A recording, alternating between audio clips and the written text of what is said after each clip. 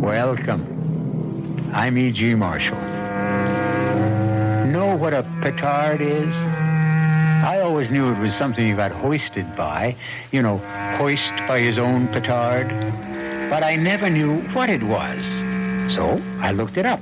It was an explosive device used centuries ago by warring armies to blow things up. A device which sometimes blew up unexpectedly, thus hoisting the user into the air, to say the least. I mention all this because that's exactly what seems to have happened to a certain middle-aged lady known as Madame Zora. Are you telling us you're a real ghost? I'm not Whistling Dixie, doll. But you can't be. No? Why not? Because my wife is a fake medium, a phony. She just puts on an act. She just plain isn't a medium. She is now, Buster. She sure is now.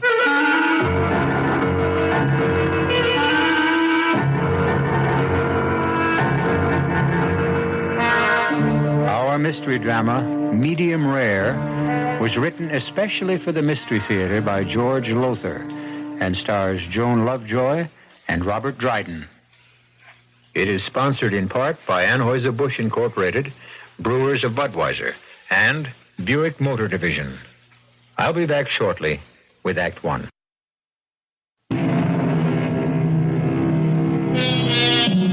We're told that there are people who have the power to communicate with the souls of those who have died and passed on into another world. They are known as psychics, sensitives, mediums.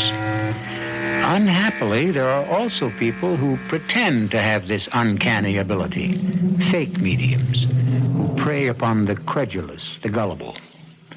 One of these, I regret to say, was an otherwise rather decent woman who dubbed herself Madame Zora, and who, with the assistance of her husband Artie, well, listen. I'm sick of the racket. I'm sick of myself. And if you want the truth, Artie, I am sick of you. Oh, come on, Gladys. What'd I do? Nothing. That's just the trouble. You never do anything. You don't even bother to look for a job anymore. What's the sense of looking for what isn't there? Actors are out of work in droves. The trouble is you are always out of work in droves. Okay, so I haven't made it yet. But someday, you mark my word, someday I'll be a star. Oh, yeah, that'll be the day. Right now, it is today, and Mrs. Norris will be here any minute. Now, Artie, somehow, some way, we've got to keep her coming back for more seances. Well, not a chance, you ask me. Unless the late lamented Mr. Norris tells her where he stashed that $1 million in cold cash and tells her today, she's going to split. We've got to give her an answer. Otherwise, well, I just don't know where the next sucker is coming from. Oh, she's here. Into the bedroom, quick. On my way. You tested the microphone setup? Mitch. Well, here goes nothing. Mrs. Norris, how nice to see you. Come in, come in. Now, I'm all ready for you, and Mrs. Norris, believe me, I have a feeling that today your dear departed husband is going to tell you what you want to know. He'd better. Or it's the last $50 you'll ever get from me, Madame Zora. I have done all in my power to help you. Well, in that case, perhaps I'd better find a medium with more power. Shall we get on with it? Yes. Yes, of course. If you'll just be seated at the seance table. And now, let me turn down the lights. So. And now I will seat myself and go into trance.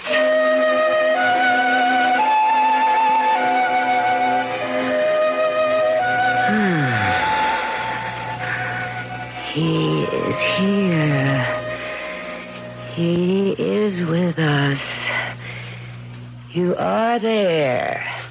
Are you not, Mr. Norris? I am here, Madame Zora. Your wife has joined me once again so she can talk to you. Will you talk with her? Hello, Marie. Herkimer, is that you? Really you. Would I lie to you, Marie? No, you wouldn't dare. But Madame Zora might. Marie, believe me, you may put your trust in Madame Zora. Herkimer, where is that money? Marie, you know I've been trying to remember where I put that $1 million. For weeks I've been trying to remember, but... That does it. I've had enough. You can come out of your trance, Madame Zora, if you are in one, and never again will I come into the... Doll. Cool it. What? I said cool it. Knock it off. Who are you? What? Handsome Harry Harrigan, they used to call me, sweetheart. But never mind that. You want to know where hubby cribbed the cabbage, right? Cribbed the cabbage? Hid the dough. Okay, I'm going to tell you. I'm going to tell you because I'm sick of hearing you ask. Also, I've got some business with Madame Zora, and you're chewing too much beef. You got something to write with? Pencil, paper? Yes, I've got... All right, write this down. Geneva Bank, Switzerland. Got that? Yes. Number 753-8492-W. Got that? Yes, but... That's the number of the safety deposit box in the Geneva Bank where your hubby hid the long green. Okay. You got what you want? Pay Madame Zora her 50 clams and split. Yes. Yeah, yes, I would... I don't know what to say. Well, thank you, Madame Zora. Thank you. Not at all, not at all. And thank you, Harry. Thank you. Yeah, sure. Now fade, will you? Fade? Scram. Beat it. Oh, yes. I'm going. Thank you. Thank you. Thank you. Artie, you can come out of the bedroom now. What? What's happening? Who are you? Where are you? I'm here, but you can't see me. I haven't learned how to, what they call, materialize yet. Materialize? Are you telling us that you're a real ghost? I'm not whistling Dixie, doll. Artie, I think I'm going to faint. Later. Right now, I need you. I need a job done, and I picked you to do it.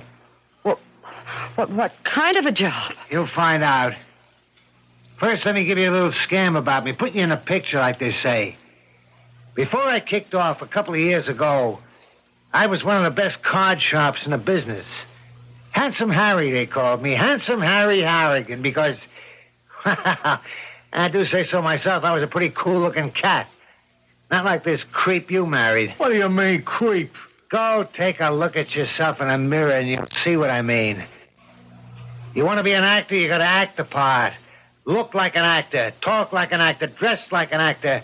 You look, act, talk, and dress like a bum. Oh, I've been telling him that for years, but would he listen to me? Oh, no, not him. Some other time, Gladys, huh? Right now, I got to fill you in on why I'm here. Oh, I'm sorry, Harry. I may call you Harry. Handsome. I was always called Handsome. Now, over here, in this other world, I'm doing a stretch in what they call limbo. It's kind of like being in a can in prison, you know what I mean? That's because I got hate in my soul, and I got to get rid of it. Hate in your soul? You got hate? For a gunzel named Tex Morgan, who 3 years ago took me to the cleaners with a pair of loaded dice and took my mouse along with everything else. Well, what were you doing with the mouse? A dame, a skirt, girlfriend. Oh. Dory. That was her name. A looker, a bombshell.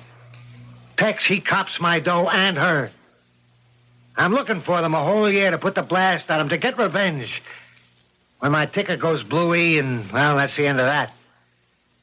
So now I'm over here in this limbo place, and I can't get out till I, what they call, purge myself of this hate I got for Tex and Dory. What do you want with us? How are we going to help you get rid of your hate feelings? I'll explain all that when we get to Vegas. Vegas?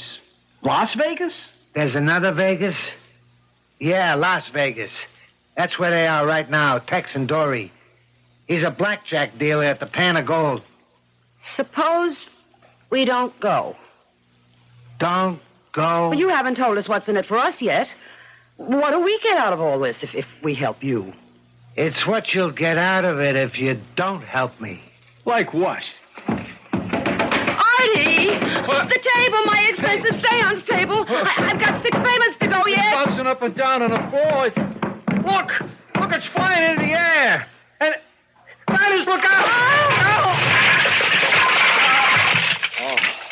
Oh, he's broken my seance table in splinters. Harry, you've wrecked my table with 6 payments.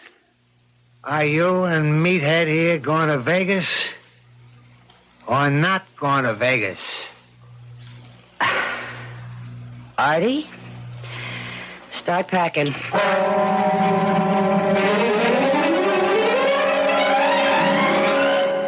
Dory, Yes, Tex. clean shirt? Bureau, top drawer. I'll get it. Oh, no, you don't. You just stay right there on the couch. Remember, you're resting for 2 now. Oh, darling. Having a baby isn't really the big deal you're making out of it. Maybe not, but you are. To me. The biggest deal I ever made, honey. Oh, Tex. Ah, baby. Hey. Come on. You got 15 minutes to get over to the Pan of Gold. I'll make it. I wouldn't be late today for anything. Do you really think Roscoe will? Look, would he have called me into his private office yesterday, talked to me like a loving father, if he didn't mean that I'm going to get the nod? Supervisor. Head dealer. Oh, Tex, you'll be in charge of the whole section. Yeah, bringing home a lot more bacon. That's what counts. Especially right now. Kid on the way. And the house. The little house. But can we afford it? Really, Tex? Can we? You want it, don't you? You know I do. And you're going to get it. Oh, You're the one that convinced me to go straight. And, Dory, I bless you for it. Hauling down a straight salary. Working a blackjack table on the up and up. I'm clean. I am Tex Morgan citizen. And, Dory, it feels good. Solid. then no regrets. Regrets? Well, being married, kid on the way and all. You shouldn't even ask.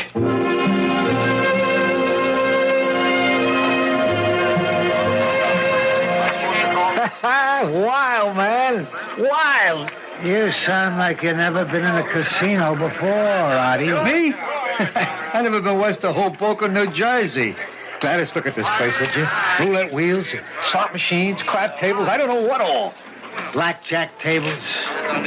Like that one over there. With Tex Morgan dealing. That's him? The slim one with the glasses? That's him. My first mark, my first step to, like they say in limbo, purging my soul of hate. You ready to go to work, Gladys? What do you want me to do? Take a hand at Morgan's table. Play blackjack? I don't know how. I've never played. Artie has, though. How much dough you got on you, Gladys? Would you believe $7?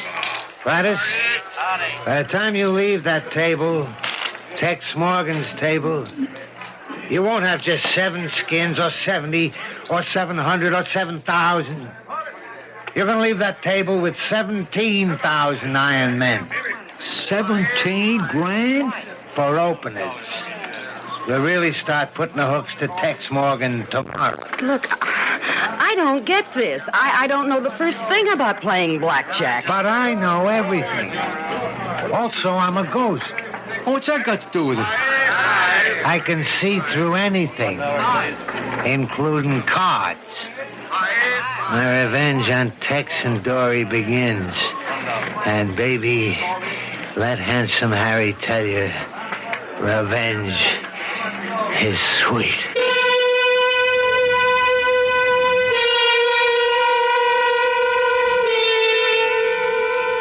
Handsome Harry Harrigan is taking the wrong route to purging his soul. Madame Zora, fake medium, was, as I said at the outset, hoisted by her own petard. And quite honestly, I look forward to Handsome Harry unhappy though he may be in limbo, being hoisted by his. We'll see when I return shortly with Act Two.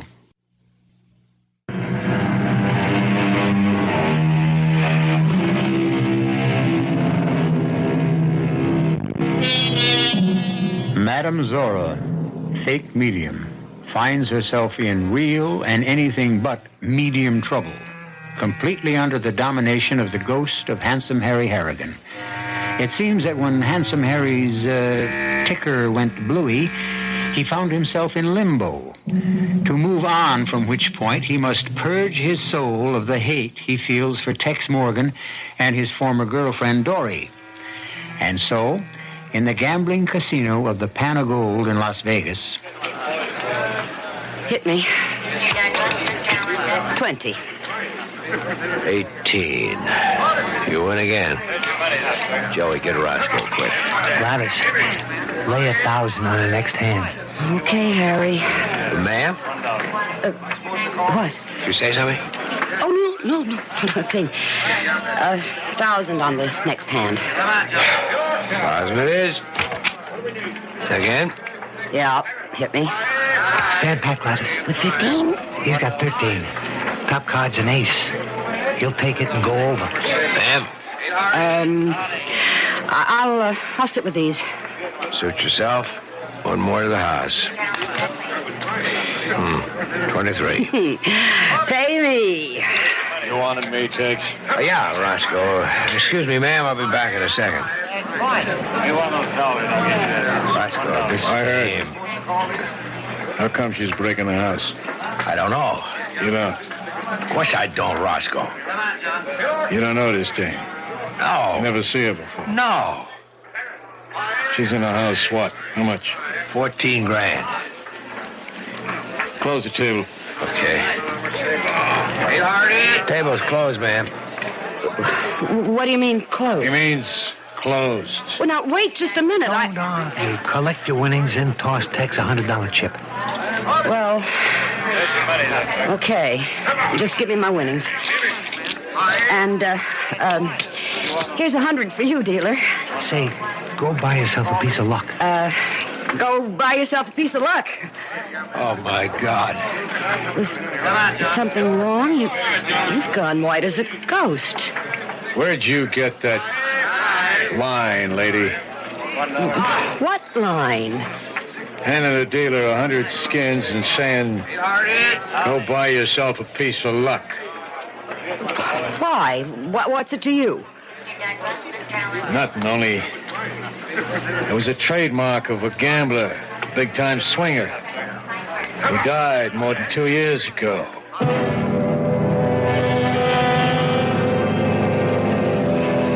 And then, Dory, then she says, go buy yourself a piece of luck. Just the way Handsome used to. But what of it? It's something almost anyone might say. It was Handsome's trademark. And another thing, all through the play, she kept rubbing the right side of her nose with her index finger, just the way Handsome used to. Well, honestly, Tex, I don't know what you're getting at. I'm saying that Handsome Harry Harrigan was at that table, my table. Tex, Handsome's been dead for more than 2 years. He's come back to get me. Tex! He swore he would with his dying breath, he swore it. Face it, Dory, I cheated him out of a fortune with loaded dice. But that was before you went straight. I wouldn't cut any ice with Handsome, dead or alive. What about you? You left him for me. You deserted him, he said. Yeah, but he knew better than that. He knew the hell he'd put me through. How many times did he beat me up? How many threats did he make to disfigure me with acid if I ever even looked cross-eyed at another man? I was scared to death of him, Tex. Petrified. Until I fell in love with you, and I just knew I couldn't go on with him anymore, no matter what he did. Dory, I tell you, he's come back. I know he's come back. Well, I don't believe in ghosts, and I never will. But if they do exist, if Handsome has come back, I'm not afraid of him or what he'll try to do. There's no reason to be afraid of him. Not anymore. How do you figure that? Because we love each other, Tex. We love each other deeply and devotedly. Maybe it sounds corny, but from where I sit, love is stronger than hate any day.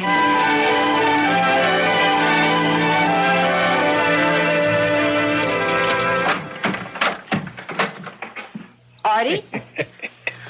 Artie, what have you done to yourself? Well, I wanted to do for years. As soon as I got some dough, go out and buy me some new threads. Handsome wasn't telling me nothing I didn't know when he said, I want to be an actor, I got to dress the part. Well, I never believed clothes make the man, but they sure make you. I'm more than just a clothes horse, doll. What in the world? Artie, you sounded just like Handsome Harry. I am Handsome Harry, sweetheart. Just using stupid's body for a while. You are using Artie's body? Until I learn how to materialize, if I ever do. They tell me on the other side, in that limbo joint, it takes a lot of patience and practice. Yeah, what do they know? They even told me I'm getting this hate out of my soul the wrong way. Well, I haven't wanted to say anything. All right, but, so don't. They say taking out my hate on Tex and Dory only make my hate grow bigger. Said I gotta find forgiveness in my heart. I told them to take a powder. I know what I'm doing. I hope so. Hey, what's eating you all of a sudden? You won a fortune the past week beating Tex at blackjack. She came to see me, Dory. Oh? She said Tex was scared. That nose-rubbing bit, you know. That he thought I was you returned from the dead. He's right. You are. Same difference, anyhow. Well, I told her I didn't know what she was talking about.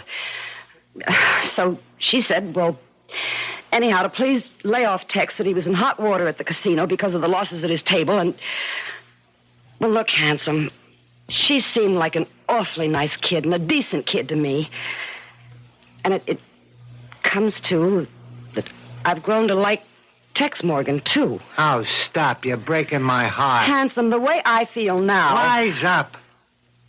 What I feel is all that matters.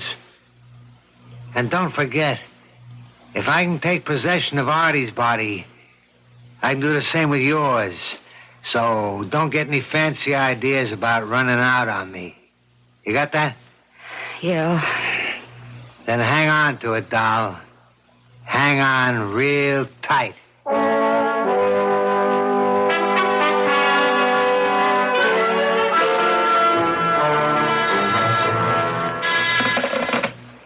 Yeah?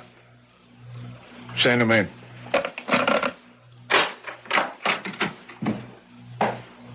Sit down, Tex.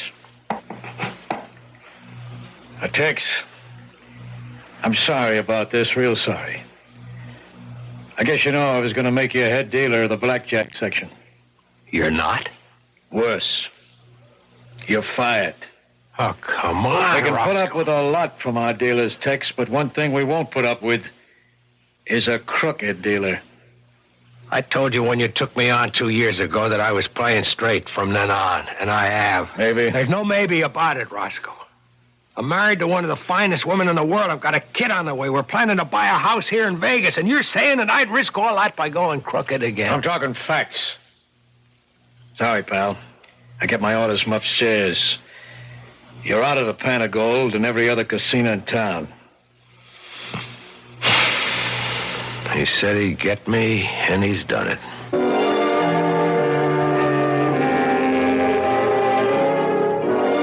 Hey, Artie, you should have bought more luggage after buying all those new suits. How are we going to pack them up for the trip back east? You taking a powder, doll? Oh, it's you, Handsome. You've taken possession of Artie's body again. Yeah. Handsome Harry in the flesh. Artie's flesh. What's all this with the packing? We're going back to New York. Who says? I do. I don't. And I give the orders, sweetheart. You and Artie are staying right here in Vegas. But what for? The job you wanted done? It's done. Hasn't even started. Now, what do you mean? Getting Tex fired was just the first step. I swore I'd make him regret the day he was born, and that's what I'm going to do. He thought he was all set, married to my doll, a kid on the way. Could have been my kid. Handsome, listen to me. What for? All you're going to do is run off at the mouth about forgive and forget. No more arguments, Gladys. I'm following through with every single step in my plan, following through to the hilt. Well, how many steps are there? 3. You took care of the first. Artie will take care of the second. And the third? That'll take care of itself. All right, I come here to get step number 2 set up with Artie. I got to talk to him. Where is he? You're in him. Oh, hey, I forgot. Well, I can't talk to myself, can I? Okay, Artie, take over. You say something about buying more luggage, Gladys? Yeah, I did, Artie, but skip it for now, sweetheart. Sweetheart? Handsome's here. He wants to talk to you. About what? I got a job for you, punk. What kind of a job, Handsome? Acting. You're going to be an actor. An actor? Oh, honey, don't listen to him. He's putting you on. What part do I play? A murderer. A murderer? I kill somebody? Not just somebody, Artie. You'll kill a very special person. You'll kill the girl who used to be my girlfriend. You killed Dory Morgan. A short act, but a sweet one, Handsome Harry said, believing, as perhaps all too many do, that revenge is sweet. But chemistry teaches the immutable, perhaps divine law, that the sweeter a thing, the more sour it can become, given certain conditions. Personally, I have the feeling that Handsome's sweet revenge is going to turn very sour indeed. I'll be back shortly with Act 3.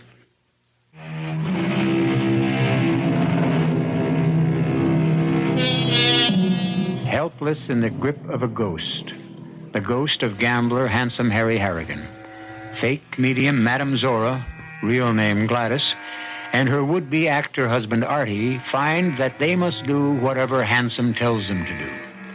Now, to the horrified astonishment of both, Handsome has told Artie that he is going to murder Dory Morgan. Murder Dory Morgan? Kill that nice, sweet kid? Don't hand me that nice, sweet kid, Jazz. She's a two-timing tramp. No, she is a decent girl. And she's carrying a baby. Tex Morgan's baby. I don't care whose baby it is. Kill her and it's double murder. And I'm not letting Artie do one. Stupid here will do what I tell him, and there's nothing you can do to stop it. But why? What are you going to get out of killing Dory? Not what I'm going to get, sweetheart. What Tex is going to get. The misery that'll make him wish he'd never been born. He'll live with that misery inside him, burning in him, in his gut, for the rest of his life. First, he loves her. And he does, I know that. Second, he'll know he killed her. Not me, him. Every day of his life, he'll think, 1,000 times a day, he'll think, if I hadn't stolen her from Handsome, she wouldn't be dead. He didn't steal her. She loved him. Love? You know something? I'm sick of that word. That's all they talk about over here, love.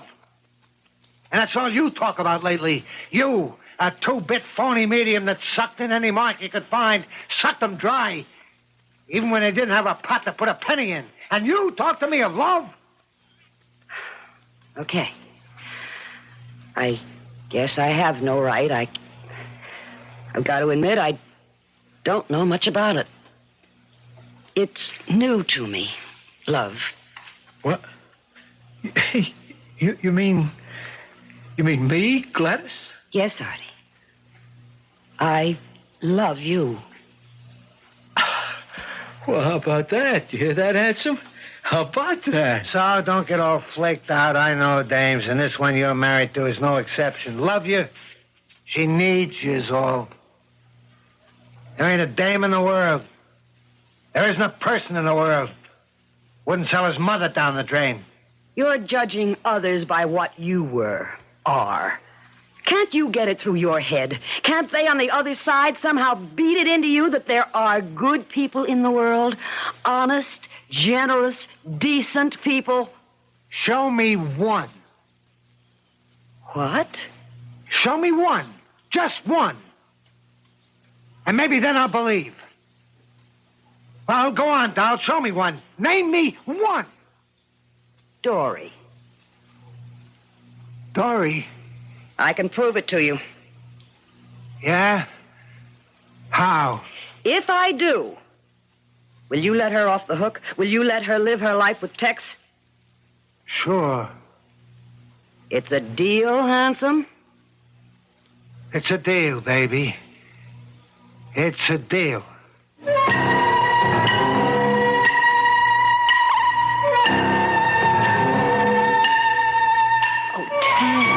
Tex, honey, it isn't the end of the world. The end of our plans, our future. Sure, the end of the house. I can't afford a mortgage now. So, we live in an apartment. Yeah, and how long will I be able to afford the rent? Tex, I can always get a job to help out. With a baby? Well, there's sitters, people who stay with kids while the... No. Tex. I said no, and I mean it. It'd be like the way I was brought up, dragged up. My father couldn't make it either, so my mother went to work, and my grandmother, she took care of me. Then she died, and I went on the streets. Changed my life, Dory. It taught me to cheat and lie and sucker anybody I could until I met you and fell in love with you.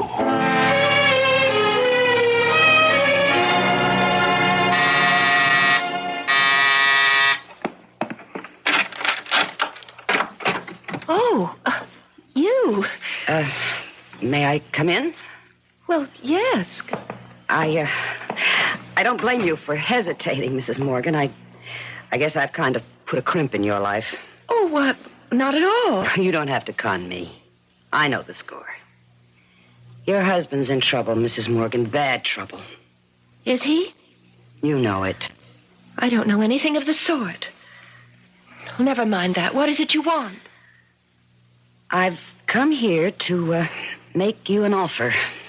Offer? In the past week, I won $130,000 from your husband. Well, the casino, actually. But he was the dealer, and he lost his job because of it. True. The deal I've come here to make, and no questions now, I'll give you that $130,000 if you leave him. You will give me everything you won from Tex if I leave him? What you mean is desert him? Yes. In other words, sell him out for $130,000? Well, that's one way of putting it. Tell me another. Harry was evil, and the man I'm married to is good. As for you, I don't know what you are. I don't think you know what you are. But you'd be smart if you found out. Found out? I didn't know who I was with Harry, but I did. And I do. With Tex. You think you can buy that? With $130,000? You think you can buy it with $130 zillion? I said I'd give you one answer. Here it is. You can't. I was sure I couldn't. Then why did you come here? To prove my point. To somebody else. But we had a deal, you Welcher. I said I'd prove there are good people in this world. Decent people capable of love, and I did. She turned down your offer flat. You go and you buy a gun and you kill her. That's all. I'm not buying any gun, and I'm not killing anybody, especially a fine human being like Dory Morgan. All right. Now, let me tell you, too, something. Thanks to me, you're worth $130,000. You're on easy street. I can see to it you wind up right back where you started, in that crummy New York apartment, scrounging for nickels and dimes. Now, what's it to be? As far as I'm concerned, you can take your $130,000 and stuff it.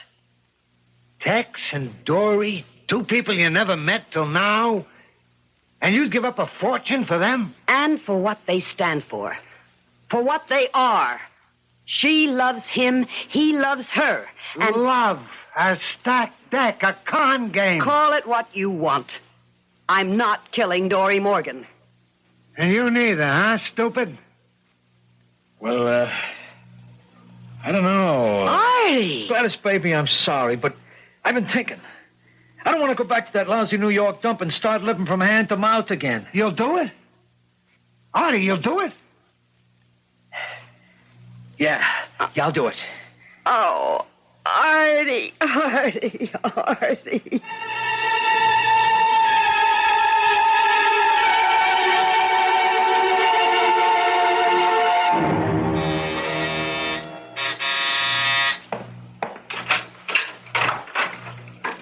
Yes? Mrs. Morgan? Yes? I'm a friend of Texas. Is he home? Well, no, he just left. But you must have just passed him on your way in. Oh, it's too bad. I got a job for him. A job? Oh, well. Won't you come in? Thanks. Sit down. Sit down. What kind of a job is it? What is this? A gun. Listen, I don't like to do this, but I gotta. Gotta what? Kill you. Kill me? Yeah, I gotta do it. I got no choice, you see. It won't hurt. I'll make it quick so it don't hurt, and I can't do it, Harry. I can't do it. I can. I can, easy. Your voice.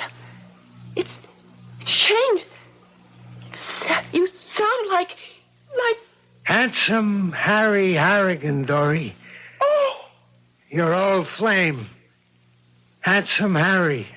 But you're dead. Only my body, doll.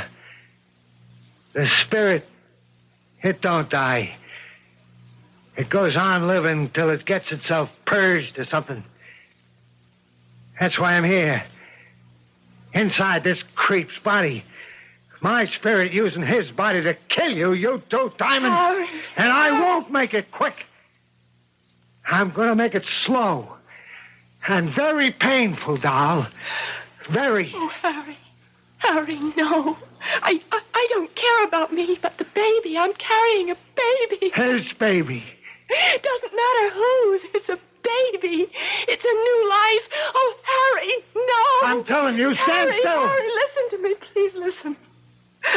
I fell in love with Tex. I couldn't help myself. I couldn't stand it anymore with you. The beatings and the threats. If I'd loved you, Harry... You did. No. You loved me. Never. I wanted to. I wanted to, but you never gave me the chance. I gave you everything you've asked for. Clothes, furs, jewels, everything. Everything but love, because you never had any of that in you to give. What? A lot you know. A hell of a lot you know. You beat me. You threatened me. Because I loved you. Because I was scared of losing you. I seen you flirting with another guy. Never, Then it would send me up the wall. I'd make love to you, and you were like ice. And it would drive me bananas. I wanted you. I needed you. And never once did I ever have you. Harry.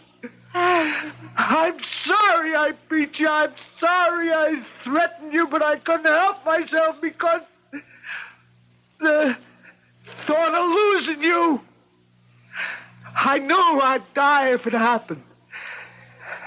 And I did. Oh, Harry.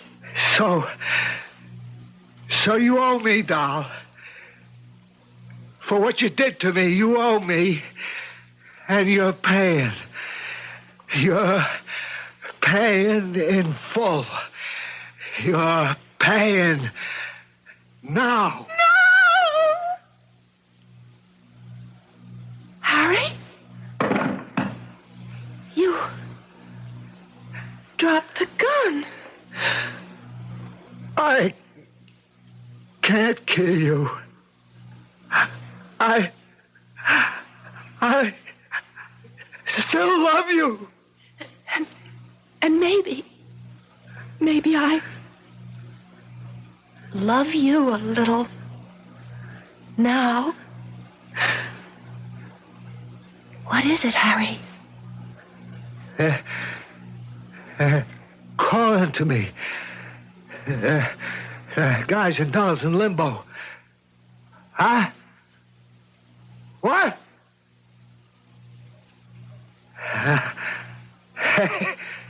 Hey, that's out of sight. I mean, say that's really something else. What? Harry, what is it? Dory, believe it or not, I'm purged.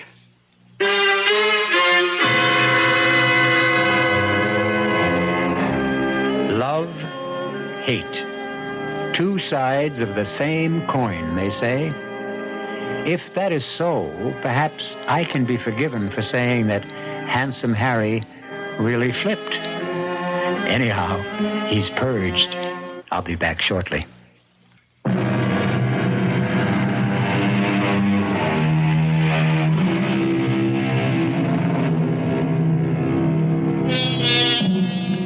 You'll be interested to learn that Tex found another job, and he and Dory are deliriously happy with their baby boy, Harry.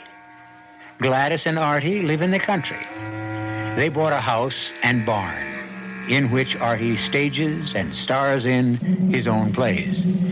As for Handsome Harry, he went on finally to a higher plane, wherever that is.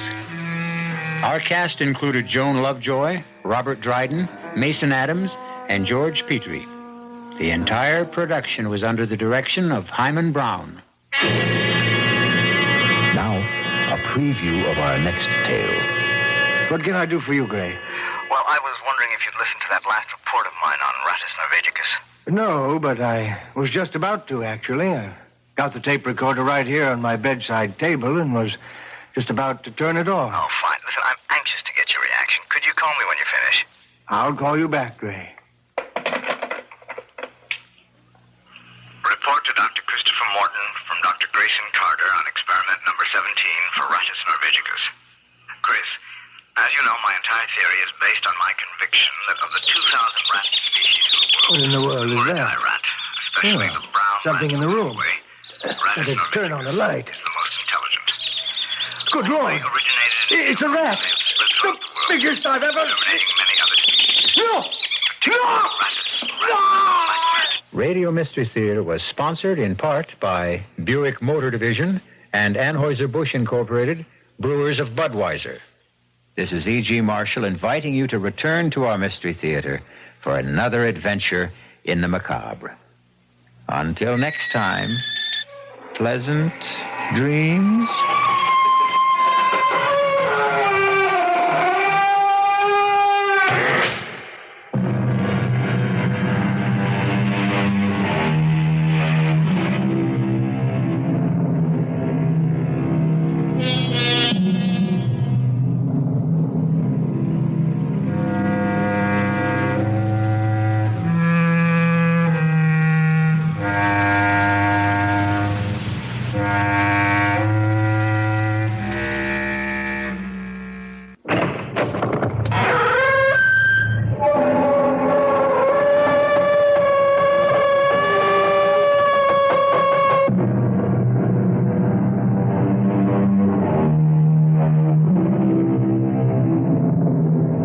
Come in.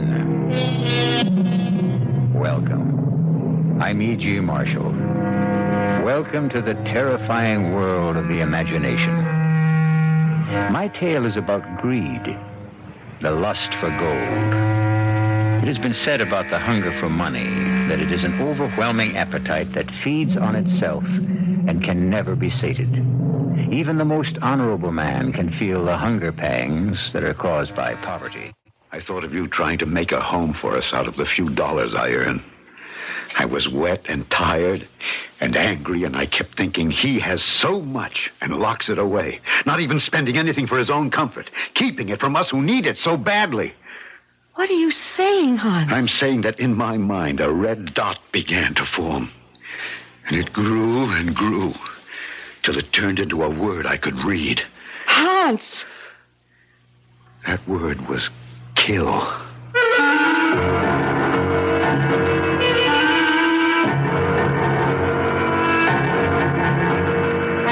Our mystery drama, The Return of Anatole Chevenik, was written especially for Mystery Theater by Sidney Sloan and stars Alexander Scourby.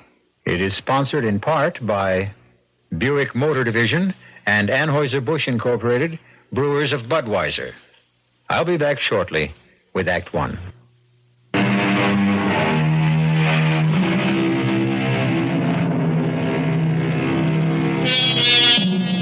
It was a cold, rainy evening in late fall that found Hans Chevenik pressing forward, leaning into the wind, down the dark side street in the poor section of the town where his uncle Anatole lived and ran his junk business. It was with a feeling of relief that he made the shelter of the overhang of his uncle's porch.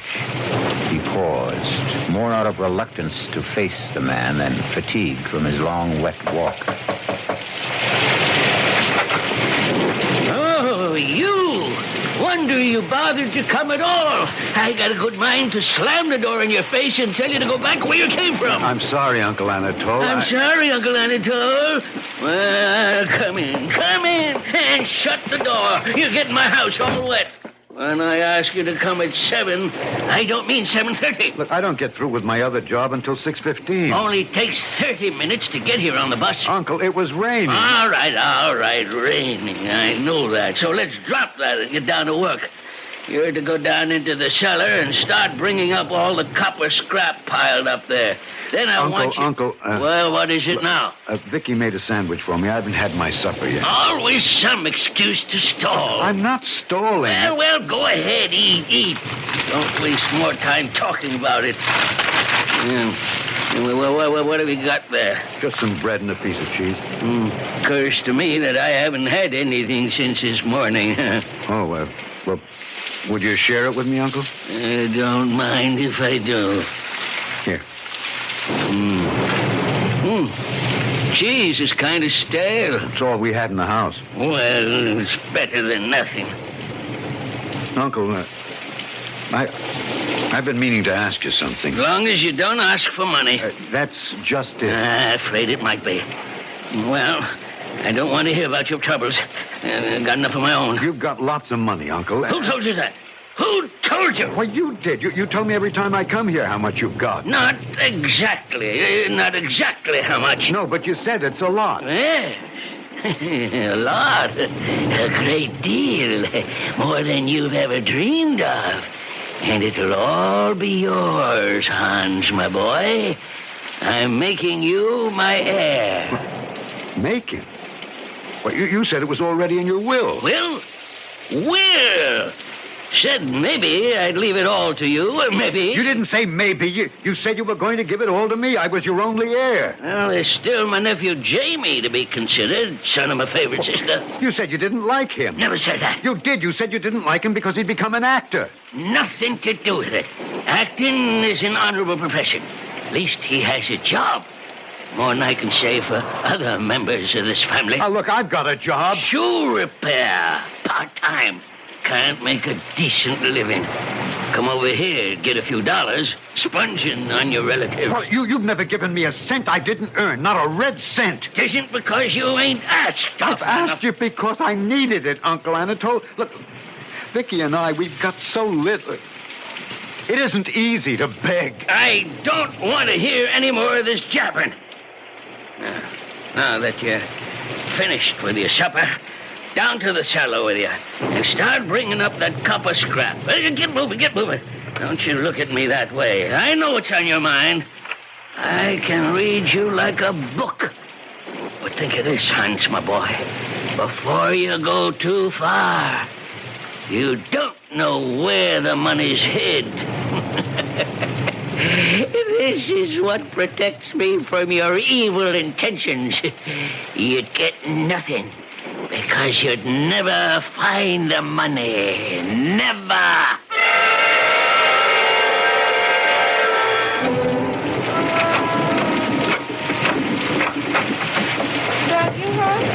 Yeah, Vicky. Sorry I woke you. Oh, well, I couldn't sleep anyway. I was worried about you. What time is it? Nearly 2 in the morning. I'm soaked. Still raining. Oh, but take off your wet things, dear. Yeah. Uncle Anatole kept you late tonight. Worked me late, you mean? He's taking advantage of you, Hans. I know it. He knows it. Paying you so little and holding that inheritance in front of your nose like a carrot in front of a donkey so you'll go on working. That's what I'm turning into, a donkey, a beast of burden. Suppose he decides to give it to somebody else when he dies. He can't. What do you mean? He can give it to anyone he wants to. To your cousin Jamie? To anyone, to charity? He wouldn't give it to charity. He doesn't know the meaning of the word. As for Cousin Jamie, I know something he doesn't know. Jamie is dead. Dead? Yes. When? How? About 6 months ago, he was killed in an automobile accident in San Francisco. I wrote and got all the details. Car caught fire after crashing. He was identified from papers in his wallet. Then you're bound to get the money. When? Well, when he... Dies? Couldn't you persuade him to give you some of the money now? I suggested that tonight. He flew into a rage, accused me of planning his death. Oh, he didn't mean He that. meant it. He as much as said the only thing that was keeping me from killing him was the fact that I didn't know where the money was hidden. Oh, that's ridiculous. It's almost comical. The way I felt about it when he said it. I was hurt that he would even joke about anything so horrible. Oh, Hans, knowing you the way I do, knowing the kind of man you are, how kind you are, how gentle. The whole thing's utterly impossible. Is it? Hans. You know, coming back on the bus, I thought of what he'd said. You know, I thought of you trying to make a home for us out of the few dollars I earn. I was wet and tired and angry inside. I kept thinking he has so much and he locks it away, not even spending anything for his own comfort, keeping it from us who need it. What are you saying? I'm saying that in my mind, a small red dot began to form. It grew and grew, and then it turned into a word that I could read. Hans! That word was kill.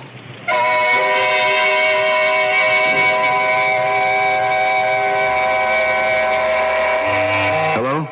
May I speak to Mr. Crandall, please? Hans Shevnik calling. Miss Crandall?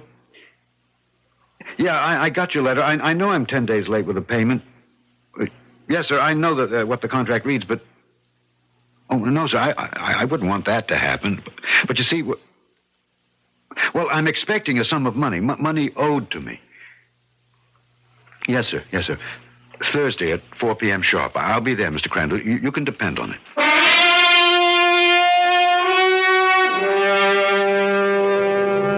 You'd like to see me dead and in my grave so you could have my money. No. I never said that, Uncle Anatole. I can read your thoughts, Hans, and they are filled with hate for me. I am your heir. It doesn't matter if you like me. I'm your only heir. I'll get your money. Jamie would get it. He's dead. Killed in an auto accident. You're lying. Lying to deceive me. But you'll never get the money. Oh, you miser. You've taken advantage of me. You've worked me hard. You've paid me so little it hardly mattered. Now I'm going to get what you owe me. Put down that gun. Put it down. You're going to get me the money now. Now, or I'll kill you. You won't find the money. It's my money. It's my money. You promised it to me. I earned it. Wait up! What? Vicky, is that you? What are you doing at Uncle Anatole's house? Hans, you're at home. What? You've been having a bad dream. A dream? Oh, thank the Lord. I'm so glad it was just a dream. You were talking about Uncle Anatole. Oh, heaven help me. I dreamt that I was going to kill him. Oh, my poor Hans. What a terrible dream. You could never do such a thing. No, darling, I could never do any such thing.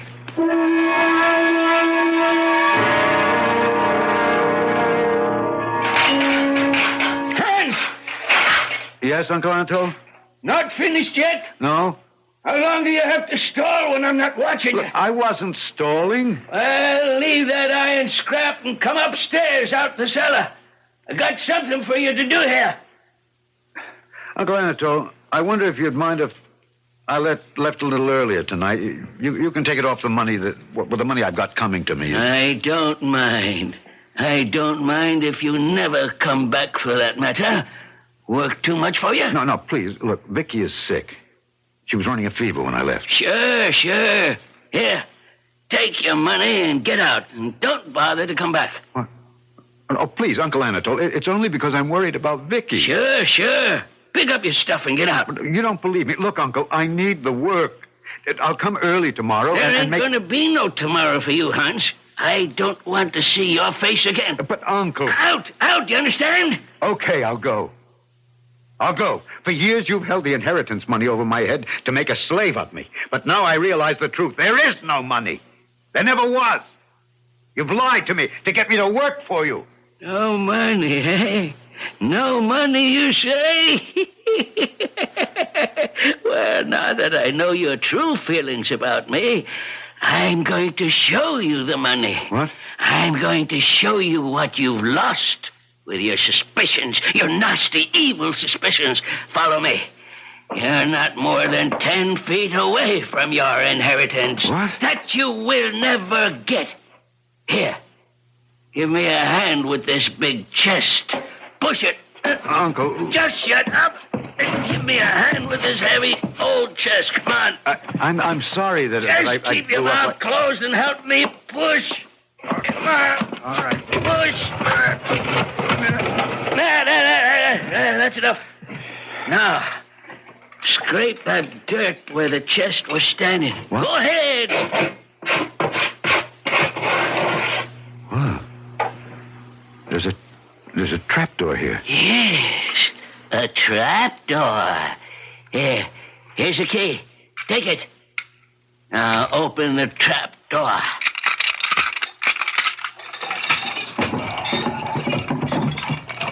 Now, hold up this lamp. Oh. What do you see in that box? Gold coins. All gold. That's right, my boy. All gold coins. A fortune. You didn't believe me, eh? Now you will never touch it. Never have even one small bit of it. What good is it to you? What can you do with it? Now that you've seen it, I'll enjoy it more. Help me push this chest back. Come on, I can't do it alone. No, I won't help you. No.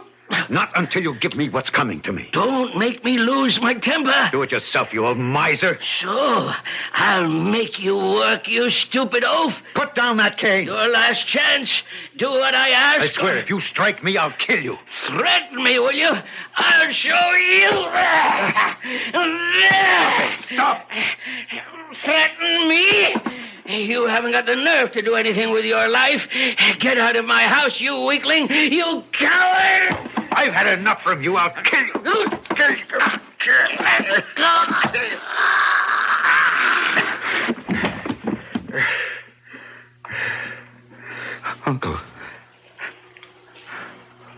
Uncle. Speak to me. No. You're not dead. You're not dead.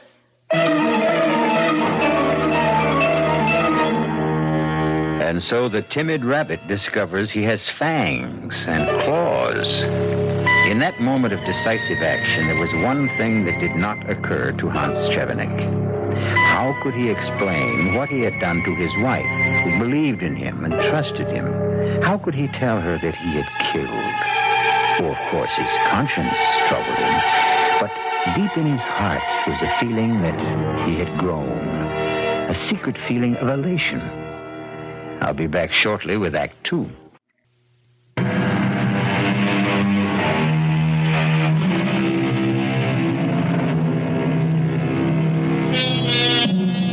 When Hans Chevenik returned home that night, he slipped into the house as silently as he could. He knew he couldn't face Vicky with the mark of Cain on his forehead. The next morning, he left before she awakened for the same reason. When he returned home from work that evening, he thought he had himself sufficiently under control to look her in the eye. Anne, that you? Yes, Vicky. Well, come into the kitchen. I've got something on the stove. Oh, it sure smells good. Well, I made a little stew for you. It's ready any time you are. Sit down. Sure. Anytime. Tastes good on a cold, blustery day like this. Vicky, you're putting it all on my plate again. I've eaten already. No, you did the same thing yesterday. Said you'd eaten when you hadn't. Well, you work hard, dear. You need more than I do. Nonsense. Now, sit right down. We're going to share this. Now, start eating. Oh, Hans. Please forgive me. I don't want to cry. I know, dear. Things have been very tough for the last year or so. But I tell you, they're going to get better. Look, I've had a bit of good luck. Look at this. What is it? What is it? It's a $20 gold piece. Oh, I've never seen one before. Well, the government stopped minting them years ago. They're collector's items now. This little bit of gold worth $20? Worth a lot more than that. I'm giving it to you. A present. A present? Oh, what could I do with it? Keep it. Or sell it. It'll bring quite a bit. Well over $200, I think. Hans, where did you get it? I found it. I was on the bus this morning, and I looked down, and there was this little gold glint right under my feet. Did you report that you found it? No. No, I'll go around to the bus company lost and found tomorrow and report it. Hey, I almost forgot. I really have some big news for you. I've been offered a new job. A good one. Really? Who offered it? Well, you remember I told you about that Mr. Congrave who came into the shop to have some shoes repaired? Congrave? Yeah. No, I don't remember you mentioning him before. Well, sure I did. He got to talking with me, and he sort of liked me and said if ever I wanted to change my job, to look him up. I can't recall you ever saying anything about it. Well, sure I did. Look, you just don't listen. So, anyway, he walks this morning and says he's been thinking about me for a long time and that a good job has just opened up with his company in Arswell. I'd be a foreman in charge of about 25 men. Hans, this whole thing is sort of I don't know, it's come so fast. Now, listen to me, Vicky. We've had so much bad luck that you're afraid to believe the good luck. This Mr. Congrave liked me, and he's offered me a chance. But he doesn't even know you. Just talked to you that once. He had a hunch about me. Honey, look, let's not turn this one good thing that's happened to us into a question and answer game. Now, there's only one thing about the job you might not like. I'm going to be away from you for a couple of months until the job is set. You understand? Well, if that's the way it is, that's the way it has to be. Oh, come on. Let me see a smile on your pretty face. That's better. Things are going to be all right from now on. Trust me.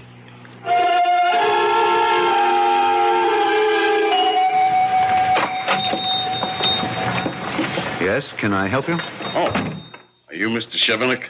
Anatole Chevenik? No, I'm his nephew, Hans. Well, this is Anatole Chevenik's house, isn't it? That's right. He in? I have a registered letter for him. Has to be signed. No, he's not in. In fact, he's left. He's left the country. Oh. You know, I've been delivering mail to him for 3 years now, and I never saw him once. Talked to him through the door one time. It told me to push the mail under the door, but never opened it. Yes, he had some peculiar habits. Well, in my job, you get to see a lot of strangers. You said had? What? You said had, as though he was dead. What, did I? Yeah. Well, I didn't mean it that way. He's gone off to South Africa, Johannesburg. Spent most of his early life there, you know. He felt he was sort of, well, going home, so to speak. Yeah, the letter. What, letter? Yeah, registered. Reason I came. Got to be signed for. Well, guess you could do it. Well, I don't like signing his name. Oh, just sign your own. It'll be all right. Right here. Okay.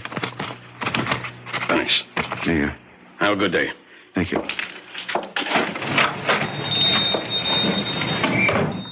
Oh. Damn. I gotta watch myself. That was a bad slip. I wonder if he was suspicious. Oh. Hello? Hello. May I speak with Anatole Chevenik, please? Well, he's not here. What do you mean he's not there? He's gone. He's left the country. Gone? He didn't say anything to me about leaving. I spoke to him just 2 days ago. Yeah, it was all very sudden. He left probably after you talked to him. Very strange. He said nothing about any plans to go away. Where did he go? Africa. South Africa. What? South Africa? Yes. You see, he'd spent the better part of his early life there, Johannesburg. I never heard that. Who are you? I'm his nephew, Hans Chevenik. Oh, Hans Chevenik. Yes. Well, I was really looking for you when I called here. Well, looking for me? Who is this? Surely you can't have forgotten so soon. I thought you would be in Oswell this morning, starting on your new job. What? How did you know? Oh, you must have spoken with my wife. She expected me to be there. As a matter of fact, I would have been there if it hadn't been for the sudden departure. Of Uncle Anatole? Yes, it sort of changed my plans. Strange the way you said that. What? Sudden departure. Well, what's so strange about that? It's a common expression. It is also used when speaking of someone dying. Suddenly. Not at all. Not at all. Sudden departure, sudden death. See what I mean? Well, I never use it that way. I meant my uncle left the country. He went away. Yes, of course. Well, to get back to the reason for my call. When may I expect you in Oswell? What? Expect me in Oswell? Or have you given up the entire plan? Who are you? Who am I? Yes. Surely you must be joking. I'm your new boss, George Congrave.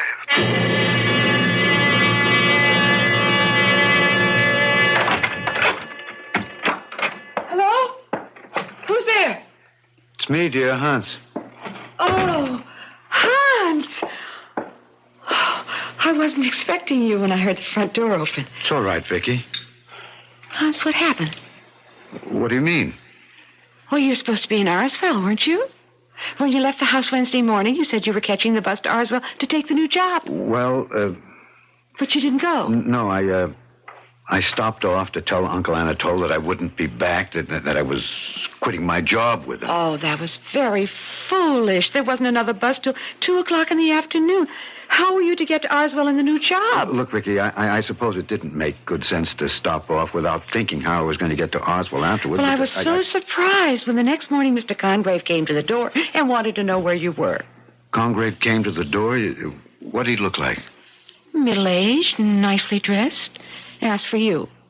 I knew who he was immediately, and I got terribly worried about you. Vicky, how did you know it was Mr. Congrave? Well, I knew, that's all. I just knew. Did he tell you his name? Did he introduce himself first? I don't know. How could I remember that? Suddenly I was calling him Mr. Congrave, that's all. Vicky, listen to me. It's very important for me to know whether you called him Mr. Congrave or he told you that his name was Congrave. I can't see that it makes any difference. It was Mr. Congrave, and he was asking for you. Okay, all right. What do you want to know? He wanted to speak to you. He seemed very concerned. Perhaps because you failed to show up for work. Did you ask about Uncle Anatole? Uncle Anatole? Yes. How would Mr. Congrave know him? Well, evidently he does. He knows him very well. He called me there at Uncle Anatole's house. I don't understand. Now, what does it all mean? I don't know, Vicky. I wish I did.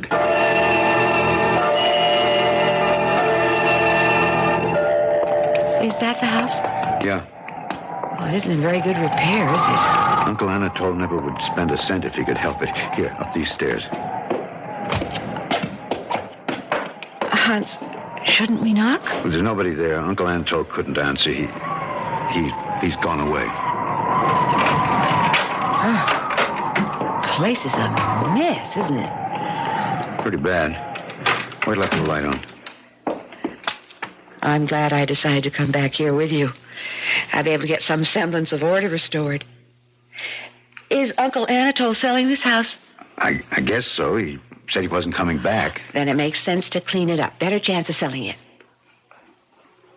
You wanted me to come here with you, didn't you, Hans?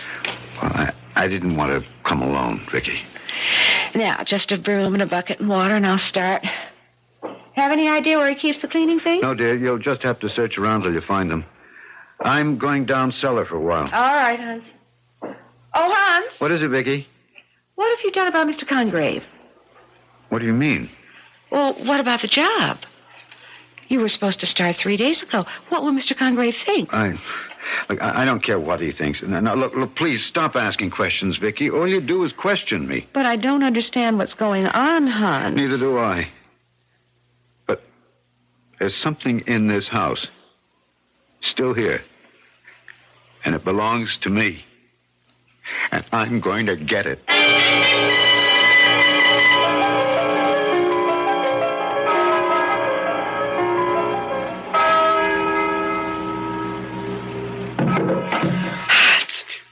Huh? Hans, wake up. What?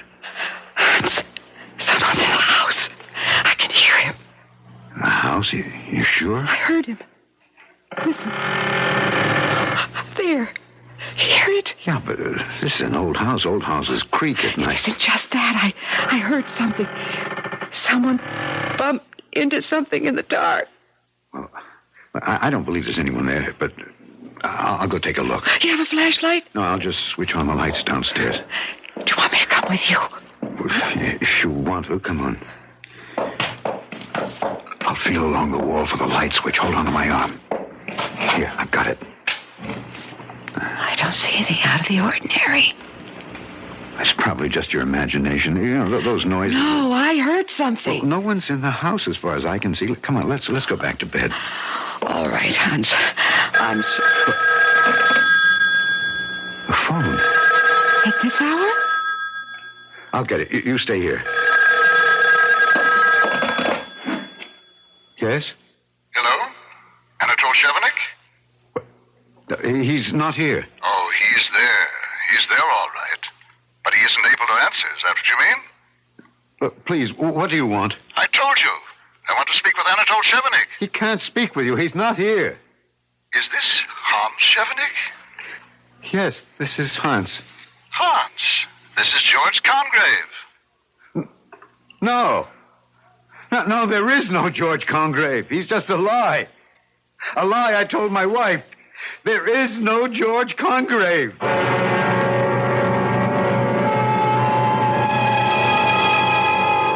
And so, in a lie told by Hans Chevenik, an imaginary man is conjured up to haunt him. To the tortured man, the unreal has more substance than the real. With the guilt of a murder on his conscience and his fear of the apparition that follows him relentlessly, can his mind stay in balance? I'll be back shortly with Act 3.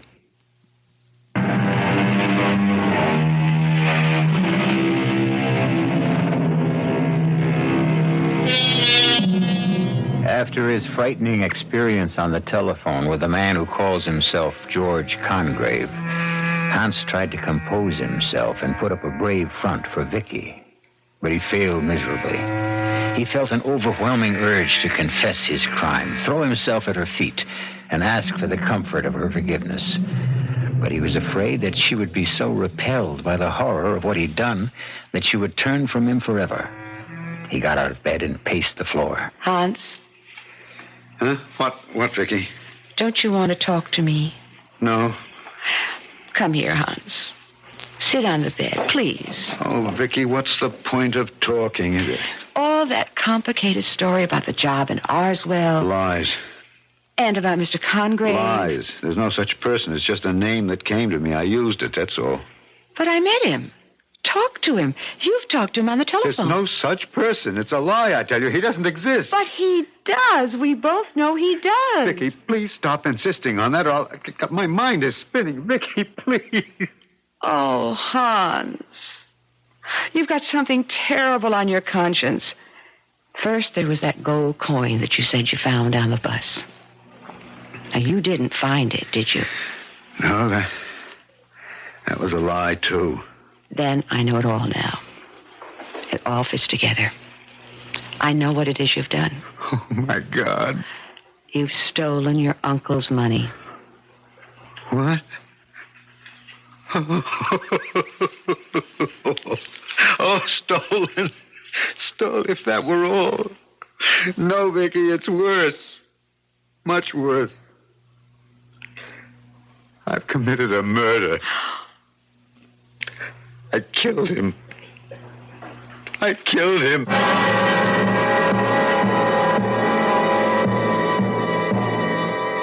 Vicky? You still here? Of course, darling. I must have fallen asleep. But what are you doing here? What? Look, I told you everything. And you're still here. I thought you'd... Run? Run away from you? Vicky, I wanted to tell you sooner, but I was afraid I'd lose you. You don't have much faith in me, do you? I love you. And I would fight for you and stay with you no matter what you'd done. Even murder? You haven't committed a murder. Vicky, You just think you have. It's all confused in your mind. You remember your dream? You dreamt you killed your uncle. Yes, but it was Vicky... just a dream. Remember, you woke up and said, thank God it wasn't true. But, Vicky, it came true. That dream came true. I strangled him. Then I took his gold, and I put him in the hole and pushed the big chest back over the trapdoor. Hans, you were dreaming. No, I wish I were. No, I did it. Listen to me. Now, try to control your thoughts. Now, just say to yourself, it never happened. Oh, Vicky. It never happened. You just imagined it or dreamt it. It happened. I killed him. I pushed him into the trap in the cellar floor, and he's still there. He's still there. Hans, did you move the chest away by yourself when Uncle Anatole said he would show you the money? Oh, no, we both pushed. It was too heavy for me to do alone. Then I opened the trap with the key he gave me. And I saw the gold. I couldn't believe my eyes. And he laughed. He told me that was the last time I would ever see it, that he was cutting me out of his will. Then after all that, he commanded me to help him push the chest back over the trap. And then you struck him? No, he struck me with his cane because I refused. Look, here it is, this broken cane. He broke it on my back. Oh, there's dried blood on it. My blood. I begged him to stop, but he just kept hitting me as though he'd gone mad. Finally, I grabbed him. I thought to stop him. I didn't even realize what I was doing. I hated him. I loathed him. And I was strangling him. When I let go of him, he was dead. And then you took the money? Yeah, I hid it in another place. I'd better use for the trap. It was to be Uncle Anatole's grave. I pushed him in. I closed the trap door and pushed the big chest back over it. Hans, there's only one way to find out.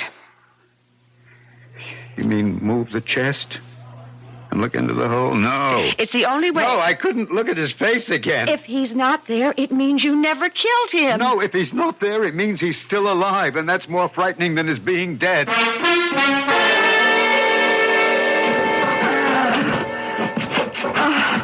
Oh, it's not moving, not an inch. No, it won't budge. It's helpless. We can't move it. Oh. Look, maybe I can use this big iron pipe. If I can get it under the edge of the chest and lift it, using it for a lever. Here, give me a hand. Grab the other end of the pipe while I shove it under the edge. There. Now, let me get the other end and lift. We moved several inches. Here. Again. Again. Only a few inches more, Hans. There. Oh, it's off the trap door. Hans, the key. Have you got the key? It's not locked. I never locked it. Open it. What? Hans! He's gone. Anatole is gone. Hans, we can't stay here in this house any longer. What can we do? Where can we go? We can go to the police. No, not the police. You did kill Anatole, and I still doubt that. You did it in self-defense. No, it was premeditated murder. It was on my mind for months. Hans, darling, don't condemn yourself. I killed him for his gold. Why don't you go to the police and tell them how he was beating you with his cane? I'll be convicted. Life imprisonment. Oh, Vicky. Hans, look. What? Where? Those muddy footprints across the floor. They're still wet. They are. Someone's been here while we were down in the cellar. Maybe he's still here. Vicky, work your way toward the back door. Yes. You too. Open up! What? Open up! I know you're in there, sniveling mouse. Open up or I'll beat you in an inch of your meat. It's him. It's Uncle Anatole. I told you he wasn't dead. He's dead. He's dead. He's returned from the dead. Get out, Vicky. Run, please. I'll get help. I'll get help. Get out of here. How long are you going to bar me from my own house? Let me speak to him, Chauvinik. Perhaps I can make him listen to reason. Listen to reason? My stout cane will make him listen. Oh, but that's in the cellar where he buried me in the trap. Oh, good. You stay here, Anatole. I'll go around to the side and break a window and get in. Good idea, Congreve. Break this one. No, stay out. Well, my dear Hans, at last we meet face to face. Why do you keep your head down? Afraid of me? No. Go away, please. Shall I open the door and let your uncle in? No, please. Come. That's not very hospitable of you, considering it is his own house. Please don't let him in. He is in, Hans. In the hole you put him in after you killed him. You did kill him, Hans, and stole all his money. That's true, isn't it? Yes, I confess it's all true. Look up. Look at me. There, that's better. What? Jamie. Jamie, no, but you're dead. You were killed in an accident. False identification, cousin. No, I'm very much alive. And Cousin Jamie has come to collect his inheritance. What? Now, where did you hide it? Inheritance? Uncle Anatole's out there. I heard him. You seem to have forgotten my very special theatrical talents. I did the voice of Uncle Anatole. Listen. Stalling. Never an honest day's work. I was also your new employer, George Congreve. It was you, yes. Vicky mentioned that name to you. Told you everything. That's how you knew. And now I want my money. I knew Uncle had the gold hidden someplace. I came here to find it. But I found that you had been here ahead of me. I could see where the chest had been moved in the cellar, and that's where I found our dear dead Uncle Anatole. In the trap. Now, I know you have the gold, and I want it right now. It's mine. It was to be mine, he said. Do you want me to produce the body of Uncle Anatole? I can, you know. And you'd go up for life. But... No buts. Give me the money, and I'll keep my mouth shut. I had no love for the old skinflint either. I just want my inheritance. Nothing I can do? Nothing. Just take me to the gold. All right, come with me. I've got it hidden in the cellar. See those old iron pipes piled over there? In there? Yes. I stuffed old waste paper, some rags, some scrap iron in the end of the pipe to conceal the gold. I've got to hand it to you. I searched this house from one end to the other night. I knew the gold was here. It was too heavy for you to carry away with you. But I never thought of the pipe.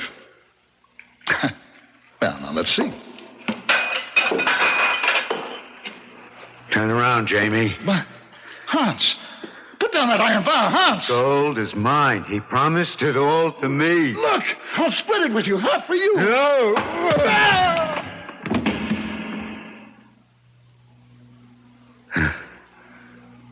It's all mine.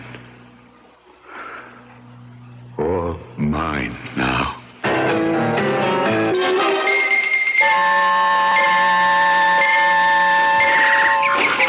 Nice day. I'm glad you could come. Oh, I never miss the second Thursday in each month, Doctor. I think he looks forward to it. Do you think he really knows? Well, sometimes I feel there is a glimmer, a slight glimmer. There he is. You got him working with the gardener. He seems to like flowers. Hans? I don't think he knows his name. Let him see you.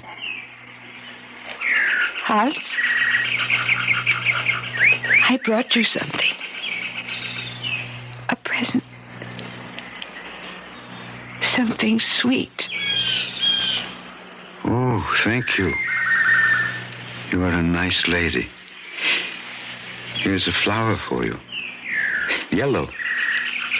Like a piece of gold.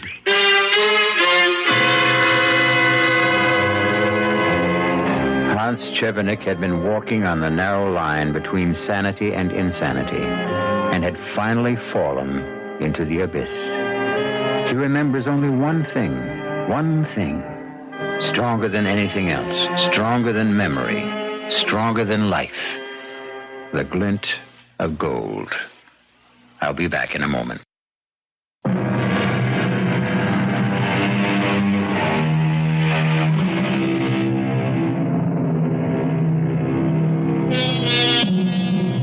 And there we have it, a tale of greed, which destroyed the lives of 4 people. Anatol Chevenik returned to haunt the waking and sleeping of his nephew Hans. And the gold, which he hoarded for so many years, brought happiness to no one. Our cast included Alexander Scorby, Ann Petoniak, Gil Mack, and Sid Sloan. The entire production was under the direction of Hyman Brown. Now, a preview of our next tale. And what is the whole contract? That while a person owns this dark imp in the bottle, any request that concerns money, gold, or wealth, no matter how unreasonable, will be satisfied. And that to dispose of this creature and its spell, you must sell it for less than your original price. Oh, here. $7.40. $5 is enough. Okay. Cheap at nearly half the price. Oh, think first, Barry, think. Remember, it will keep you rich as long as you live. But remember, too, if you do not sell it for less than you paid for it before you die, your soul will surely rot in hell for eternity. Radio Mystery Theater was sponsored in part by Anheuser-Busch Incorporated, Brewers of Budweiser, and Buick Motor Division. This is E.G. Marshall inviting you to return to our Mystery Theater for another adventure in the macabre. Until next time, pleasant dreams.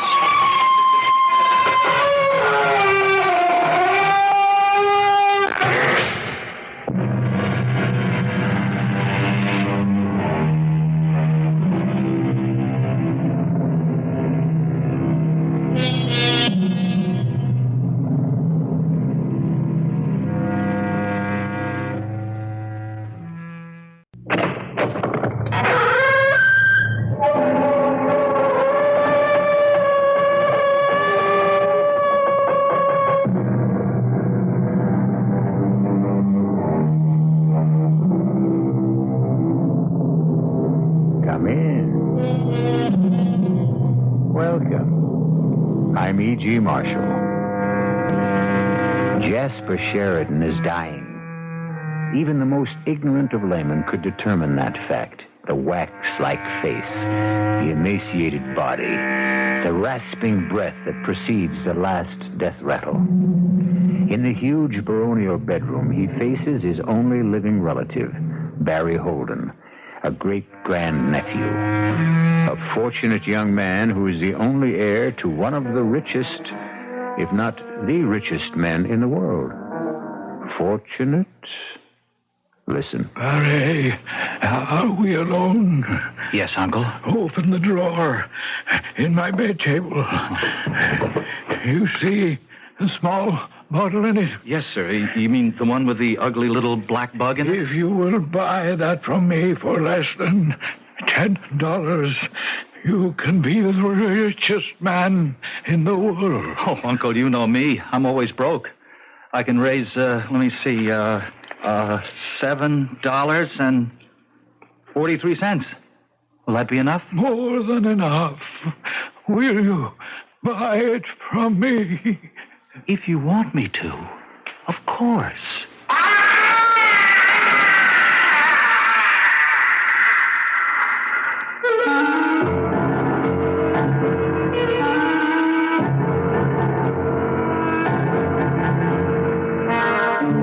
Our mystery drama, The Imp in the Bottle, was written especially for the Mystery Theater by Ian Martin and stars William Redfield. It is sponsored in part by Anheuser-Busch Incorporated, Brewers of Budweiser, and Buick Motor Division. I'll be back shortly with Act One.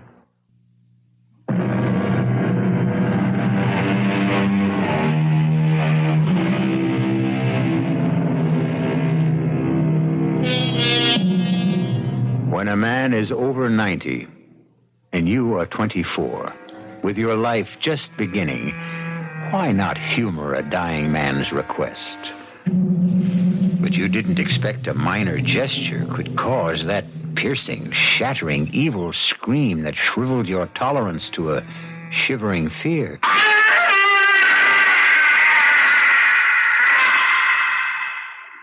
What in God's name was that? Nothing in God's name. It came from that damnable black imp immured in the prison. He thought he might escape at last. From this thing in the bottle? That's crazy. It's no bigger than a large fly. As long as he stays in the bottle. Oh, Barry, I have no right. If I were not so afraid... Look, wait. Let me go and get Dr. Haney. No, this is just between us, and I have very little time. So let me speak. Uncle, please. Don't interrupt. You had every expectation to be my only heir, and you are so indicated in my will. But do you know what my estate will be if I should pass on still owning that black minion of the Antichrist? Nil, nothing, zero. Look, Uncle, I don't think this is the right time to worry about estates. This is exactly the right time. First, if I die still in possession of that imp of darkness, everything I have, and the house, the corporation, the wealth, even I, myself, become his possession. Oh, poor Barry, you think you are listening to an old man's ravings. Okay, so we're back to that dirty black spider or whatever it is in the bottle. I'll buy him. That's simple. Now, does that solve it? Not by a long shot. First, you have to know the terms. Okay, brief me. When I was your age, I was in Venice, and I bought that bottle with the black thing in it for not much more than $10. I was always a sucker for legends of any kind. The lure of the bottle imp was it legend. If you could find the right person, whoever you were, you would command anything in the world you desired, gold or money, at the snap of your fingers. That's what that dirty little thing there is? Oh, I laughed at the notion of its power, except that it does possess it. And once you know that, the whole contract gains its own belief. And what is the whole contract? That while a person owns this dark imp in the bottle, any request that concerns money, gold, or wealth, no matter how unreasonable, will be satisfied. And that to dispose of this creature and its spell, you must sell it for less than your original price. Oh, here. $7.40. $5 is enough. Okay. Cheap at nearly half the price. Oh, think first, Barry, think. Remember, it will keep you rich as long as you live. But remember, too, if you do not sell it for less than you paid for it before you die, your soul will surely rot in hell for eternity. Cheer up, Uncle. You've made your sale. Your imp in the bottle is my problem from now on. I'd no sooner made that statement than I felt a burning sensation in my pocket. It was sheer reflex action to reach in and pull out the bottle containing the evil black bug. I glanced at my uncle. He had sunk back against the silk pillow cover, his face the corpse white of the dead, but its expression one of peace and relief. You'd better go in, Dr. Haney. I'm afraid he's gone. Yeah, very well, Barry. It was inevitable, you know. Oh, I know, but I'm going to miss him a lot. That makes two of us. I'll let you know in just a minute. Thank you. I hope I'm not premature, but I'm sorry. Thanks, Mr. Barnes. You're going to miss the old man in a lot more ways than one, son. What does that mean? You know, I haven't been able to talk any real business with him almost the whole past week, and... Well, what's the scoop, Mr. Lawyer? Disaster. The whole empire's going to topple. Sheridan Enterprises? Jasper is mortgaged up to the eye teeth, overextended. He's so deep in debt that if things went under, he couldn't even pay his creditors a penny on the dollar. You're trying to tell me that Jasper is broke? Unless he's got piles of money stashed away in Switzerland, Lebanon, the Bahamas, or some secret corner of the world. The only thing he'll leave you is debts. The pity of it is, if he were alive, he'd find a way out of all this mess. He's done it time and again. The man was a financial genius. He's gone, all right. Poor old Jasper. But he looks at peace. He certainly looked like he left you well provided for, Barry, if that's any consolation. Well provided for, perhaps. A consolation? That remains to be seen.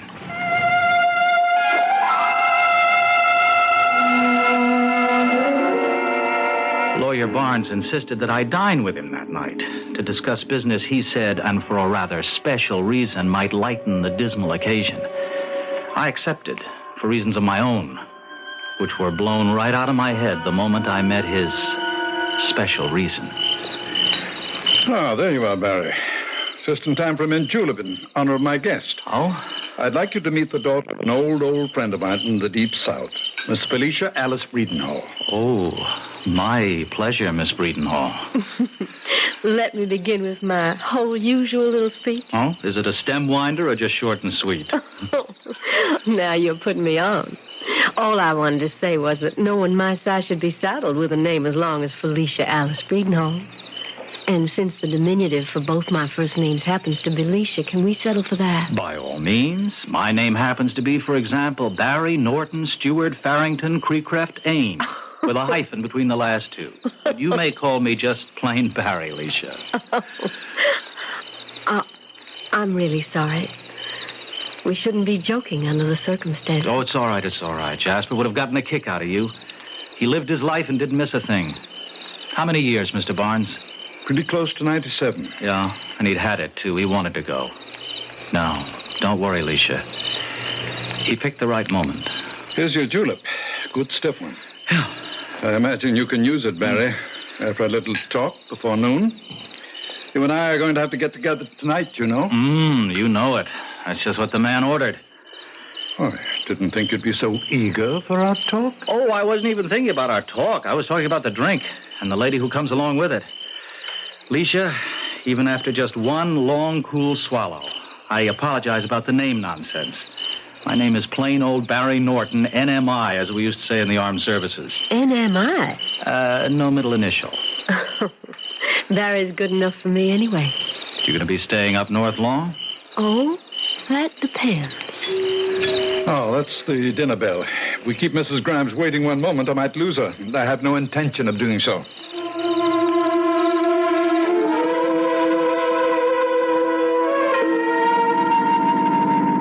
Barry? Yeah? You seem so preoccupied ever since we left after dinner. Oh, I'm sorry, Alicia. I am. Got a lot on my mind. How long is your stay up here going to be? A long, long time, I hope. Ah, now that's just the same thought I had in mind for you. But it may not be too long if I don't get a job before my money runs out. You mean that's the only problem? Oh, you can joke.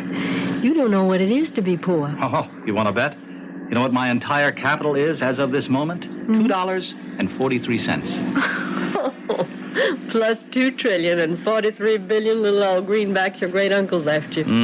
Supposing I was to tell you Jasper left nothing. Not a cent. Just a collection of monumental debts. I wouldn't believe you for a moment. Well, let me put this whole proposition on another basis. Supposing I didn't have a dime. Would you marry me tomorrow, this minute, if I really didn't have a dime? And no particular prospects, and I asked you. You haven't even found out if I even like you. No. This is no holds barred time, Leisha. I think you do at least like me. Enough to think about marrying me? They warned me life went a little faster up north. Okay, I'll fade you, Mr. Gambling Man. I do like you. But I've had too many years growing up just one middy jump above poor white, so the answer to your question is if you didn't have a dime and no particular prospects, I'd pick up my bell-bottoms and run like hell in case you lassoed me with black magic charm. All right. Give me 24 hours to find out where I stand. Then I'll know just where we stand.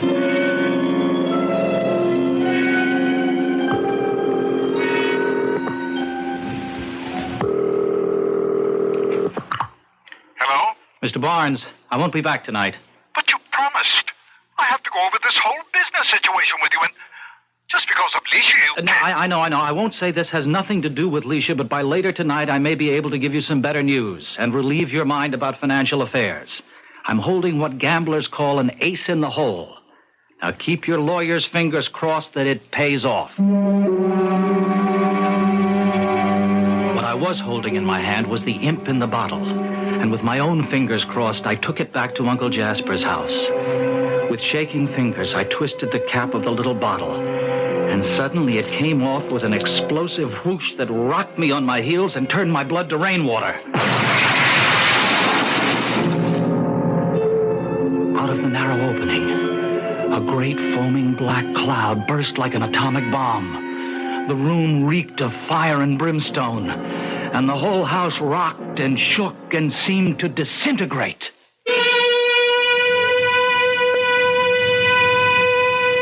There are things seemingly beyond our ken that brush against us every day. Eventually, there is an explanation, simple or complicated. An explanation that suits the limit of our world. But is there another explanation that suits another world? Something so dark and mysterious and mind-boggling that we refuse to accept it? I'll be back shortly with Act 2.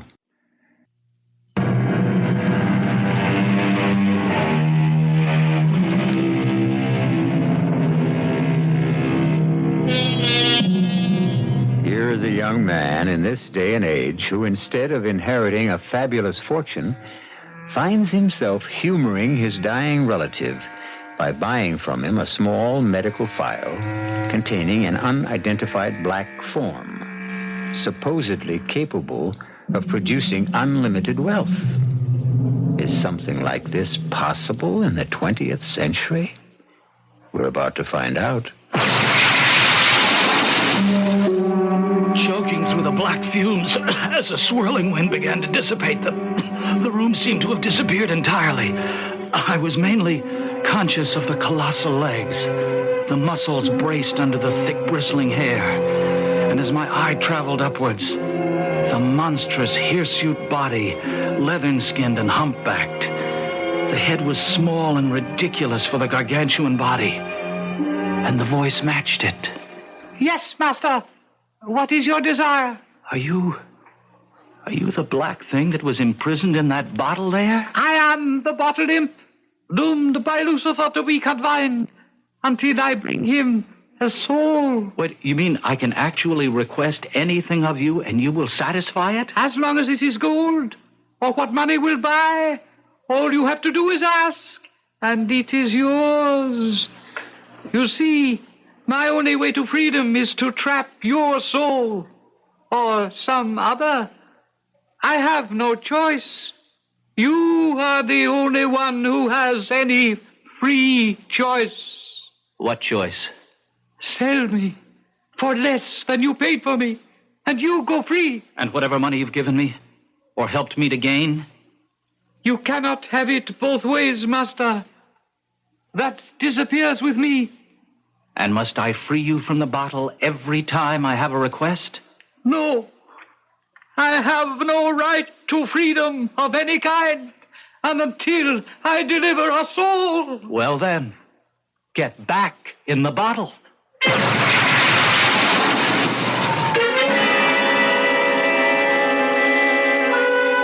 great black presence was sucked inexorably like a pile of dust back into the bottle. And in the blink of an eye, I was back in my own room.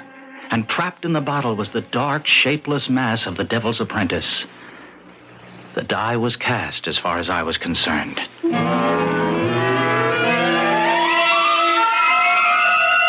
course, I knew I should see my local psychiatrist, but just in case black magic hasn't gone clear out of style. Abracadabra, right on the bed, $250,000 in hundreds and fifties like pow!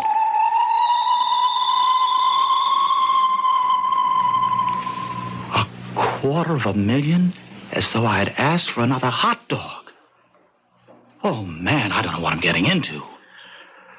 But it sure solves a lot of problems.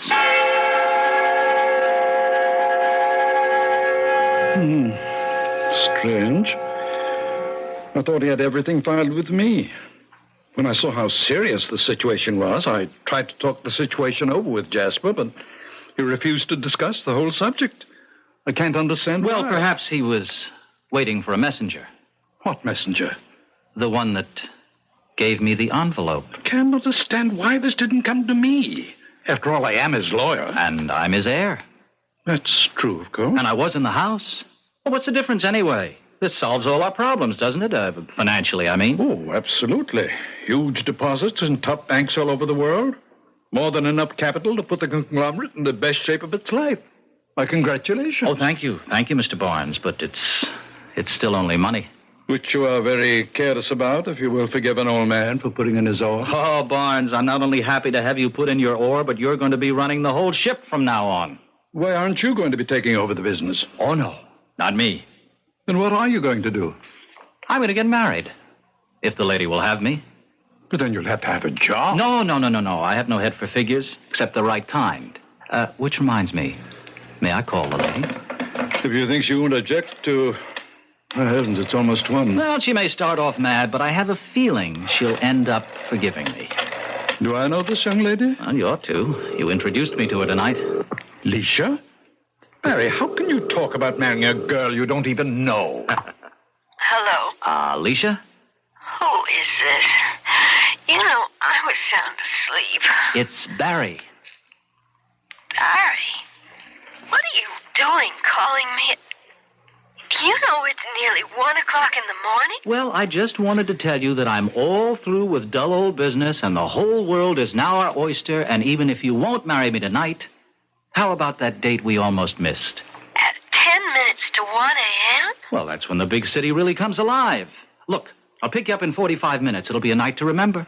At the moment, it's a night I want to forget. Well, you'll never really be able to tell that, will you, unless you give it a try? Huh, Leisha? You nut, Barry. You absolute nut. Make it 50 minutes. It'll give me time to put some perfume behind my ears. Bye. When I invited you to dinner earlier this evening, Barry, it had nothing to do with Leisha. She turned up unexpectedly. As a matter of fact, had I been playing marriage broker, you would have been the last person in some ways that Barnes, relax. The greatest thing you ever did for me in your life was to introduce me to Leisha.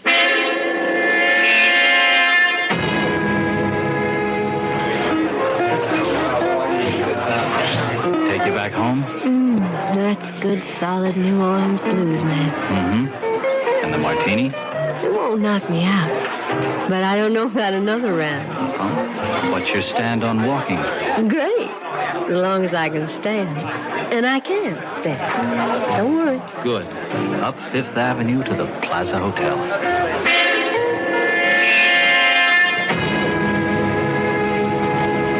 Got a penny?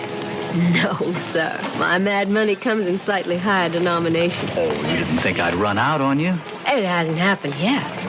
I just protect myself at all times. Okay, here's a penny. And I have one, too.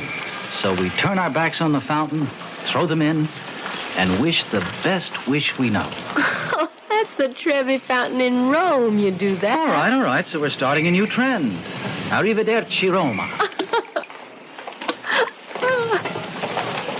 What was your wish? If I tell you, it won't come true. Where next? The night is still young. The Small Hours Club? What's its particular kick? Oh, just the best food in town. Nice, slow, quiet dancing and a wide-open casino from craps to shenanigans fair. Oh, just stop at the dice. They're Mama's children. You stake me 100, I'll run it right through their limit. Oh, baby, I seem to have just pushed the important button that turns you on. Come on, let's see you roll them.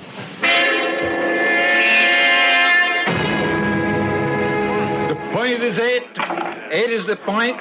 The lady is riding 15,000 a cover. I have 3 from you, sir, 2 from the gentleman next to him. Are there no more takers? Oh, yes, sir, fading 5,000. Thank you, sir. That leaves 5,000 open. And if there is no one else to cover, yes, I have a taker. You cover the open 5. You are faded, madam. Your dice, the point is 8. Oh, come on, baby. We can't run in any more bad luck. This is our time. Come through for Mama, and away you go. 7. You lose. Oh, well, it was my own fault. The whole thing was my own fault from the beginning. See, my whole trouble is that I really don't give a damn about money. I mean, if I've got it, great. But if I don't, I'll get by. So the trouble is, I never recognized the fever in others. I certainly didn't in Leisha anyway. The 15,000 was play money to me, the way I was fixed with my own personal little devil in the bottle. But I should have spotted Leisha as a lady who was hooked on gambling and the money that went with it. Here we were just beginning, and I didn't know it, but we were already on the way to the end.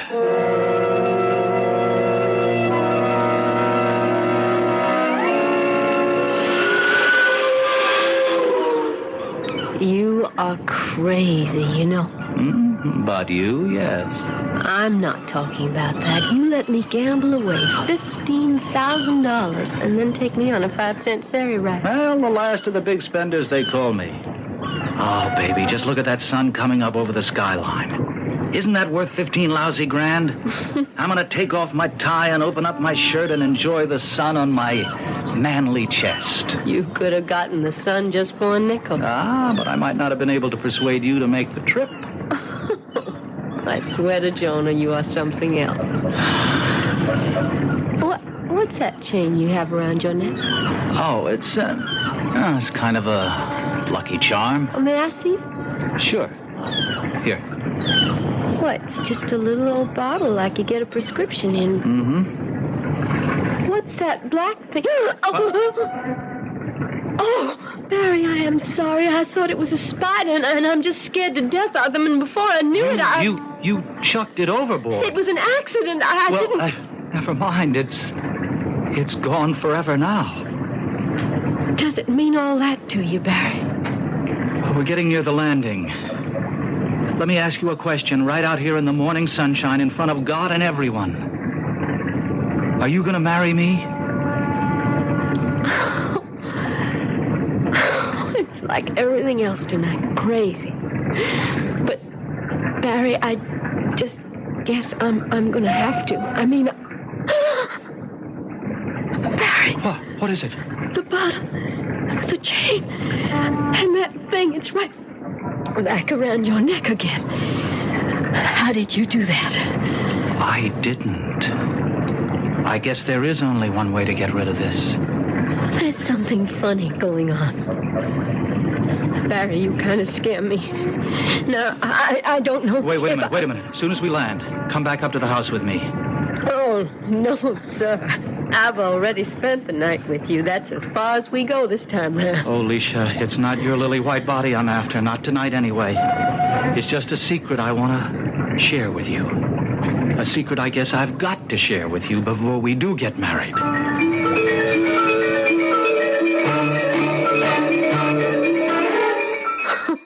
Will you stop pulling my leg and take me home before I fall asleep? No, I want to prove this to you, Leisha. All right, you little bottle imp. In $1,000 bills, give back Miss Breedenhall the money she lost tonight. There. Look in your bag, Leisha. Barry. 1, 2, 3, 4, 5, 14, 15. Are these genuine? They are. It's a trick. Not mine. His. As much as I want, anytime, anywhere. Just as I told you. No, I just can't believe it. Oh, well, I know a way to really prove it to you, Miss Dice Sharper. Now, here's a pair of dice, okay? Roll them as long as you want till you're sure there's nothing kinky about them. Then tell me what number you want to throw and how many times. And the bottle imp will see that it happens. Okay. You can't fool me on this. I know dice, and I know odds. Once I'm satisfied these dice are clean, I'm picking snake eyes. You bring me those up 10 times in succession, and I'll believe anything you tell me. Why be pikers? Let's make it 20.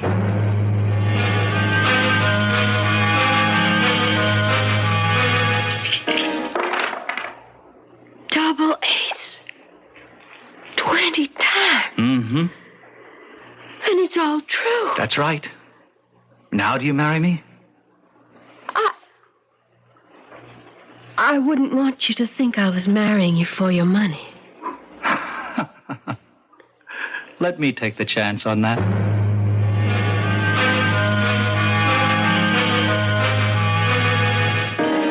Beware, Barry. Games of chance are not your forte. And you don't know the odds. You're a good-hearted, happy-go-lucky guy who's gotten himself mixed up in something evil. A lot more than he can handle. And perhaps not all the evil is shut up inside the bottle. I'll return shortly with Act 3.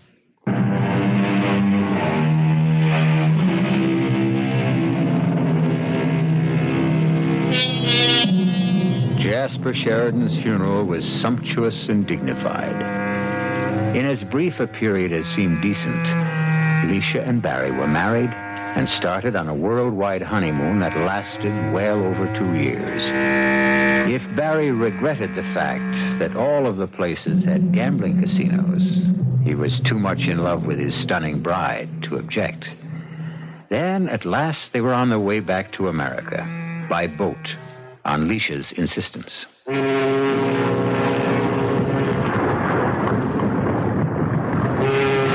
Well, I see you broke the bank again for the second night out. Oh, I'm not always so lucky, Mr. Stavrosis. Oh, you know my name. I was going to introduce myself. I'm flattered, Mrs. Norton. Of course you're not. No more than I am that you know mine.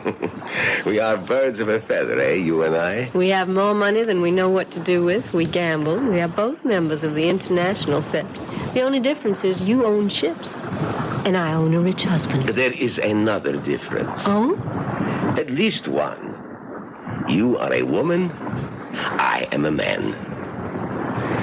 I am surprised your husband doesn't make sure to keep you close to him. Particularly on shipboard moonlight nights. Oh, Barry doesn't sail well. He usually sticks to his cabin unless it's clear as glass. Then I shall hope for a rough crossing. Am I to consider that a pass? But most definitely. I am a married woman, Mr. Stavrosis. Marriage is a state of mind, Mrs. Norton. It is no longer the prison it once was. May I hope to see you in New York? Perhaps you would come to dinner at my house. With my husband. Or without. That can all be arranged later. Here. Here is my unlisted number, if you should ever need me. And, of course, I am of your service for the rest of the voyage.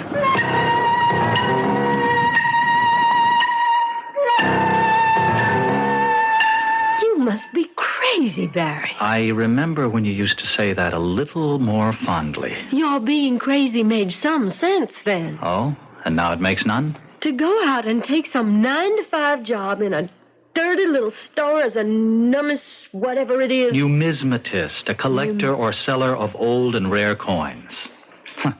Funny, isn't it? It's the only real interest I've ever had in money.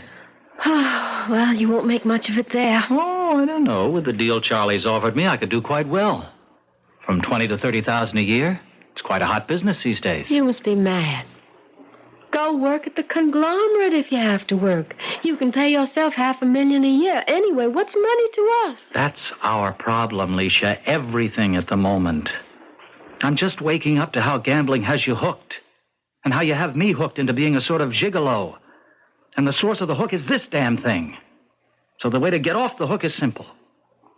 I'm going to sell him. Sell the bottle imp? But that means that everything would be gone. No, except what I make. We just have to learn to get along on it. But why? Why? Because, honey, it's all wrong. And more I'm becoming aware of my immortal soul and how much it means to me. Sell me the bottle.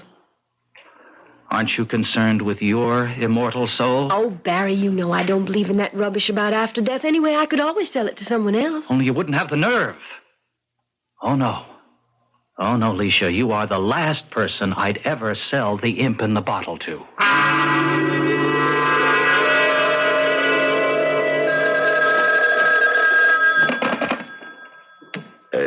Yes? Val, it's Leisha. What a wonderful surprise. May surprise you even more. Would you like to invite me to dinner? You and... I said me. Consider me surprised even more. Just name the night and where you would like to go. Where? Your house. When? As soon as possible.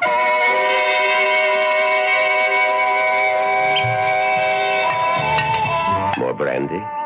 No, thanks. I think, in view of all you have just told me, Leisha, I will. I want you, no matter what your use. And I can make you happy physically. I have more money than I need, although never more than I want. I will be happy to make a pre-marriage settlement with you.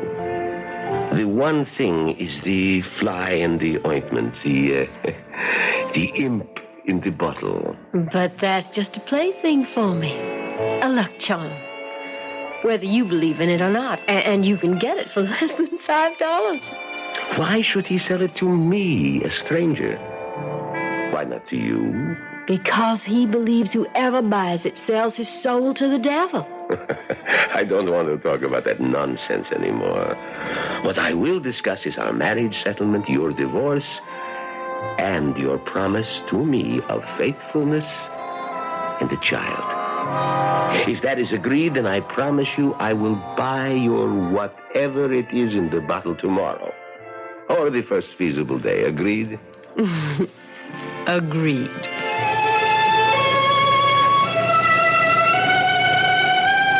I knew nothing of this conversation, naturally, since Leisha shared little with me these days. Besides, in the first months working with Charlie, I was so fascinated, captivated, drenched in the business of old coins, that I had little else on my mind. It never even occurred to me that Leisha's request for a quick divorce, and my granting it, even though I still loved her, had anything to do with a man I vaguely remembered from our transatlantic crossing and newspaper headlines in general. And I really must apologize for my long cross-examination, but my hobby, I must admit, is ceremonial magic, the Kabbalah, the Grimoire Verum. I suppose you might say all forms of black magic. I see. I envy you your amulet. I don't suppose you would consider selling it. Oh, wait a minute. If I thought you knew and understood its history. But believe me, I do. Uh-huh.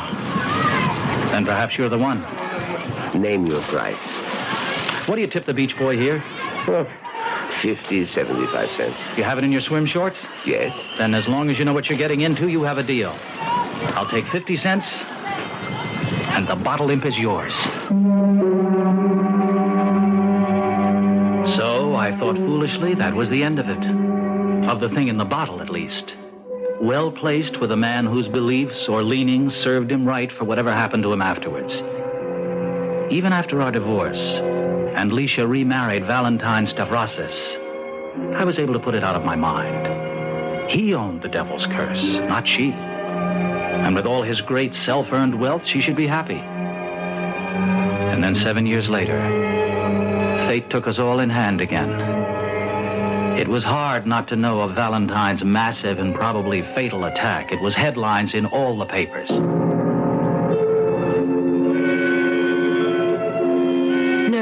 would you leave us alone, please? Val? Huh? Val, can you hear me? What? What? It's Leisha. Leisha. Leisha. Thank God. Leisha. Find someone. Find someone. Find someone for what? I can feel it. I'm going to die. But not with the black imp waiting for me in the bottle. I'm afraid. Got to sell. Got to save me. It's all right, Val. I'll buy it. And promise you to get rid of it. I don't need it anymore. How much? What did you pay for it? Val. 50 cents. Just let me look in my bag. I'll open it and give you less, whatever change I have. Oh. Hurry before it's too late. Oh, God, I haven't any change. There's no change. I gave it to the taxi man. Please, oh, help me. I can feel the hot, stinking breath. His wings folding about me. Don't let me die. Die forever in torment. Oh, thank God. A little miracle. Here, Val, stuck in the corner of my purse, a penny, a cent. All I have. Oh, no. Now you can wear him about your neck. I'm safe. I'm safe. I can die in peace.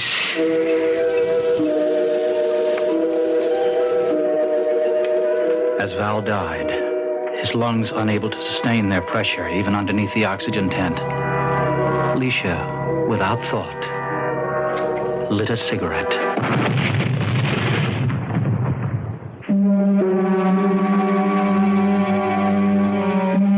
It was a week before I could see her in the hospital. And even under sedation and in wet bandages, she was in the agonies of hell. She blurted out the story of the bottle imp and thought she was already in hell and dead. Thank God there was something I could do for her. Leisha. Leisha, it's Barry. No, I'm dead. In hell. Curse came true. No, not yet, honey. Not yet. You're still alive. You can still sell him.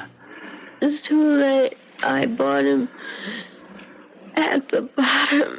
1 cent. I'm stuck. No, don't you believe it. Lucky you happen to know an old, loving numismatist.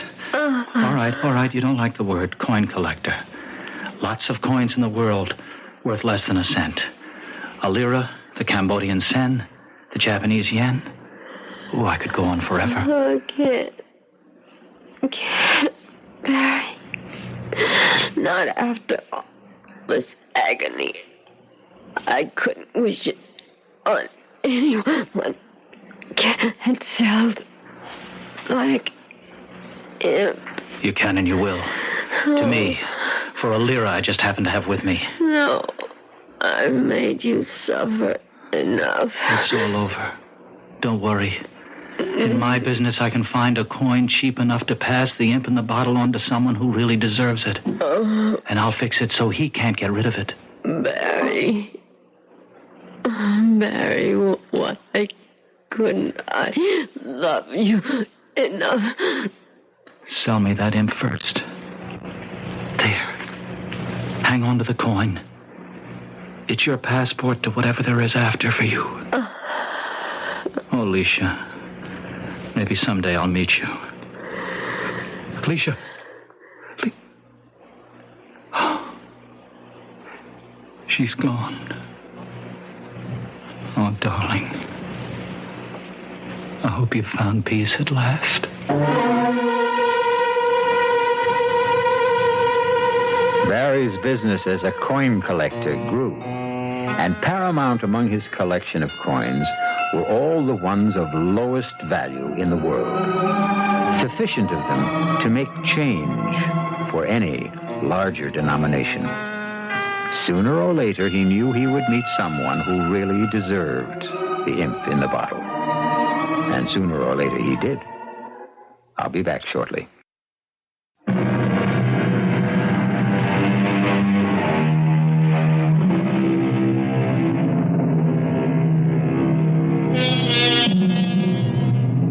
I understand that a power-hungry dictator bought the imp in the bottle for one of Barry's near-worthless coins. Fortunately, he never was able to use the money he amassed to buy the weaponry with which he planned to conquer a continent. He died rather suddenly of an obscure disease, undiagnosed. But it may have occurred to you that the lower the price of the imp, the sooner the owner seemed to depart this life. Our cast included William Redfield, Joan Loring, Ian Martin, Santos Ortega, and Leon Janney. The entire production was under the direction of Hyman Brown. Now, a preview of our next tale. Jekyll, are you in trouble? Huh? What do you mean, trouble? Well, with this Hyde, does he have something on you? Is he blackmailing you? That's a ridiculous thought. Then what is it? How can you, Dr. Henry Jekyll, one of the most honorable and respected physicians in London, have any association whatever with a terrible person like this Hyde? Why have you made over your estate to him, especially when you're to marry Beatrice Lanyon? And why that stipulation in the event of your disappearance? Jekyll, I beg you, tell me what it means. I cannot. I cannot. But as your friend, You are the friend you say you are. Do me the favor of never mentioning Edward Hyde again. Radio Mystery Theater was sponsored in part by Buick Motor Division and Anheuser-Busch Incorporated, brewers of Budweiser. This is E.G. Marshall inviting you to return to our Mystery Theater for another adventure in the macabre. Until next time, pleasant dreams.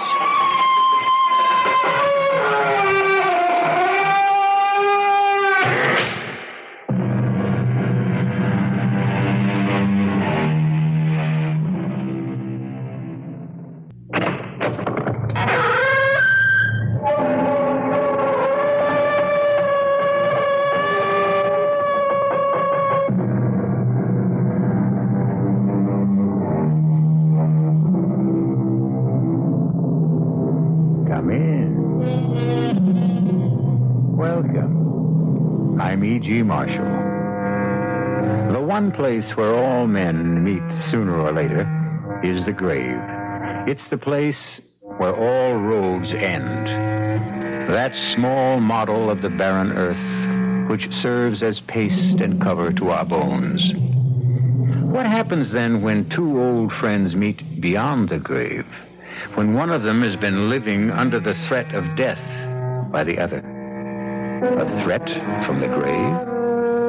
A threat made in a crowded courtroom more than 20 years ago. If not for you, Sammy, I'd have got away with it.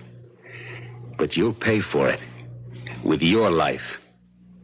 My name ain't Johnny Promise for nothing, kid. So just keep your eye on the calendar. Count the days, one by one. Because I tell you, after I get mine, I'll see to it that you got no more than 1 month to live. Remember, Johnny let you have it straight from the grave.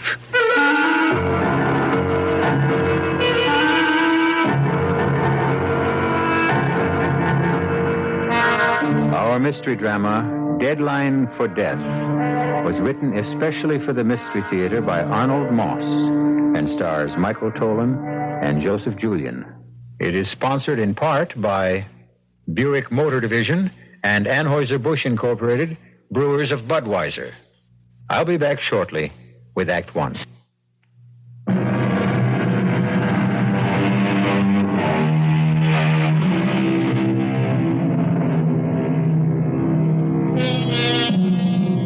Was the threat Johnny Promise made some minutes ago an empty warning?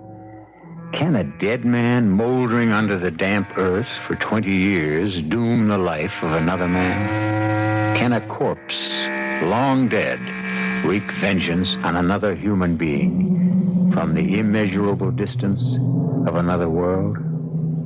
We're about to find out as Johnny Promise talks to his old friend, Sammy Rogers. Sam? Sam Rogers? Answer me, Sam. It's so dark here we can't see one another, but we can hear.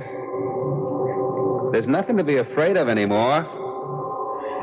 Sam? Why can't you leave me alone? Nobody's bothering you, Sam. Nobody. Just someone to talk to is all. Old friends, old time's sake. Nothing wrong in that, is there? Is there? Nice to talk over old times. Friendly. Makes me feel good. Besides, what else is there to do in this place? I don't want to talk, Johnny. Not again. Oh, don't be unfriendly, Sam. Not here. Get your kick some other way.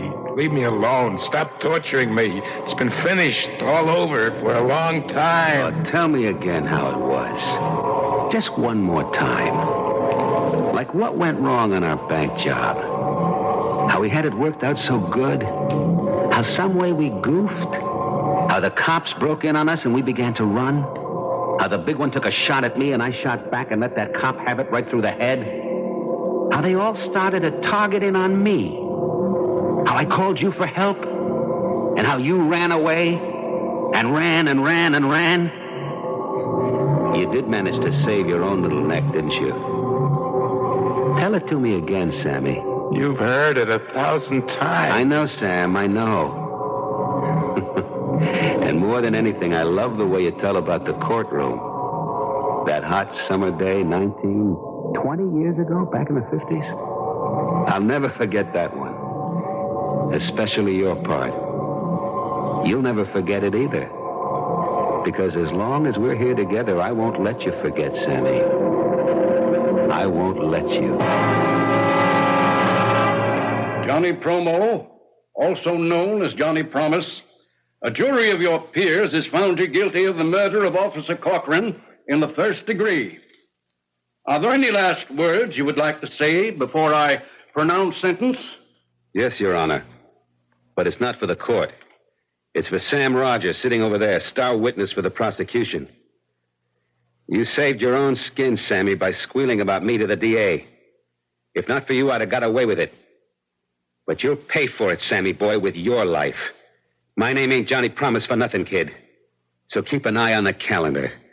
Count the days one by one. Because after I get mine, I'll see to it that you get no more than a month to live. Order! Maybe less than a month, but not 1 minute more. Don't look so scared, Sammy. If you live past the month, you're safe. But I got a lot of friends and a lot of dough to toss around to those friends. Today you buy loyalty like you buy lamb chops, so don't count on more than a month. And when you get yours, remember Johnny Promise let you have it. Straight from the grave. Remember the date, Sam? The date the judge named for me to burn in the electric chair? I don't remember. Oh, that's not true. You remember. August the 28th. 5 o'clock in the morning. Taps for Johnny Promise. A man with a code of honor. A man whose word was a thing of respect. And above everything else, your friend. Now, how could you forget that? You will never let me. And little Sammy with his big mouth made the whole thing happen, right? Cut it out, Johnny. I don't want to hear anymore. What do you get from tormenting me like this? Laughs. And it passes the time. We got no place to go. We're going to be here for the rest of our... let's say for a long, long time. And I like to laugh.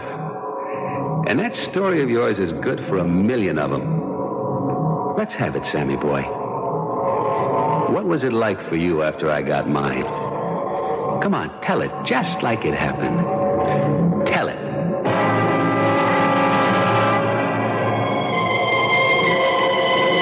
After the judge pronounced your sentence, I sat there in the courtroom like it was me he had sentenced. A cold sweat was pouring out of my body. I couldn't move. Could hardly breathe. All I could hear was your voice laughing and saying, "A month to live. 1 month to live." I knew for sure that within the month after you burned, you'd see to it somehow that I got mine. So I holed up in that scrubby hotel room, way up on the 9th floor. And for 2 whole weeks, I didn't see anyone. I wouldn't answer the phone. I wouldn't talk to anybody. I wouldn't open the door. Except for Linda. She was the only one I could trust. It's me, Sam. Come in quick. Here's your dinner, Sam. Thanks, Linda. And today's newspaper? September the 12th. 15 days since Johnny... You've got to stop thinking about it. Stop thinking about it. By 5 a.m. of the 28th, I'll be a dead man. And it could come at any time. In a week, tomorrow, in an hour. But you've taken care, sweetie. Nobody can get at you up here. And once you get past the 28th, you're a free man. Johnny said so, didn't he? Yeah, he did. And he never broke his promise, did he? Yeah, that's what I'm counting on. But just the same, every morning I wake up after a bad night and I hear myself talking to myself. I say, today, will it be today? Is this my last day on Earth?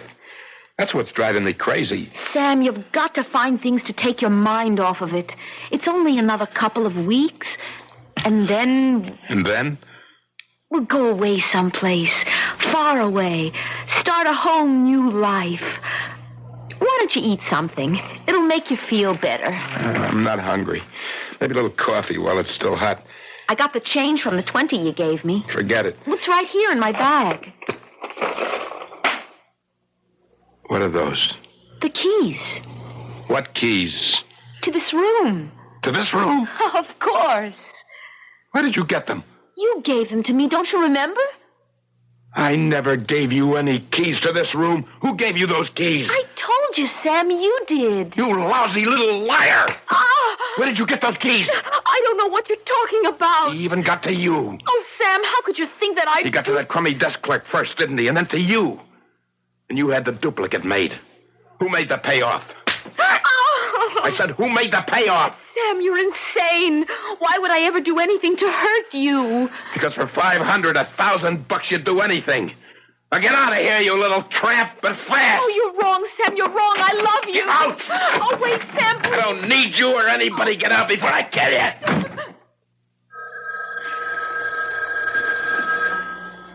It was the house phone. Not my private line with the unlisted number. Only 2 people ever knew that number. You, Johnny, and Linda. But this was from the lobby downstairs. I stood there listening to it ring. I didn't dare answer it. The sound began to bore a little hole into my brain. And finally... Yeah? Who is it? It's me, Sam. Linda. You? How could it be you? You just went out of the door. Where are you? In the lobby downstairs. I'm so glad you answered. How did you get down there so fast? Please, Sam, listen to me. I know how you felt about those keys, but you've got to trust me. Yeah, sure. How did you get to the phone You've got to get hold of yourself. Why don't you have the locks changed on your door? Why? For what reason? Call in a locksmith. Somebody who never heard of you, of me, of Johnny, anybody we know. Let him change the locks and give the keys only to you. One of a kind for each lock. No duplicates. Do that, Sam. Please. You know I'd never do anything to hurt you. Yeah, sure, sweetie. It's a good idea. I don't know what got into me. What made me think that you... I'm sorry, Linda, for everything. You call a locksmith, yes? First thing in the morning. I'll be seeing you, Sam. Huh? Oh, yeah, Linda. Right.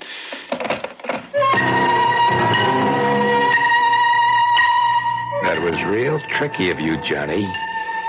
Leading me to suspect that Linda might be the one you'd pick to get me. After I put the phone down, an idea came to me.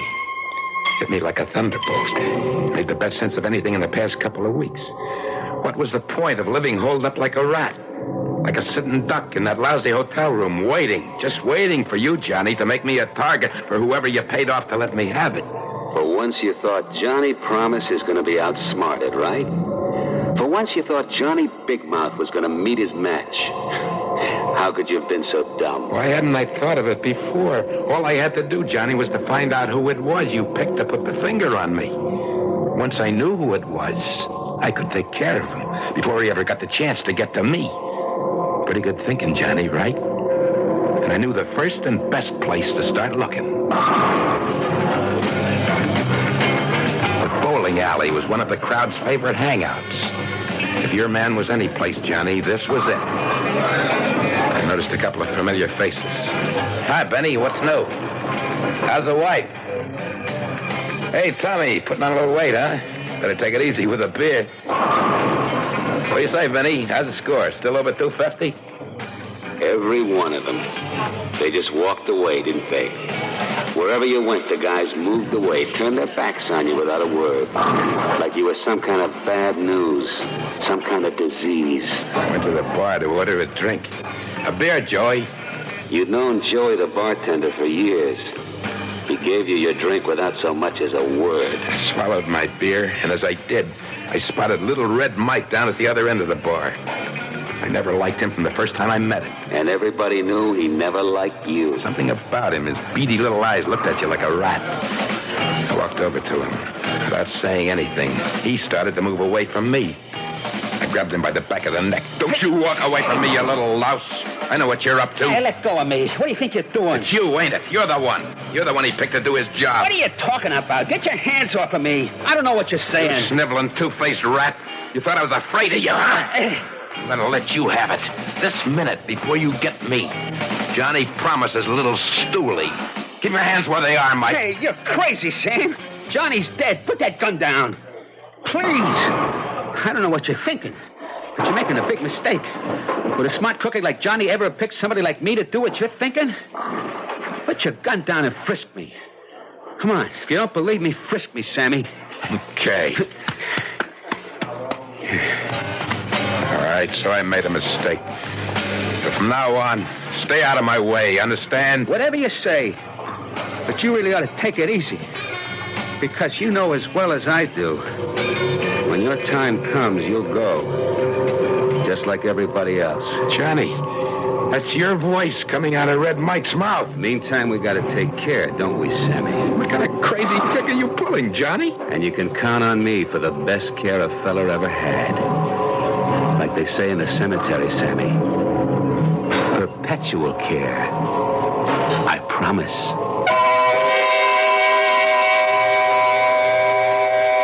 There's a delicate little mechanism inside the heads of all of us. When you're threatened by an overpowering fear, for example, whatever or whoever is the cause of that fear turns the little machine on. And wherever you go, you see that person. Hear his voice, feel his touch. Like what's happening to Sammy, right?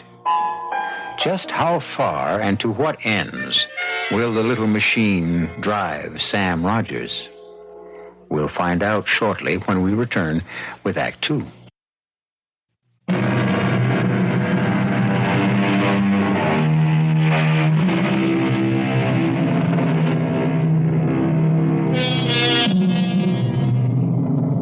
One of the great mysteries is time.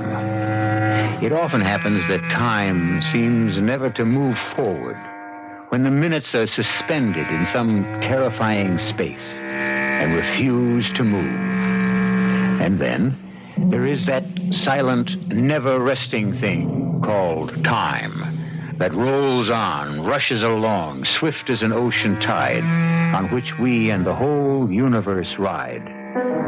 For Sam Rogers, time was beginning to take on a new meaning. The end of the month was getting closer and closer. The days were racing by. Every night I shut my eyes to try to get just a couple of hours sleep. I kept myself awake thinking. What were you thinking, Sammy? Tell me. That I had to find the guy you picked. The guy that was going to let me have it. I kept telling myself, get to him before he gets to you, and there'll be nothing to worry about. Sooner or later, I had to find him. Once you made your mind up about that, you began to feel a whole lot better. Yeah, I began to live almost a normal life again. Like the day I went to the custom shop to get fitted for a couple of new suits. I congratulate you on your choice of materials. The silver mohair and silk will make up into a perfectly lovely suit. And so will the tweed. And don't forget the extra padding on the shoulders. Well, if you'll forgive me, it's the natural look this year. The real look of the 50s. No padding. Extra padding on the shoulders. Well, of course, as you wish. I wish. Certainly, sir. Now, if you'll just stand still for a moment while I drape this material over your shoulder. Hey, what do you think you're doing? Hey, let go of my arm, Put that please. scissors down. Drop it, I tell you. Drop it. Well, all I was trying to do, sir. I know what you were trying to do. Well, I'm very sorry, sir. Very sorry. I assure you it won't happen again. But you see, Sammy, you got to realize it could be anybody. Anybody at all. It was happening again. The tailor was standing there in front of me, right in the middle of a sentence. It was your voice that was coming out of him. Your words. And there was that day in Luigi's barber shop. I hadn't been to the barber in weeks. Luigi had been my barber for 15 years. If there was one guy in the world I could trust, it was him. That's what the guy on the radio says, Sam. If we get the same kind of heat tomorrow like we had today, it's going to set some kind of record. Imagine.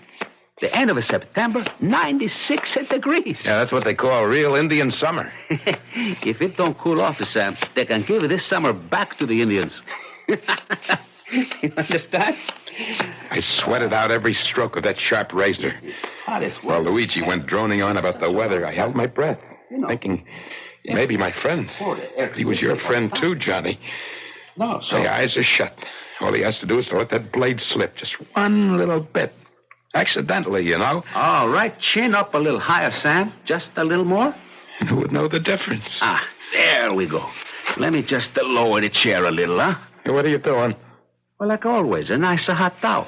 Opens up all of the pores. When they're open, a little lotion closes them up again. He could have let me have it right then and there while he was shaving me. But he didn't. When he wrapped that hot towel over my face, instead of it feeling good, I suddenly got the idea that this could be it. Luigi could smother me to death. And there I sat, helpless, beneath that hot towel. I ripped it off, screaming, "You thought you had me, didn't you, huh? You and your hot towel!" What's the matter with you? Here's what you can do with your towel. Hey! I'll have to think up something better than that. Only you'll never get the chance. You've seen me here for the last time. I don't know what you're talking about, Sam. But it won't do you no good. Getting excited this way. It was your voice again, Johnny. You gotta learn to calm down. Take things easy. Listen to me, Sam. Easy does it. After all, there's only 3 more days to go. Right?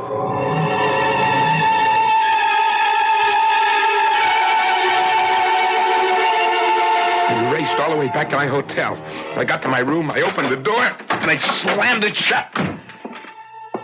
Oh, my lungs were bursting. I sucked in whatever air I could in big gulps. There was a sharp pain in the middle of my chest, like a knife sticking right into me. But I was safe. Nobody could get at me here. Never mind that idiotic idea of trying to find out who was supposed to put the finger on me. Just sit it out. Sit it out. Right here, I told myself. Play it safe. But when I looked around the room, I knew that I was not safe. Even here. There was a peculiar feeling about the place. You couldn't say exactly what it was until you looked to see what time it was. And then I saw that my little electric clock on the dresser was turned around with its face to the wall. And it was unplugged. In the bathroom, there was broken glass sitting on the sink. Somebody had been there, that's for sure. No maids. I never let the maids in. Maids or anybody else. Except Linda. Linda was right. She was right. I had to get those locks changed today without waiting another hour.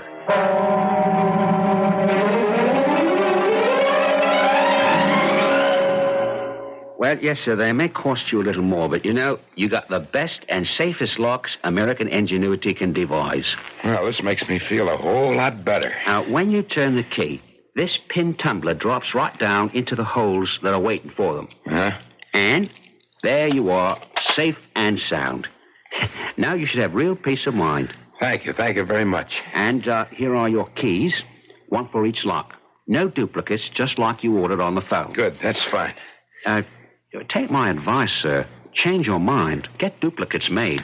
I don't want any duplicates. Well, it might be a lot of trouble to get them later on. Each key is made on a special machine. The formula of each key is registered. It's the way I want it. But supposing you lose one of them, the only way you're ever going to get in is to call me, which might be somewhat inconvenient for you. Now, suppose you got a real friendly date.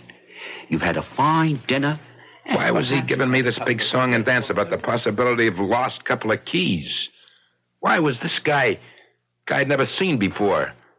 Picked the address right out of the yellow pages. Why was he so anxious for me to order duplicate keys? And that's why I recommend you have another pair made.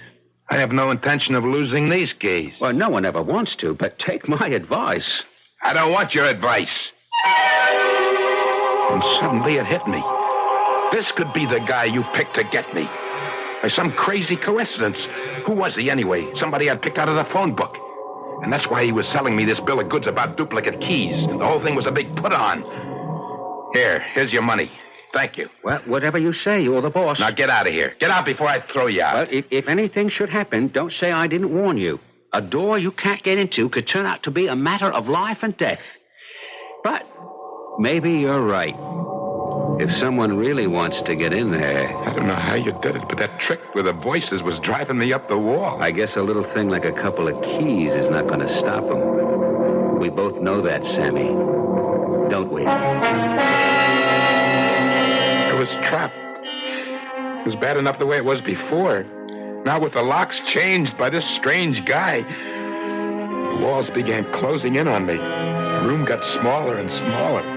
The air I tried to breathe burned my lungs. I threw open the window and took a deep breath. But it didn't do any good. It's like a fire inside of me. If I could only get a little sleep, I would try to face what the next day might bring. After a while, I went into the bathroom. You stepped into the shower, turned on the water, right? Hard. The spray of the shower felt good. It seemed to wash away all the crazy things you were feeling. You gave yourself a good, brisk rub down with a heavy bath towel. Till my skin tingled and glowed from the rubbing. You thought, I'll brush my teeth and hit the sack for a good night's rest. And then... And as I started to put the toothbrush into my mouth, there in the bathroom mirror, I saw something that blew my mind into little bits. The teeth I was brushing, the eyes that were watching what I did were not my teeth, not my eyes. They were not mine, Johnny. They were yours. I'll never see that face in that mirror again. And then, instead of panicking, the funniest thing happened. Everything suddenly became clear. For the first time in weeks, my thoughts were not confused. It all came into focus. For the first time, it got to me that I was letting the whole pattern of my life be spelled out by a dead man. And where the day before that idea would have hit you like a wallop in the pit of your stomach, where yesterday the idea would have made you dizzy and sick, right that minute, as you looked at the mirror you just smashed, you realized it didn't have to be this way, didn't you? It was a cinch from this point on. You'd been trying to rattle me, Johnny. But now I knew exactly what I had to do. And that was to stay just where I was, with the door locked, till the month was up. Tell me how you caught the dateline of the newspaper that was lying on the bed. How you stared at it. How it kept moving towards you. The print grew bigger and bigger. It exploded at me. Today was September 27th. One more day. One more day, and the month would be over. And you, Johnny, would be out of my life forever. My head began to swim with excitement. Kept telling myself, live through this one day, Sammy, get through this night, and then 5 o'clock tomorrow morning, you've got it made. What made me so absolutely 100% sure? Simple. Johnny Promise never went back on his word, right? Right. I made a grab for the phone.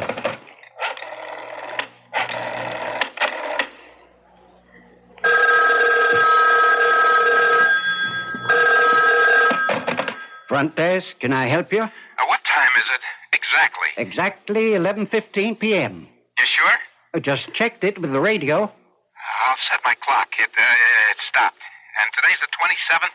It'll be the 28th and 3/4 of an hour at midnight. And don't forget... Thank you very much. By the way, the young lady just came in. She's standing here at the desk. She'd like to talk to you. What young lady? Oh, your young lady. Put her on. How are you feeling, Sam? It couldn't be better. A couple hours more and it'll all be over. What are you doing down there in the lobby? I thought I'd be close in case you needed anything. Well, why don't you get us a couple of hamburgers and coffee? Right away. See you soon. He's feeling great, he says. Well, that's nice for a change. He's sure that in only a few hours he'll be a free man again. Poor guy. Why don't you tell him? I couldn't. I don't know what he'd do if he knew.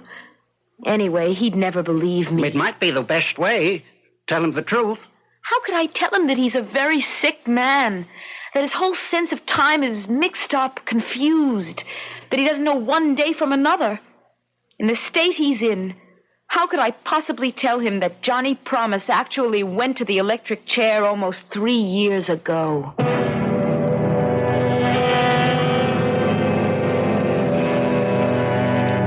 Does one tell a dying man what he's about to meet, or keep the secret from him? I suppose it depends on how you see death. If you look at it as a friend, you entertain it. If it comes as an enemy, you prepare to overcome it. Death has its greatest advantage when it comes as a stranger, as it may or may not be coming to Sam Rogers. We'll know the answer when we return shortly with Act 3.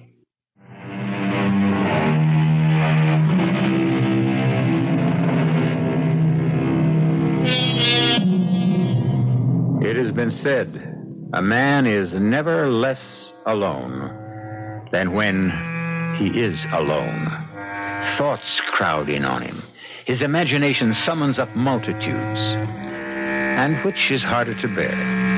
The fear of loneliness, or as in the case of Sam Rogers, the loneliness that comes from fear.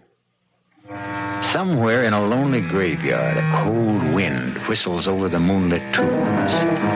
From a purgatory of his own making, Sam Rogers is forced by Johnny Promise for the 10,000th time to recreate the path of his downfall. In my hotel room, I kept staring at the clock on my dresser. The hands didn't seem to move at all. They moved so slowly. And then it was midnight. Midnight at last, right on the nose. Only 5 more hours to 5 o'clock. That was when you got yours, Johnny. 5 a.m. And here I was, just 5 hours short of the deadline you'd set for me. 5 hours, 5 years. My blood went cold. Little bumps on the back of my neck. My throat scratchy and dry. I wasn't about to fall for any more of your tricks, Johnny. Smart boy. You sat there on the bed waiting. You weren't going to answer. The knocking kept on louder and louder with more and more force. You sat so still the muscles in your back and legs began to stiffen and ache. There was a dull pounding at the base of your skull. Finally, you saw the sheet of paper come sliding under the door. 4 words written in red with what seemed to be lipstick. It's me, Linda. Open. Carefully, quietly, I got off the bed, went to the door, and I whispered, "Who is it?" It's me. Open the door. Did you forget? The hamburgers and the coffee? Get in, quick. Are you all right? Fine. Here's your coffee. Light, the way you like it. And no sugar? No sugar. The rare hamburger is yours. In less than 5 hours, Linda, we're going to leave this town for good. I never want to see it again. We'll start all over again, fresh. Maybe Alaska or Mexico. Whatever you say, Sam. We talked of our plans for the future, where we might go, what we'd do, a family we'd raise, pushing all other thoughts right out of our heads. It was exciting and beautiful. I looked at the clock again. We're the time gone. It was 5:15. I said to Linda, you've got to leave. Why? When I walk out that door, I want to do it alone. You understand why? Of course I understand. I'll meet you in about an hour at your place. Good night, Sam.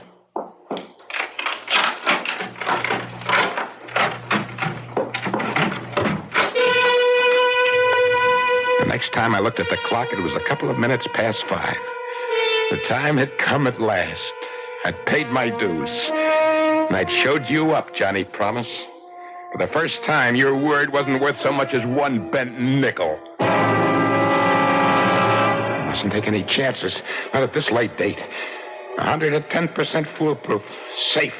Give myself every possible break. The benefit of every doubt. No chances.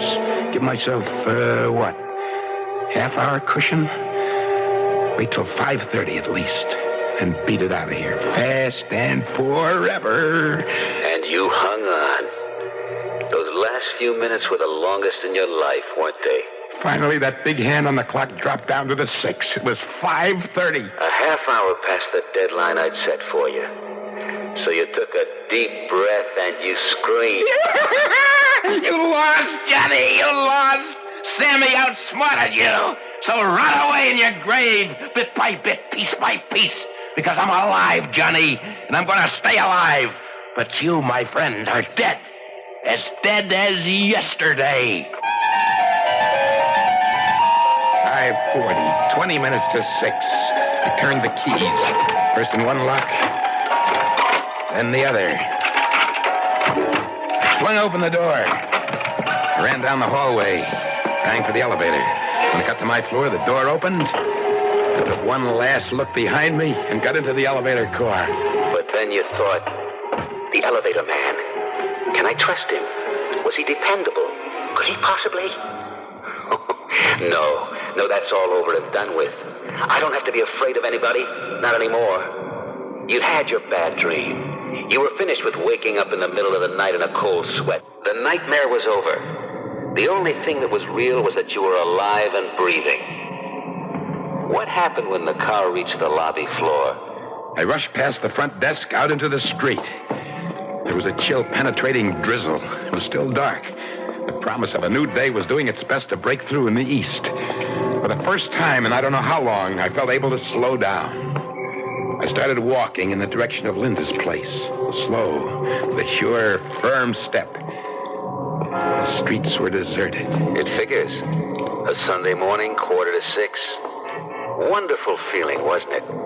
Like the whole city belonged to you and you alone. That's right. The buildings took on a look of friendliness, like I'd never seen them before. The traffic lights were changing from red to green, then back from green to red, but there was no traffic. Like a ghost city, abandoned. And my own footsteps echoed behind me as I walked.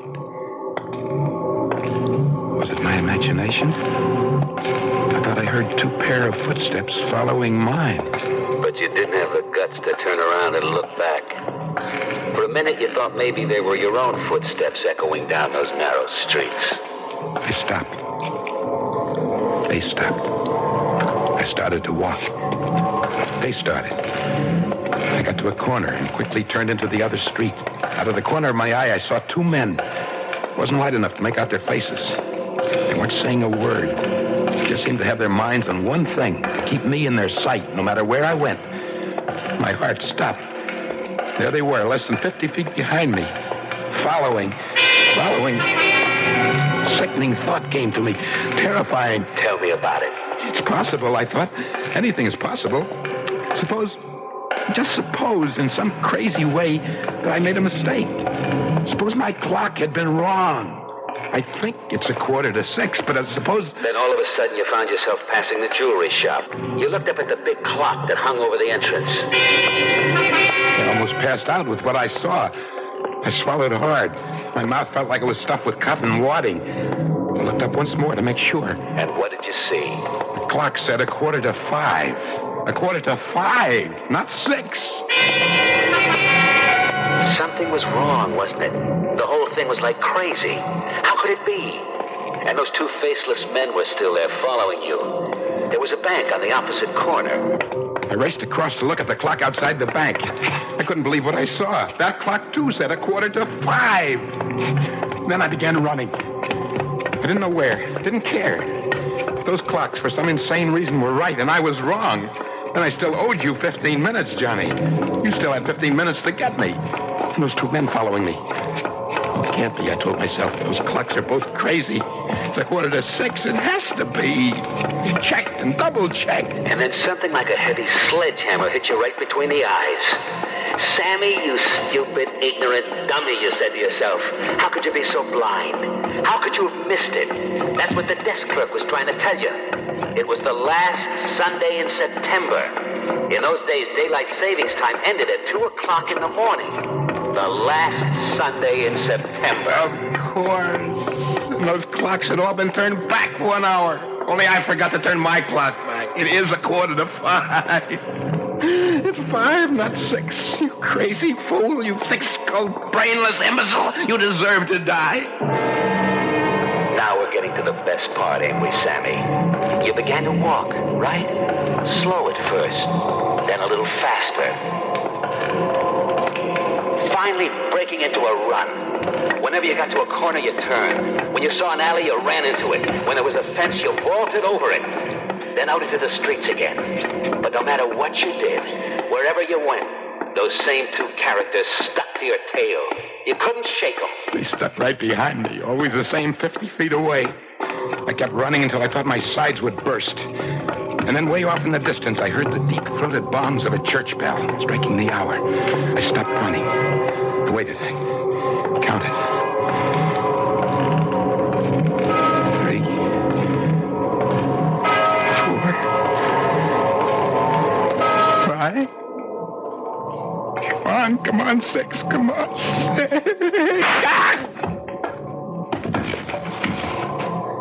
That was it, Sammy boy. You doubled up and fell to the pavement. You never got to the count of 6, because there wasn't any 6. You dropped right there where you were standing, right? Your body crumpled up like a little rag doll. It was all over, just like I promised. Except for one thing.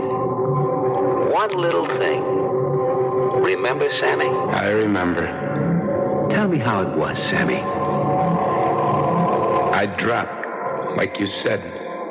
And then? The 2 men rushed up. One of them felt my pulse, and the other my heart. And there was no pulse. There was no heartbeat. I was dead. Go on, Sam. One of the men got up from where he'd been kneeling over my body, turned slowly to the other fella, and said, "He's dead, all right. And not a mark on him. Well, that big newspaper delivery truck passed by. Backfired. Just backfired. And this guy drops dead. Yeah, I guess we better call the police." So Johnny kept his word after all, didn't he? And even today, from where he is now, he keeps assuring the rest of his companions. It's like it's my code of honor. Once I give my word, I never break it. That's why they still call me Johnny Promise. Right, Sammy? Right, Johnny. Oh, and, Sammy. Yeah? Tomorrow I want you to tell me the whole story all over again. From the very beginning. Right? Right.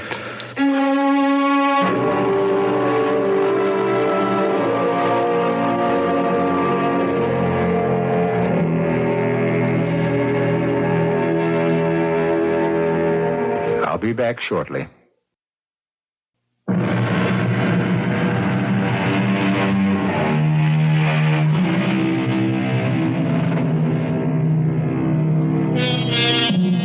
You may recall that Johnny had promised he was going to give Sammy the best of care.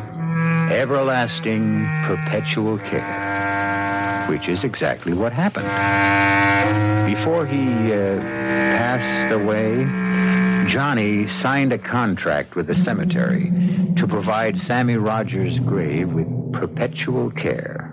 Weeds removed, flowers 4 times a year, neat and beautiful till the end of time.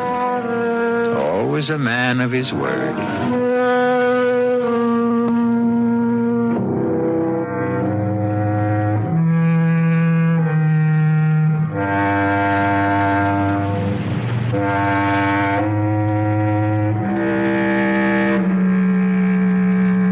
Our cast included Joseph Julian, Michael Tolan, June Gable, and Guy Rep.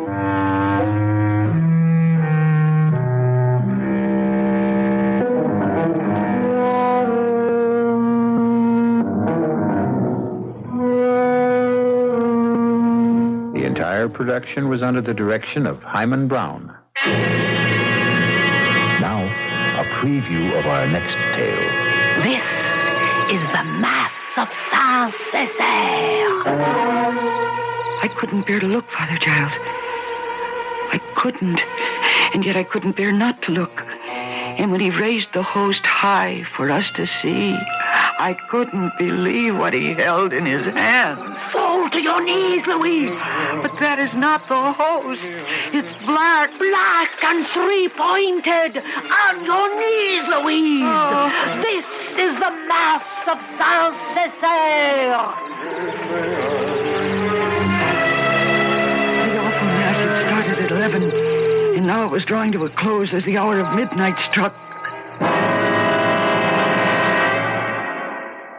It is over, Louise, and Peter Sorel has begun to die. Radio Mystery Theater was sponsored in part by Anheuser-Busch Incorporated, Brewers of Budweiser, and Buick Motor Division. This is E.G. Marshall inviting you to return to our Mystery Theater for another adventure in the macabre. Until next time, pleasant dreams.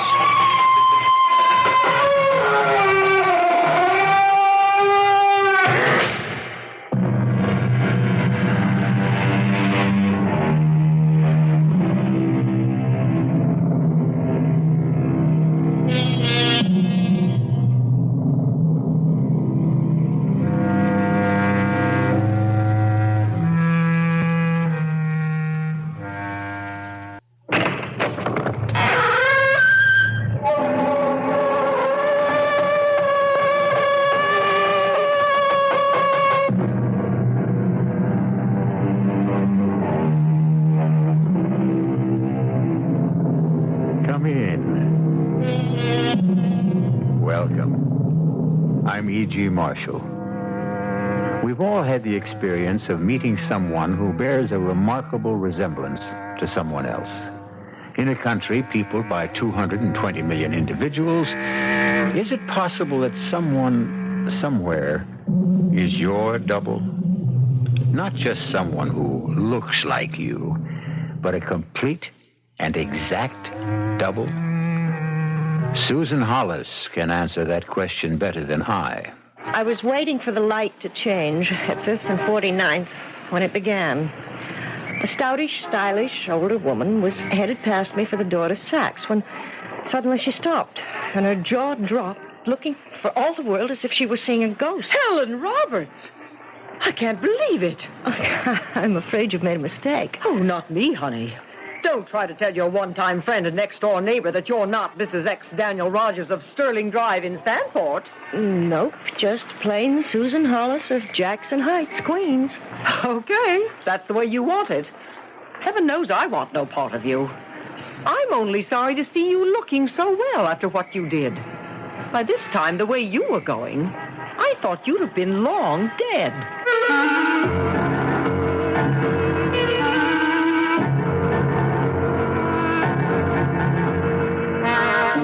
Our mystery drama, Double Exposure, was written especially for the Mystery Theater by Ian Martin and stars Kim Hunter. It is sponsored in part by Anheuser-Busch Incorporated, Brewers of Budweiser, and Buick Motor Division.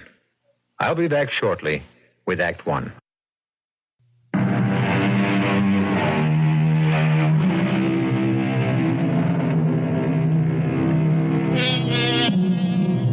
This is a tale of today, a search for a dark and clouded past.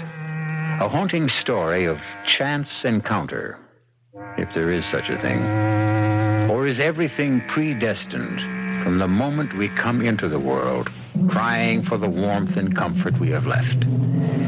This is a story whose present is buried in the past, to be lost and found again in the future. But it is not my story. It belongs to Susan Hollis. Well, it wasn't a very pleasant encounter, but it was just a small mistake in identity, something to be disregarded. But in the meantime, the light had changed, and I stepped off the curb. And it happened again. This time, it couldn't be waved away as easily. It changed my whole life. Helen! Well, I'll be damned. Look, I'm not... All these years looking for you, and the first day I'm back again in the U.S., you're the first person I run into. I'm sorry, but I am not Helen. Oh, now, look, you can't get away with that. Don't you think I know my own wife? What? Oh, come here. We better get back on the curb. We're blocking traffic. Here, let me give you a hand. I wasn't going back this way. I wanted to cross. And I wish you'd listen to me. I am not Helen Roberts. And I'm certainly not your wife. Well, technically, of course, the Roberts is out. What is the name now, anyway? My name is of no importance to you. Now, if you'll be kind enough to let me go. Oh, come on now, Helen. Give me a break, huh? Now, let's go somewhere for a drink, and I can at least tell you about the children. Or don't you even want to hear about them? Mister, will you listen to me, please? I have never been your wife. I've never seen you before in my life. But I just saw you talking to Lillian Freiberg before she went into the store. I never saw that woman in my life before either. This is getting like a nightmare. Look, I just Helen, don't Helen, want to... please be reasonable. Now, if you don't want to talk here, give me a phone number or an address where I can reach you. Let me go. Or I warn you, I'll holler like all get out for a cop. I'm sorry. And once more, just so maybe it will sink in, I am not who you think I am. I would have laughed at the whole thing, except they both seem so darn positive. All afternoon, the incidents came back to haunt me and annoy me. Because of them, I kept making typos and got so behind in my work. I finally did forget the whole silly thing in a rush to get all my letters typed in time to make the subway before the rush hour. But having dinner with Ed that night, he came back to me. And I told him about it. You sure you don't want dessert? No, thanks, Ed. Just enough room to finish my coffee. You go ahead, though. Not me. I'm having trouble squeezing into my uniforms right now. Sitting in that squad car does it. On you, it looks good. On me, it looks just as bad as anyone. Except it don't matter all that much. What do you mean? If I got all the way back down to 175, I still couldn't get anywheres with you. Ed, please. Our friendship is too valuable to me. Let's not start that again. Oh, don't worry. I took my licks on that 2 years ago. Well, I say 1 year ago. If you were sweet and kind, Ed. To wait that whole year after Carl died. Well, I had to give you a chance to shake down, Susan. That was one rough marriage. Poor Carl. 2 months we had. And then 4 years in a wheelchair. Well, it's the risk you take when you're a cop. At least the way it's turned out, he left you a pretty rich woman. All the money in the world couldn't make up for... Oh, Ed, for heaven's sake, let's get off this old merry-go-round. Oh, I'm sorry, baby. Guess I started it because I keep reaching for the brass ring. So, yeah, let's change the subject. You still a little shook over what happened this afternoon? Yeah, stupid, I guess, but I am. Honey, you should spend a couple of days at the precinct house where we run lineups. You any idea how hard it is to get a solid identification from a witness or a plaintiff? You're talking about someone who's seen the other person once. These two people were a next-door neighbor and a husband. Whoever she is, boy, this woman has got to practically be my twin. It's fascinating. I'd love to see her just once. If I was you, I'd just leave it lay. Why? Well, maybe it's just I'm a cop and I smell things that ain't there. But, you know, you're worth a lot of dough. And you were in the papers.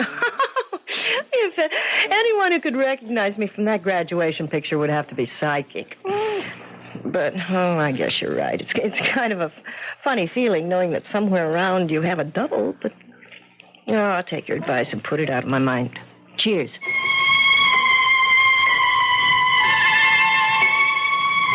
I wasn't going to be allowed to forget it. Ed drove me home to that sad, ugly bottom floor of the two-family house which had held so many years of unhappiness for me.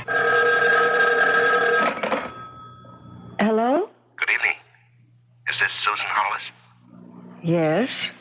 Who's talking, please? Please don't be alarmed, and please don't hang up. It's Dan Roberts. Who? You're the man who stopped you on the street today at lunchtime on Fifth Avenue. Remember?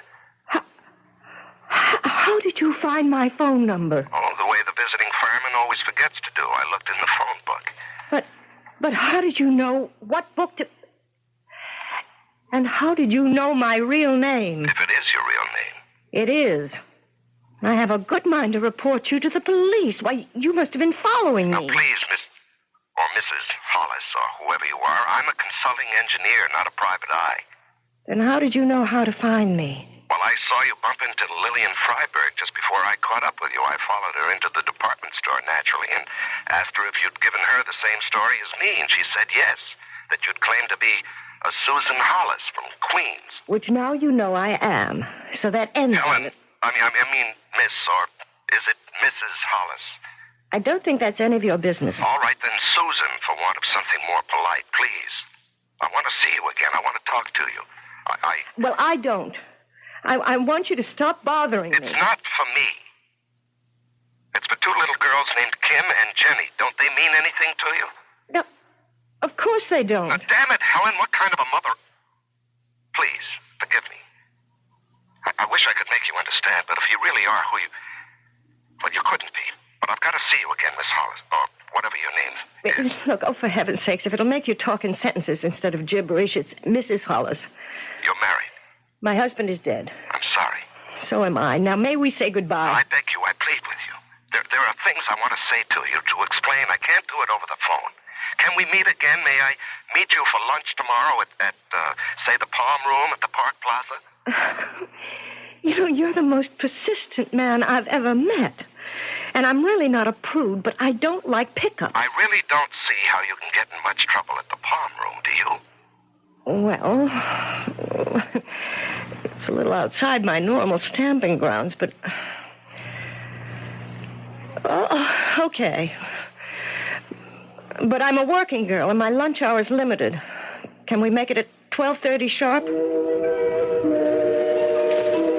The coldness in my voice as I hung up was more than anything to cover the excitement I couldn't help feeling. I'd never been to the Palm Room. And also, I was intrigued.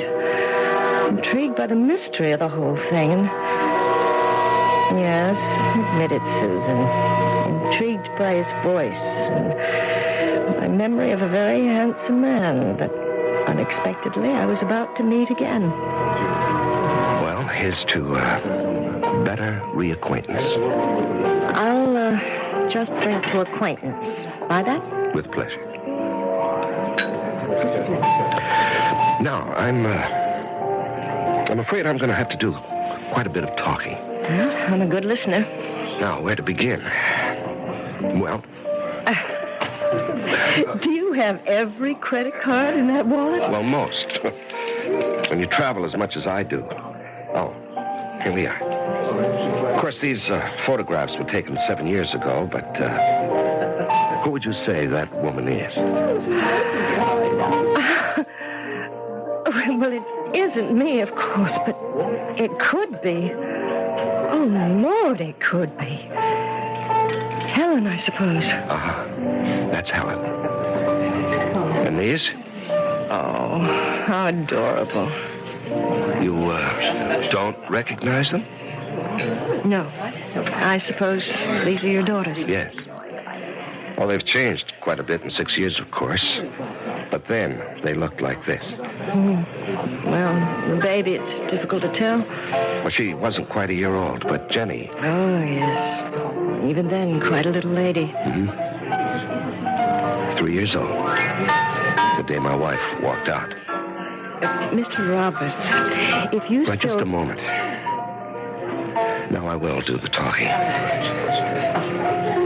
A consulting engineer with a large firm has to do a great deal of traveling, particularly in his first years with the firm. Well, in the 5 years we were married, I was well aware of the fact that I was gone to Europe, to the Far East, South America, wherever I was sent for over half the time. Now, it's unfair leaving a young wife and later a mother alone for long periods of time in a suburban area, but, well, that was the nature of my job. And then came that terrible day I came back from Brazil. I was tired. The plane was way overdue, and I came home to an empty house. Empty, except for this. Oh, I really... Read it, please. Dan, I'm getting out just before you get home. I couldn't face it. It's all over. I'm going away, and I won't be back. I guess it doesn't do much good to say I'm sorry. Helen. P.S. I'm leaving the kids. They'll be better off with you. And she dropped completely out of sight. Oh, I was mad at first. I made no attempt to trace her. I had to go to England on a job, so I sold the house and took the kids with me. They're still there. Except now I'm home again and looking for somewhere to bring them back to. And Helen? And Helen. With no luck till yesterday. But I'm not Helen. I'm someone else. However, I do, I know a lot of policemen. Maybe I can help. What was the date she disappeared? April 14th, 1968. What? Is something wrong? What is it?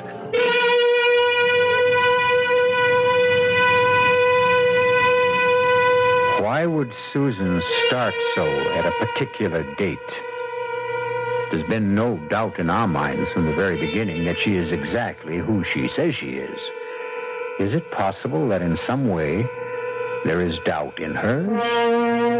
But as I said, this is Susan's story, so we'll let her tell the rest of it when I return shortly with Act Two.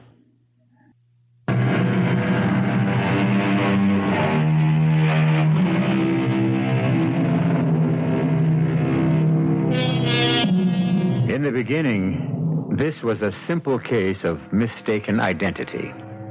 The only complication possibly being that both the identifiers seemed so positive, so unconvinced by Susan Hollis' claim that she was not Helen Roberts. Then, just at the moment when the more important of the two people, Dan Roberts, appeared to indicate he had been mistaken, Susan herself, hearing the date that Helen Roberts disappeared, has a strangely guilty reaction. What is it? Is something wrong? What is it? Nothing. It's just you're mentioning the 14th. It's a date that happens to be very important in my life, too. That's all. Important how? How long were you married to Helen? 4 years. And you met her in... How did you meet her? That's not what you were going to say at first. You haven't answered my question. Okay. I met her in a hospital. Nothing serious. I broke my damn fool leg skiing, and they flew me down from New Hampshire to have it set. What hospital? Physicians. Why? Why all the questions, the interrogation? Look, I don't want to talk about it. As a matter of fact, I think I'll just skip lunch. Now, wait a minute. I brought you here to make a truce. Well, it's having that drink in the middle of the day. I'm not used to it. What you need is some food, and here it comes. I really think I should leave. Will you do me one favor? Finish lunch with me. Food is what you need, and I promise we won't mention Helen or the past. What shall we talk about? Us. Just as if it was our first date, which I hope it is. But what I really mean is, I hope it's not the last.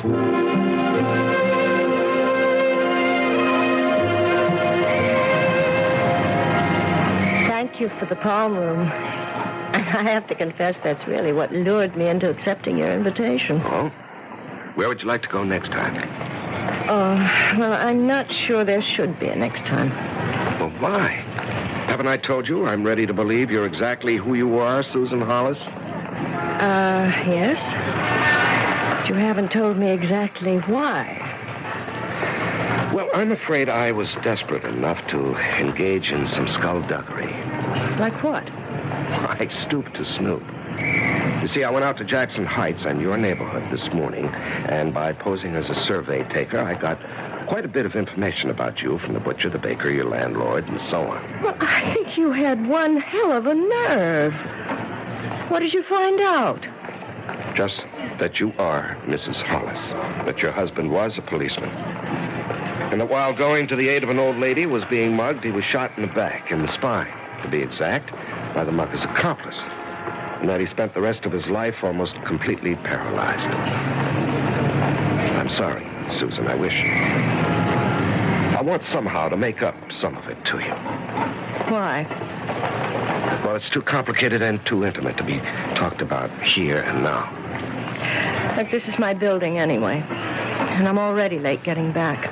Goodbye, Dan. Please, Susan. I don't know what I'm getting into. Nothing you'll be sorry for, believe me. How can you convince me of that? How can I convince... Oh, all right, I'll make a bargain with you, Dan. I accept without hearing the terms. Don't call me or come to my house. I'll call you within the next 3 days, I promise. Just give me your number where I can reach you.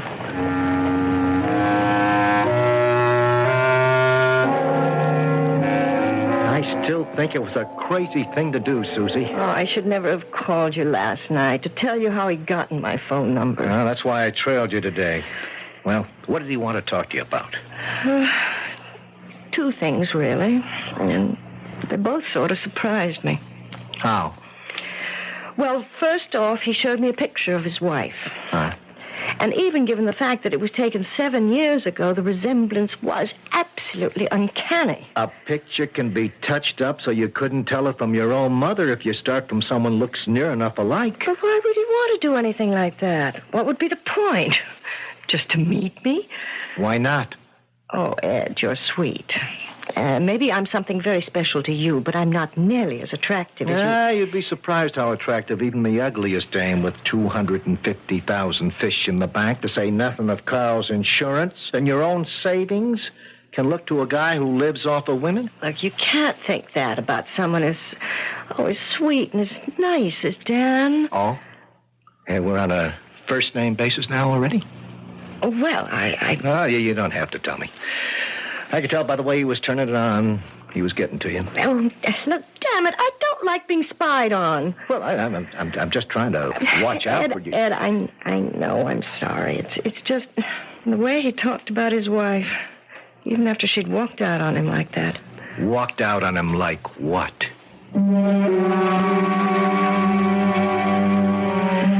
I sat down on the couch with Ed and told him everything that had happened. Everything except one thing, of course. He was a good listener. Finally, there wasn't any more to tell except my own side. And that I wasn't telling anyone, except Dr. Vane. Are you going to see him again? I don't know. If we do see each other, I'll be the one to decide. And if I do, I don't want to be followed. I'm going to make you mad, Susie. Until your Mr. Dan Roberts checks out A-OK with me, I'm keeping my big nose in this. Oh, Ed, you don't have to worry about me and fortune hunters. That money that Mrs. Westingate left to Carl when she died is in escrow. I'll never touch it.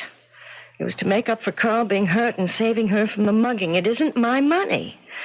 It's only being held till the lawyers and I decide on the best charity for it to go to. Your Mr. Roberts doesn't know that. So the next time I see him, if I ever do, somehow I'll try to let him know. You want to see him again, don't you, Susie? Yes. You really go for him in a big way, huh? I didn't say that. I've seen you hurt so bad once through nobody's fault.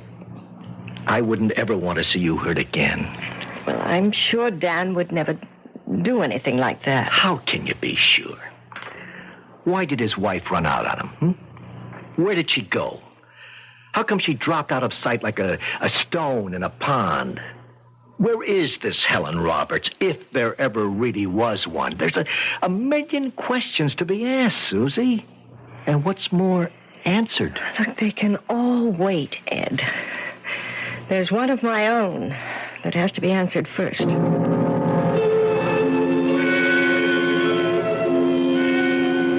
I'd made the appointment the moment I got back from lunch with Dan. Heaven knows I'd have made it for that same day, but Dr. Vane was out of town. It had to be tomorrow. Oh, how I wished it could have been my sweet old Dr. Chandler who treated me for the accident, but that dear, good benefactor was over 9 years dead. His secrets, if there were any, had to lie with Dr. Vane. I do remember you, Miss Ainsley. I'm sorry. Mrs. Hollis now, isn't it? Yes, that's right, Dr. Vane. Even though I was Dr. Chandler's assistant at the time, I don't know if you recall me. Oh, of course I do, vividly.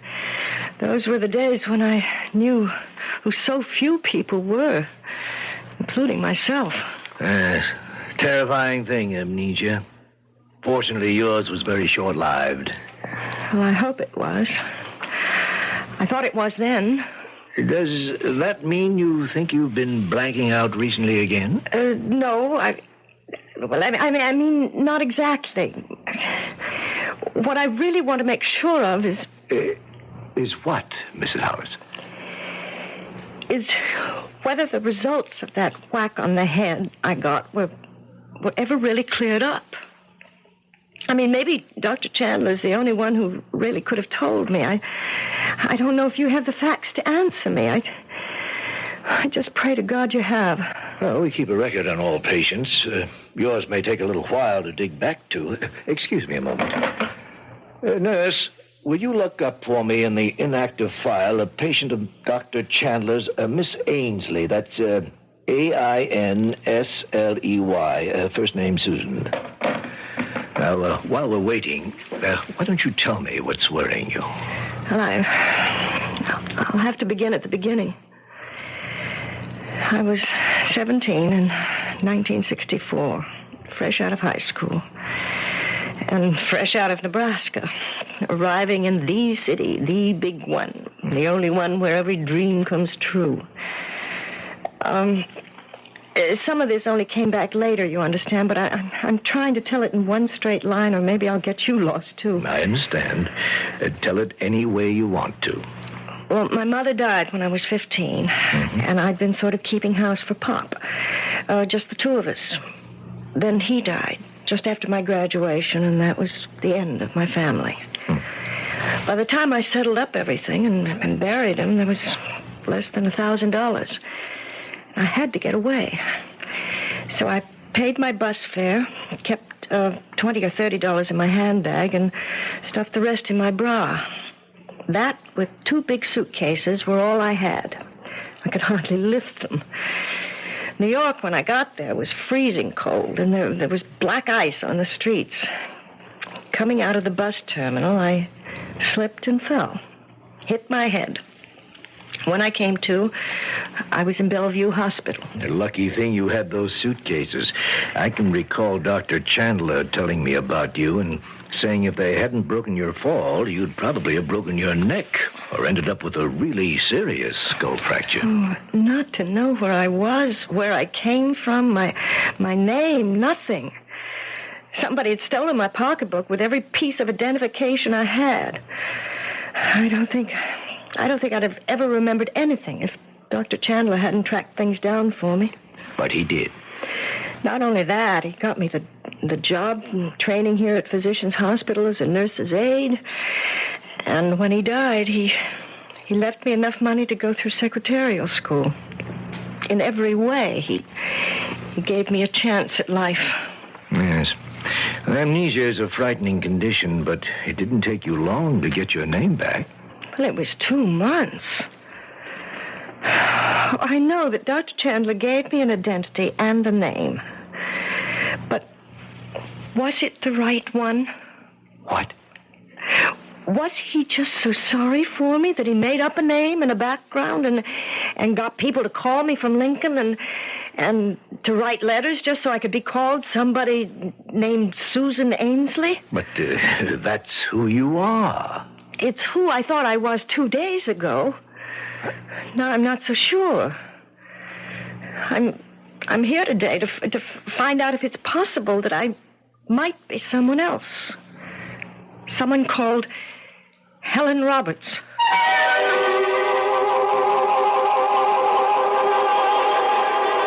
Surprised? Or as is usual with good listeners, were you already ahead in this story as it unfolds, and at least half suspected this might be the case?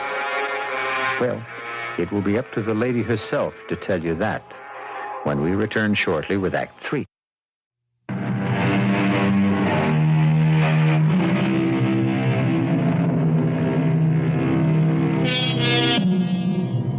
Confusing story, isn't it?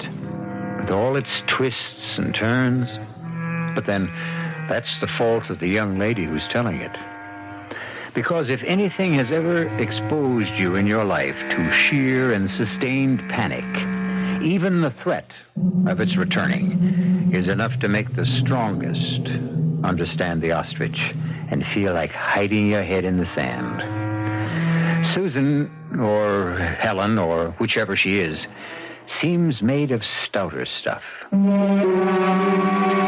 I went on naturally to explain about Dan and who Helen Roberts was, while the nurse came with a folder. Dr. Vane listened without interruption. When I finished, he sat back. All right, Susan. Well, that's who you are. Now it's my turn.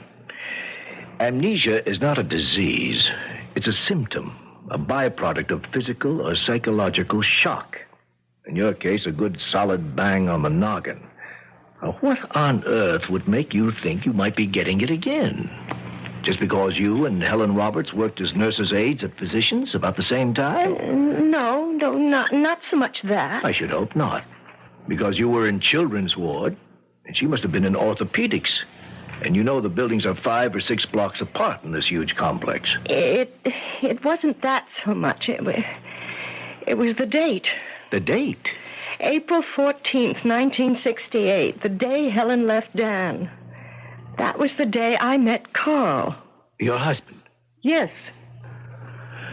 Well, I sense you're still uncertain about your identity. There are plenty of other ways to clear up, you know. I know. I just wanted to take the shortest cut. This man you met, this Dan Roberts, he rather swept you off your feet, didn't he? Yeah, I'm afraid he did. Then if you won't trust me, see your gynecologist. What? You and Carl never had any children, did you? I never had a child. Then how could you possibly be Helen Roberts, who had 2? I was out of all the dark caves and the twisting caverns and into the sunlight. And the first thing I did when I got home was ring Dan.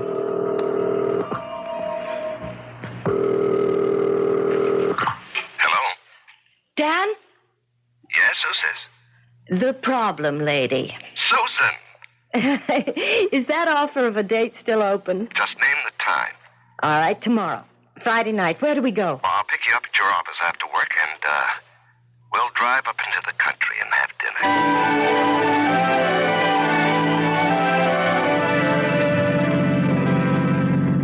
Oh, it's a heavenly evening, Dan. I haven't danced in years. I was so clumsy. No, that was me. I haven't danced in even longer, but it was good. I'll take every bunion and blister happily and come right back for more. Oh, you couldn't have stepped on my feet. I was floating. What are we stopping for? We're home. That is, your home. Oh, shucks. Well, I'd invite you in for a nightcap, but I haven't anything. Madam, you have everything in the world. But I tell you what I'll do. I'll make a bargain. I know you're tired. I'll let you go right to bed if you promise me tomorrow. All right. What time? All the time. I meant all the tomorrows. Saturday, Sunday, Monday, Tuesday, etc., ad infinitum. I love you. I love you, and I want us together. Oh, Dan. Kiss me. Oh, Dan. Oh, Helen. Helen. Helen, you mean after all my long explanations this evening, you still think I'm Helen? No, wait a minute. That just slipped out. I don't know what I think. It's just that you look so like... No, Dan, no. That tears it. Don't you see it wouldn't ever work for us? No matter who you accept me as, you'd always be seeing Helen in me. And I won't. I can't be a substitute wife and lover. Goodbye. Helen, Susan, wait. Okay, buddy, just stay in the car. Now, get out of my way. Who do you think you are? There's the shield, Mr. Detective Sergeant Benton, New York Police. You heard the lady. Goodbye. Final. Now get in the car and drive.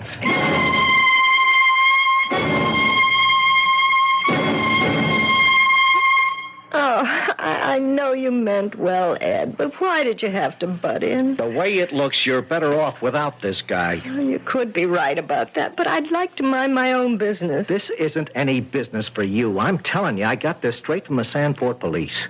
They ain't closed the file on this guy, Roberts. The way his wife disappeared and all. Okay, so she took a powder. That happens. But why doesn't she show up anywhere else? Huh?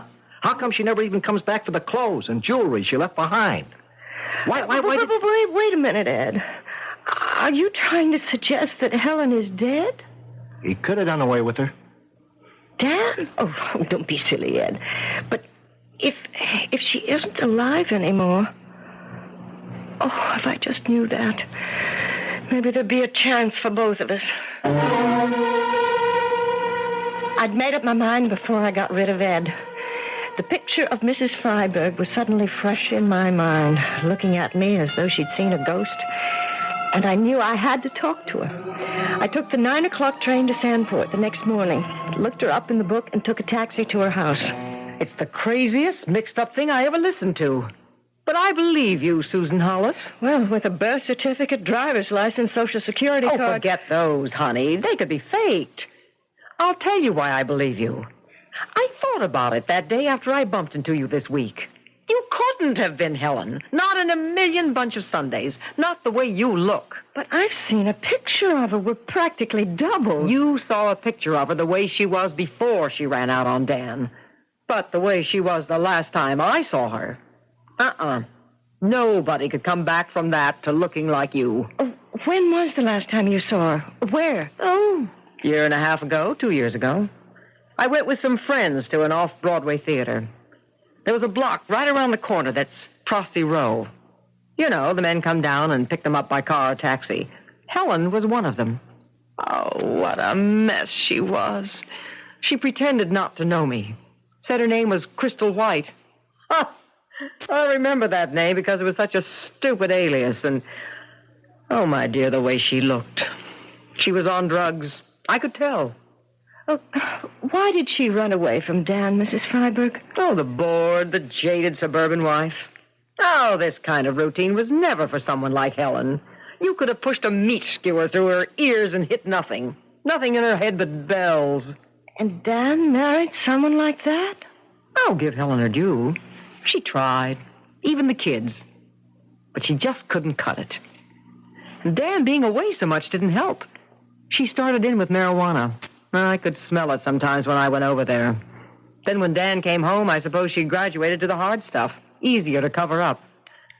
Oh, and that damned Ernie. Ernie? Oh, he used to drive the delivery truck for High Hill markets. Everybody takes from them around here. He was a pest. Tried to make all the housewives, and with that set of muscles and that wavy hair, I'll bet his score wasn't bad. I'm sure he was also peddling drugs. I know he was. Helen's supply. Just as I know it was him she took off with that day. Oh, that poor, silly jerk. Does Dan know about this? Are you kidding? Everybody in this town loved Dan Roberts. Anybody who knew the truth about Helen, and there weren't many that did. They knew they'd get plenty from me if they let it out. You'd be surprised the goods that Lillian Freiberg has on folks in this town. I deal in real estate. But just to let Dan think she'd walked out on him and the children. The best thing that ever happened to him. And the best way to leave it. Well,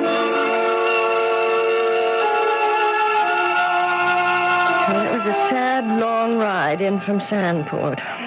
It didn't help to find Ed waiting for me in his car outside my house. Susan, I've been waiting for you over an hour and a half. Where have you been? It doesn't matter. Ed, I don't want to see anybody. That's where you're wrong. You and me are taking a ride. Hop in. I just had one. I don't want another. You want this one. You don't know it, but it's Christmas. You listen to Santa, Ed, and I'll explain while we're on the way. Doors open. Get in. All right. First off, clean bill of health on your boy, Dan Roberts. He checks out A-OK. Owe him and you an apology. Are you taking me to Dan? No, he's on his way down where we're going in his own car. I broke the whole story to him. Now I gotta break it to you.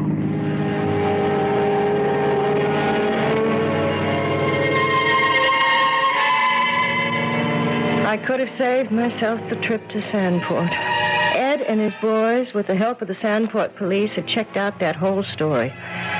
Only they'd taken it a giant step further, to a halfway house in Brooklyn, where we were headed for now. I had all her things out on the desk already, you see, for the other gentleman, her husband. Mrs. Whittle, this is the young lady I told you about. Oh, yes. Oh, just let me change my glasses. These are for reading, and the others are... Oh, my, yes, you do. Just like her. Before, you know. Before? Before she got hooked on those awful drugs. They come here only at the end, really. Oh, I can't get over it. The sergeant only showed me your picture, and you didn't look like more than, well, sisters. But seeing you in person and comparing it to this picture, regular twins. Oh, Ed, why did you bring me here? What difference does it make? I just thought, Susie, that you ought to know your rival is gone for good and all. Now, if he's what you want, you don't have to play second fiddle anymore. Where's Mr. Roberts? He went over to the grave. He said to ask the lady if she'd join him there. You know where it is, Sergeant. Yeah. I'll show her where.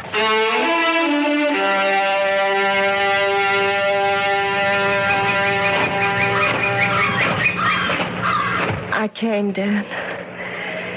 Mrs. Whittle said you wanted me to. I put some flowers on the grave. It looks so bare. Oh, Dan, what can I say? Thank God. What? You can say thank God for both of us. No, I'll change that. For all of us. Poor Helen there. Oh, it's a terrible gift, but the best she could have given us. Oh, Susan, Susan. There's only one name now, only one woman, and she's not Helen. I can offer you total belief now. Will you accept it?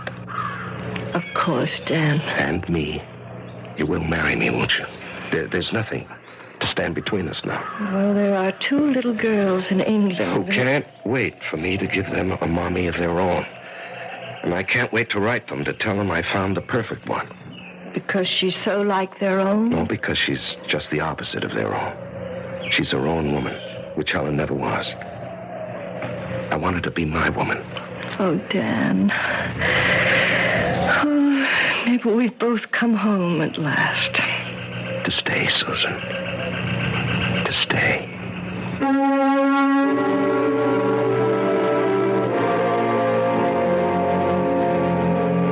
A little like having been in a maze, isn't it? Twisting and turning, running into dead ends, the feeling of frustration, and a lurking, haunting feeling that maybe there is no way out, especially if the labyrinth is dark enough, as it was for Susan.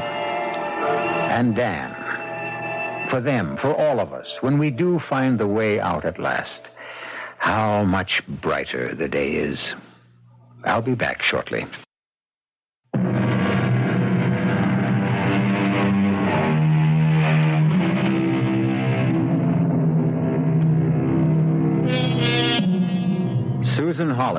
is now Susan Roberts, and they do live in suburbia again. As a matter of fact, Lillian Freiberg found them the house at a steal.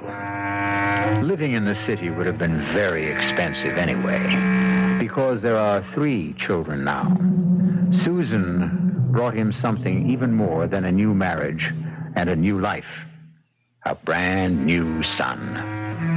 Our cast included Kim Hunter, Larry Haynes, Joan Shea, and Sam Gray. The entire production was under the direction of Hyman Brown. Now, a preview of our next tale. Go back. 21 years? Yes. I'm afraid. Afraid? Afraid to be young again? Afraid to have another chance, another lifetime? How would a thing like this work? You agree to go back for the express purpose of rectifying an unfortunate action that you committed under stress. You are given an opportunity to do it. And then, do I come back here to the present? That's difficult to say. You're going back there. Here won't happen for another 21 years. So, where here is going to be will depend on the new life you'd make for yourself. Radio Mystery Theater was sponsored in part by Buick Motor Division and Anheuser-Busch Incorporated, Brewers of Budweiser. This is E.G. Marshall inviting you to return to our Mystery Theater for another adventure in the macabre. Until next time, pleasant dreams.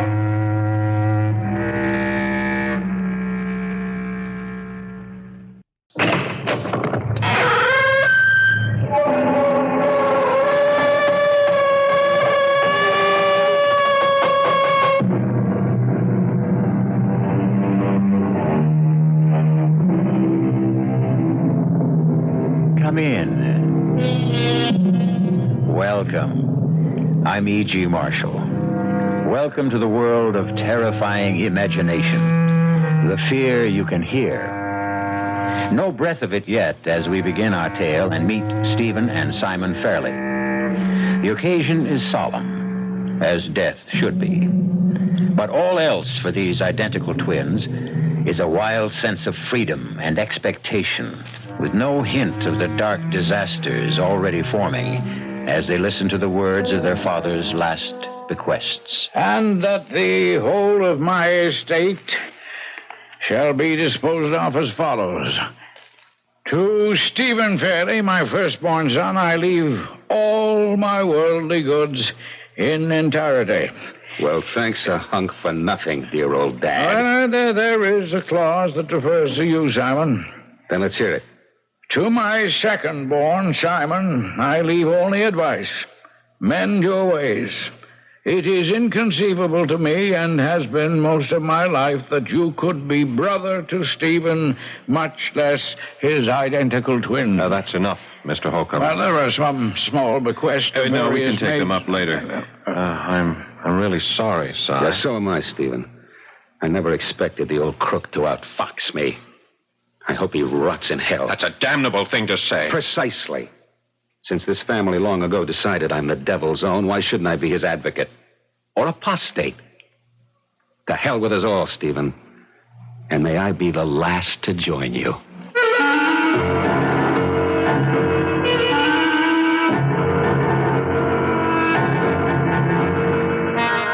Our mystery drama, And Death Makes Even Stephen, was written especially for the Mystery Theater by Ian Martin and stars Michael Tolan and Paul Hecht. It is sponsored in part by Contact, the 12-hour allergy capsule, and New sugar-free diet 7-Up. I'll be back shortly with Act 1.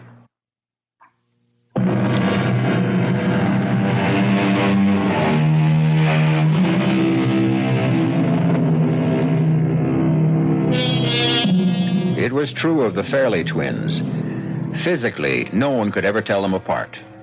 But their personalities, that was something else again. Stephen, the quiet, the considerate, the steady, the accountable.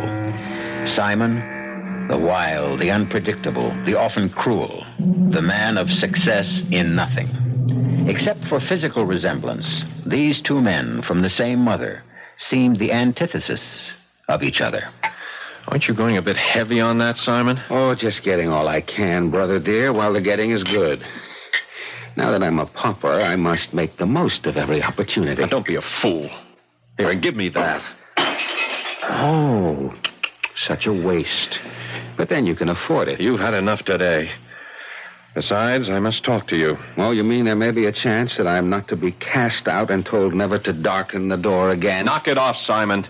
I got to talk to you, seriously. And for Pete's sake, sit down. No, I think I prefer to face the coup de grace, standing, back to the wall, unblindfolded and unafraid. Well, suit yourself, but quit clowning and stay away from the booze. Okay, Stevie, forgive me. It was just Dad's will. I know he didn't exactly approve of me, but wow.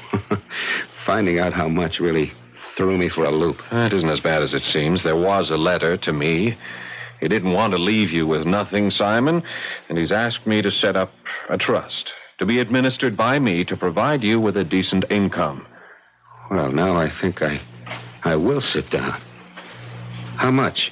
The trust or the income? No, the money in the pocket, my 1 hour older brother. That's what I get while you're alive, right? Yes, $1,000 a month, tax-free. 12,000 shimmering simoleons a year. That's a generous bequest from a man who could have bought Rhode Island and still have had enough left over to cut the national debt in half. Well, what would you have expected him to do? What he should have done, considering who we are. What? Cut the estate right down the middle. Left us each a half. You know why he'd never have done that. Oh, yes, only too damn well. I was 10 before I was old enough to latch onto the truth. Why, you were always the favorite. No, favorite isn't even the word. You know he always blamed me for Mother's death. He hated me. That isn't true. Then why do you suppose... The shoe was somehow on the other foot. Your whole life, Si. Expelled from school after school, the girls, the car accidents, robberies, beating up women, all the things he had to cover for you. Yes, to save the precious Fairley name. All the things I did to get his attention. To have him treat me like a human being instead of a murderer. You've been drinking too much. Oh, no, Stevie boy. This is Simon Cold sober. Simple Simon, who couldn't have his only parents' love, so he didn't know any better thing to do than to reach out any way to get him to even notice We me. spent most of our lives in boarding schools. Do you think he offered me so much Yeah, more? only the whole ball of wax. I was talking of love. That's a word with no meaning in this house. Even between us. What do we really know about each other? Except as children, we've been separated most of the time. And I always managed to get the short end. Who was drafted while you and Dad lived at home and you joined the business while I crawled on my belly with the VC trying to do what my father didn't have the nerve to do. Get rid of me. None of that was my fault. No. But Becky was something else again. You were missing in action. Reported killed. It was over 2 years, Si. I loved Becky, too, and she turned to me. Yeah, it's too bad I returned before the marriage had taken place. Still, in my condition then, it was hard to think of us as identical twins. 40 pounds difference in weight made quite a difference, huh? So she stuck with you, and you won, as always. Which brings us back to the immediate problem. Are you ready to cut the estate right down the middle and give me half? Don't be ridiculous. But you are the brother who is all love. The money isn't dollars and cents, Simon. It's the shipping business, the holding company, the import-export exchange, 100 interlocking parts. All right, then buy me off. $1 million, a couple of million, out of those nice, anonymous, numbered Swiss bank accounts. And then you can do what my father longed his whole life to do. Forget I ever existed. Or that I still do. No way. Now, in 3 to 5 years, you'd blow it all on women and every grifter who got next to you with his get-rich-quick scheme. No. Father was right. I may have found him hard to love. Oh, you worked hard enough to toady your way into his affections. Perhaps I was sorry for him. Now, who is to say which of us caused Mother most harm, caused her to die in childbirth? Past history. Oh, now there are only two of us. Now, come on, Si, won't you accept Dad's suggestion and warn him in some decency? $12,000 a year? I can't live on that. It's free and clear. You have the house to live in, food, no living expenses. All right, suppose I accept. We'll make it all legal. The trust can revert to you, if you will, by your 35th birthday. And Becky? She's already made her choice. But what? Well, since your unexpected return and Father's death have delayed our marriage, perhaps it's only fair. Look, there's no way I can prevent you seeing her again, and now that you're back to yourself physically, I suppose you ought to. You know our engagement party is a week from tomorrow, but she won't be back from New York till then. In spite of Father's death, we've decided not to call it off. You're invited. And if you think you can replace me as the prospective groom, what can I do to prevent you? But as far as Becky is concerned, if you hurt her in any way, twin brother or not, I'll kill you. Oh, now I must see about the funeral arrangements.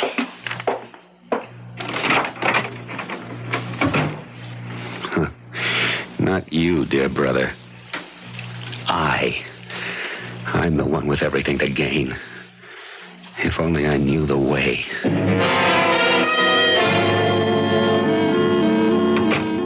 Steve, why are you so late? Would you believe a flat tire tonight of all nights? And Becky, well, it doesn't matter now that you're here. But you've got to help me, darling. We're going to have to make a decision. About what? Kiss me first. I don't need any invitation for that. You've never kissed me like that before. There's never been an occasion quite like this. It looks as though it isn't going to be the occasion we planned it to be. What does that mean? It's Father. You know how uptight he can get over nothing. Nobody better. I grew up with one of my own. I never heard you talk like that about your father before. Oh, I just meant the generation gap. Well, maybe that's what it is with Father. He's just laid it out flat. No engagement tonight, no announcement, nothing. Then what's the party supposed to be for? It isn't even a party anymore. It's a sort of memorial service for his old friend. He said it would be an insult to Justin's memory to have gaiety and fun so soon after his funeral. But I want us to be engaged. I don't want to wait. Look, I have an even better idea. What? Let's you and me slip out right now. Forget the engagement and get married. But how? We have no license or... Look, we're less than 20 miles from a state where all we need is the fee and 2 witnesses. Oh, you really bowl me over, Stephen. And that's more the kind of thing Simon would do. Well, Simon was a bit of a whack, I guess. Simon was a lot worse than that. There are things I could tell you about your brother that... Well, that's past history. How is he now? The very picture of health. It's unbelievable. When he got back from prison camp, I could hardly recognize him. He'd had a rough time. I know. And that's why I was so ashamed of myself for... For what? Don't tell this to anyone, Steve. But I always used to be so scared after Simon and I had broken off and it was you and me. Scared of what? Just hold me. You're so uncannily alike. Even I, who know you both so well, was scared I might not be able to tell the difference. Oh, darling, what a terrible thing to have to say or even think. Don't think it. Put it out of your thoughts. I can't. It's eerie. It's terrifying to even consider I could ever mistake my kind, gentle, loving Stephen for that wild, brutal twin who would have destroyed us. Shh, darling. Don't look back. Kiss me, and then let's take off together. Oh, Steve, I can't. Not with the guests. Then kiss me. No, not with... I said kiss me. Damn. Stephen would never... Stephen! I've been looking for you everywhere, Becky. Oh, I wish you'd found me sooner. What's going on here? Well, it doesn't matter now that you're here.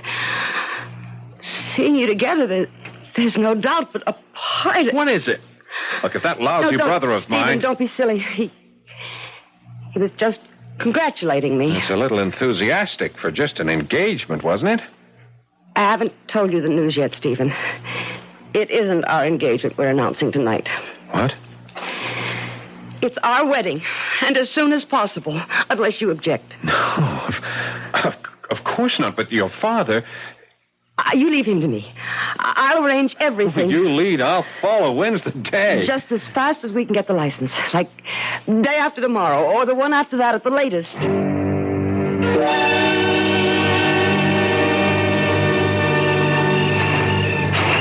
I wish you didn't have to go, Steve. We should have been the party tail enders. I gotta get Simon home. He's practically out cold. Yeah. Come on, Simon. Come on, get in. Yeah, no, the driver's seat. You're in no condition to drive. Well, you're a lousy driver. I'm better at the wheel than you, drunk or sober. Oh, would you get in the car? Yeah. He's out cold. I hope someone's up to help lug him up to bed. Well, good night, darling. Good night. Drive carefully. There's a fog coming up. Yeah, I will. Goodbye, my almost wife. Goodbye, my almost husband.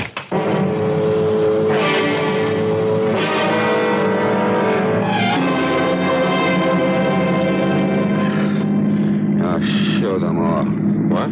Yeah, I'll have her if I want. I'll take everything if I want. You can't do it to me. Well, just shut up, Simon, will you? Just go back to sleep. Hey, the VC got a roadblock, Lieutenant. Huh? Yeah, I feel it in my bones right around the next bend. So stop the convoy. I want to stop the... Oh! Steve. Where are we? It's all right. Take it easy, Simon. We're just on the way home. How come I'm not driving? Because you passed out. Well, the road. Where's the road? We're off the road. Cut it out, you fool. It's just fog. No, off the road. Back to the left. Would you let go of the wheel? Back to the left. Get us both killed. You gotta go left. We're going right into the ditch. Would you let go? The tree!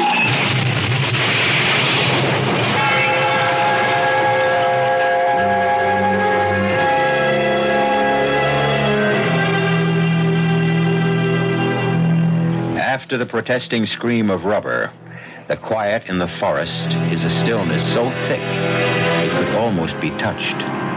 A rabbit stands frozen before flight.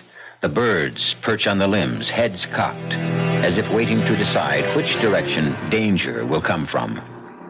The only thing moving now is one of the twins, climbing from the twisted wreck. But which one? I'll return shortly with Act 2.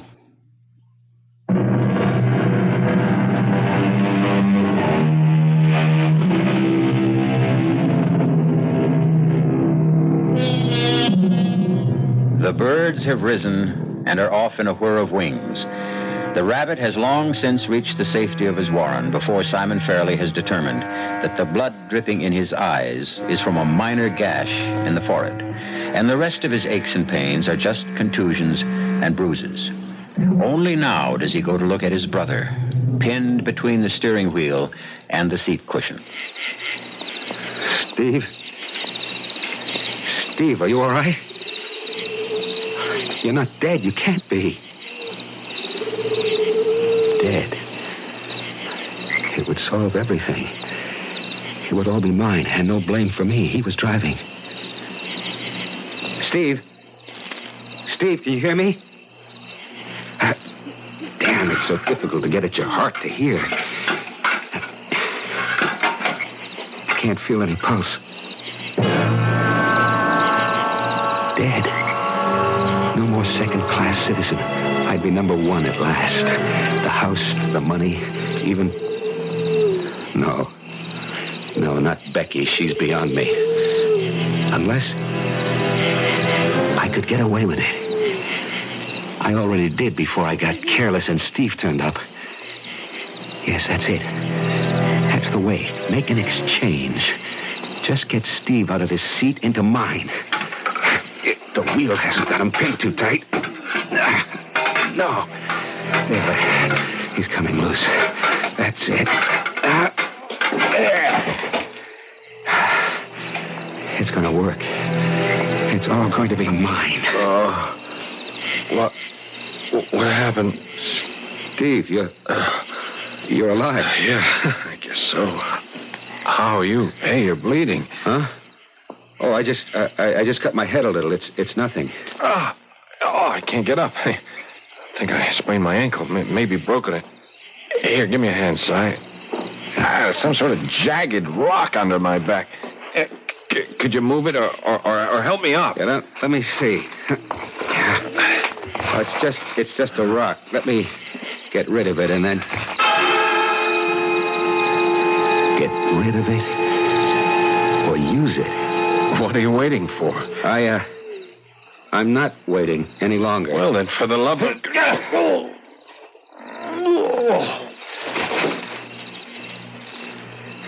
This time, you are dead. But not Stephen. Simon. No time to wait around. There's plenty to do before someone finds you. Go around and break the windshield. No, not from the outside. The inside. Now, get Steve into my seat and get into the driver's seat till someone finds me.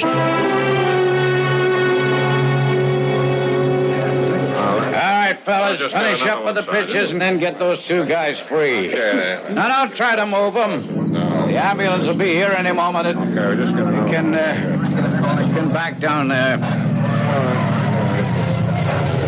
Okay, miss, nothing for you. Move along. Oh, Sergeant, please. You've got to let me get through to Stephen. Stephen who? Stephen Fairley. I heard about the accident. You know Stephen Fairley? We're going to be married next week. Okay, cut your motor. Come on out. Now, look, Miss... Elizabeth Rundell. Oh, sure. I thought I recognized you. Well, what is it, Sergeant? Can't you take me to the car? He's not badly hurt. Look, Miss Rundell. Do you happen to know who was driving the car? Well, yes, as a matter of fact, I do. There we go. It was Stephen. You sure of that? Quite. They'd only just left an engagement party at my house, and Simon had too much to drink, so Stephen took the wheel. They look so like each other, I can't blame you for not being They don't look nothing like each other now, lady. Well, they're not... Stephen isn't dead. The passenger is dead. The driver is alive. Oh. That's your guy. How bad off he is, we won't know till we get him to the hospital.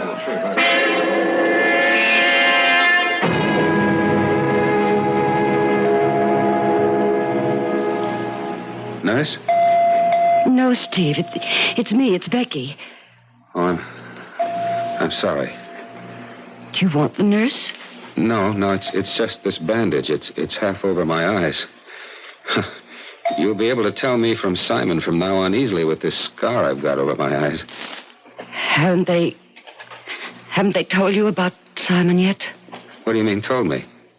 He wasn't... Oh, my God, now I remember. I was half out when they found me, but His head must have gone right through the windshield. Is he dead? Yes. Oh, that poor, foolish kid. It's all my fault. I should have put the seatbelt on him. Oh, darling, don't blame yourself. Just tell me what happened. It was the damn fog and Simon's drinking. I was taking it quite easy, but you know that big hollow on Hillsdale Road shortly after Gray's Corners? Mm-hmm. Well, just as we hit that, the fog was like a smoke screen. And at the same time, Simon woke up from some drunken dream about Vietnam and went crazy. He grabbed the steering wheel and threw us right off the road and into the tree before I had a chance to brake. The wheel and the seatbelt saved me. Although I did take a pretty good crack across the forehead, but Simon... Well, forget about that now, dear. It's over and done with. Just let's get you well. Oh, I'm fine, Becky. I've gotten a clean bill of health. Nothing broken, just a few bruises and a little embroidery above my eyes. You think you can manage a slightly piebald groom with a bandage headband? Oh, now look, Steve, we can't have the wedding as we planned it now. Why not? Well, How would it look? I don't care how it looks. It was my father and brother, and there was little love lost among us. I can tell you the truth now, dear. But I thought you and your father... My father was a hard man. Selfish, domineering, insensitive. He was more like a machine than a man. He was proud of me not because I was his son, but because I was his heir. Something to perpetuate the Fairley name. Some sort of pseudo-immortality. Well, I'll make it up. I'll make it up to you. The past, Steve. Our future will be a long and lovely one. With no twins? Well, I can't promise that. Well, they skip generations. Now, look, you run along and plan something lovely to wear for tonight. Tonight? Yes, darling. I've already arranged the whole thing with cook and butler. You and I are having our engagement dinner alone at the house tonight. I'll send Gray with the car to pick you up at 7:30.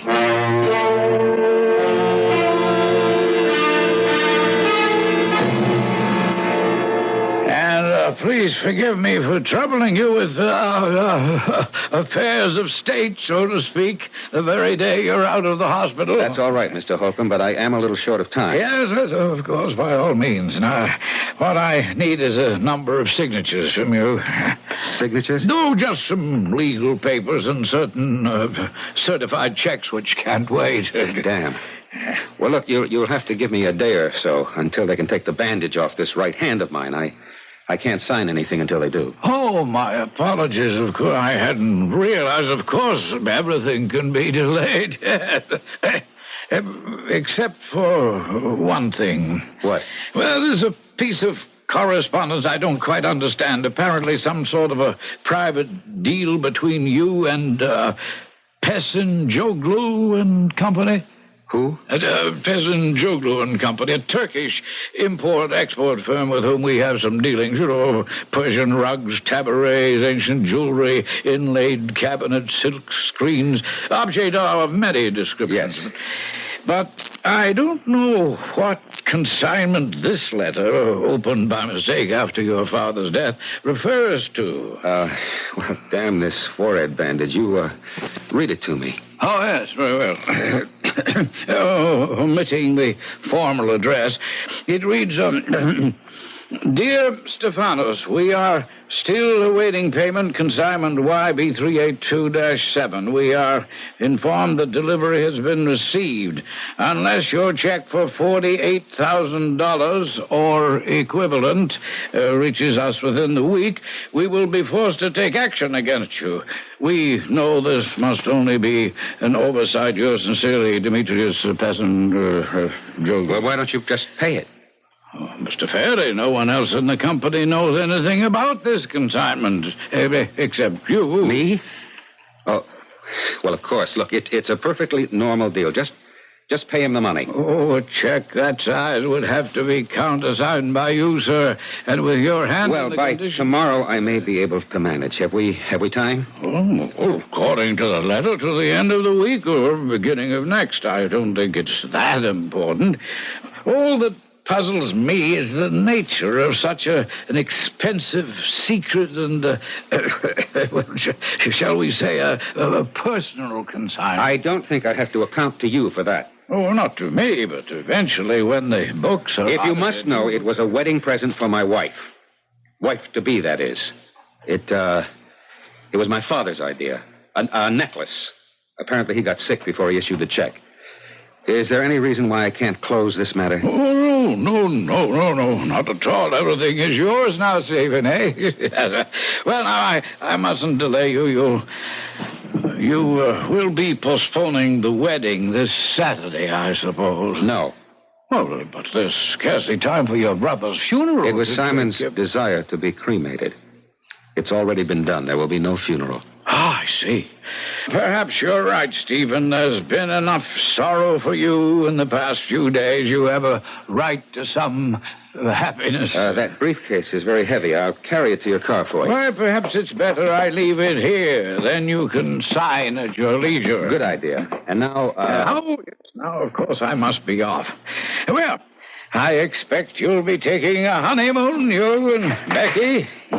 So we won't be seeing you at the office for quite a while. No, not for quite a while. Here you are, Mr. Holcomb. Let me help you in. Thank you. Now, call me as soon as you're ready with those signatures. The signature. I've got to get up to Steve's room and start learning to copy it. And what the devil is that business with the clerk? I've got to get away from here fast. There are too many things I don't know about Steve. Everything's working too well to make any mistakes now. I guess I have time to go through Steve's desk before I have to get dressed. Damn, it's locked. Naturally, Simon. Among your other unpleasant characteristics, you've always been a sneaky little snoop. Steve! Not exactly in the flesh, of course, thanks to you, but Steve just the same. We're something rather special, you and I. Even though you've somewhat altered my appearance, I am still your twin.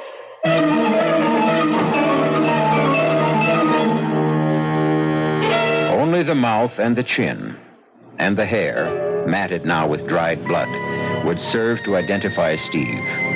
The rest of the face is a horror of torn flesh and the white shards of shattered bone, out of which wreckage stares the one uninjured eye, boring with deadly intensity into the terrified face of the man who was once his image.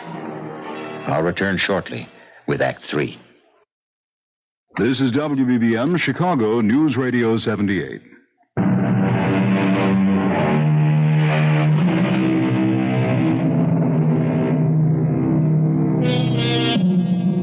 Frozen with fear and fascinated by that single hypnotizing eye, Simon is forced, for what seems an eternity, to focus on his twin's ruined face.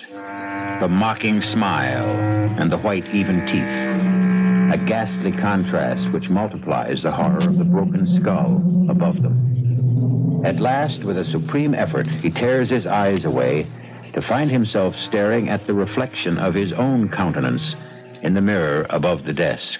No. Oh, God, no. Don't cover your face, little brother. Leave me at least with a memory of how I once looked. You're dead. Cremated. You can't be here. As I said, not in the flesh, but we are hatched from the same egg, Simon. You can't get rid of me so easily. I shall always be with you, in spirit, shall we say? No. No, leave me alone. I will. When it serves me or you. Steve, I didn't mean to. Of course you did. I might possibly have done the same if our positions had been reversed. What? You have a lot to learn about me, little brother, which you would have in time. To avoid breaking open my desk, let me offer you the key. Steve, I can't rummage through your things now. The key? Take it. Why not? And since time is short before the dinner, I'll even help you understand a little better. Open the desk. Yeah, the left-hand pigeonholes are a false front. No, here, let me. There are all my secrets. Now, while you read them, I'll tell you about the most important items. But why are you helping me? Because I want you quite as thoroughly damned as I am. I'll make it brief as you read. Now, Demetrios is in the drug business. For years, I have used Father's impeccably accredited import firm to cover for deliveries. You in drugs? You'll find the evidence in the papers you're leafing through. Wicked Simon, the black sheep. Stupid Simon, really. We were twins in more than the outward look, believe me. The difference was that you didn't have enough sense to bury your faults. I was smart enough to keep them covered up, but not smart enough to realize you had as little scruples as I had when it came to the point. All right, so you lost. Why not let me have my innings now? Why not? I'll even be of help. Until you have studied my signature enough to mask it, I'll even sign your papers for you. Don't worry. The hand that guides the pen may be of the spirit world, but the pen and ink are finite enough. Go on. Get ready for romance. This letter that came from your Demetrius, shall I pay this? Let me see. Oh, that double-dealing crook. Nah, don't pay him a cent. I've already made arrangements so that he will be paid in full. Yeah, forget it. And you? I will not be so easy to forget, dear twin brother. We are bound together by special hoops of steel. As long as I haunt this house, I shall be unavoidably hard to escape. Well, go on. It's time for you to be all that Becky expects of me. Of you? Aren't I what you hope to become?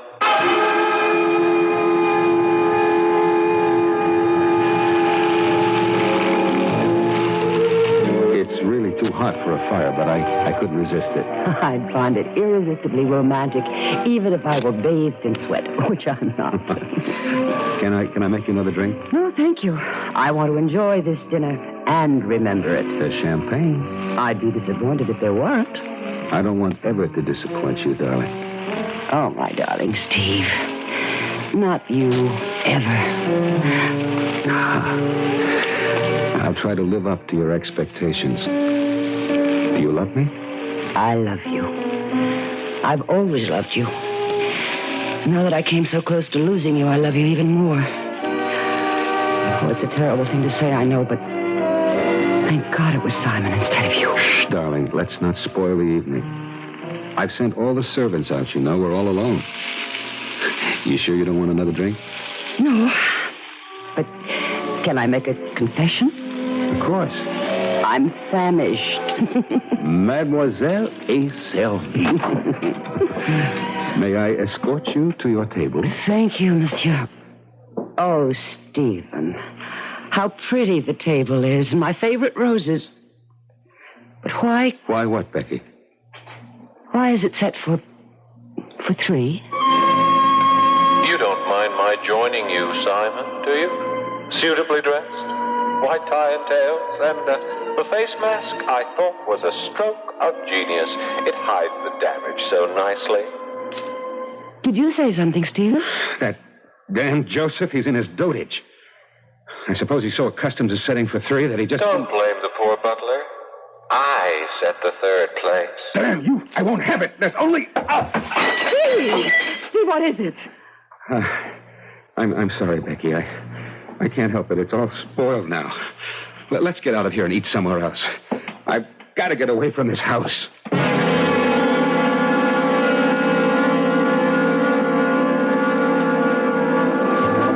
Steve, you're not eating a thing. I'm sorry, Becky. I know it must seem foolish to you, but that extra chair set for our dinner, it threw me.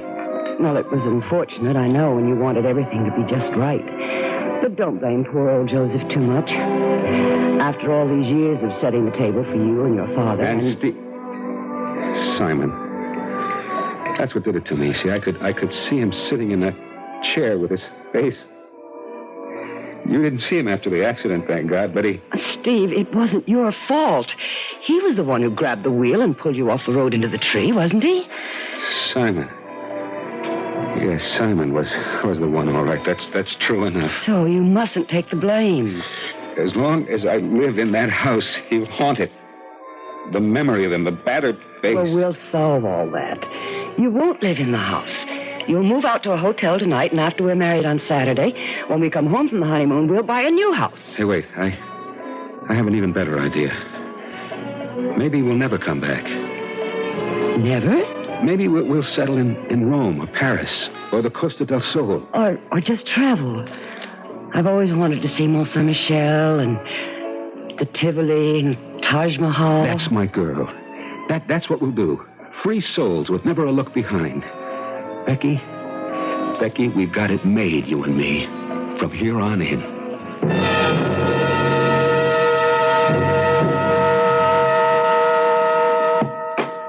Off for the honeymoon, huh? Oh, God. You again. Always, always, my dear twin. We're prisoners in the same jail. What does that mean? This house. Well, I know you think you're escaping it for a while, But that's only temporary. Take it from me. Becky and I are off for a honeymoon. Of course. Not till Saturday, though. Does seem a little early to be packing. Might as well start sometime. And you seem to be planning to take quite a wardrobe. Well, on a ship, there's plenty of room. Plenty of distance between here and there. What do you mean, there? Oh, wherever. What were they, Rome? Paris? Mont Saint-Michel? The Taj Mahal? The very poetic one. Damn you. Do you know everything? One of the few advantages of being a ghost. And you can go everywhere? No, there are limitations. No, I'm tied to this house. And you're welcome to it. Thank you, Simon. Or should I call you Stephen? Oh, it's so confusing since you switched identities. Which, by the by, reminds me, while you were dining and making all your escape plans, I signed all the papers old lawyer Holcomb left, so you are free to go. I suppose I should say thank you. Call it my wedding gift. What about the check for that Demetrius or whatever his name was? Oh, forget about that. That was a private deal. He doesn't need your check. Other arrangements have been made to satisfy that debt, believe me. So, this, as the word goes, is goodbye. Yes. I'm sorry I won't be able to attend the wedding and give the bride away. I never intend to come near this house again. Pity. I'm afraid you're going to be disappointed.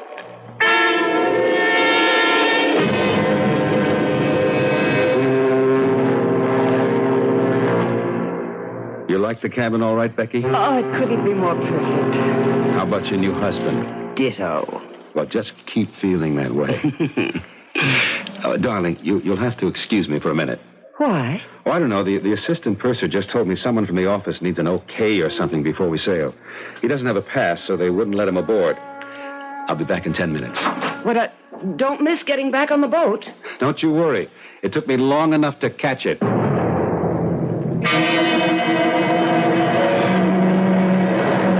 Mr. Hood? Yeah? You from Fairley Company and Sons? Yeah, right. You, Stephen Fairley? Yes. Good. I got a message from you from my boss. Can we step over here to my car? Well, the boat's too near sailing. You just tell me here. That's the car. Now just play it real cool, Mr. Fairley, and don't make any sudden moves. That jab you feel is the muzzle of a short-barreled .38. Okay. Shall we step over to the car?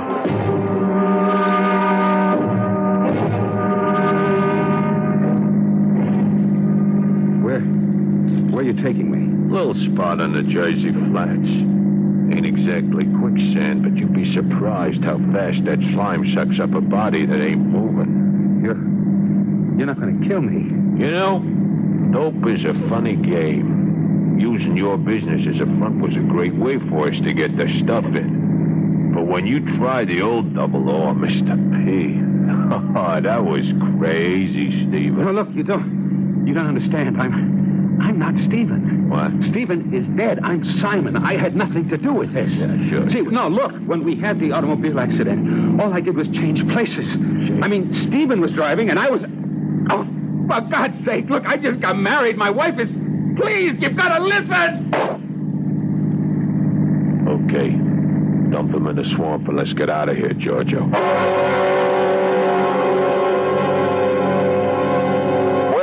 Here we are, Simon. Back home again. Table set for two this time.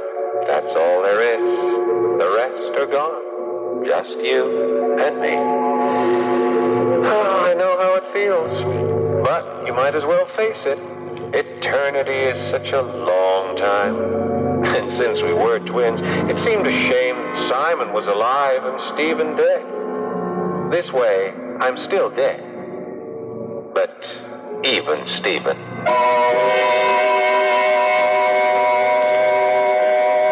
A footnote to the tale you just heard. Mr. Hood's quagmire proved less effective than its reputation, and Simon's body was recovered. Since he had served in the Army, an examination of his fingerprints established the deception about the death of the twins. The tangled result of the estate is unimportant, since there was no heir. But at least Becky gained a measure of peace in finding out that she had not tied her life to a man who would have ruined it. I'll be back shortly.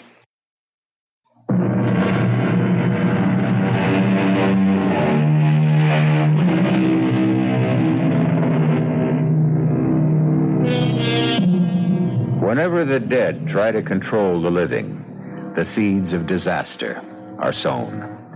At the beginning of our tale, Justine Fairley lay in his bed, whitened with the wax of death, his stubborn mind at peace with the thought that he had settled the future of his twin sons. Sic transit gloria mundi, so passed the triumphs of this world. He could no more control the accident of their birth than he could their deaths. Our cast included Michael Tolan, Paul Hecht, Joan Lovejoy, and Ian Martin. The entire production was under the direction of Hyman Brown. Now, a preview of our next tale. I thought that since I'm a married woman, now we just have to get used to a different kind of relationship. Uh-huh.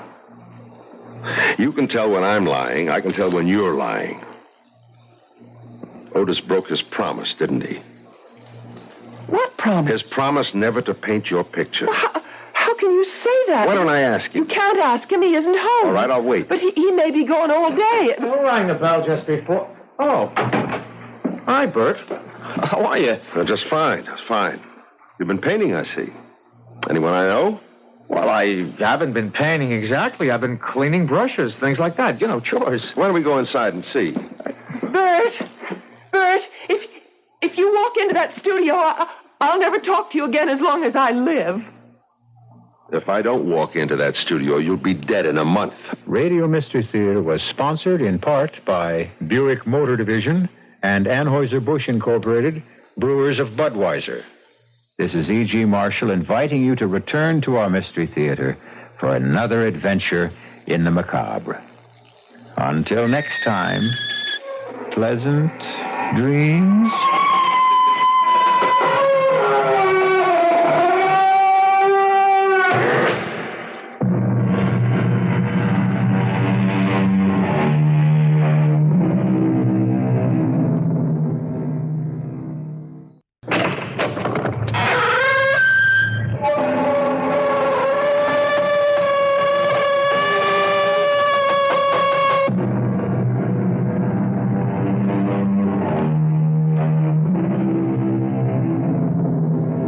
Come in.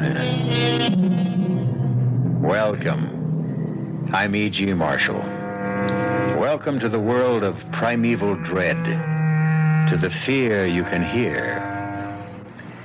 Do things have souls? Do natural forces embody malicious spirits? That was the primitive belief of mankind, stifled, they say, by the rise of civilization. But is it dead? Or does there move within us still the distorted shadow of some long-forgotten lore, dark images we dare not face? Jeff Moore never found the answer, but the question shattered his life.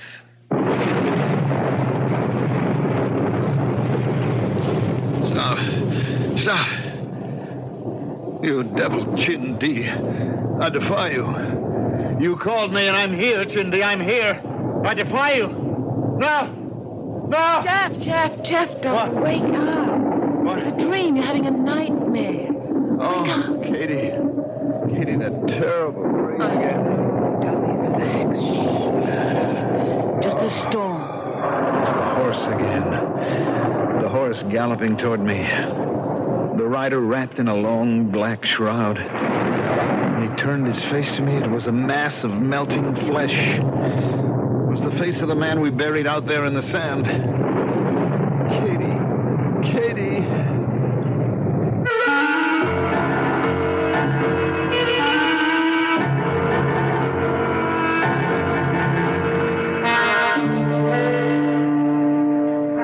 Our mystery drama, The Devil God, was written especially for the Mystery Theater by Mary Jane Higby and stars Ruby Dee and Mandel Kramer.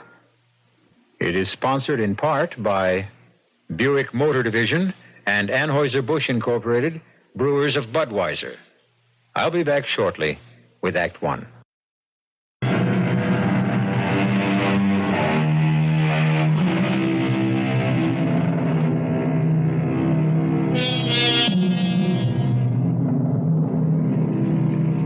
The main character of our drama tonight will never appear. I think you will feel his presence, however, as thousands have felt it through the long centuries that brought us out of the prehistoric cave to the place where we now stand. As Jeff and Katie Moore, a young couple from New England, felt it among the stark cliffs of the Southwest. But let Katie tell you about it. That storm last night shook this old house like a terrier shaking a rat. I lay trembling in my bed while it crashed its way towards us, then burst in a roar overhead. Jeff started screaming in his sleep, the way he does nowadays. Help me. And I ran in to comfort him. Help me. Please help me. Jeff, darling, wake up. It's just a storm. It's the horse again. The horse galloping toward me, the rider wrapped in a long black shroud. Suddenly he turned his face to me, and it was a mass of melting flesh, the face of the man we buried out there in the sand. Oh, Katie. It's all right, dear. You'll be all right, all right. Katie, am I ever going to get over this? Funny thing about a vicious storm, how innocent and clean the world looks afterward. In the morning, the air was so shimmering clear that for a moment I thought I was back in Antelope Valley that day I first saw it nestling in the desert mountains. I didn't know then the terror hidden in those hills. I wish I had known. Dear God, how I wish I had known. Sorry about the shape this road's in, folks. This is a road? Are we on our own property yet, Mr. Purdy? It will be soon as we cross the little Yaqui River. It's only 20 miles or so to the house from there. Mm-hmm. Your uncle left you a fine ranch. You're going to be mighty happy when you see what you've got. I'll be mighty happy if I've still got my teeth. It's awfully nice of you to bring us all the way out here. Well, couldn't let you come out alone the first time. You being strangers to this part of the country and all. Now, when we get to the top of this rise, you're going to see a grade A job of government bungling. A few months ago, they sent out some fancy Eastern engineers. First thing they did was pull out the bridge that was here and move it 10 miles downriver. Never stopped to find out there was a house 20 miles back, and this bridge was the only access. Oh, dear. Well, what do we do? The Jeep won't make it through the gully. Yeah. At least I think it will. I better walk down first, though, to make sure. Shall I come with you? No. No use both of us getting our feet wet. Well, I can see why he said we'd never make it in our own car. Honey, when I think of your uncle sinking all of his money in this God-forsaken country... God-forsaken? Why, it's beautiful. Come on, darling, you've seen too many John Wayne movies. It's valuable land. I know. And I'm lucky. I married a beautiful woman who turned out to be an heiress. I'm glad we didn't know my Uncle Bush was making me his heir. I'd have thought you were marrying me for my vast holdings. And I just hope that among the vast holdings, he left a bottle of scotch. Because I'm going to need it if Joe Purdy manages to get us across these craters of the moon. Well, okay. I just wanted to be sure that there was no quicksand. We're really going down into that ravine. Yep. Here we go. Ooh, it's awfully steep, isn't it? Oh, boy. Well, made it. Shook up. Sorry, folks. Well, that's the little Yaqui River. River? There wasn't a quart of water in it. No, not now. But don't you ever try what I just did. Come a flash flood, and it'll be a wall of water rushing down. You know, I've seen little jackrabbits caught in it, even rattlesnakes. That's why your uncle was so mad about that bridge. You can't get to your land from the new one without scaling the cliff. What? Mr. Purdy, wait a minute now. Are you saying that once you leave us, we're completely cut off, trapped? Oh, no. The ranch hands can always get you out. Kenneth, he's your foreman. He talks English real good. Well, what do the others talk? Their own language. They're Indians. Indians? Why didn't anybody tell us all this? Well, now, I wouldn't worry. Well, your uncle had the best ranch hands in the state. That's why Antelope Valley's such a fine money-making outfit. Well, now, Jeff, don't borrow trouble. Wait till we get there, see what it's like. I know what it's like. Flash floods, quicksand, rattlesnakes, and 6 feet of snow. Katie, we're moving into a trap.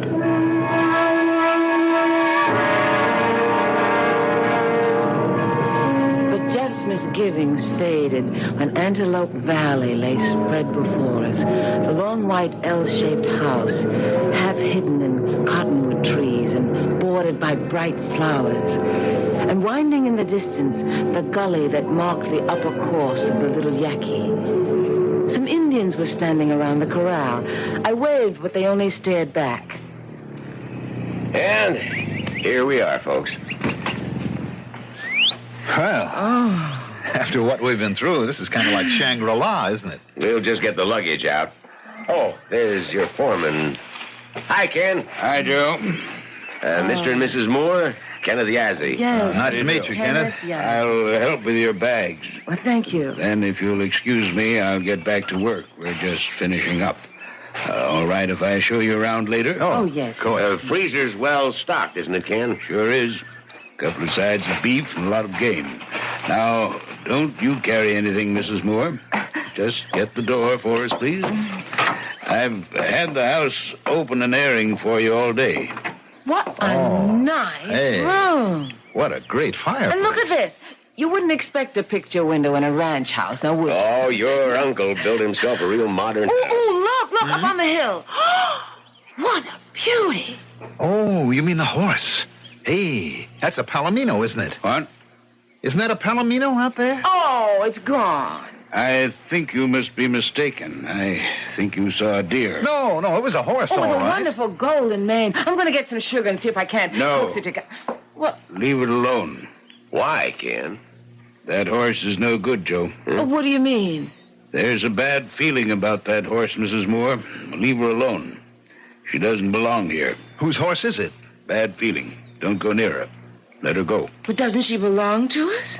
Doesn't she? Believe me, Mrs. Moore. You staying overnight, Joe? No. I have to get back to the office. The title company won't run itself, you know. Well, you'll stay and have a drink with us, won't you? The boys want to talk to you, Joe. Yeah, sure. I'll go out to the corral and say hello and, yes, Mr. Moore, I reckon I better have one for that road. We'll be right back. Well, what do you suppose that was all about? The horse, you mean? That Indian looked so funny. I thought he looked frightened. A valuable animal like that shouldn't be running around loose. Oh, come on, darling. I want to see the rest of the house. Oh, look at this kitchen. It's huge. Hey, you can walk right inside the closets. Boy, hey, your Uncle Bush Hyatt was no teetotaler. I'll say that for him. Get the ice, honey, and I'll see if I can find some glasses. There's enough liquor here to last the whole winter. What are you staring at? That horse again. Look through this window. It's heavenly. Oh, Jeff. Boy, Joe Purdy's sure deep in conversation with those Indians. They're kind of a sullen-looking lot, aren't they? No, I don't think I would exactly call this place heavenly, honey. Hostile seems a better word. You don't like it. Oh, Jeff, give it a few weeks' trial and... Look, it's beautiful, Kate, but... Oh, I guess I'm just tired. Hello? Hey, we're in the kitchen here, getting it all together. What'll you have, bourbon or scotch? Oh, bourbon. Bourbon's fine. I haven't found the soda yet. Will tap water be all right? Never mind the water. I'm going to ask you folks to put me up for the night. Oh, wonderful. Oh, sure. Wonderful. Well, here's to a happy life in Antelope Valley. Yes, Cheers, Joe. Cheers. You don't mind if I call you that, do you? Of course not. Everybody does. Well, I have to ride out behind the hills tomorrow. Oh, why? There's a job to do back there. Nasty job, too. The ranch hands asked me if I'd do it. Why don't they do it themselves? Well, they can't. There's something to do with their religion. Oh, and by the way, I want to talk to you about that. You've got the best cowhands in the state. Now, you'll get along just fine if you respect their ways, their religion. What is their religion? Well, as near as I can figure, the Indian lives in a different world from us. He lives in a world of spirits. Where we see a cloud, he sees a spirit. Where we hear the wind... Well, that's animatism. Well, I wouldn't know about that. But the important thing is not to rile those spirits. Okay, I'll drink to that. No, I'm serious. And I'd advise you to be. Because, well, I've seen some mighty strange things in my time. And now about that horse, Palomino... Now, how about that? Now, is it ours or isn't it? Well, I figure it isn't. You see, anything the lightning god has touched belongs to him. You mean the horse was struck by lightning? It didn't hurt her. One of those freak accidents. But now she belongs to the lightning god. He'll strike down anybody who tries to take what is his. So, leave her alone, okay? Oh, come on. That's nonsense. Plain superstition. It's what they believe. Well, Kenneth doesn't go for this rubbish, does he? He seems like an educated man. He was a track star at UCLA. Almost made the Olympics. But Ken is an Indian. I see. All right, now look, let's get this straight. The horse belongs to this ranch, right? And it's a valuable animal, isn't it? I reckon so. Now, you're saying that I can't keep her, can't even sell her because of some whammy that somebody's put on her? I'm saying you won't go near that horse if you know what's good for you. But that's crazy. Now, don't be so sure. Well, you don't believe this drivel, do you? I don't believe it, and I don't not believe it. Well, that horse is going back into the barn. It's ours, and I'm keeping it. You take that attitude, and you'll be in trouble. Bad trouble. That is superstition right out of the Dark Ages. Older than that, I reckon. But it's their belief. And this would be one hell of a time to try to talk them out of it. They've got a dead man lying back in the hills to prove it. A dead man? If you're so cocksure about these things, ride out with me tomorrow when I go bury him.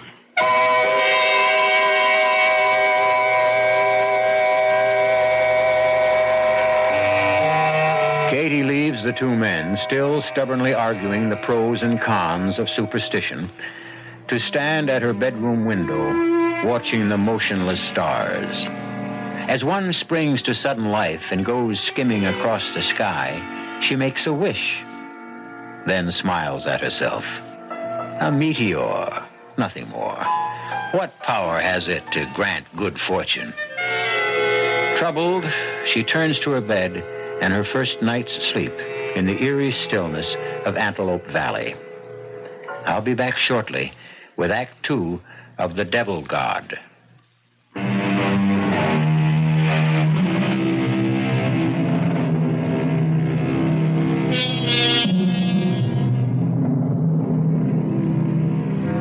A profound stillness has settled over the remote ranch, broken only by the occasional howl of a coyote.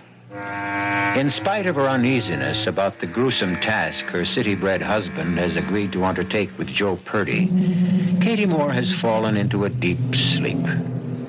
She awakes with a start. Someone is moving about the room. Jeff? Oh, I didn't mean to wake you, honey. I'm sorry. Oh, it's too dark. It sure is. When Joe Purdy says early, he means it. I'll get you breakfast. No. We've had breakfast. Don't get up. Katie, do you know where that blue cotton shirt of mine is? I think I put it... Oh, yes. Second drawer down. Okay, then. So how's the girl of the Golden West? Did you hear anything? No. Like what? I thought I heard hoofbeats. Toss me my dressing gown, will you? Ooh, it's chilly, isn't it? Yes, there she is again. The Palomino. Oh, poor thing. Probably hungry. You know, Katie, this whole setup seems fishy. You mean about the horse? The whole situation on this ranch.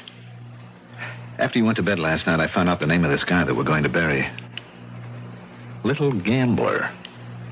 And whose father do you think he is? Kenneth Yazzi's father? That's right, our college graduates. Now, superstition or no superstition, you don't leave your father lying out where the buzzards and coyotes can get at him. Ooh, Jeff, don't. I'm sorry, honey, but I tell you, I won't be surprised if we find him shot through the head or stabbed in the back. If we can tell from what's left of him. There's something phony going on. I'm not sure Joe isn't part of it. Oh, no, Jeff. Well, you take this guy's name, Little Gambler. Now, honey, you know that horse is worth a lot of money.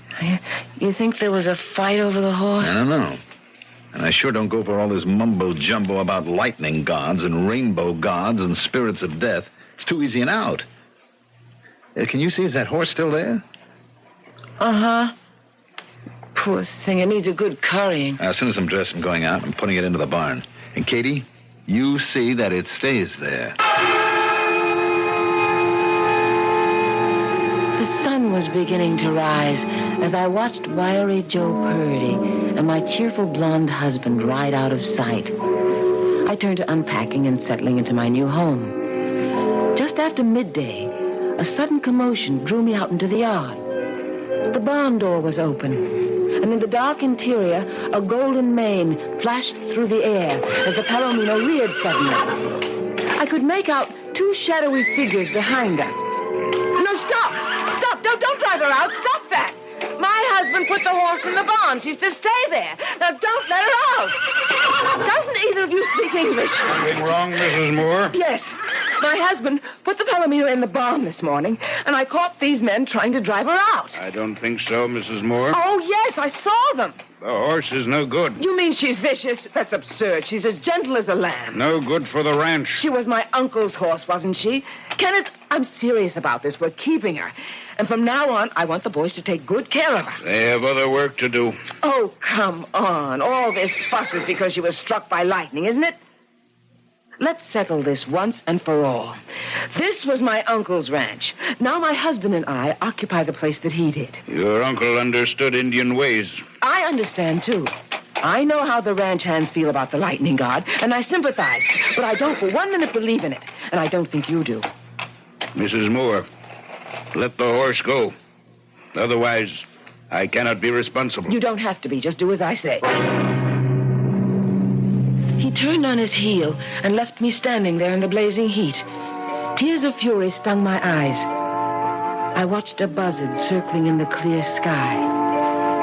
Then the thought of Jeff and the grisly job he had set out to do sent a shiver through me, and I ran back into the cool ranch house. I prowled restlessly from room to room until in my uncle's office I came across a photograph album. A pictorial record of his days as a trader on the Indian reservation. A recent snapshot, not yet pasted in the book, fell out in my lap. On it, my uncle had written, Scheherazade, first prize, Santa Fe, 1972. It was the Palomino. I was so engrossed in the album that I didn't notice the change in the weather. A wind had come up and a door started banging. And I ran to fasten it, and I could see the cottonwoods outside writhing in the wind. A few Indians had gathered near the corral. One of them, taller than the rest, wore a big black hat. He was pointing to the east, where a dark, menacing cloud hung over the hills. I felt stifled. I sat down, gasping for breath, and watched while the ugly thing spread like some monstrous growth across the sky. Shortly after sunset, Jeff and Joe Purdy returned. Honey? Oh, Jeff, I'm so glad you're back. Not as glad as I am. What a day. Nasty chore. I reckon it gave your husband a bad turn. You better believe it. You look exhausted, darling. Aren't you coming in, Joe? No, I'll just return our ponies to the corral, then I got to get on my way. I want to keep ahead of that storm, at least till I cross the little Yaqui. You'll excuse me, Mrs. Moore? Oh, of course. Goodbye, and thanks, Joe, for everything. So long, Joe. I'll see you soon. Sure. I'll keep in touch. Oh, Ken, take these ponies. I've got to get going. Okay. You'll make it if you hurry, Joe. So long. Oh, come on in, darling. Yeah. Those cow ponies are tough little animals. I don't think anything else could have made this trek. It was rugged, huh? You'd never believe it, honey. I'll say this for the lightning god when he sets out to do a job. That bolt must have hit the Indian in the head and spun him right around. His face was like melted. Ooh. Even his moccasins were split. And the funny thing, his blouse was untouched, but the sleeves were gone. Apparently went up in smoke. And the flesh on his arms was peeled to the wrist. Do you think it really was lightning? Oh, no question about it. Freak accident. Strange how often people use that word about lightning, hmm? Freak? Yeah. You have to see it to know why. I mean, it looks deliberate. You know, like two guys are in a boat and one is struck by lightning and killed and the other one isn't touched. You know what I mean? The Indians think it's malicious spirits. Chindi, they call it. Well, it's nonsense, of course, but I tell you, standing alone with Joe out there in the desert, well, it was funny, but it was like I could feel a presence. I kept looking over my shoulder. I told Joe, and he said, "Yep, Chindi. That's the death devil, Chindi." Jeff. Well, look, honey, I was darn glad to get away from there. It's getting dark. That evil presence was... I better put on some more lights. Where's the light switch? By the front door. Oh, yes. Come on in the kitchen, dear. I've got a good, rich beef stew on the stove, and you'll feel better when you've eaten.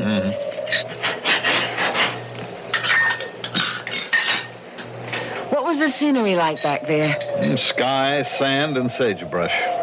The handiwork of Chindi. Storm. My goodness, it's black outside. I tell you, I wouldn't want to be Joe Purdy driving back to town now. Oh, lightning, look. Sheet lightning, isn't it? Scary, but beautiful. Lit up the whole hill. The Indians say it was Little Gambler's fault. His fault that lightning struck him? They say he rode a horse that fire from the sky hit last year. The Palomino? That's right. And he knew the lightning god gets mad if anybody takes what's his. You know, Katie, I'm afraid we're going to have to give her up. Oh, no. She's a jewel, a prize winner, you know. And she's been so neglected. It's awful. Uncle Bush was very proud of her. How do you know? Well, I found a picture of him standing beside her the day she took first at some horse show. Well, we can't keep her. Jeff, you're not going to let them drive her away. Honey, there are forces around us that we don't dare contend with. Jeff, what are you talking about? You know it's superstition. It's easy to say that here in this cozy house. But out there, in those bleak burning dunes, I tell you, Katie, there was something. I could feel it. I feel it now. That was a close one, wasn't it? Yes. It's not sheet lightning, it's forked lightning. I'm going out and open the barn door. Jeff, you're not in this weather. I won't let you drive her out into this weather. What's the matter with you? You said yourself this is nonsense. It's bringing us trouble, bad trouble. I can feel it coming like a hot wind. You've been out in the hot sun all day, and Joe Purdy has hypnotized you with this rubbish. Joe says the ranch hands will all leave if we try to keep her. Let them. We'll get others. They have good jobs here, and good jobs aren't so easy to get these days. But, honey, this morning I felt the way you do. But damn it all, you haven't seen what I've seen. That Indian looked like he'd been scalped. I know, I saw it. I'm not just talking. Now, we've got to get rid of the horse. Jeff, listen to me, dear. If we give in now, we'll lose all authority. You know, I had an unpleasant scene with Kenneth earlier. He was very rude. We can't start out that way. This taboo, or whatever it is stupid and barbaric, and we're not going to yield to it. Now, I'm going to make some coffee. Stay away from the sink. And that's not superstition. The pipes form a perfect ground for the lightning. You mean I can't even run water for coffee? Not until the worst of the storm is over. Now, it's heading for us right now. Joe was telling me that before lightning strikes, you can sometimes feel an electric charge run through your body. You feel your hairs rise. It's the hand of Chindi. Then you're probably going to be hit, and the only thing to do is drop flat on the ground and pray. Oh, the lights. Oh, hit a power line, I guess. Well, what do we do? Now, just keep calm. Lights will probably go on again. It's awfully dark.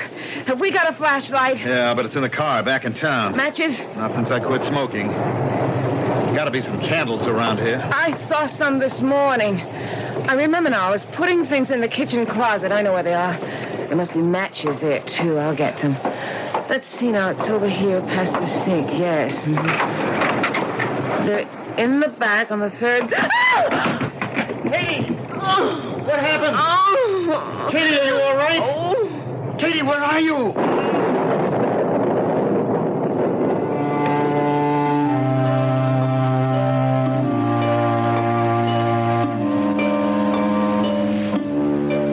Groping his way through the darkness, Jeff struggles against the sudden rush of his own superstitious fear.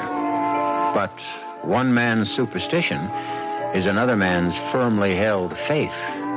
And perhaps the only safe conduct through the uncertainties of this valley of shadows is a healthy respect for the beliefs of others.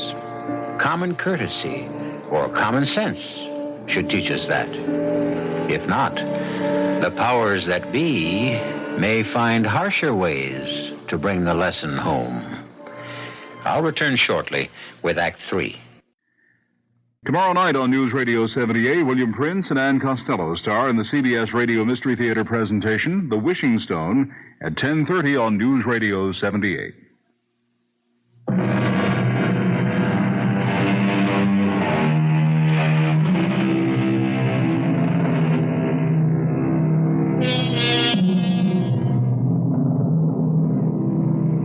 An unfamiliar house, a wrong step, and a headlong plunge into black emptiness. Katie Moore lies dazed and frightened on a rough cement floor. Oh. Katie? Katie, where are you? Are you all right? I think so. Don't try to get to me, Jeff. Wait. I'll see if I can get up. Oh. Oh. Are you hurt? I don't know. Yes, I think I fell down some steps.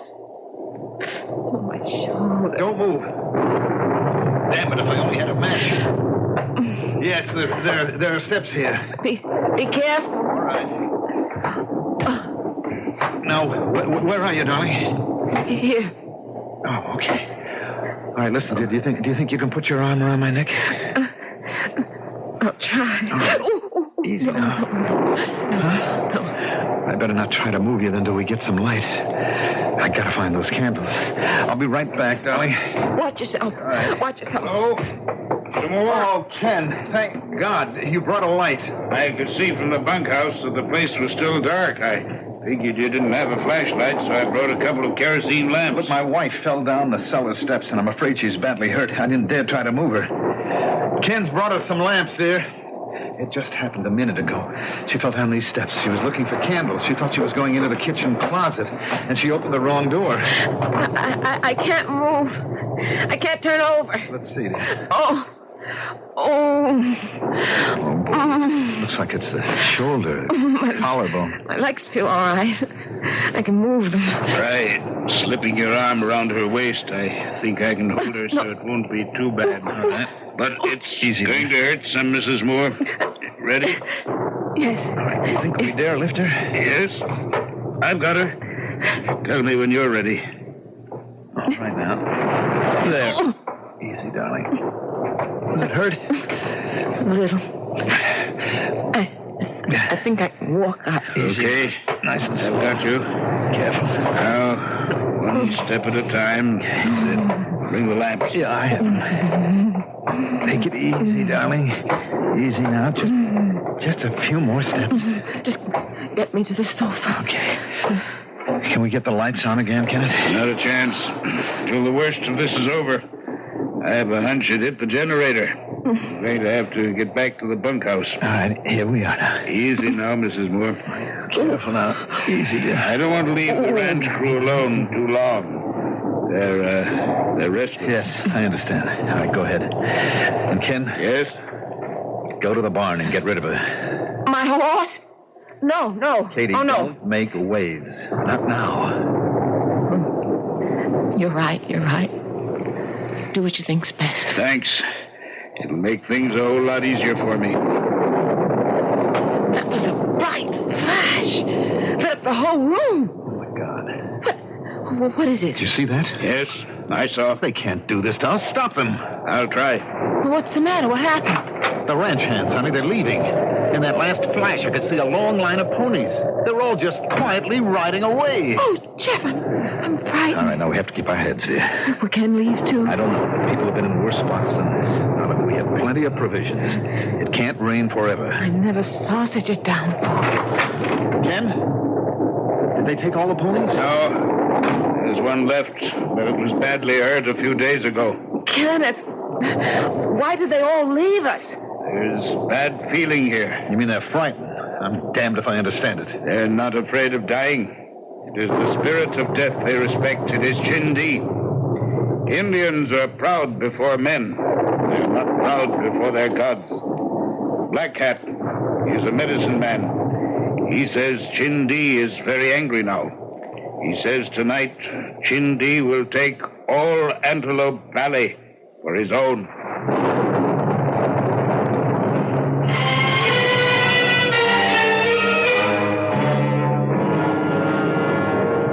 By morning, I was running a fever. It rained for 4 days without let up. But part of the time I was delirious, so my memories are confused. Try to drink this, dear.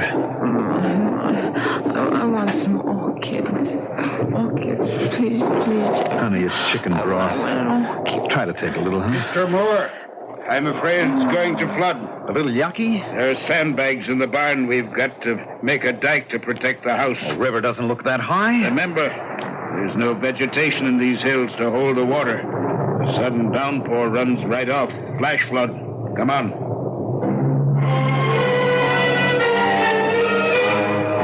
Well, that ought to hold for a while. It's not enough, but it's all we have. Oh, I'm so tired I'm going to drop. We've done all we can do.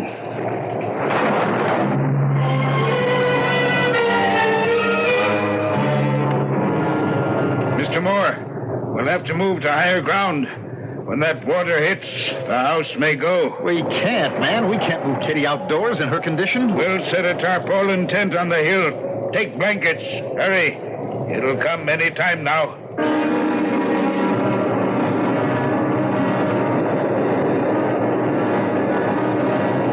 We were lucky to get out.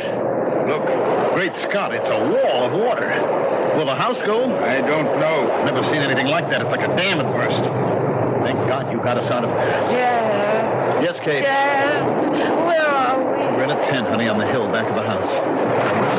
Stay right here until the worst of the storm is past. Are you warm enough, darling? What? Here's the canteen. Let me lift you up there. I'm so weak. Careful, honey. There you are. What's the matter? Hey, Jeff. Just try to be quiet, darling. Ken, I've got to get a doctor. Now, if a man had a horse, could he make it out of here now? He might. He knew his way. The barn is still standing. Yes. I'm going to see if that Palomino is there. You could never find the pass. Even in good weather, somebody would have to show you the first time. In a storm like this. Look, I've got to do something. I can't stand by and let my wife die. I'll go out to the barn. No. I don't expect you to touch the horse, Ken. I understand these things better now. But you can see that I must go. First, let's see if the horse is still there. Jeff. Yes, dear. I'm cold. Yeah, the blanket has slipped off. Let me wrap it around you. Where's Kenneth? He went out to the barn a little while ago. I've been dreaming. A man was riding by on a horse. Then suddenly the horse burst into flames. Quiet, dear. Quiet, darling. That sounds like who? It must be Ken. He's taken the Palomino. Ken, no! Ken, I'll go! Ken, come back! Has he deserted us too? No, he's gone for help. Oh, the poor guy. He must be frightened to death on that Palomino.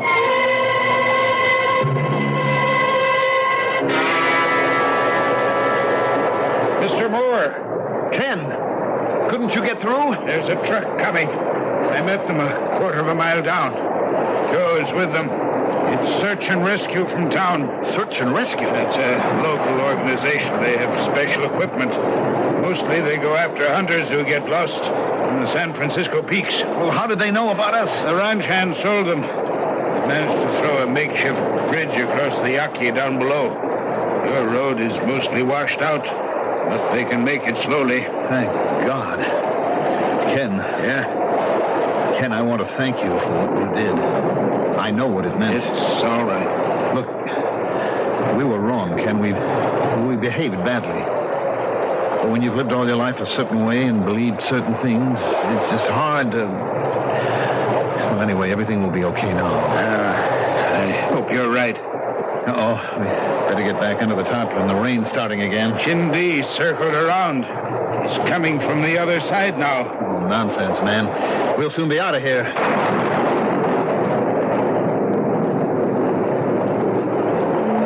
The men from search and rescue were carrying me on a stretcher when it happened. Jeff was beside me. Ken was about 10 feet ahead.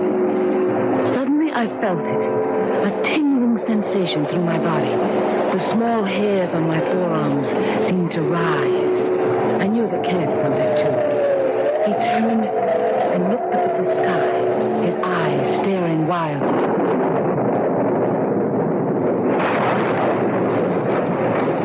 There was a blinding flash. Then Ken was lying on the ground. Ken! Oh, my God. Kenneth! Don't try to get up, Katie. Joe, is he... Yes. He's dead. It's my fault. We goaded him into riding that horse. I wouldn't let her go. I killed him. I killed him. I'll never forgive myself. I'm a murderer. Now, Mrs. Moore, it's not your fault.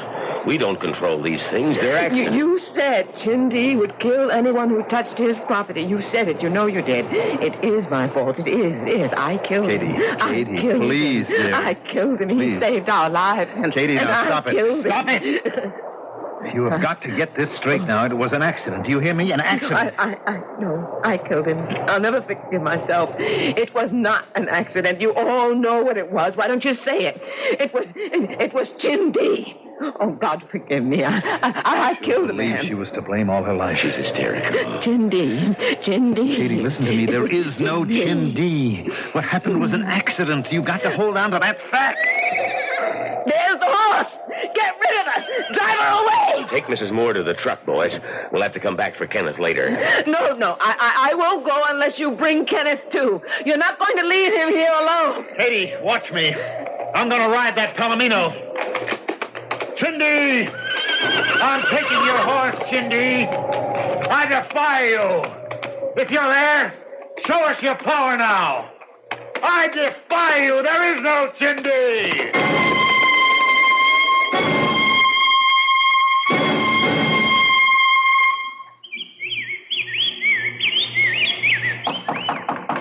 Miss Moore, you there? Oh, just Mr. Murchison. Oh, come on in.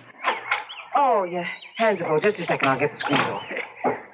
My wife sent this over to you. How nice. Well, she remembered you always did like it. Banana bread. Yeah. Well, we're glad to have you back with us in Connecticut. We thought we'd lost you to the west. Oh, it's good to be back. Did you see Jeff? He's working over at the edge of the wood. There's a tree, he says, has to come down. It looks sturdy enough to me. But if he's talking about the oak near the clump of white birch, it ain't as solid as it looks. Are you planning to stay now for good? Oh, yes. We sold everything we owned out west. It was beautiful. Mary and I drove out there once. It was all too big for me, all too much. Connecticut is more cozy. Yeah. Well, I'll be getting along. I want to see Jeff.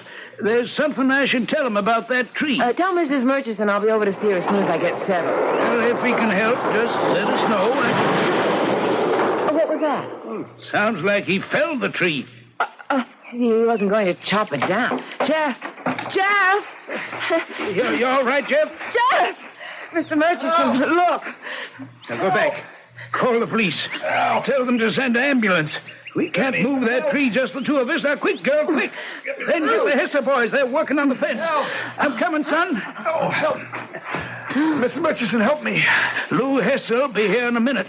We'll try to move the tree off you. I don't know what happened. I just tapped it. I was coming to tell you, Jeff. It's rotten all the way through. You see, that tree was struck years ago by lightning.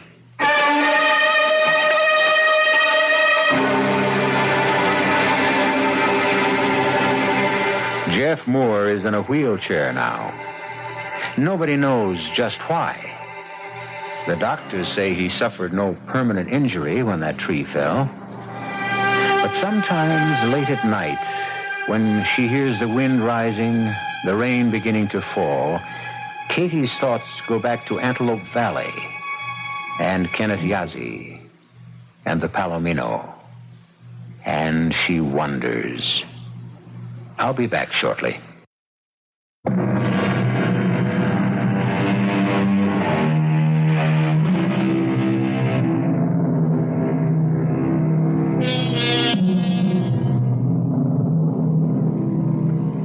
Lightning strikes, invoking a tribal taboo. Result, 2 dead men and a house plunged into darkness. 2 months and 3,000 miles later, a 3rd man is struck down. Coincidence, of course. But what is coincidence? A word. A word we use to explain what we cannot explain. Our cast included Ruby Dee, Mandel Kramer, Leon Janney, and Guy Sorrell. The entire production was under the direction of Hyman Brown. Now, a preview of our next tale. Jenny, that stone ain't gold. Then what is it? It's pyrite. What's pyrite? Oh, it's just what everybody calls... Well, it's a sort of metal. Well, anyways, whatever it is, it's real precious to me. It's my lucky charm. Well, that's why you better not let Pa know what you think about it. Why? He cares about gambling more than he cares about anything, and all gamblers are real superstitious. Now, if he knew you had a lucky piece, especially if he heard the crazy story about you and the school burning down, he'd have it off of you so fast it'd set your head to spinning. It isn't crazy. You heard me wish on the stone for no school, and now there is no school. That was just happenstance. You don't think it happened just because I wished it? Of course it didn't. Then I'm going to prove it to you.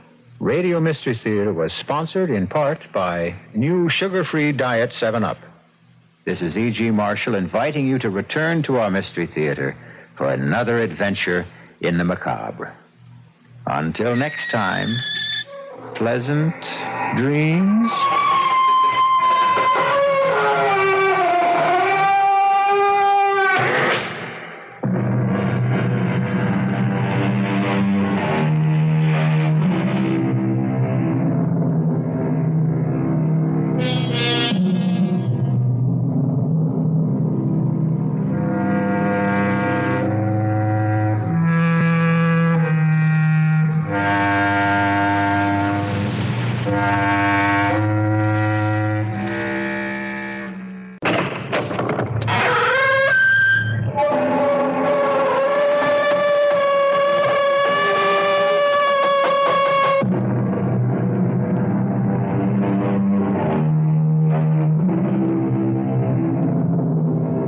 Come in. Welcome. I'm E.G. Marshall.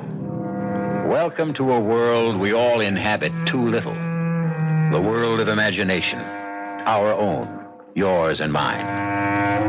Have you ever wondered what it's like to be a ghost?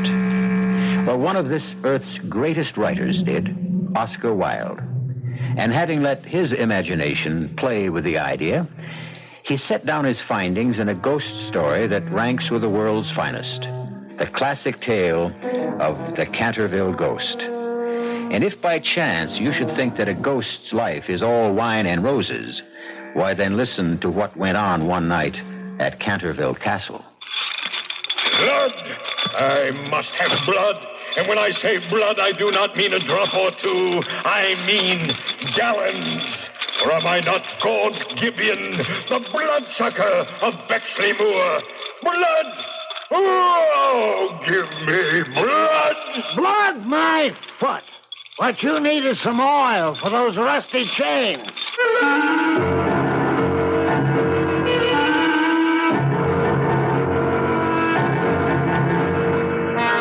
Our mystery drama, The Canterville Ghost, was especially adapted from the Oscar Wilde classic for the Mystery Theater by George Lothar and stars Arnold Moss. It is sponsored in part by Buick Motor Division and Anheuser-Busch Incorporated, brewers of Budweiser. I'll be back shortly with Act One.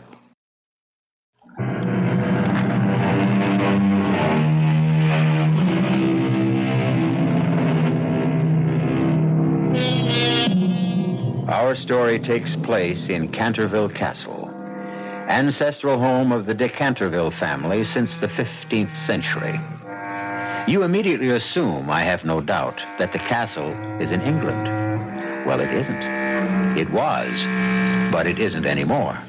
For you see, that well-known multimillionaire Hiram Otis had it dismantled stone by stone, transported to the United States, and re-erected stone by stone on his own estate in the Midwest. So it is that one fine afternoon, we find him, Hiram, and his wife Martha, and his lovely daughter Virginia, and Geoffrey de Canterville, her fiancé, in the newly restored library of the newly erected castle of the Cantervilles. Well, Mr. Otis, I hope you're satisfied with the job I've done. Canterville Castle re-erected, lock, stock, and barrel, even to the ancestral gardens which surround it. Well, the castle's okay, but I don't know about the gardens. The guy I hired to be the general manager when we opened the place as a tourist resort says the pool ought to be where you put the pine woods. But, Daddy, that's the exact area where the pine woods were. In England. Well, Ginny, dear, tourists won't know that. But that was part of the deal when Daddy bought the castle from Jeff and hired him to re-erect it here, that nothing would be changed. Now, business is business. If it'll be more convenient for tourists to have the pool where the pine woods are... Now, what's this? Well, you know what that is, Mr. Otis. It's the blood stain. That's the spot in front of the fireplace where Sir Simon de Canterville stabbed his wife to death way back in 1601. I told you I wanted it removed. And I told you it can't be removed. You got any Otis bathroom cleanser around, Jeff? Yes, of course, in the cleaning closets. You told me to stock it. Get a can of it. But, Mr. Otis, really... Otis bathroom cleanser is guaranteed to get rid of any stain. And it'll get rid of this one. Go on, get me a can of it. Good heavens, that vase. Oh, dear, it fell off the mantelpiece. No, it didn't fall off, Mrs. Otis. It was knocked off, I'd say, by Sir Simon de Canterville. The ghost? Yes, I'm afraid he doesn't like the idea of removing that bloodstain. However, I'll get the cleanser. Him and his ghost. What, do you think I was born yesterday? Jeff wouldn't lie to you, Daddy? and if he says the castle's haunted, then... Now, look, Ginny. Just because this fortune hunter fiancé of yours, Lord Geoffrey Canterville, believes in ghosts, doesn't mean I have to. Daddy, if you call Jeff a fortune hunter once more, just once more... Okay, honey. I'm sorry. All I want is your happiness, sweetie. And if he'll make you happy, fine. Here we are, Mr. Otis. A fresh can of Otis bathroom cleanser. All right, let me have it. Now watch. I spray it on the bloodstain. You bring a cloth to wipe it off with? Oh, no, I'm sorry. Oh, never mind. Use my handkerchief. Now, one wipe, so. Where's your bloodstain now? Oh, Hiram, it's gone. What else? An Otis guarantee is an Otis guarantee. It will come back. Not after an Otis cleanser treatment, it won't. What was that? Oh, what is it? It's the ghost again, Mrs. Otis. No, it was the wind, something. But there isn't any wind. Well, it was something else, but not a ghost. I just plain don't believe in ghosts, and that's the end of that. Well, if you ask me, Mr. Otis, it's only the beginning.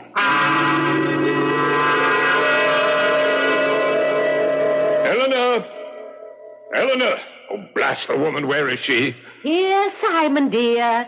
Here I am. Get the paint bucket. We have to repaint the stain. Again? I promise you, however often Mr. Hiram Otis erases my bloodstain... My bloodstain, dear. Oh, all right, yours. But you wouldn't have had it if it hadn't been for me. You Do forgive me. Oh, my dear, I have forgiven you at least once every 100 years since it happened. I should not be here otherwise. And the least I can do is to see that your stay here remains peaceful by giving that barbarous American his comeuppance. Fear not, my dearest love. It is Sir Simon de Canterville, me, against Mr. Hiram Otis, him. But I truly believe there's little doubt as to the outcome of the battle.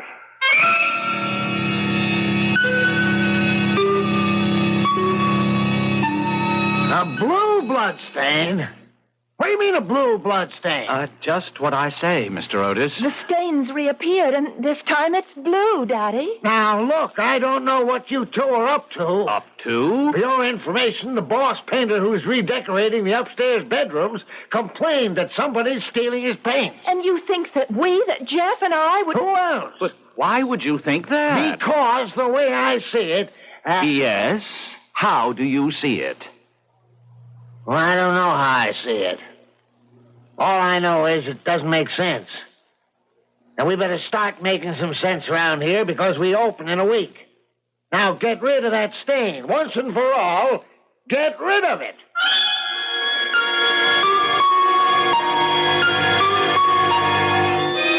Do you realize that I have repainted that bloodstain by the fireplace 4 separate times, and each time that meddling American has had it removed? I should think you'd want to forget it.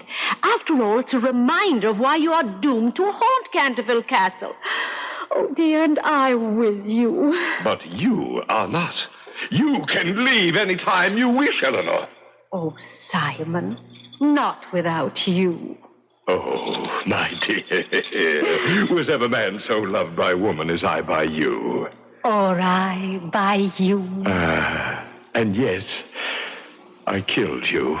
Because you loved me. Well, however you put it, I condemned us both to eternal misery. Well, it shall be misery in peace. For nearly 400 years I've haunted Canterville Castle without hindrance. Yet what that vile upstart has put us through in the past 3 years, tearing down the castle around our heads, building it up again around our heads, and the noise.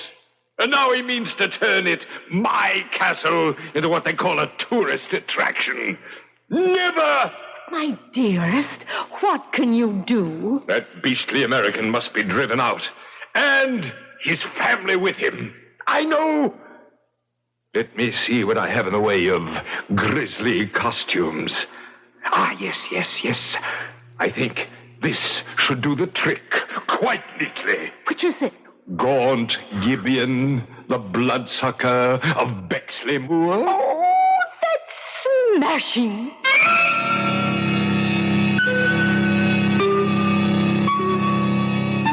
Jeff, I won't let you get married till you get a job. But, Daddy, Jeff doesn't need a job. He has all the money you paid him for Canterville Castle. Have you? Have you, Jeff? You know I haven't, Mr. Otis. But obviously Ginny doesn't. You didn't tell her. Tell her what, Otis? Yes, what? Well, tell her. Ginny, I'm afraid that just about every cent your father paid for Canterville went to pay off back taxes, liens, mortgages, interest payments, and the Lord only knows what. Oh, Jeff. Well, don't you see, that's why I sold Canterville in the first place. I had to. I couldn't keep it up anymore. I had no choice. It was sell or lose everything. So you see, he's broke. Flat busted. Now, just a moment. I have the promise of a job, Mr. Otis, a top-flight architectural firm in New York. The promise of a job. Now, look, Jeff, there'll be no marriage until... What's that? I don't know. I'm afraid I do. It's the Canterville ghost. The ghost? Come on, Jeff. Come on now. Aren't these tricks of yours getting just a little childish? Now, Mr. Otis, believe me, this is no act. It's the real thing. Whenever the ghost moans like this, it means he's going to put in an appearance. And I've seen some of those appearances. Now, Mrs. Otis, Ginny, you'd better come with me. Oh, where to? Well, anywhere but here. I'm not afraid of the ghost myself. He's never done me any harm, but his appearance can be positively ghastly. and you'd better not see it, either of you. No, I'm staying here. What? I've been hoping to see him, Jeff. Hoping to see the ghost? Yes, Mother. Oh, Somehow, I have a feeling I won't be afraid of him. Don't ask me why. I can't explain the feeling. I just know I won't be. Of course you won't. Jeff let you in on his little gag. But I suppose I'm to be scared to death, huh? Oh, but Daddy, there is a ghost. You've got to believe it. Look! What happened? Blood! I must have blood! He's got to be kidding. When I say blood, I do not mean a drop or two. I mean gallons. For am I not Gaunt Gibeon, the bloodsucker of Bexley Moor? Blood! Blood, my foot. What you need is some oil for those rusty chains. And I just happen to have a can of Otis all-purpose here in this desk drawer. Cringe, thou knave! Grovel in abject fear before me. Here's that can of Otis oil. Oh, knock off the screaming. You got nothing to scream about, because believe me, this oil will do the trick for those chains of yours. Leave off! Thou art ruining my chains. Daddy, stop it. Leave him alone. And another squirt right Daddy, here. stop it. Give me that can. Here now. Leave him alone. Can't you see how unhappy he is? No, look, Jenny. Any guy tries to pull a gag on This me is no like gag, no trick. This is misery. Oh, look at his face. Look into his eyes. He's in agony. I've never felt so sorry for anyone in my life. You feel sorry for me? Oh, yes. Oh, yes. No one has felt sorry for me in over 370 years. I do. Well, you frighten me. Oh, no, you can't be. You couldn't be. No. Not the Golden Girl. Oh, come on, you two. Stop it. Nice little act, but just a little creaky in spots. You clod! You lout! You poltroon! Is it thus you'd taunt a noble lord of Canterville? Hear me, then. I sought but to warn you hence by harrowing up your soul. But there's another way to be rid of you. Death! No, No, please, I beg you, don't kill him. Don't. For thine own sake, then, child, be warned and get thee hence. I am Simon of Canterville, and easy wrought into murderous rage. So be gone. Be gone, be gone. Do you believe now that he's a real ghost? I sure do. I guess we'd better do what he wants us to do, Otis. Let's leave the castle. Oh, no. Are you saying that you won't... You bet I am.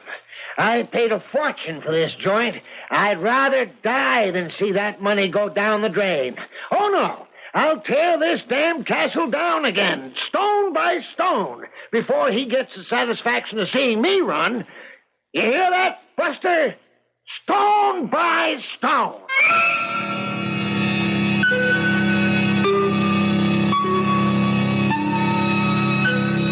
It certainly appears that for once, for the first time in nearly 400 years, the ghost of Sir Simon de Canterville has met his match. What happens, you may ask, when ancient English ghost meets eyeball to eyeball with modern American business tycoon? We'll learn more when I return shortly with Act 2. 69 degrees at Midway, Lupin Lakefront temperature 70. It'll be a pleasant night.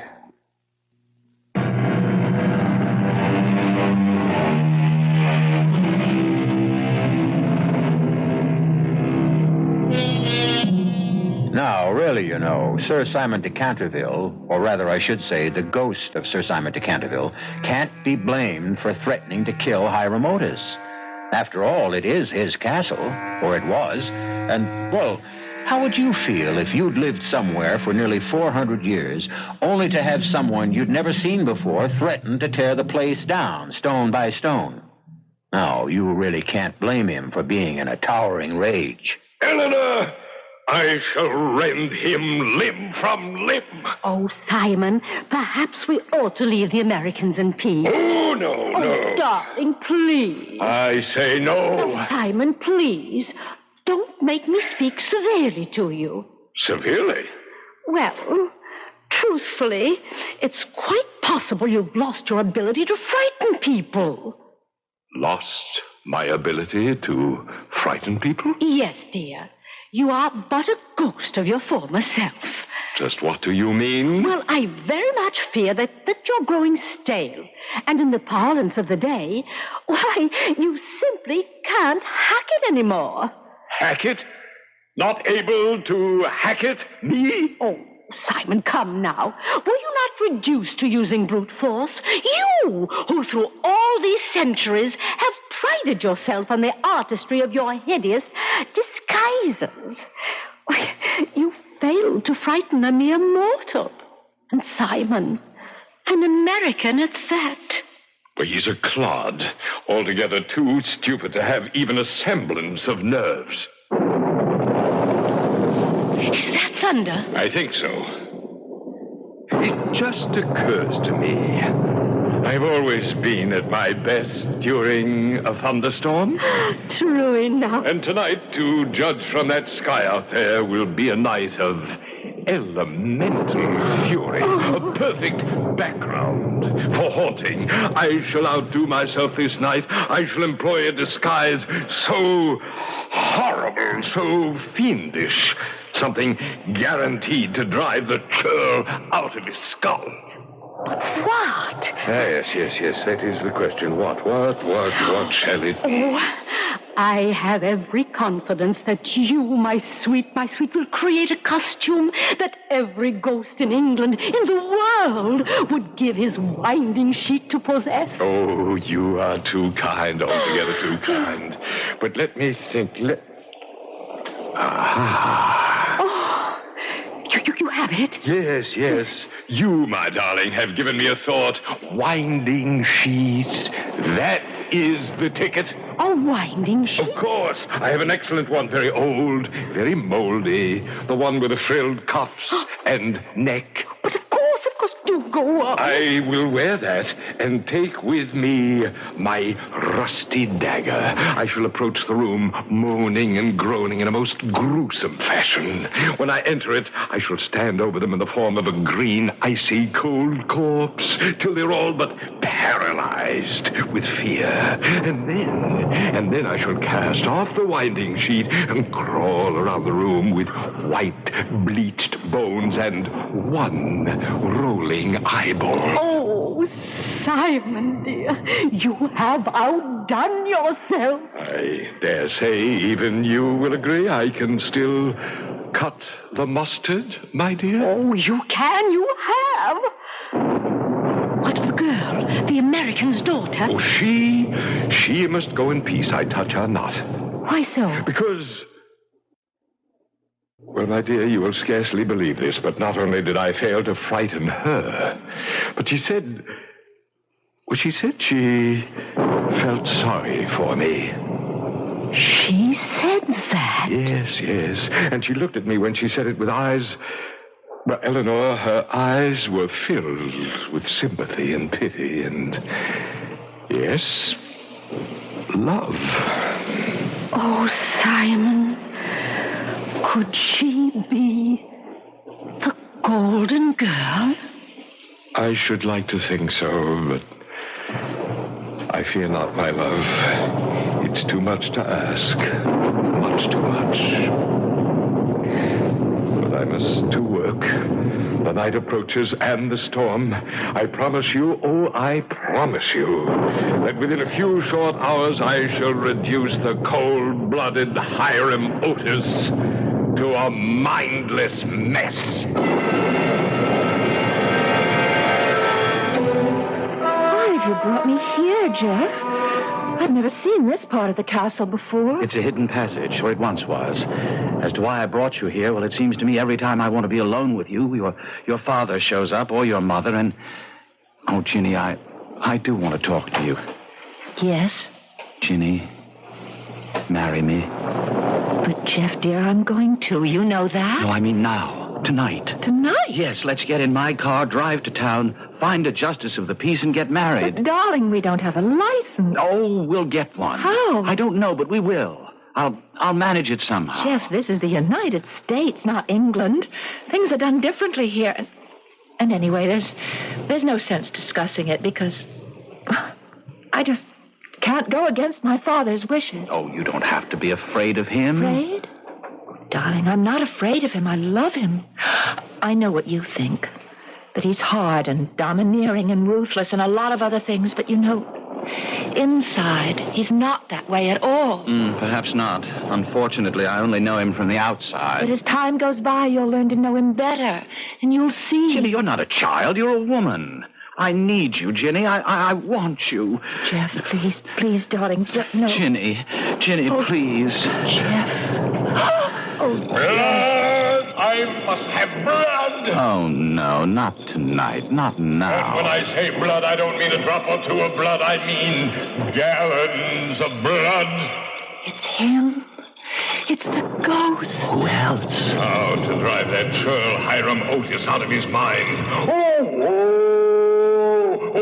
misery. Oh, agony. Oh. He went right by us. He never saw us. Yes, I know. Now let's follow him and see what he's up to. Oh, horror. Hideous horror. Hark ye to the horrifying moans of the vampire monk. Oh. My parents' bedroom. He's gone in there. Heed to the horrifying moans of the vampire monk or the bloodless Benedictine. Who's there? The vampire monk. See, I bend over you, a green, icy corpse. Watch as I crawl around the room with white bleached bones and one rolling eyeball. What are you doing on the floor? Huh? Oh, why, you're the ghost, aren't you? Well, please now, could you be just a bit more quiet? My husband has had a very tiring day and he needs a sleep. And you're certainly going to wake him up sooner or later with all that moaning and groaning. Well, I am a ghost. I'm haunting you. All right, but please do it quietly. You lied and ridiculed me, would you? Oh, but please, you misunderstand. Pay for it. Aye, woman, pay with thy heart's blood. You've seen your daughter for the last time on this earth. For the last time. Jeff, he means me. No, darling, he can't if he didn't see us following him. I have seen you. I saw you there in the secret passage, but was too busy with other matters to be bothered with you. I saw you following me. From the back of my head, I saw you. Stand aside, Geoffrey de Canterville. I take your beloved with me into the next world. Oh, no, you don't. I warn you. You're a Canterville, and I would do you no harm, but stand in my way, and I will place on you, as I already have on them, a Canterville curse. No. Oh, no. Oh, yes. Stand aside, I say. Stand aside. Wait. Yes? If you wish to take me into the next world, all right, go ahead. But leave Geoffrey alone. Leave my parents alone. Don't harm them. You would give your life for them? If I must. Ginny, no. Ginny. Oh, Ginny. Geoffrey. She's gone, vanished. Yes. What does it mean? Oh, good Lord, what does it mean? What? What does what mean? What's going on here? Hiram, that ghost, he's taken Ginny. He's taken her with him into the next world. Oh, come on now. It's the truth. In heaven's name, Mr. Otis, wake up to the truth. The ghost of Simon de Canterville has taken Ginny out of this world and into his own. And you'll never see her again. And I'll never see her again. What the devil are you talking about? It's is the curse of the Cantervilles. The ghost placed the curse on you tonight. Oh, what lies ahead for you, Mr. Otis? Yeah? What does lie ahead for me? I can't even begin to tell you. And even if I could, I wouldn't dare.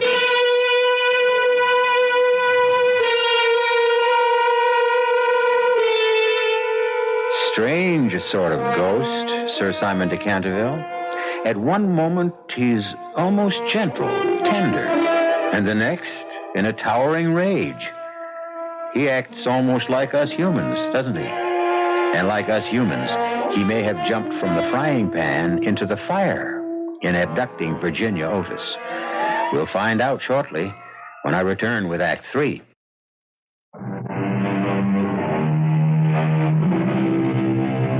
This is WBBM Chicago. I take you now down a short flight of wide stone steps, somewhere in the nether regions of Canterville Castle. Steps stained by centuries of dampness. It is a place where rats and beetles might scuttle about, in and among the bleached bones of a skeleton which lies on the stone floor.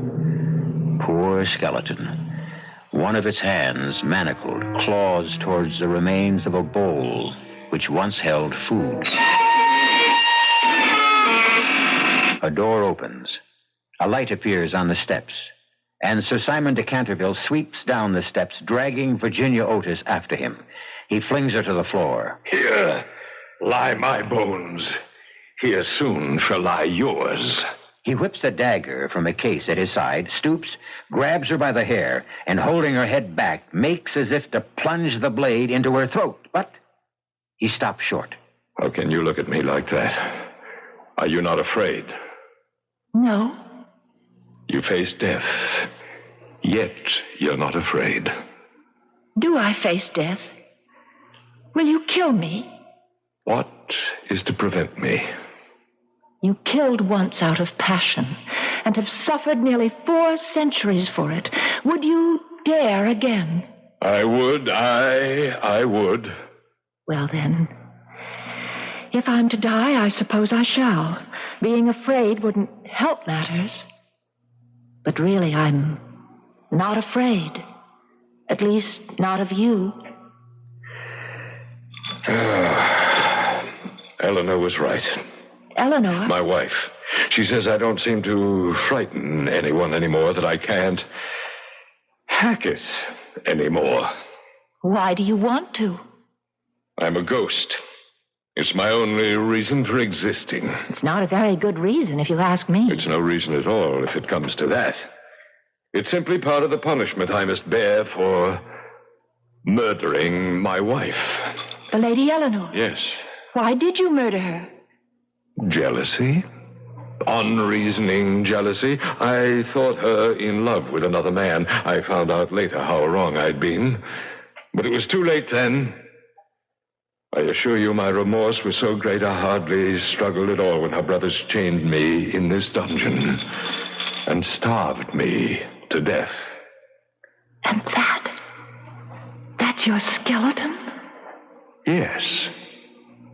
Poor skeleton. Poor ghost. You must be very tired. As only a man who has not slept for nearly 400 years can be. But there'll be no rest for me, never any rest, until the legend of Canterville Castle is fulfilled. But I didn't know there was a legend. Jeff never told me. Oh, yes. And when it is fulfilled, then I shall sleep at last in the little garden far beyond the pine woods. What garden do you mean? A garden where the grass grows long and deep, where the hemlock flowers are like great white stars and the nightingale sings all night long. All night long he sings, and the cold, crystal moon looks down, and the yew tree spreads its giant arms over the sleepers. The sleepers? Do you mean the garden of death? Yes, death.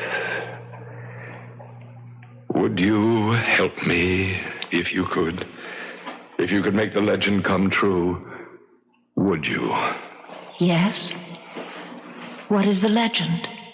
It is this. When a golden girl can win prayer from beyond the gates of sin, when the barren almond bears and the girl gives away her tears, then shall all the house be still and peace come to Canterville. What does it mean? It means that you must weep with me for my sins because I have no tears, and pray with me for my soul because I have no faith. And then, if you have always been sweet and good and gentle, that withered almond tree you have perhaps seen outside the library window. The barren almond tree, yes. That tree will bloom again to show. Yes, to show. That the angel of death has had mercy on me. I should like to do that for you. I know. But you may fail. Yes. And if you fail, the torches of the damned will be yours through all eternity. You must dare to go beyond the gates of sin. You will see fearful shapes, hear wicked voices. If you are the golden girl of the legend, you will not be harmed. But if you're not the golden, I tremble for you. Well, what is your answer? I will do it. Think. Be sure. Oh, do be sure. I am sure. Then turn, and behold the gates of sin.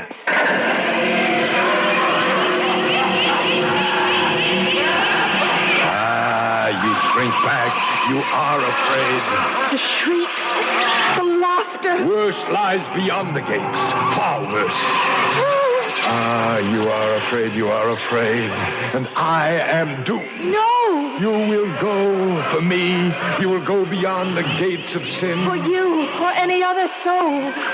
And give me your hand. Let me kiss it. Your fingers cold as ice. Oh, but your lips burn like fire. Soon, perhaps, my lips, too, shall be cold. If you are the golden girl. I pray God you are. For your sake more than mine. You must release my hand now.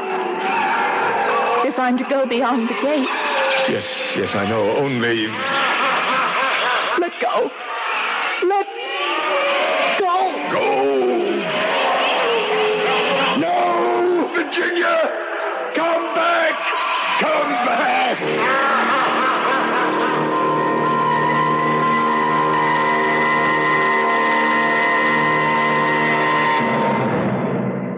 Mr. Otis, there's nothing that can be done.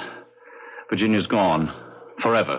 Hiram, it's all your fault. If we hadn't ridiculed the ghost, if we had just taken him seriously, all this would have been avoided. I got to admit you're right, Martha. But that doesn't help matters. All I want now is to get Ginny back. Safe and sound.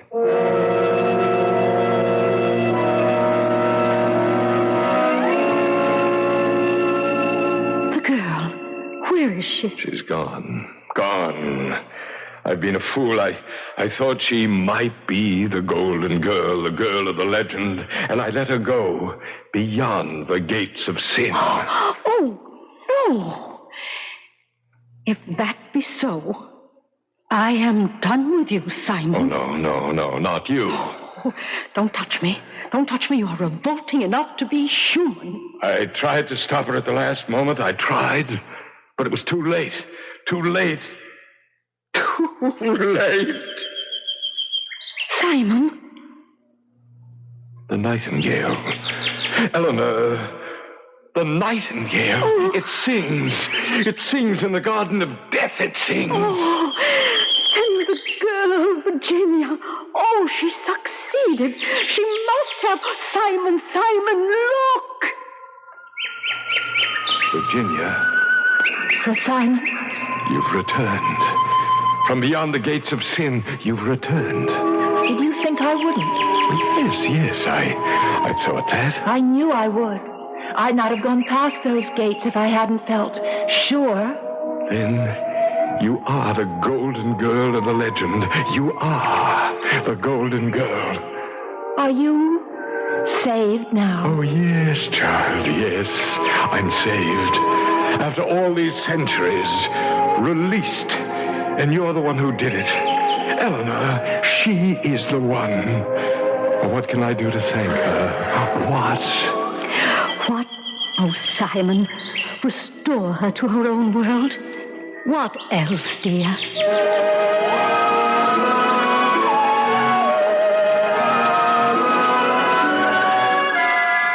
My watch has stopped. What time is it? It's nearly 3 a.m. 3 a.m? I've got a 9 o'clock committee breakfast. Oh, what am I saying? Business. It becomes a habit. My little girl is gone, but my first thought is if...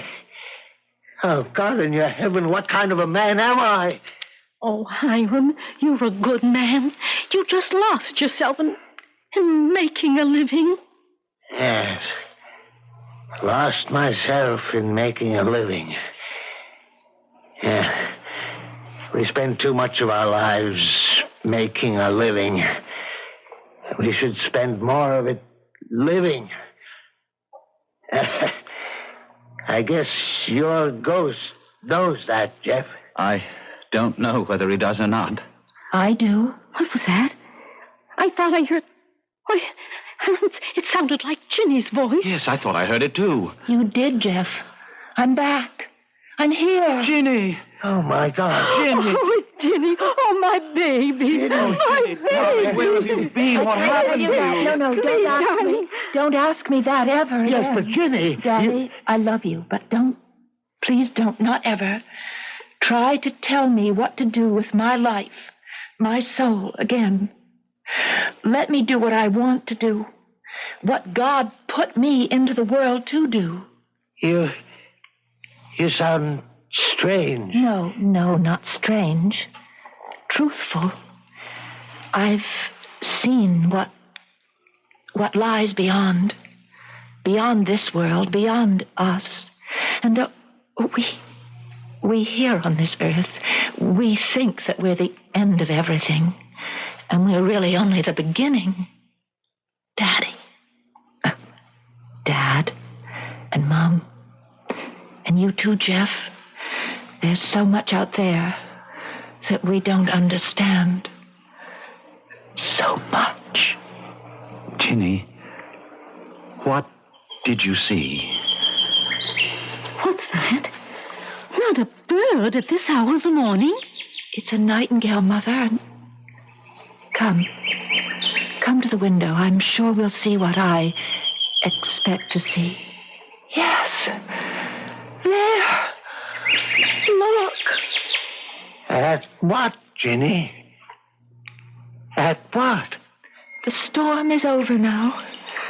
And the moon, a great white moon, sheds its light over the gardens. Look. The almond tree. The barren almond tree.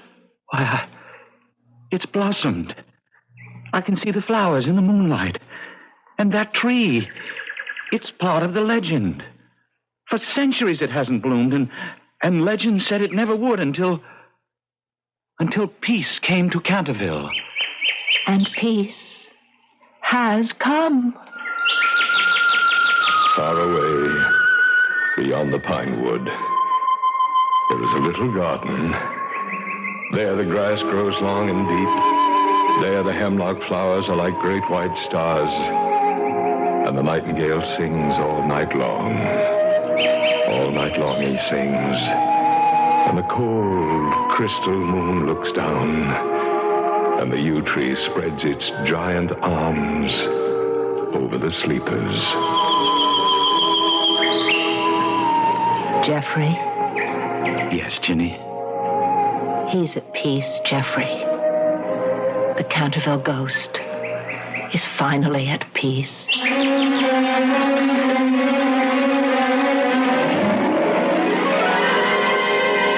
This story, this beautiful story, we owe to a man named Oscar Wilde. Perhaps some of you know the tragic details of the last years of his life. Well, no matter. What's important is what he wrote. Almost 100 years ago. Wrote what entertained you in this past hour. And perhaps enlightened you, too. It is better to live than to make a living. I'll be back shortly.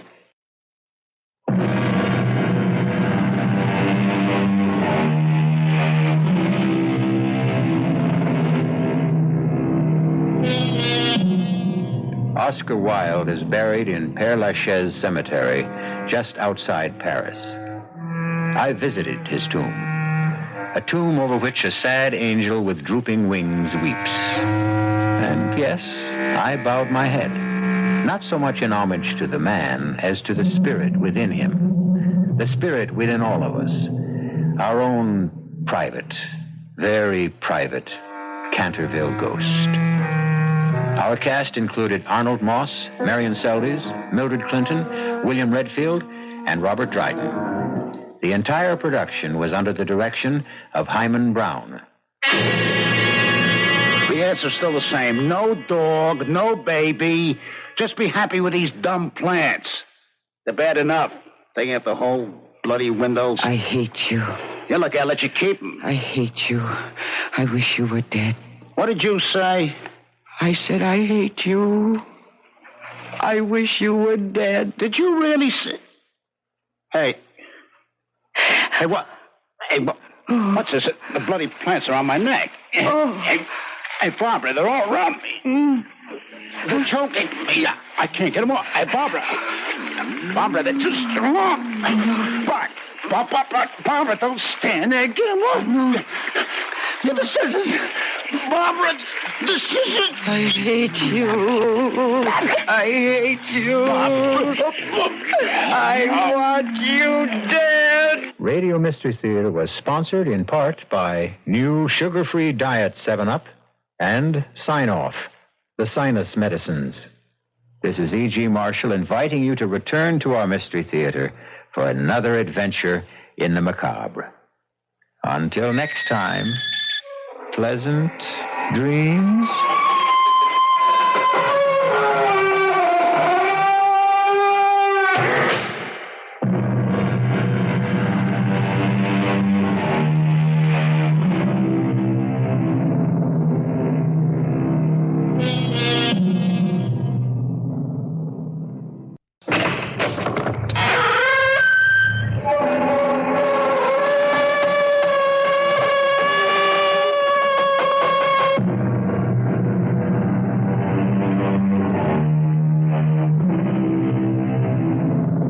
Come in. Welcome. I'm E.G. Marshall. For most of us, is there any more alluring form of minor masochism than the good old-fashioned ghost story? The icy fingers running shivering shocks up and down the spine, playing that fascinating dichotomy of, this might have been me, but, oh, thank the Lord it wasn't. So this ghost story begins with Joel and Jane Trent, early 20s, married 8 months, starting out in life with a future unlimited, except the present unfortunate necessity of counting every penny to make life work and to live in some dignity and comfort. And then the fabulous break, or what seemed the fabulous break, that marvelous ad in the classified section of the Sunday Chronicle. Joel, I found us a home. Are you listening? All ears. Eminently desirable, 2 bedrooms and bath for the right couple. Fully furnished, sublet for at least 2 years. Please, not before 10 a.m. Sunday, HSM Apollyon, 27 Southwest 62nd Street. So? So what? That's right off Central Park. It'd cost a fortune. I saved the best for the last. Rent, $200 a month.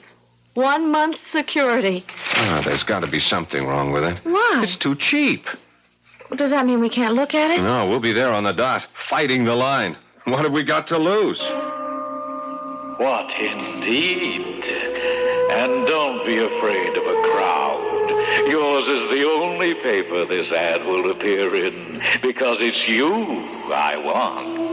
One advantage of being a rather special printer's devil.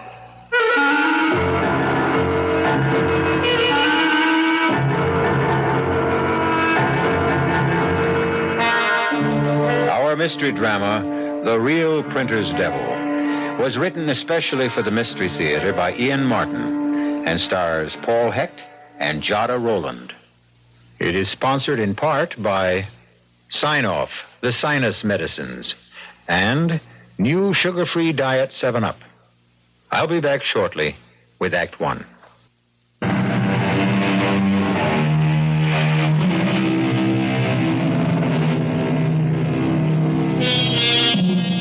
Could there be a more mundane, run-of-the-mill beginning to a really haunting ghost story than two young people on the way early on a bright Saturday morning to answer an ad for a sublet furnished apartment? But such an apartment. From their point of view, a steal at the price, at the location, containing everything they ever wanted, a long-term lease, a promise of heaven. But from another point of view, oh, well, that, as we shall see, is the hell of it. The rooms will be small. So, how big are we? It'll be crawling with cockroaches. My best friend's uncle's cousin is an exterminator. It did say 2 bedrooms, didn't it? That's what it said.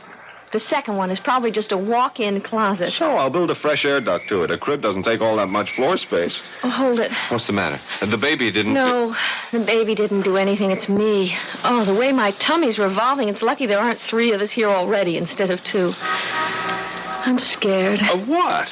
Look, 62nd Street. This is the corner. Supposing it really smells. Supposing the price was a misprint. Supposing the John's out in the hall. Suppose someone got there first and took it. No way. It isn't even 10 a.m. yet. Oh, never mind. Let's get going. What was the number? 15? 17? 27. There it is, on the other side of the street. Oh, it's an attractive building. Yeah. Hey, there's a nice little garden around the main door. And it looks so well kept up. Oh, Joel, it just seems too good to be true. Well, come on. Let's find his bell. Here it is. HSM Apollyon. That's our fairy godfather. Don't call him that. I don't care how gay he is. The apartment's all I care about. Press the bell. Okay. Be ready when he buzzes down. Yeah. Oh, why doesn't he answer? Maybe he's in that John down the hall. Oh, you... Enter, my love. Oh, I love the carpet. Bittersweet. I hope nothing I said hurt his feelings. Well, the elevator's waiting. Let's get it over with before I faint.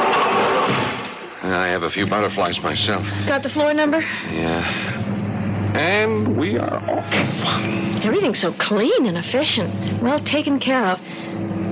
You sure it wasn't East 62nd? No, look, here, 27 West. I hope it's not too high up. What floor is it? Oh, forget it, darling. That's for later. Well, here we are. Aha! I thought I heard the lift. My Anglican background, or I should say English. Elevator, I meant, of course. Are you here to see the flat? Apartment, I mean, naturally. Yeah, we are. I'm Joel Trent. This is my wife, Jane. HSM Apollyon here, and won't you come in? You know, everyone always thinks I must be retired Navy or something. HMS, you know. His Majesty's ship, whatever. Only it isn't. It's HSM. Stands for something quite different, I assure you. And besides, I'm not one for water at all. Can't abide it. Well, this is the vestibule or the foyer or perhaps the hall, you'd call it. As you can see, it's very much like any other of its kind. Oh, not at all, Mr. Apollyon. It's absolutely fabulous. Oh, well, not exactly, but how nice of you to say so. One does do quite a bit of traveling, and some of the things you see, particularly those from the East, are quite, well, I won't say fabulous, unique, perhaps. Now, that Chris, for example, would you believe that it has both perfume and poison forged into the steel of its blade? And the sorcerer's cane, well, that's real hair, you know, at the handle. Now, which would you like to do first? A cup of tea and get acquainted and then do the flat, or the other way around? Oh, if you don't mind, I'm just dying to see the apartment. I mean, the flat. Then off we go. Oh, no. By the by, before we do start, only because once before I did have quite a disappointment after showing a rather peculiar individual the apartment some 19 years ago. This man went all the way through the apartment. He was some sort of a minister, as I remember. And after deciding to take it, he changed his mind when he learned the number of the flat. You did notice it, didn't you?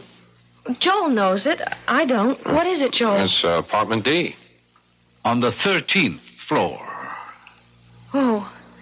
Well, that's just a silly superstition, isn't it? Isn't it? Yes. Well, now, shall we have a look about?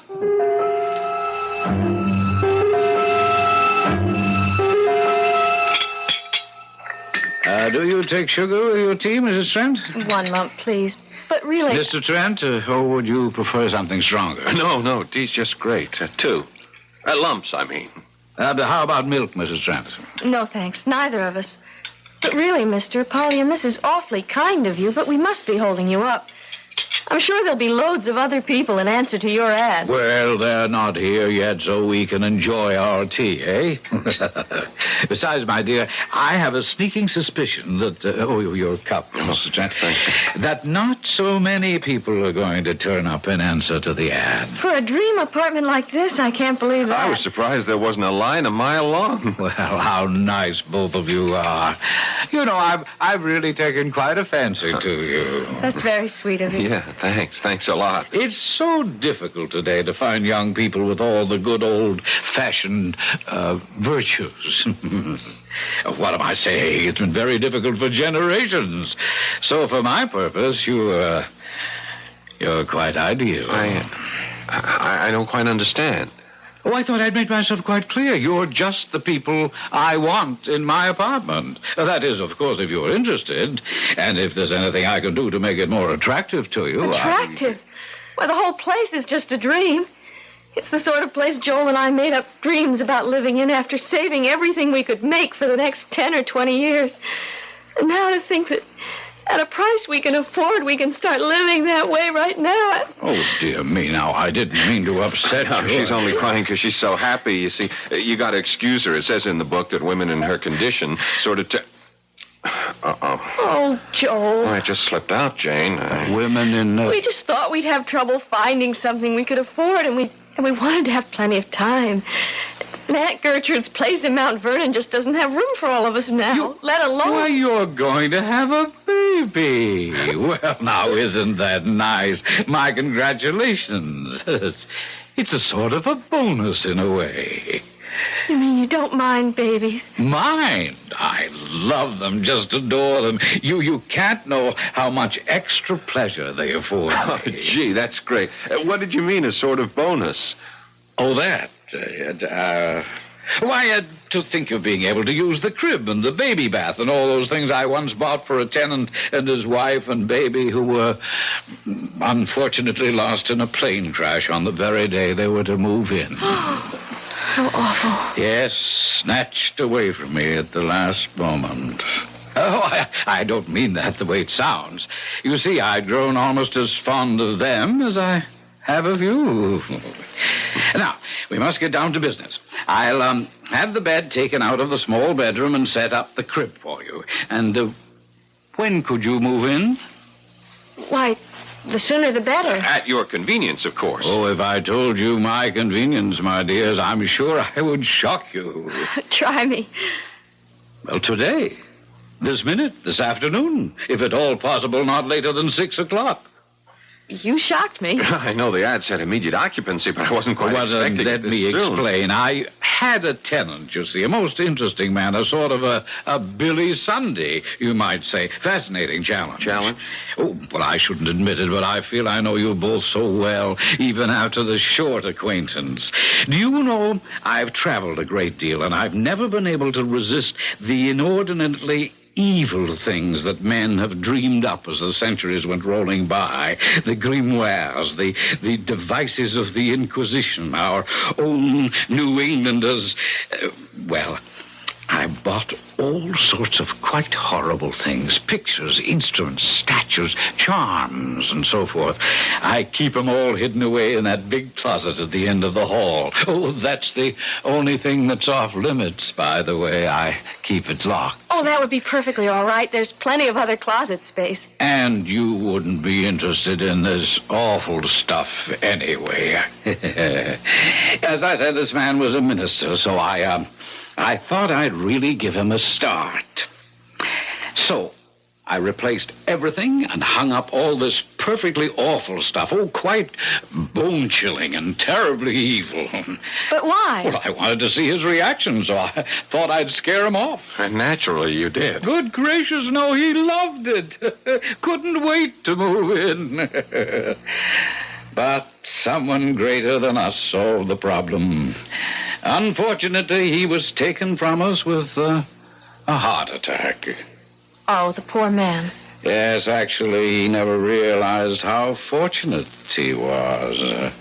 But I didn't mean to depress you. Let's get back to all the fun and practical things. Now, I have some urgent business in the Near East, and I've booked an overnight plane for tonight.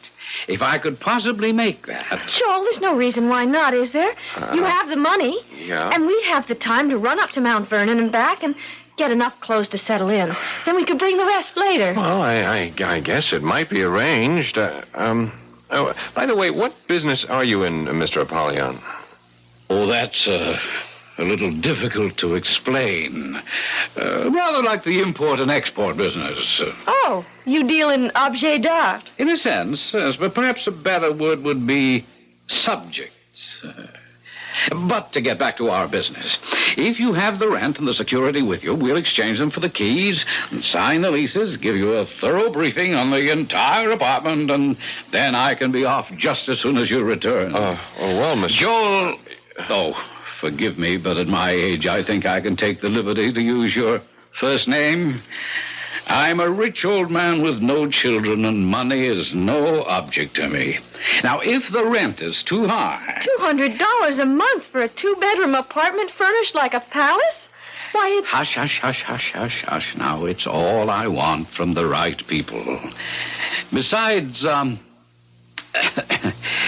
there is one little catch to the whole thing. Oh, dear, I hope it won't prove too much of a problem.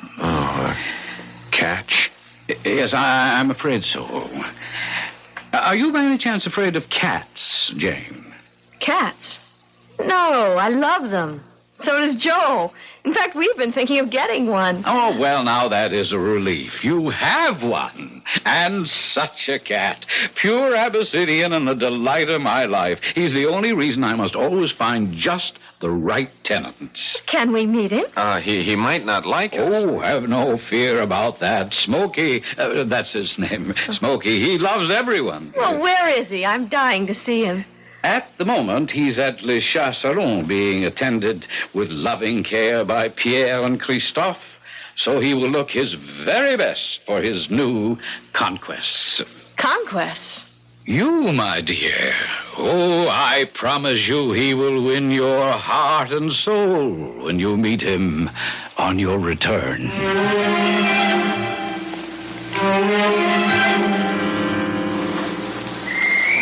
Well, what do you think? Oh, darling, it's marvelous. Just what we need. Yeah, and just what we can afford. You won't have to go tiptoeing around Aunt Gertrude's every night. We both won't have to take a subway and a bus for 45 minutes to get to work every day. We could even walk. Jane, darling, the whole wide world's our oyster. Don't you agree? Yes. Yeah, but something is bothering you. Oh, I know it's silly. It's just that 13. Why couldn't it have been 12 or 14 or any other number? Now, you're not going to let something silly like that bother you. You know how superstitious I am. I just have such a funny feeling. Maybe it's the number made it so cheap. Maybe we ought to be grateful. I sure hope we're going to be. I guess we're in it now. Jane, you and me just made the damnedest deal in the world.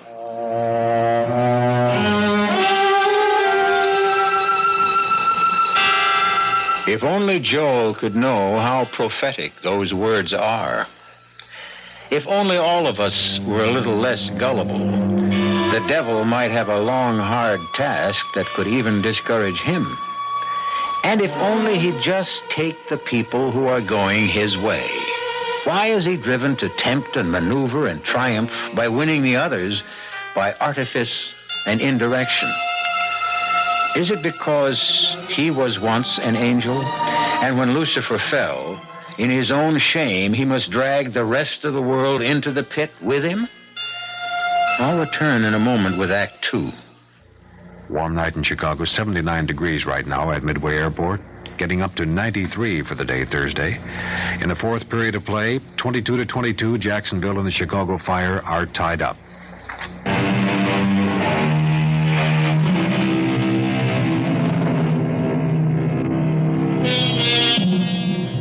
Rocking in her chair, the bright hook flashing as she crocheted away at another rug, Aunt Gertrude found it hard to share completely in Joel and Jane's bubbling enthusiasm.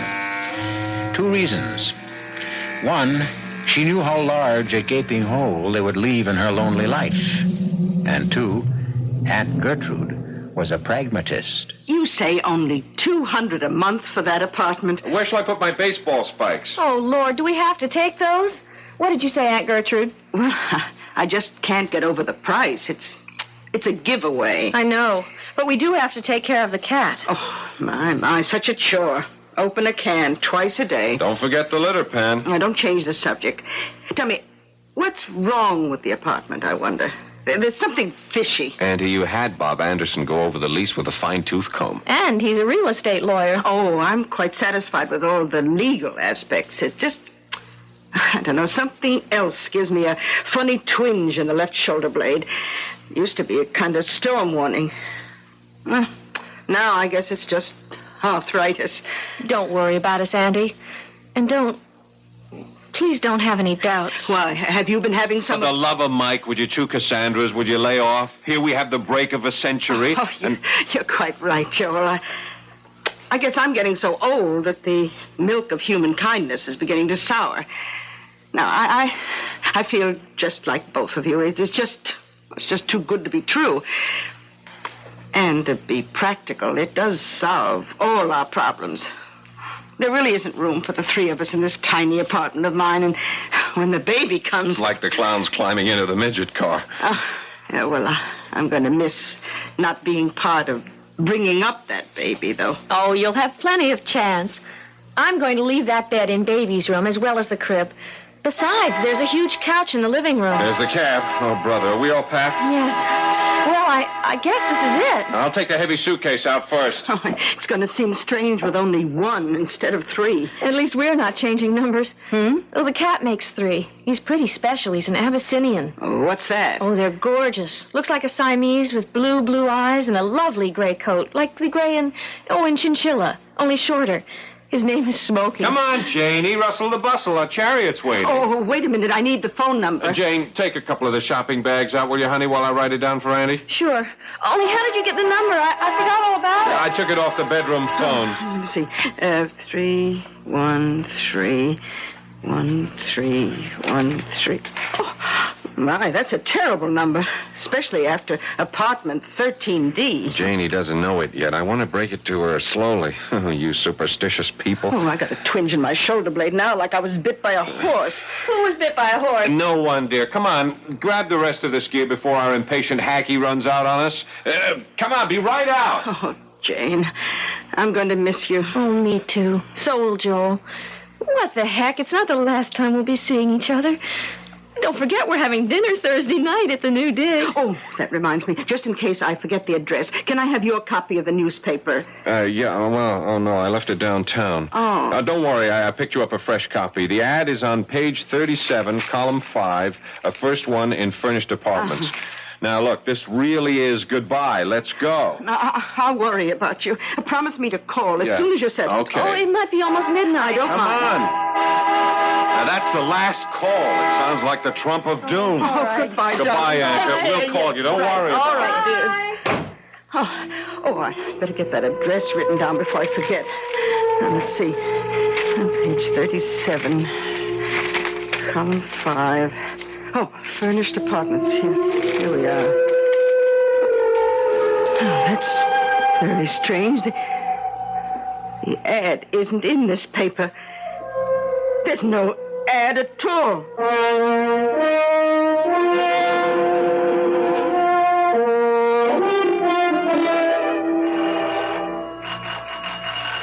Well, he didn't answer downstairs, so we have to let ourselves into the building. Maybe he's off getting old Smoky. Well, then I guess we should just use our keys and go right in. Well, that's what we paid the rent for. You want the honor? Oh, no, I'm terrified to let go of this bag with the eggs in it. You open the lock. Okay, here goes. I guess we need the bottom one, too. Yeah. Mr. Apollyon? You try, you're louder. Mr. Apollyon? Oh, look. It must be Smokey. Hey, Smokey boy. Oh, isn't he cute? Rubbing himself against your leg, just as if he'd known you all your life. But where's Apollyon?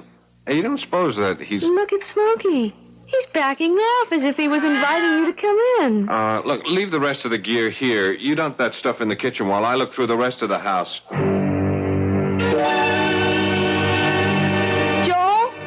Joel? Yeah, Jane, what is it? There's a note on the refrigerator door explaining everything. There's nothing to worry about. Oh, what happened? Darling, you know the oil shortage. They canceled the plane he was to leave on because of too few reservations, but offered him a seat on an earlier plane. Oh. Well, that's a relief. What are you getting all head up about? I don't know, Jane. I just had a kind of nutty feeling. I don't know what to call it. Death, I guess. I honestly thought I was going to find that nice old man lying somewhere with a heart attack or something. Yeah, I feel silly enough as it is. Now Smokey's laughing at me. Not him. It's explained on the very detailed note on the fridge. It's Smokey's din-din time. Oh. He's hungry. Look what he gets. Ugh, looks like raw flesh. Well, whatever it is, you can see he loves it. That cat is losing its attraction for me. Oh, don't be a goon. Look how crazy you are for steak tartare. Well, that's different. You give him some mouthwash after he's through. Where are you going? I'm going to bring the rest of our stuff in. Great, just dump it in the bedroom. I'll sort it out later. Oh,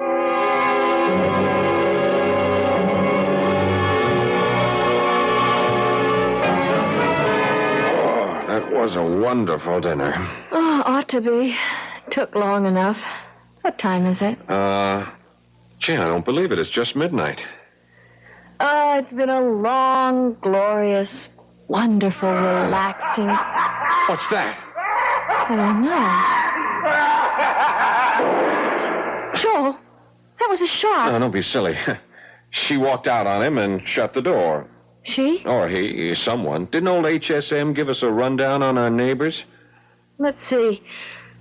According to the bulletin he left on the fridge door, upstairs, no problem. A very ancient hermit who winters in Florida and seems to estivate in summer? What's that mean? Advantages of a classical education. If you sleep through the winter, you hibernate. If you sleep through the summer, you estivate, from the Latin estivare. Well, I thought the Greeks always had a word for it. I'm pulling your leg. I haven't the faintest idea what it is. What's the poop on our other cliff dwellers? Let's see. A, across the hall is a widow who just left on a round-the-world cruise. B, next door is a couple of swingers who never seem to be home at the same time.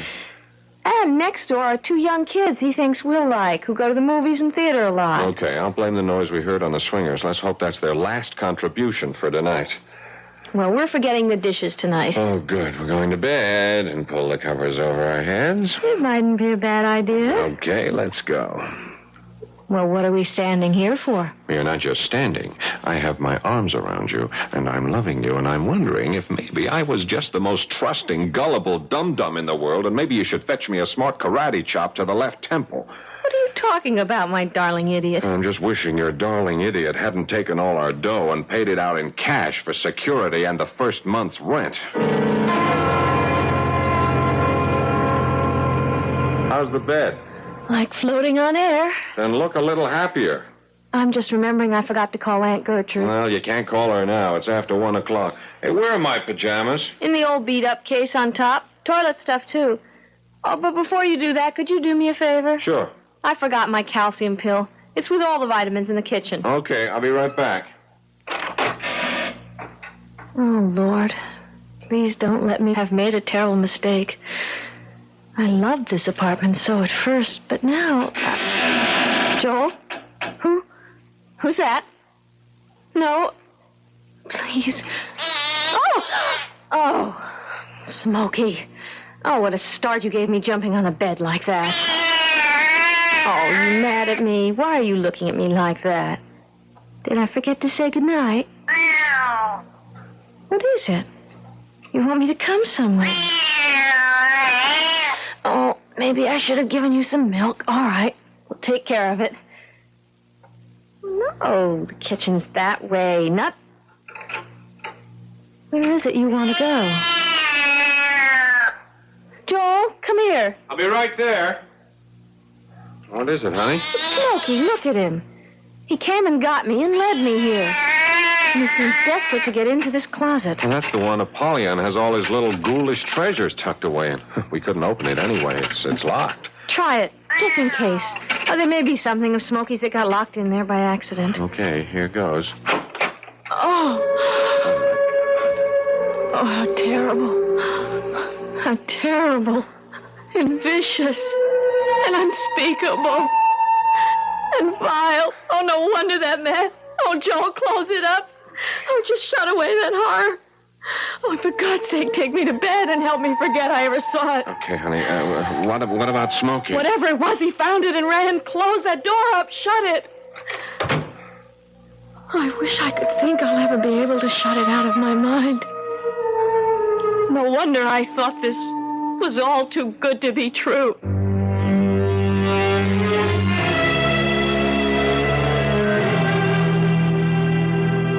Too good to be true? Better to interpolate and make it read, too true to be good. Poor Jane and Joel.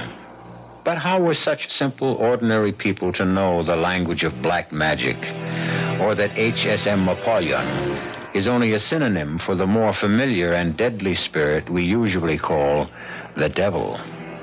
I'll be back shortly with Act 3. This is WBBM Chicago. The Chicago Fire won tonight here at Soldier Field, beating Jacksonville 25-22.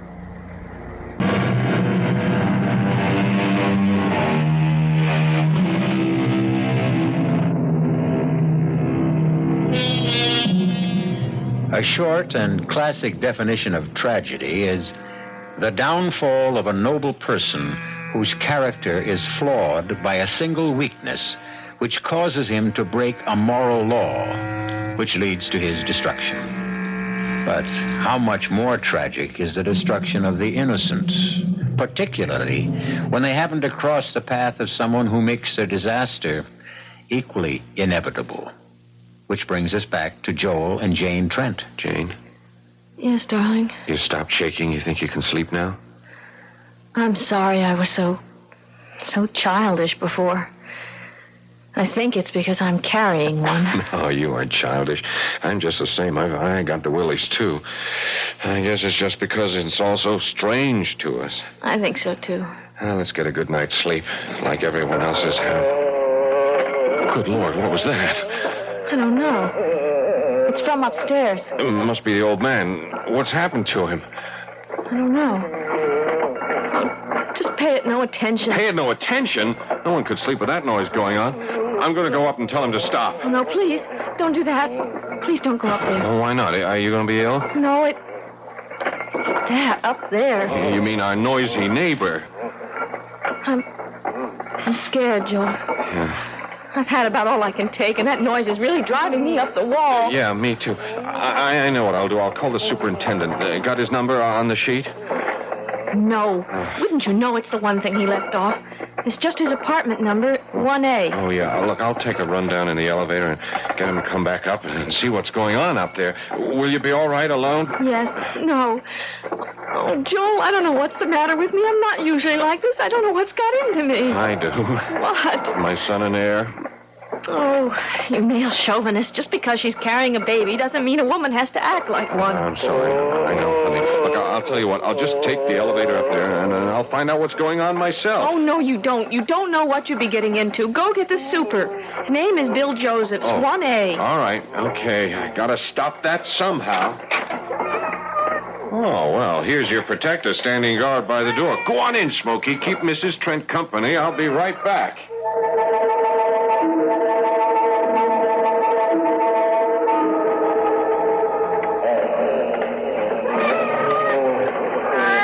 That ghastly racket up there doesn't turn you a hair, Smokey. Then you're a male cat, so I suppose that makes us totally different breeds. Joel? Yeah, Jane, it's just me. Would you believe it? That damn elevator's out of order. I rang and rang. It just stays in the first floor. That damn racket's still going on. Yep. Only one it doesn't bother is old Smokey here. Joel, are there fire stairs? Yeah, but I'm not going down any 13 flights just to find a locked door. All the doors, even ours, have a safety lock on them. What are we going to do? Well, first off, I'm going upstairs to tell Barnacle Bill, or whatever his name is. It's Nemo. Oh, like Captain Nemo in 20,000 Leagues Under the Sea? I guess. Okay, I'm going to tell Nemo to up anchor and get out of range. Joel, don't get into any fights. With a guy old enough to be my great-grandfather?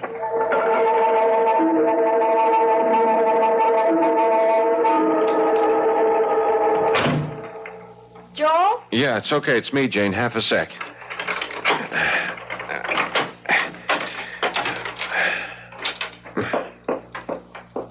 Joel? Yeah, I'm right here. Well, what did he say when you got him to open the door? What was he doing? I don't know. He didn't open the door. Why? Look, I don't know how to tell you this, Jane. Well, just tell me anyway, but tell me. What is it? Well, I took some newspaper with me to wedge the door so I wouldn't get trapped. I fixed ours. Then when I got to the top of the stairs, it was a different kind of door. Well, what do you mean, different? Well, it was, one of those heavy steel fire doors with a big, heavy strap bars you slide home. But why would 14 have a different kind of door from ours? Because... well, look, Jane, darling, maybe I just try to skip the... Well, you better not, or I don't know what might happen to... Well, all right, take it easy. Just hang on, because I'm going to have to give you a real rocker. Let me have it. It's a different kind of door, because there isn't any 14th floor at all, or 15th, or 20. All that's over us is the roof.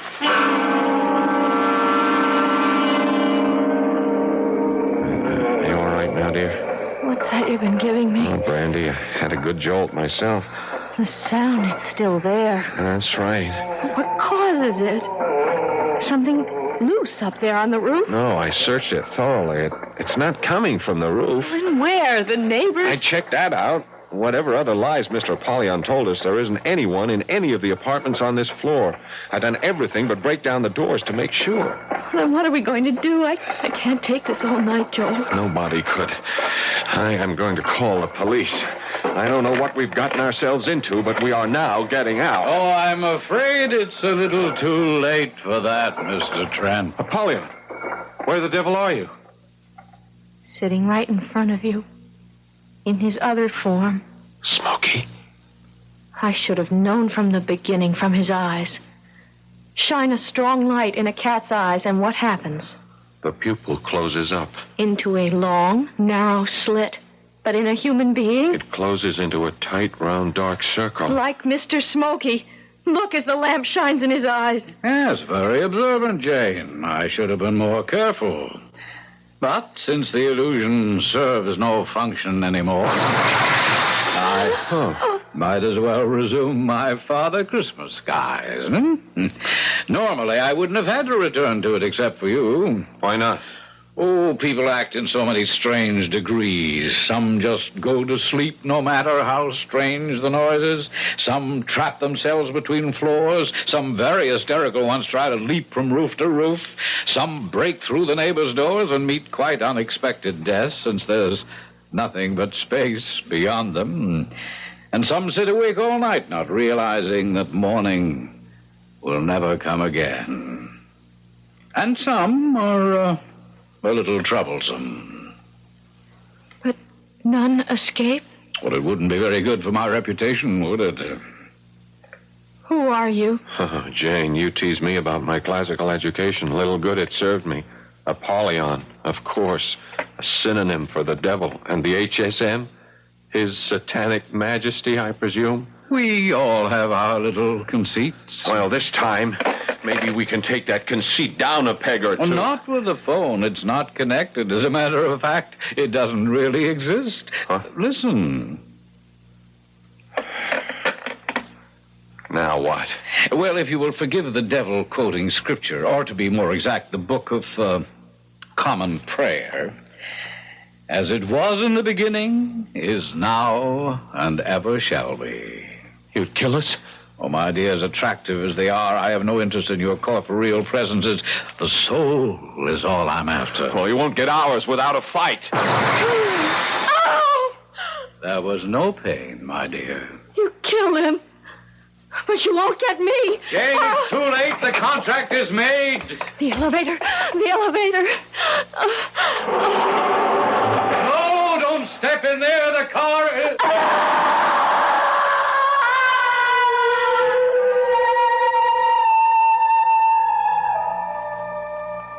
Now, why didn't she wait for me to tell her the car was still on the first floor? Poor, crushed little sparrow. But what matter? The bodies live and die in the blink of time's eyelid. The soul is what lives forever. No time to waste philosophizing. Tomorrow is another equally busy day. A quick general cleanup, and then the ad must be sneaked into that one right paper so the Smithers will get it. I wonder what the New York Chronicle would have to say if they knew that they had a real printer's devil.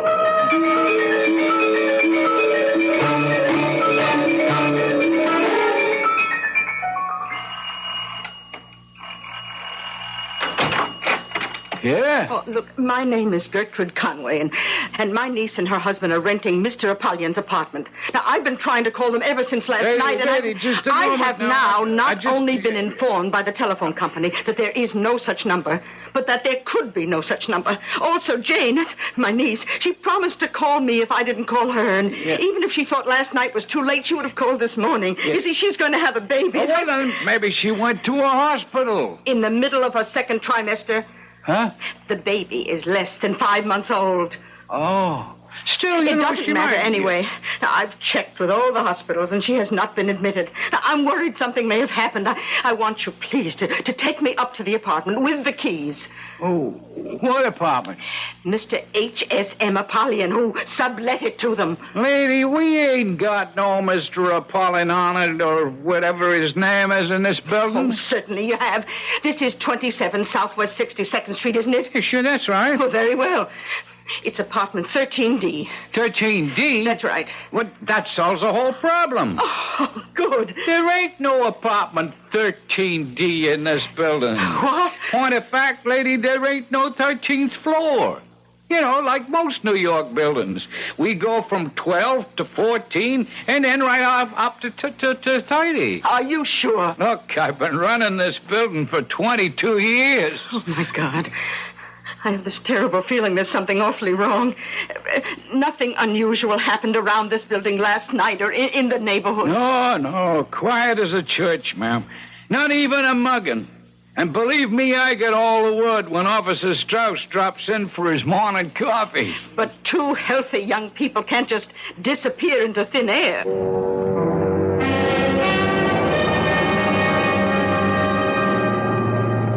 What was the floor, George? 13. Good thing we ain't either of us superstitious, huh? Yeah, not at this rent. Look out for the catch, huh? Don't worry. You just trust me. Aha! I thought I heard the lift. My Anglican background, I should really say English, actually. Elevator, I meant, of course. Are you here to see the flat? Apartment, I mean? Yeah. I'm George Smithers, and this is my wife, Violet. H.S. Apollyon here. Everyone always thinks I'm Navy, but I'm not. It isn't H.M.S., you see. H.S.M. stands for something quite different. Oh, yeah. Well, do come along in. I'm sure you're dying to see the apartment, and I can promise you I won't disappoint you. 2 more sacrificial lambs to the slaughter. Their doom, of course, is sealed. But, as Mr. Joseph says, so many people disappear in a big city every day. Not quite in this way, of course. But I suppose you can never be too careful. The sad trouble is that, as Elizabeth Barrett Browning said, the devil is most devilish when respectable. I'll be back shortly.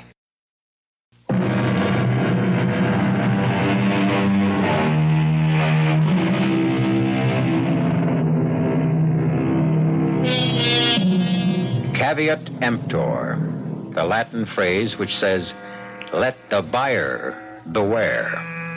This is true of all advertisements, of course. And the tighter the economy gets, the more the buyer should beware. But we wouldn't want to suggest you need fear the kind of ad we have featured tonight. In the beginning, we promised you a spine-tingling ghost story, which featured the 2 phrases, too good to be true and too true to be good. As a good night, we just like to suggest it was all in fun. And even if it wasn't true, we hope you found it good. Our cast included Jada Rowland, Paul Hecht, Ian Martin, and Bryna Rayburn. The entire production was under the direction of Hyman Brown. Now, a preview of our next tale. We've been married for 20 years, happily married. You can't throw years away like old shoes. Destroy everything we've built together. Everything we've come to mean to each other. I'm powerless to do anything else. Well, I am not. What do you mean? I mean that you're suffering from some sort of aberration. You're sick, Norman. Mentally sick. And I am not letting you do anything as stupid, as disastrous as marrying that girl. I will not divorce you, Norman. Agnes. No, Norman. In a few months, it'll all be over. This sudden romance of yours will be dead. Stone cold dead. No. In a few months, I will be stone cold dead. Radio Mystery Theater was sponsored in part by Buick Motor Division and Anheuser-Busch Incorporated, brewers of Budweiser. This is E.G. Marshall inviting you to return to our Mystery Theater for another adventure in the macabre. Until next time, pleasant dreams.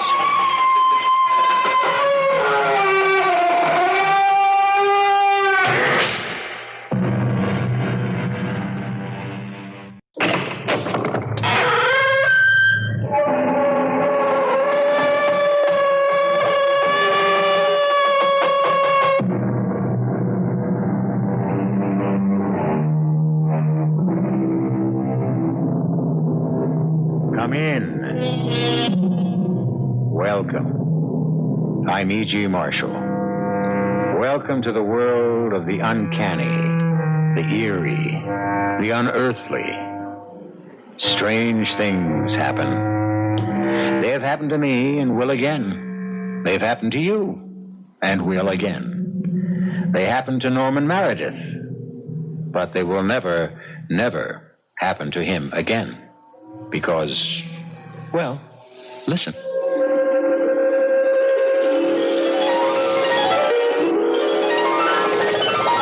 Who are you? How can you ask, Norman?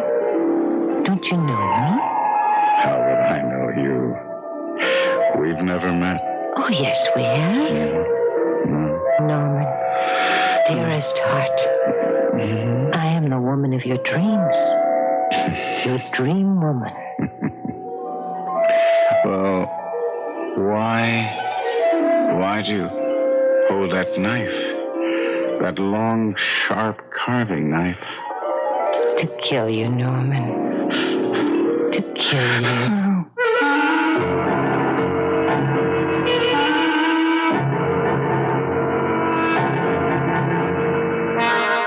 Our mystery drama, The Dream Woman, is based on the classic by Wilkie Collins and was especially adapted for the Mystery Theater by George Lothar and stars Kevin McCarthy. It is sponsored in part by Anheuser-Busch Incorporated, Brewers of Budweiser, and Sign Off, the sinus medicines. I'll be back shortly with Act One.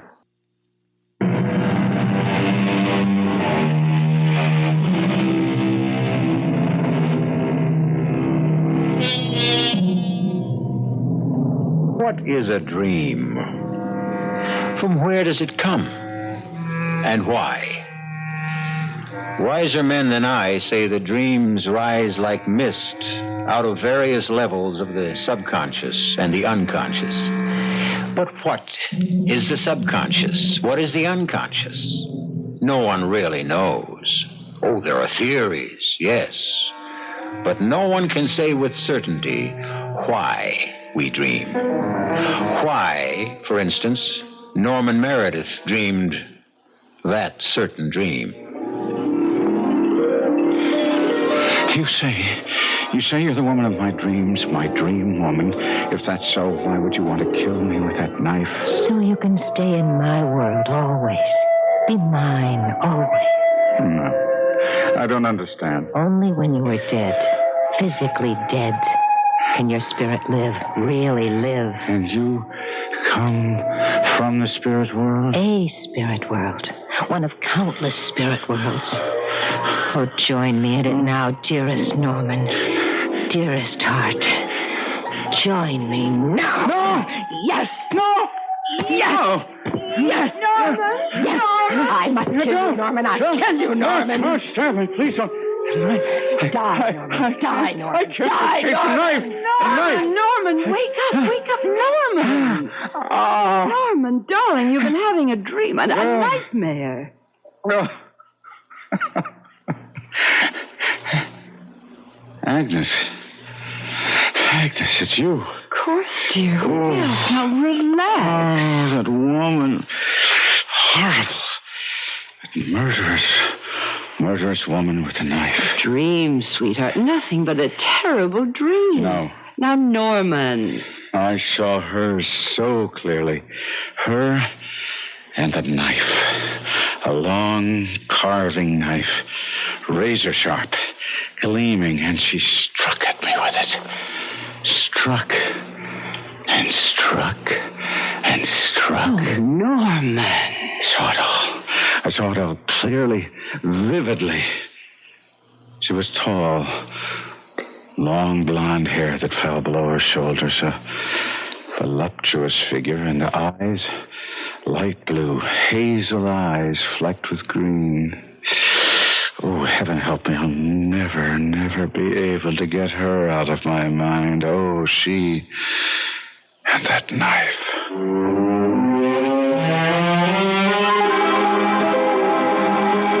Well, now, Norman, I can tell you this. As a psychiatrist, I have a number of patients who are troubled with nightmares, often with the same recurring nightmare, but They never come true, Norman. And neither will yours. No. What about that feeling? How do you explain that feeling that the woman last night, in that dream last night, seems as real to me today as she did then? That's why, even though I know how terribly busy you are, I had to see you today. She stays there. She won't leave my head. Never too busy to fit an old friend into my schedule, but then... Oh, excuse me. Yes, nurse? Tell Miss Lawrence I won't be more than another 5 minutes. And I see, where was I? Oh, yes. I was about to say, I'm all but positive you won't have this dream again, Norman. Frankly, I think you've been driving yourself too hard. All right, now what's the meaning of this, Dr. Gersten? Miss Lawrence. You have kept me waiting more than 20 minutes. I'm sorry, Miss You're Lawrence. sorry. I've got a hairdresser appointment at 3, and you're sorry? Look, Buster, you may be the great psychiatrist, Dr. Arnold Gerstein, but I am Sandy Lawrence, and nobody pushes me around, But okay? nobody's pushing you around, Miss Lawrence. You don't call making me wait 20 minutes pushing me around? No. Not when an emergency comes up. See the emergency? Miss Lawrence, if you'll just be patient another minute or so. All right, another minute, but no more, you understand? And I mean it. What's the matter with him? Why is he staring at me like that? Hey, what's with you, Buster? Give me the willies. 1 minute longer, Miss Lawrence. I won't be more than another minute. What is with you, Norman? You were staring at Miss Lawrence as if she'd shocked you. Who is she, Arnold? Her name is Sandra Lawrence. What does she do? Well, she claims to be an actress, but I don't think that's quite the profession she's in. Why were you staring at her like that? Didn't you notice? Notice what? Tall, sexy, long blonde hair, hazel eyes flecked with green. Oh, yes. She resembles the woman you saw in your dream. No, not resembles, Arnold. She is the woman in my dream.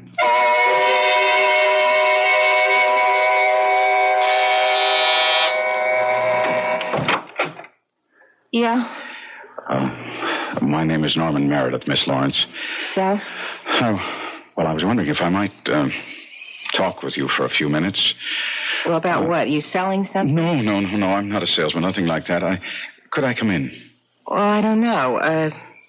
Somebody give you my name? A client of mine? Well, I'm a friend of Dr. Gersten's. I saw you in his office this afternoon. Oh, hey, you're the character that kept staring at me. I apologize for that. It was very rude of me. Yeah, well, that's okay. I mean, lots of guys stare at me. Could I? Yeah, sure. Come on in. I followed you after you left Arnold's, Dr. Gersten's office. You followed me? Yes. Hey, you got it bad. Unless you got some other reason for playing bloodhound.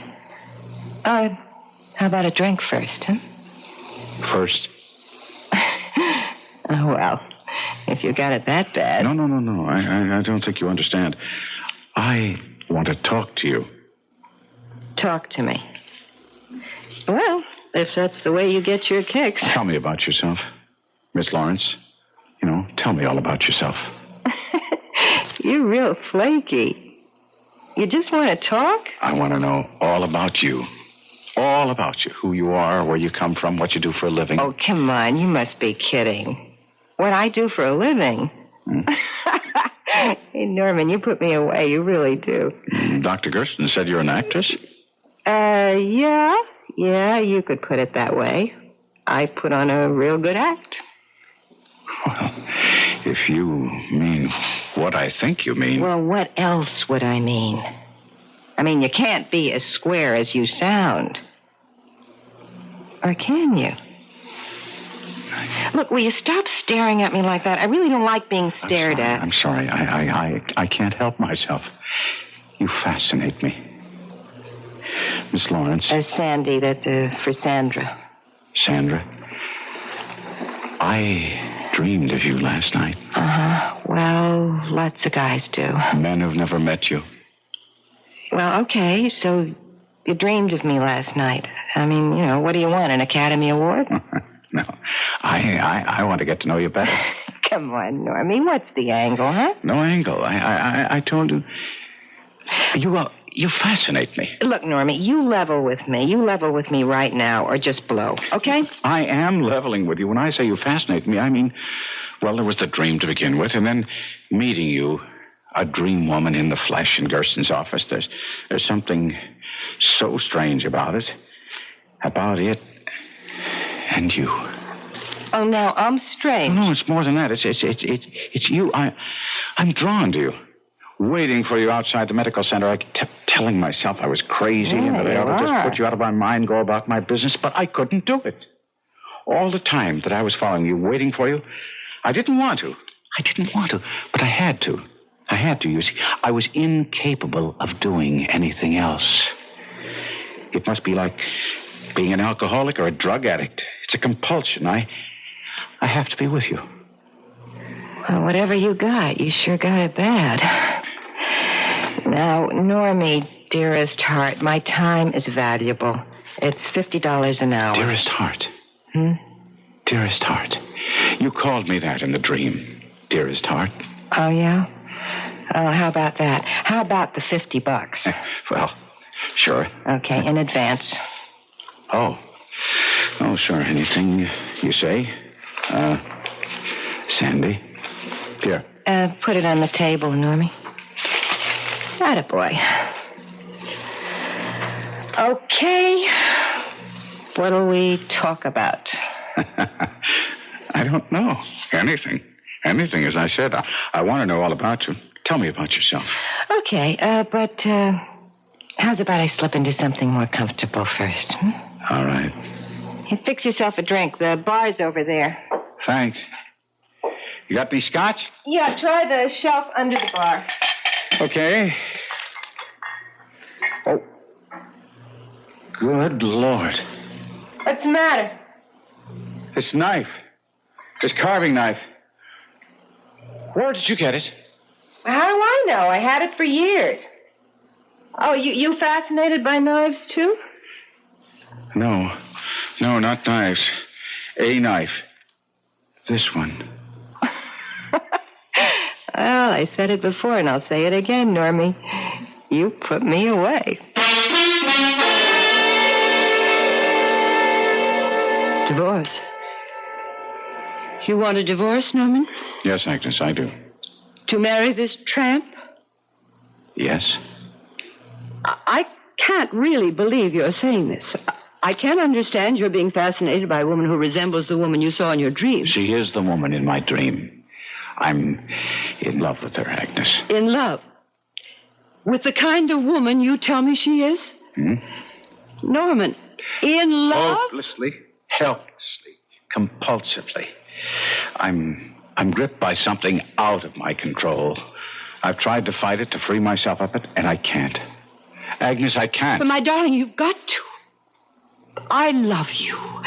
Yes, and you love me. I know you do. Yes. We've been married for 20 years, happily married. But... You can't throw years away like old shoes. Destroy everything we've built together. Everything we've come to mean to each other. I'm powerless to do anything else. Well, I am not. What do you mean? I mean that you're suffering from some sort of aberration. You're sick, Norman. Mentally sick. And I am not letting you do anything as stupid, as disastrous as marrying that girl. I will not divorce you, Norman. Agnes. No, Norman. In a few months, it'll all be over. This sudden romance of yours will be dead. Stone cold dead. No. In a few months, I will be stone cold dead.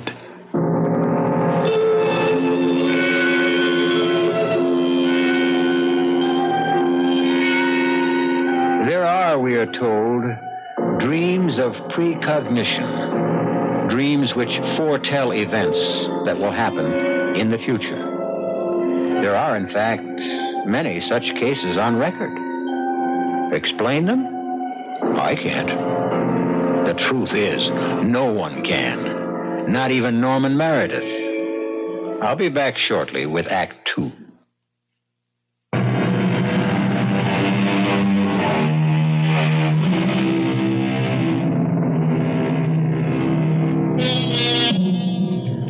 have asked, what is a dream? And come up with anything but a satisfactory answer. We might ask now, what is a compulsion? And find the answer equally unsatisfactory. A compulsion is, of course, the doing of something in spite of yourself. The doing of it against all the dictates of intelligence, reason, sanity. And that is precisely what Norman Meredith, well-to-do stockbroker, finds himself doing in the suite of a palatial hotel in Rome, Italy, close on to 4 o'clock of a summer morning.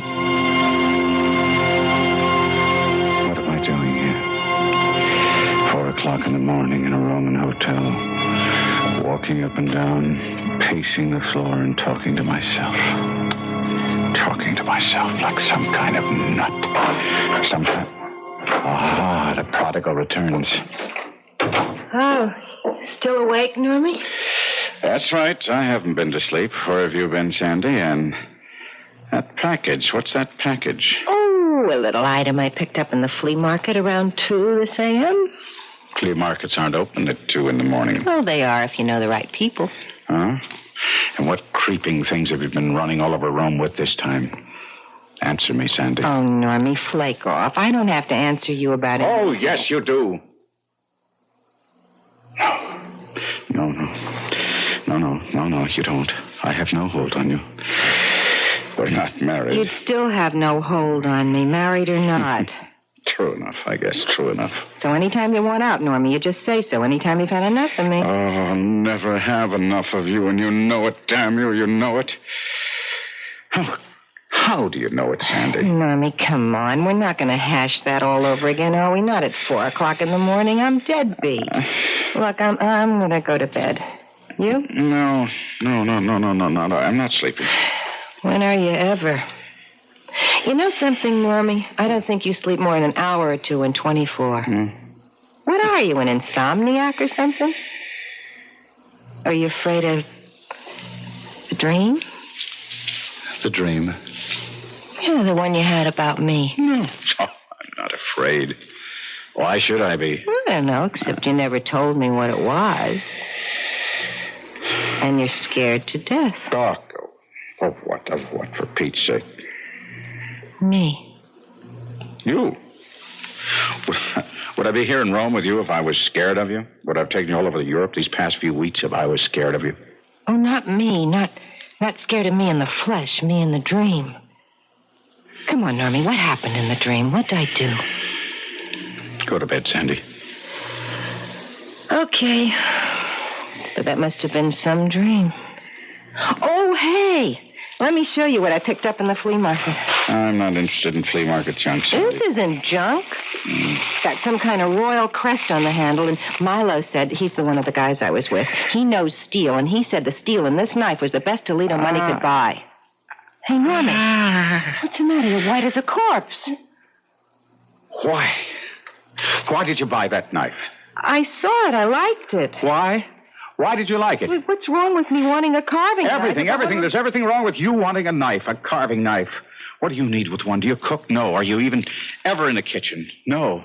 So what do you want with a carving knife? You want to know the truth? I've been sort of thinking of taking up cooking, maybe, okay? You? You learn to cook? You can't boil water. All right, Normie, you don't have to rub it in. Look, I just thought... You're really a nice guy. You're square, but you're nice. And I know I've been giving you a hard time. I mean, I'm out on the town all hours of the night living it up. And, well, we'll be leaving for Paris tomorrow, and they've got a real out-of-sight cooking school there. And I thought if I could just make things up to you...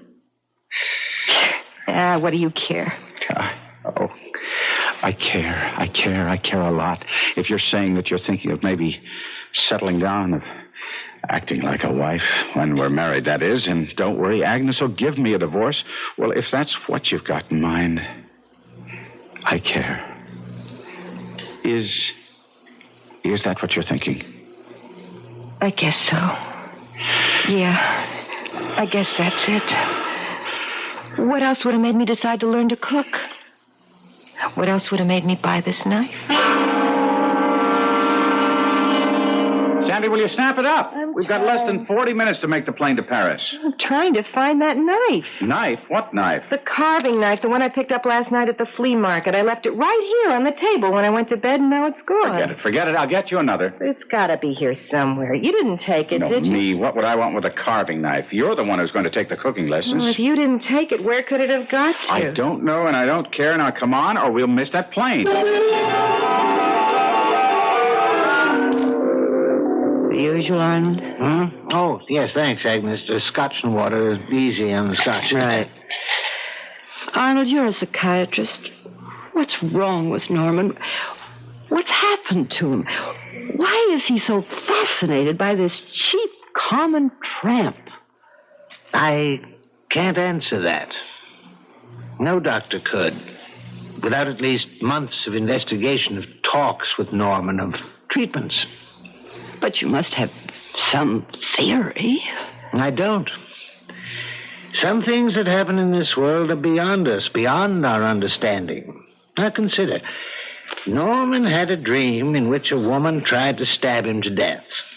The next day, he meets in the flesh the self-same woman of that dream. So he said. Norman is no fool, Agnes. He meets this woman who tried to kill him in his dream, and he's irresistibly drawn to her. Now, is Norman mad? He is not. What, then, is the answer to all this?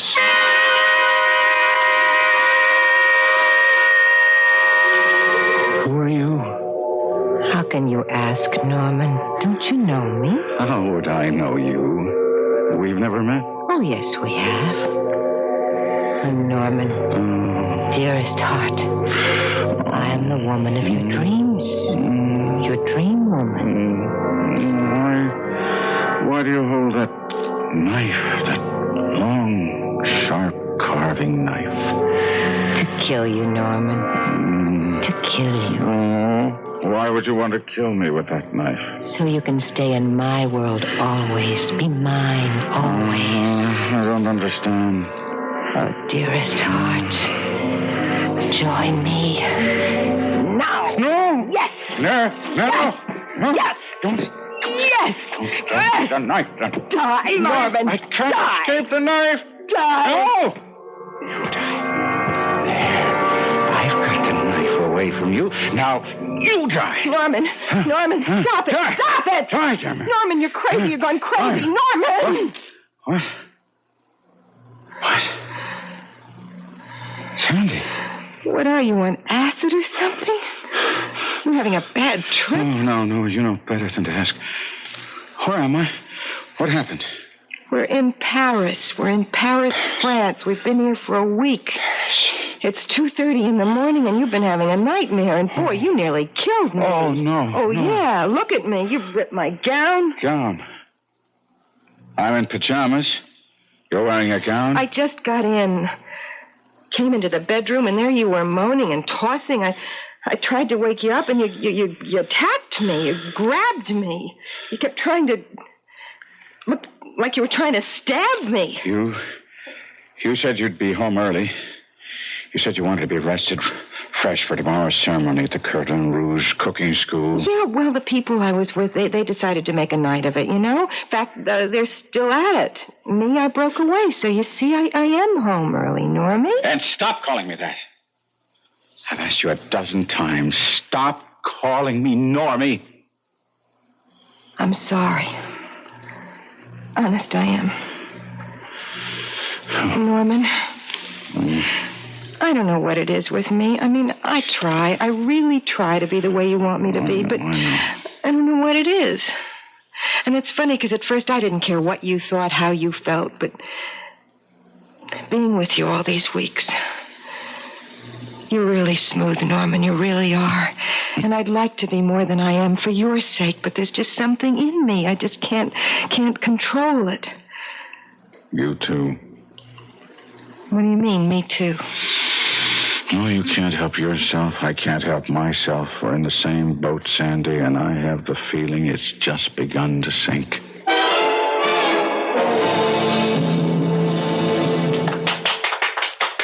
Alors, puis-je demander votre attention, mesdames et messieurs, s'il vous plaît? Ah, merci. Today, as the maître of this particular class in cooking here at Le Cordon Rouge, it is, as you know, my pleasure to award prizes to the 3 best students. I'm delighted to see that Monsieur Norman Meredith has accompanied the beautiful Sandra Lawrence today, because to her goes the first prize. Come forward, Sandy. Venez ici, hein, and accept your award. Avec mes compliments, chérie. Oh, thank you, dear maître. Thank you very much. Shall I open it so everybody can see what it is? Yes, but of course. Okay. Oh, hey. It's a knife. A beautiful carving knife. Take notice, chérie, the name Le Cordon Rouge inscribed on the handle and your own name on the blade. Monsieur Meredith, are you not proud of Miss Lawrence? Monsieur Meredith. Hey, Norman. Are you ill? Norman? No, I just need some fresh air. Excuse me. You heard me, Normie. Where is the knife? How do I know? Now, you listen to me. The first time I met you, when you came to my place in New York, you acted real funny when you found that carving knife on the bar. You remember? And somehow I never saw that knife again. It just disappeared. Because you took it. You don't know what you're talking about. Oh, I don't? No. Then what happened to the carving knife I picked up at the flea market in Rome? I know I left it on that table when I went to bed that night, and it wasn't there when I got up, and somehow it disappeared forever. Just why you're accusing me? Because you took them and you hid them, or you threw them away, or you did something. And you've done the same thing with my Cordon Rouge knife. Not me. Then where is it? Now, you took the knife, Normie.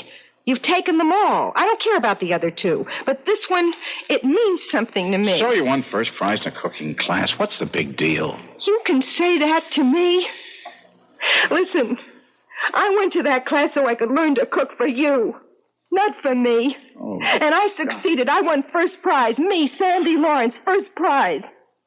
I don't care about the knife. I care about what it stands for.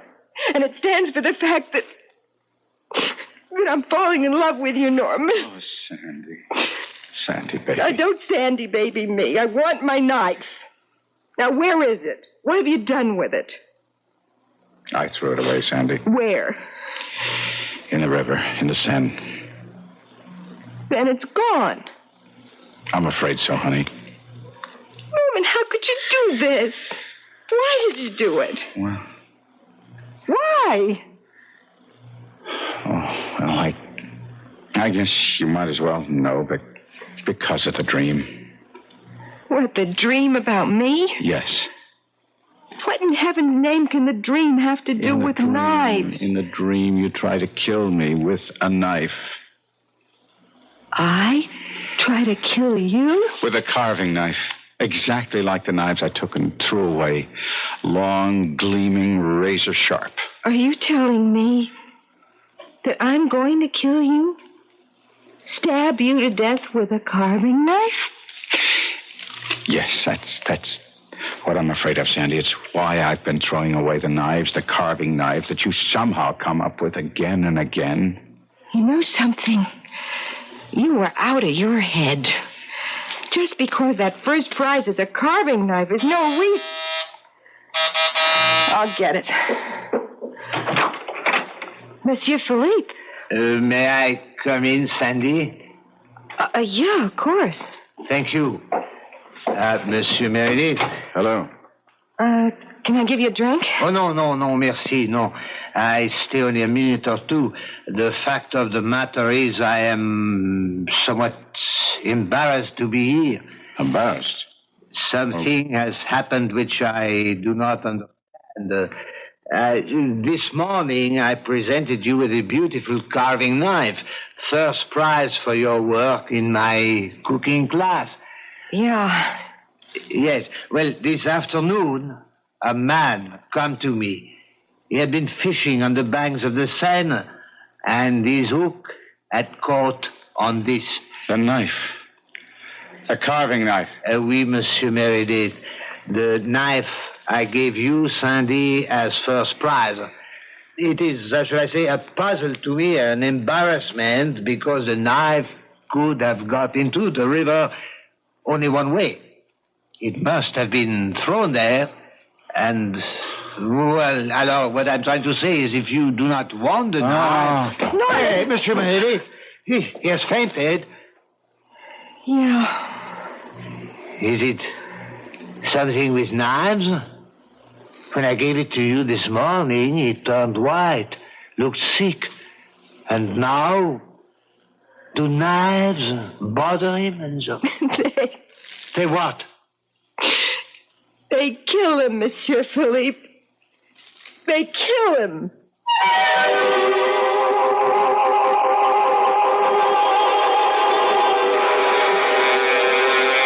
Well, all things considered, I think they'd kill me, too. It is curious, this affinity Sandra Lawrence has for carving knives. Or they for her. I'll return shortly with Act 3.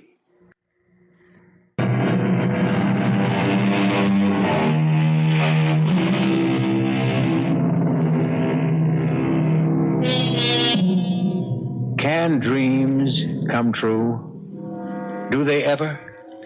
If they do, is Norman Meredith fated to be stabbed to death by the woman who haunts his dreams? The woman he finds irresistible in real life? Sandy, Yes, Norman. tell me where it is. Well, what is? You know what. The knife. Norman, we said we wouldn't talk about it anymore, remember? I remember you said we wouldn't. When I came into that hotel room in Paris and asked you what you'd done with the knife, you said we wouldn't talk about it anymore. Not me. I threw it away. You're a liar. Norman. You wouldn't have thrown it away. It meant too much to you. You've hidden it. All right. I hid it. Get it. What, so you can throw it away? No. Listen to me. No, Norman, you listen to me for once. I'm listening. Now, the first time we met, I was... Well, not what I am now. I was kind of tough. I was kind of coarse. Kind of person I don't want to be anymore because you showed me another kind of life. Where's the knife? Listen to me, please. Norman, I'm trying real hard to be the kind of woman who'd be worthy of you, you know? The kind of woman you could really love. The kind of woman you'd marry. We'll talk about all this later.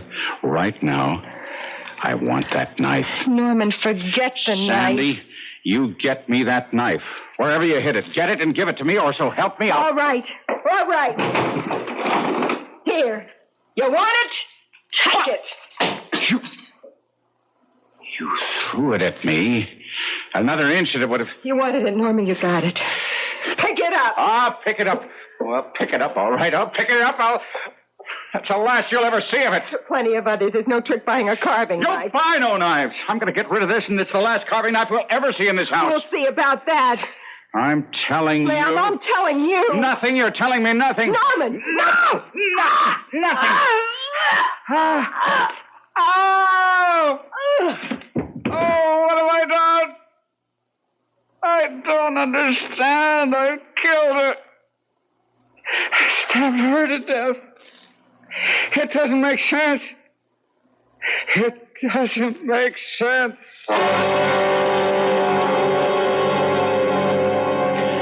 So, Agnes, all I can say is you were right from the first, right? It was just an aberration or infatuation, maybe. I don't know. Anyway, it's over. Will you take me back? Of course, Norman. I never really let you go. But... Yes? Are you sure it's over? Done with? Are you absolutely sure? Oh, yes. I left her this morning. I told her that everything was over between us. Everything. What did she say? Nothing. She must have said something. Nothing. Norman, darling. I'm sorry. No. Oh, you poor dear. You're worn out on the ragged edge. Done for. true? No. Yes. No. Yes, I've ruined our marriage. My business. Now, that's nonsense. Never. Our marriage is... Never be the same. You know it won't, Agnes. Oh, I did. Leaving you, running off with her. Well, you were caught up in something beyond your control.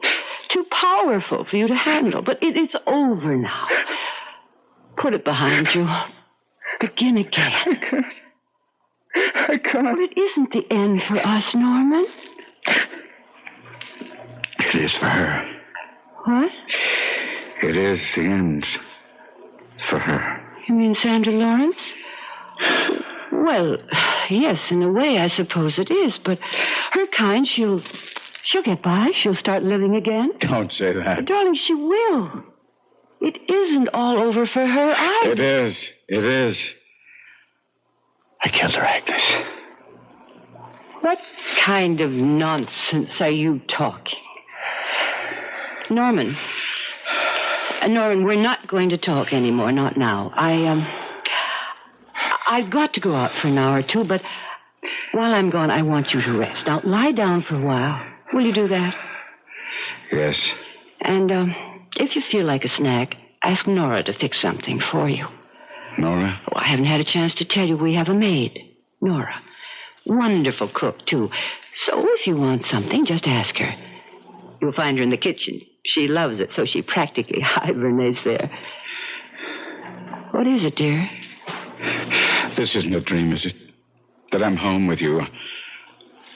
I'm not dreaming, am I, Agnes?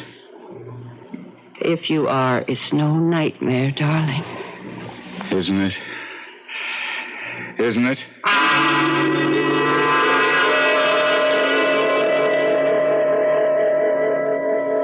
I'm afraid I told a little lie, Arnold. I just said I had to go out for an hour or so, but of course I came straight here to see you. I'm glad you did, Agnes. I'm as worried about Norman as you are. He talked about Sandra Lawrence as if he had killed her. I mean, really killed her. When, of course, what he meant was that he felt that he'd ended her happiness, ruined her future. Excuse me, my nurse. Yes? Captain who? The police. Oh, yes. Put him through. Yes, Captain, this is Dr. Gerstein. Yes? Well, she was a patient of mine. What's that? Stabbed to death? Oh, good heavens. Yes, of course. I'll answer any questions you may have. No, not at all. Goodbye. Agnes, you said you left Norman at home? Yes. We'd better go there at once. Why? Arnold, what is it? That was the police. Sandra Lawrence was found this afternoon in her apartment, stabbed to death. Oh. Norman was telling the truth. He did kill her? It seems likely, Agnes. All too likely.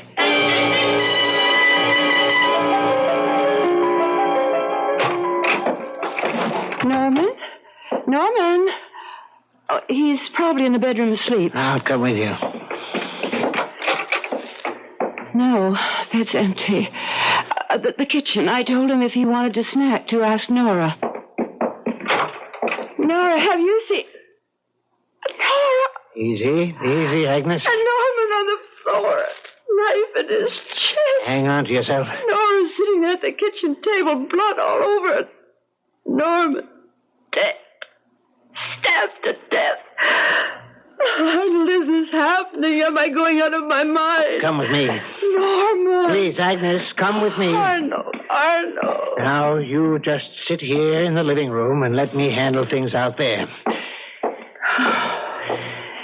Nora, that is your name, isn't it, Nora? Yes. What happened here? I don't know. I can't make any sense out of it. What happened? He came here into the kitchen. I had just started dinner. He stared at me like I was some kind of ghost or something. And then he flung himself at me, grabbed me by the throat, and he was screaming, "I'll kill you once and for all. I'll kill you and be rid of you." I grabbed for something to protect myself with. And the carving knife was handy. I grabbed that. And the next thing I knew, he was there on the floor with a knife in his chest. Dead. I killed him. I killed him.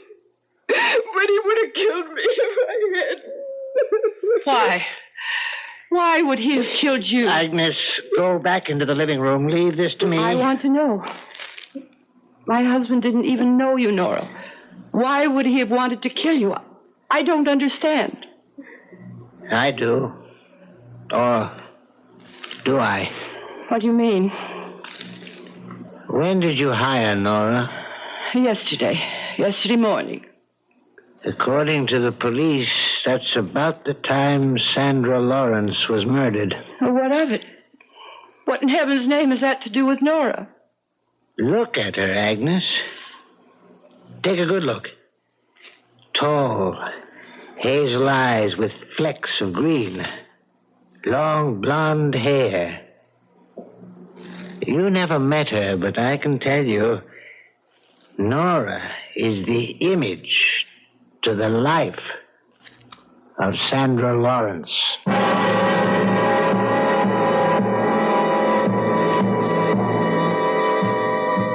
So, through one of those strange twists that fate so often takes, Norman Meredith's nightmare became reality, as he always knew it would.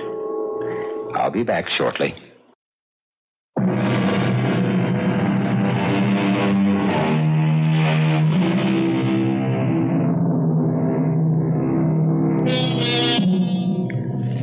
As I said when we began, little, if anything, is known about the origin of dreams, where they come from, why they come, what they mean. I can only wish, most sincerely, for all your dreams to be happy ones, but I doubt that they will. Our cast included Kevin McCarthy, Terry Keane, Grace Matthews, and Robert Dryden. The entire production was under the direction of Hyman Brown. Now, a preview of our next tale. You're mine, Claude. You gave me your ring. But I told you... Claude, you may play with other women. You may deceive other women. But no man in the history of the world has ever deceived me and lived. I am Venus. I am Aphrodite. But I only... Hundreds, thousands, numberless races of men on this planet have worshipped me under numberless names. And now, I choose you. You must leave this woman. Radio Mystery Theater was sponsored in part by new sugar-free diet 7-Up and Buick Motor Division. This is E.G. Marshall inviting you to return to our Mystery Theater for another adventure in the macabre. Until next time, pleasant dreams.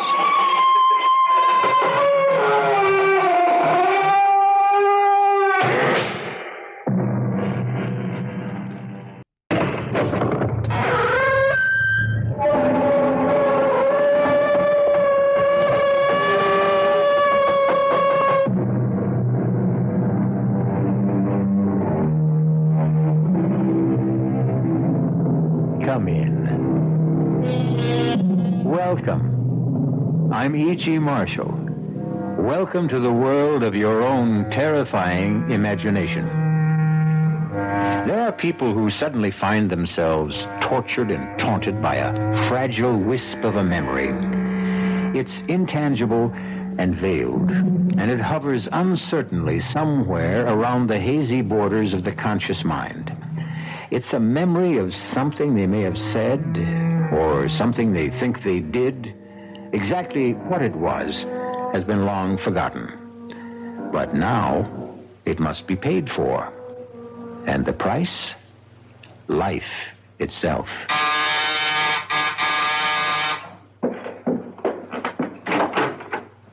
Yes? Are you Mrs. Louise Goodman? That's right.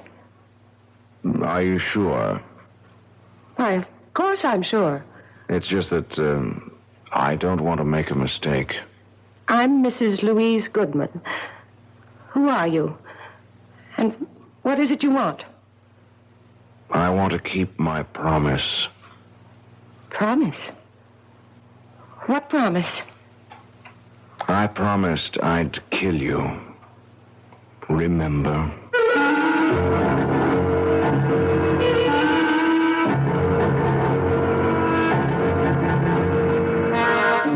Our mystery drama, A Little Night Murder, was written especially for the Mystery Theater by Sam Dan and stars Tony Roberts.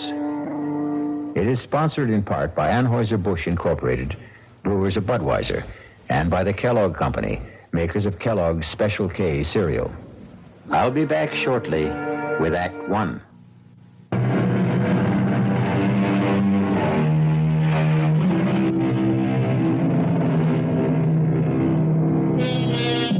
Downtown at night, the city is a deserted place.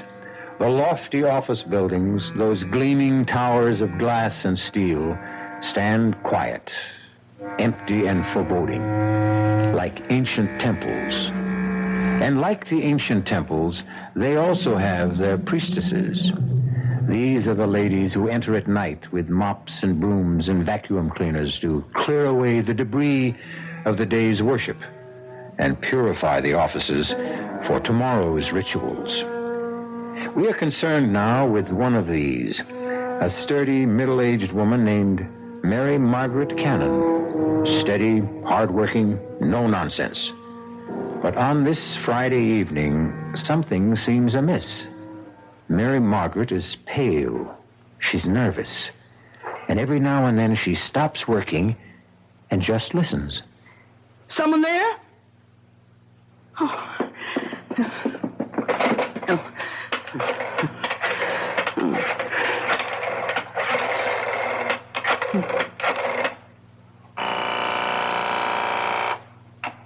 Hello? Terry, I'm scared. Scared? You? What did you be scared of? I don't know. It's these murders. Murders? These women who've been getting killed. Then I'll come and stay with you if you want. Oh, please. I'm so nervous, so jumpy. I'm so scared. Yeah, but why? I just don't know. Terry. Yes? I hear someone coming. Hey, are you sure? I hear someone. Terry. I'll hang up and call the police. Oh, no, don't. It's just the guard.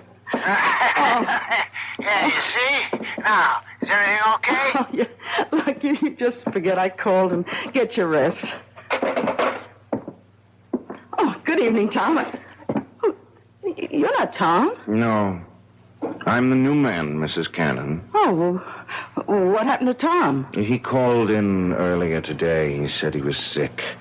They sent me down to relieve him. How'd you know my name? Oh, Tom told me. I asked him, who's in the building tonight, and he said, just Mrs. Cannon. But what? Well, Tom doesn't know my last name any more than I know his. We're just Mary and Tom. How did you know? Why shouldn't I know your last name? You know mine. How? How would I know your last name? It's Jackson. Remember? Little Peter Jackson.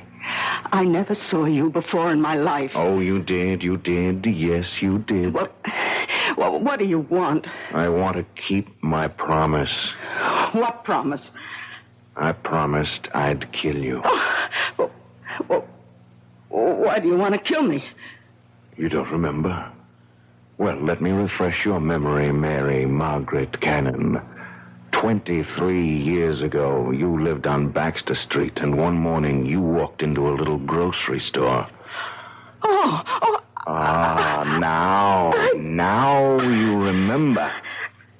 You have exactly 30 seconds to live. Oh, please don't kill me, please. You should be saying your prayers. But I told the truth. If it was the truth, then God will forgive you. Pray, Mary Margaret Cannon. Pray. Oh, listen.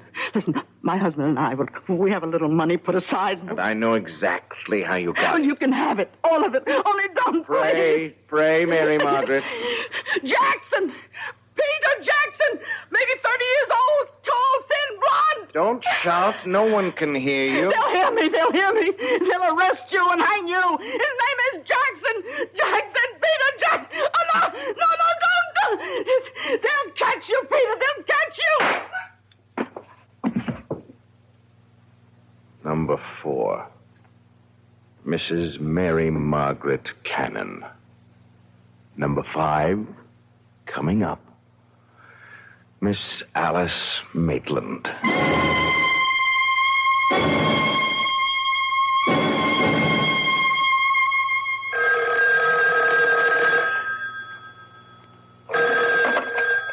Captain Blake.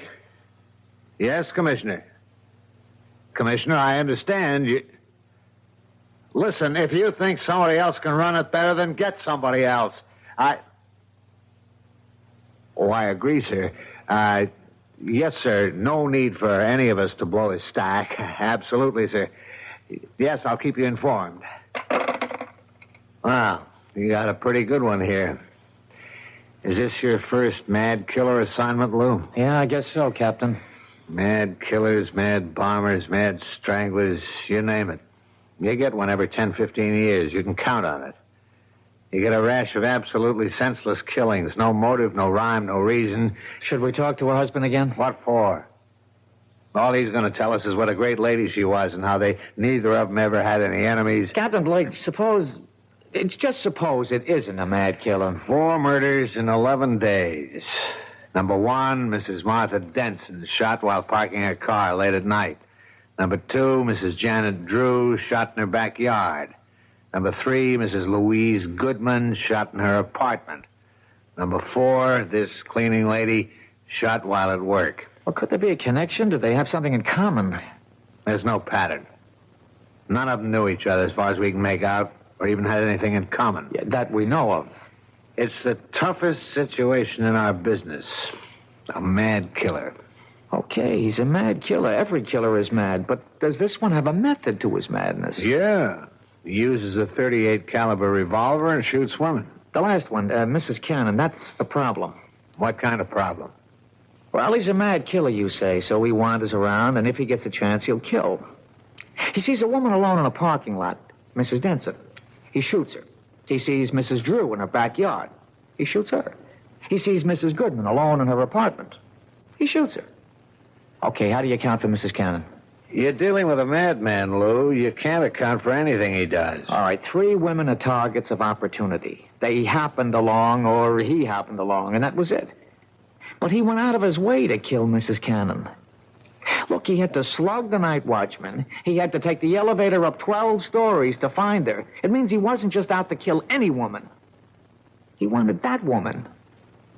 Why? That's good thinking, Lou. And if this were almost any other kind of case...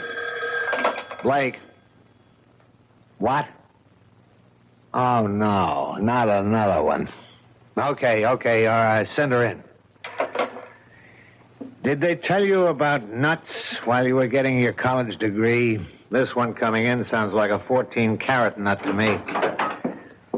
Captain Blake? Yes, I'm Captain Blake. This Detective Parker. How do you do? Huh? I'm Miss Maitland, Alice Maitland. I own a bookshop on 3rd Street, and... well, it's about the murders. Do you know anything about the murders, Miss Maitland? I know who's going to be killed next.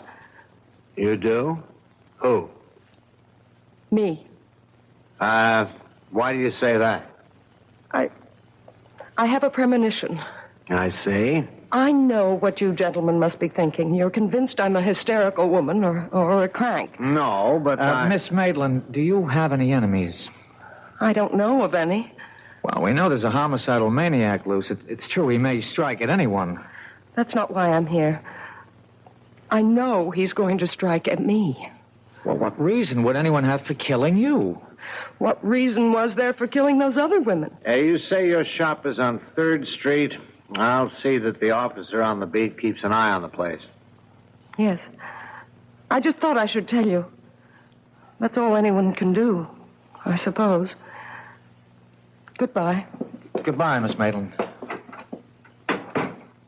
Now, Lou, you have just conversed with an authentic member of the Nut Club. I don't know about that, Captain. She's a charter member.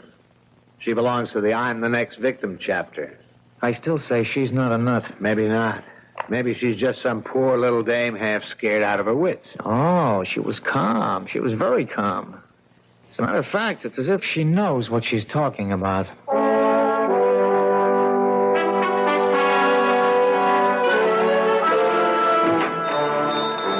May I help you? Oh. Hello. Remember me? Yes. You're one of the detectives I spoke with. Yeah, Lou Parker. Tell me why you came to police headquarters with a story that, well, rationally, it doesn't make sense. You said as much yourself. You felt that you had made yourself seem somewhat ridiculous. But now, well, forget all that. I'm willing to assume that your story is true, that you really are next on the list. Then you do believe me? I'm willing to accept what you say, but you have to help me. Does anyone have a motive for wanting to kill you? No. You never did or said anything that may have hurt someone? I can't remember. A disappointed boyfriend? I never really disappointed anyone that way. And yet you insist someone wants to kill you. I know it sounds ridiculous. There's a reason for feeling the way you do.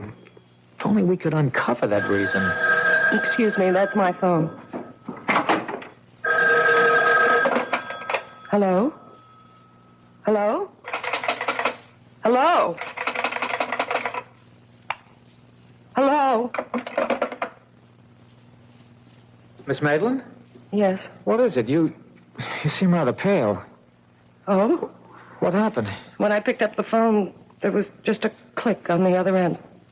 As if someone had just hung up. Well, why should that seem to upset you? Well, because it's happened before. It has? Yes. Frequently? I mean, often enough so that it really isn't just an accident? 3, 4, perhaps 5 times a day. When did it start? Oh, I'd say about 2 weeks ago. I remember it happened 3 times the night the first of those women was murdered. Well, why didn't you tell us this before? I didn't think it was anything important. May I use your phone? It's back there in the office. Okay, I'll only be a moment. May I help you? Yes. Is your name Alice Maitland? Yes. Can I do anything for you? Well, you see, I came here because I have to keep a certain promise I made.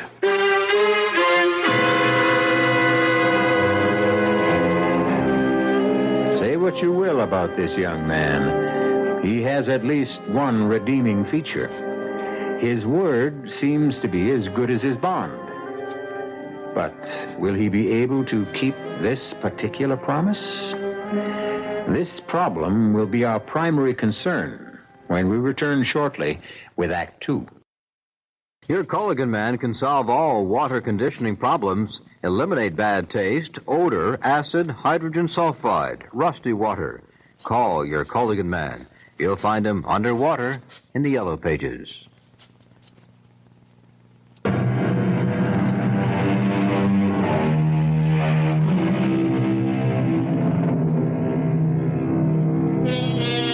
At one time, a young man named Peter Jackson has made the same promise to several women. A promise that he would kill them. So far, he has kept his promise 4 times. Now, he is in a bookshop owned by a Miss Maitland, apparently ready to fulfill promise number 5. I came here because I have to keep a certain promise I made. You made a promise? Oh, yes. And I came here to keep my word. Miss Maitland, I think we're... Oh, I'm sorry. I didn't know you had a customer. What sort of promise are you talking about? I had promised a special person I would buy her a book. And I came in here to... Any particular type of book? Yeah. Yes, a good murder mystery. Oh, well, we have the latest Jonathan Merriweather novel. No, I don't dig him. Nothing happens. You got anything by Mike Stilson? Now, there's a guy who really writes murders. I mean, he kills somebody every other page. Oh, we're sold out on the latest.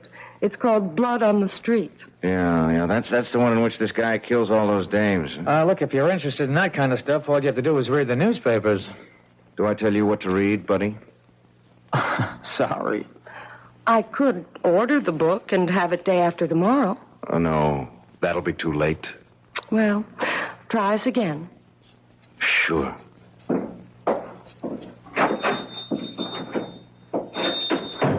Well, there's a guy with gruesome tastes. Well, takes all kinds. Hey, you know, he's a great Mike Stilson fan, and he thinks nobody knows it. Who? My boss, Captain Blake. You're kidding. Hey, this is the very first time I've ever seen you smile. Oh, I smile a lot. It's just recently. I told Captain Blake about the calls.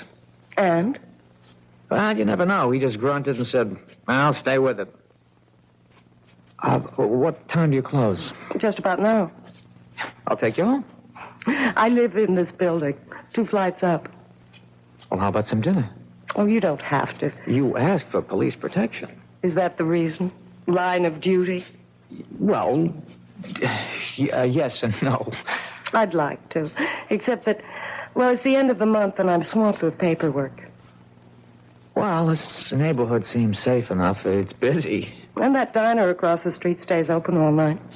Look, keep this card handy at all times. It's got a special phone number. Now use it. Anytime you're disturbed by anything at all, no matter how slight or trivial, don't feel embarrassed. Just get on the phone.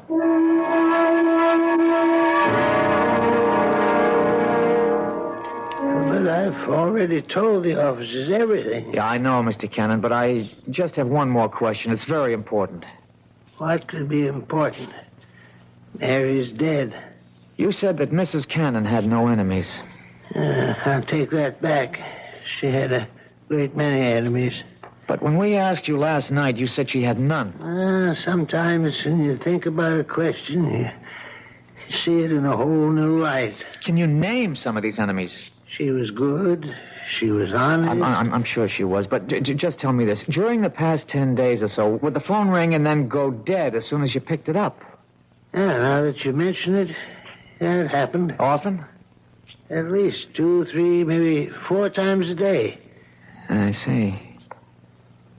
Is the name Alice Maitland familiar? Alice Maitland. Think. Alice Maitland. You know, there is something familiar about it.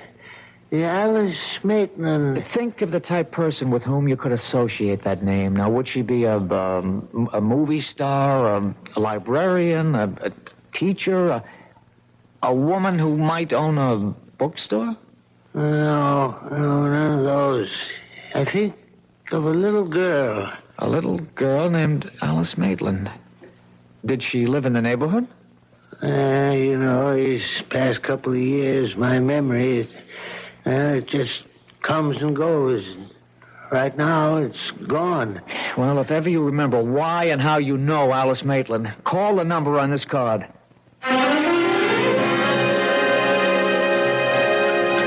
I'll have another cup of coffee, please. You waiting for somebody, mister? Well, not exactly. Why do you ask? Oh, well, now you've been sitting around for hours drinking the stuff. The coffee in this joint that good? Look, don't be frightened. Oh, who's frightened? Well, you are, so, just look at this. Oh, you're a cop. Uh-huh. Yeah, I was beginning to think that you could be that mad killer. Well, it could be just about anybody. I hope I didn't scare you too badly. Well, the truth is, I wasn't that much scared for myself. No? Well, you've just been staring at that building across the street. I got the idea you were watching for something. Are you? Well, maybe. Could I have change for the telephone, please? Thank you.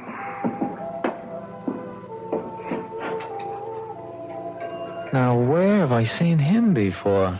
What did you say? Nothing. Just talking to myself. You do that a lot, don't you? Do what? Talk to yourself. Well, that was a short call. She wasn't home. Oh, it's too bad. Did you find the book? What book? The one by Mike Stilson. Oh. No. Well, keep looking. You know the best way to stop talking to yourself? No. Get married. The light went on in her room. What's that? He went to the booth. He only had time to dial, and the light went on in Alice's apartment. Who's Alice? It could be a coincidence. Wait a minute.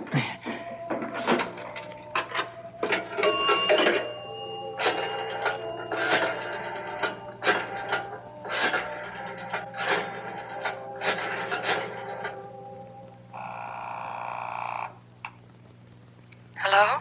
Alice, it's Lou Parker. Did I wake you? No. I'm up. Did your phone ring just a minute ago? Did it ring?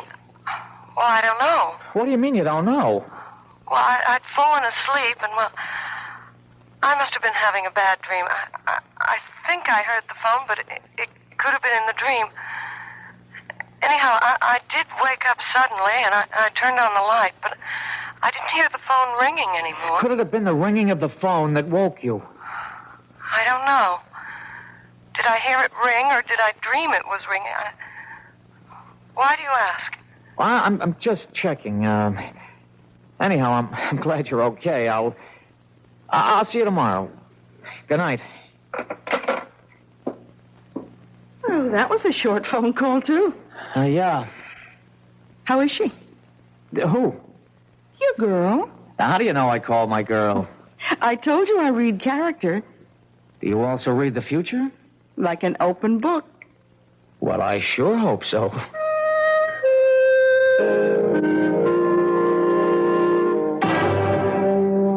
Captain, we got ourselves the killer. Oh, how can you be sure of your guy? I saw him in the bookshop. Does that make him a suspect? Maybe he likes to read. Then again in the diner. He may have been hungry. He didn't eat. He just went into the phone booth. He didn't even make a call. He was in there just long enough to let the number ring, and then he was out. So? So the light went on in Alice's, Miss Maitland's apartment. You mean he called her and hung up? Well, what? She isn't sure. How can she not be sure? The phone rang or it didn't? It isn't that simple. You see, she was asleep and she can't be sure. If it was the ringing of the phone that woke her up, or if the ringing of the phone was part of her dream. Good luck. Look, Captain Blake, there's something about this guy. He's young, about 30-ish, thin, blonde, a very hard line to his mouth. Lou, I think you better report in for general duty. This case is getting to you. Well, Captain, please. It's no reflection. It's even to your credit. It shows you care about people. Captain, let me have one more day. All right, Lou. 24 hours.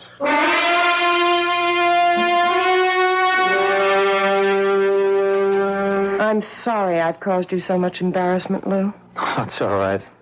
Captain Blake is unhappy. He'll get over it. He thinks I'm crazy. Well, he thinks most people are crazy. Lou, you can't keep guarding me forever. He has to strike at you soon. That's the pattern. He's done 4 murders in 12 days. That's one every 3 days. This is the night of the 15th day. He's due. Unless... Unless what? Unless I've scared him off for a while. No, keep away from your window. Why? Well, if he's around, we'll be tipped off. But could I have scared him away? After all, how would you know I'm a cop? You never saw him before? Never. We have to assume he's our killer. And what is the only thing we know about him besides his general physical description? We know he wanted a book by Mike Stilson. Blood on the Streets. But he could have made that up on the spur of the moment. People rarely make things up in the spur of the moment. He knows what he's doing. He's out to frighten you. The phone calls are a part of it. That book. There's something in it that would cause you to be frightened. But what? I don't know. I've never read it. Well, he figures you did. After all, you own a bookstore. I have to sell books by Mike Stilson, but no one can force me to read them. Well, the clue is in that book. Wait a minute.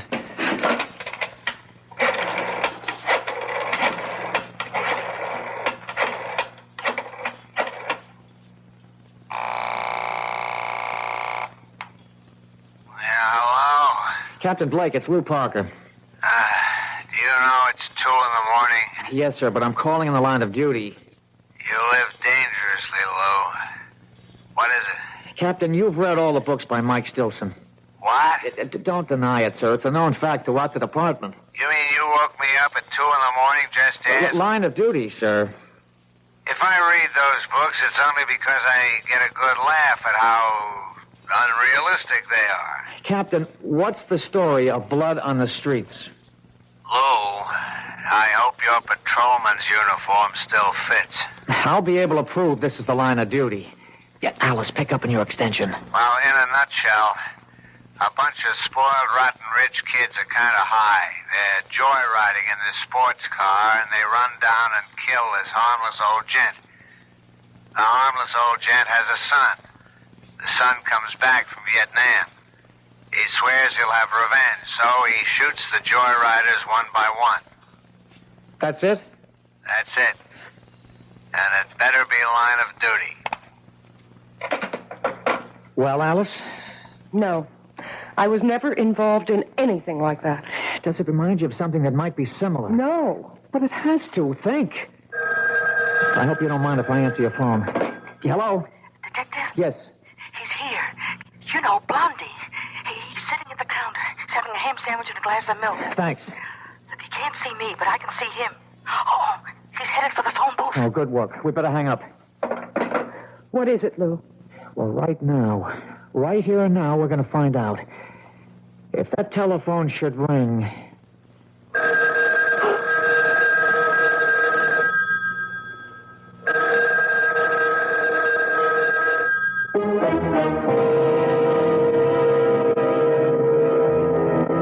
Whatever his faults, and we have already witnessed a rather grievous one, at least young Peter Jackson is something of a sportsman. In his own way, he warns his intended victims. He even tries to give them clues. This time, has he given one too many? We'll be back shortly with Act 3. This is WBBM, Chicago, News Radio 78.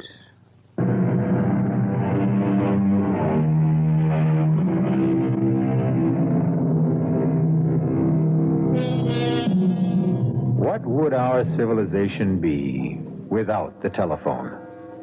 Imagine your life without it. And the way the telephone works, it requires two people to complete a call. However, some of the most eloquent conversations can be carried on when there's no one at the other end, as you shall hear. Answer it, Alice. Answer it. Hello? He hung up. Now I've got him. Where are you going? You stay here.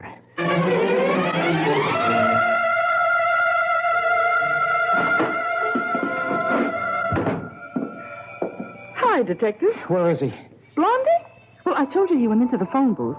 He didn't stay in there more than a couple of seconds, and then he ran out of here. Did you see which way he went? He didn't even pay his check. Which way did he go? Look, you got nothing to worry about. You'll get him. What are you saying? He ran into a cab that's usually parked outside. All right, could you describe I don't have to describe. I know. Look, all I want is... I know the cab driver. He's a school teacher for days, and he moonlights. His name is Vic Wilson. Does he have a radio? They all have radios. How could he make a living? What's the company? Oh, what a great witness I make. Jefferson.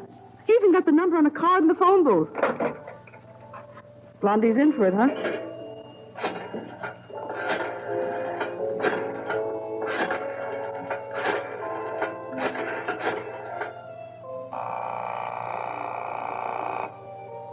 Jefferson Cabs? This is a police call. You have a driver, Vic Wilson. He's on a job right now. The minute he checks in, have him report back to the diner at 3rd Street, to Detective Parker.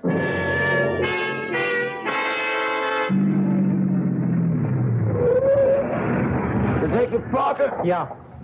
How do I know it's... My badge. Get in. Can't be too careful. That maniac's running around loose. Where'd you take your last fare? 790 Crest. Oh, what is it? It's an apartment building. How big? 6 family, I'd say. Attached? No, it's all by itself. There's an empty lot on either side. They're renovating the neighborhood. It's about time. He lives there, huh? Yeah, I've been taking him there for the last couple of days. He comes out of the diner, he gets into the camp, that's where he goes. That's good enough. Is he a bad boy? Well, you wouldn't give him a star for good conduct, teacher. Throw on those searchlights, Haggerty, and hand me that bullhorn. We know who you are, and we know you're in there. We'll give you exactly 60 seconds to come out. Walk out the front door with your hands in the air. Keep behind the car, Lou. A nut like this one might want to take some people with him. You've had your minute. Come out, or we'll come in. All right, let's get in there fast. Open up, police. All right, stand to the side of the door, Lou. Cover me.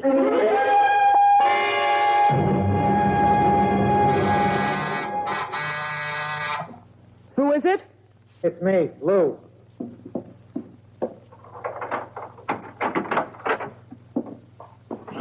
Lou. Lou, what happened? Well, You didn't get him. no, we didn't get him. Maybe it was the wrong house. No, the cab driver insists that's where he's been taking him. Then what happened? Oh, he's smart. He has himself dropped off at a false certain address in case he's being tailed, and then he sneaks out. Makes sense. Of course, Captain Blake doesn't believe a word of it. But, Lou... Oh, come on. 6 families live in that house. 6 ordinary, law-abiding families, and we rouse them at 5 in the morning and search the place. How angry is Captain Blake? Well, if he ever gets over it, I may wind up working nights in charge of the property office. Otherwise, I'm pounding a beat down along the docks. It's my fault. No. How do I really know I'm in danger? Why isn't this the product of an overwrought imagination? And the phone calls? Coincidence. And the guy in the bookshop? And we see him again in the phone booth just before your telephone rings? It could all be coincidence. I can't accept that. Captain Blake does. As far as I'm concerned, you're in danger, and you're convinced of it too, aren't you?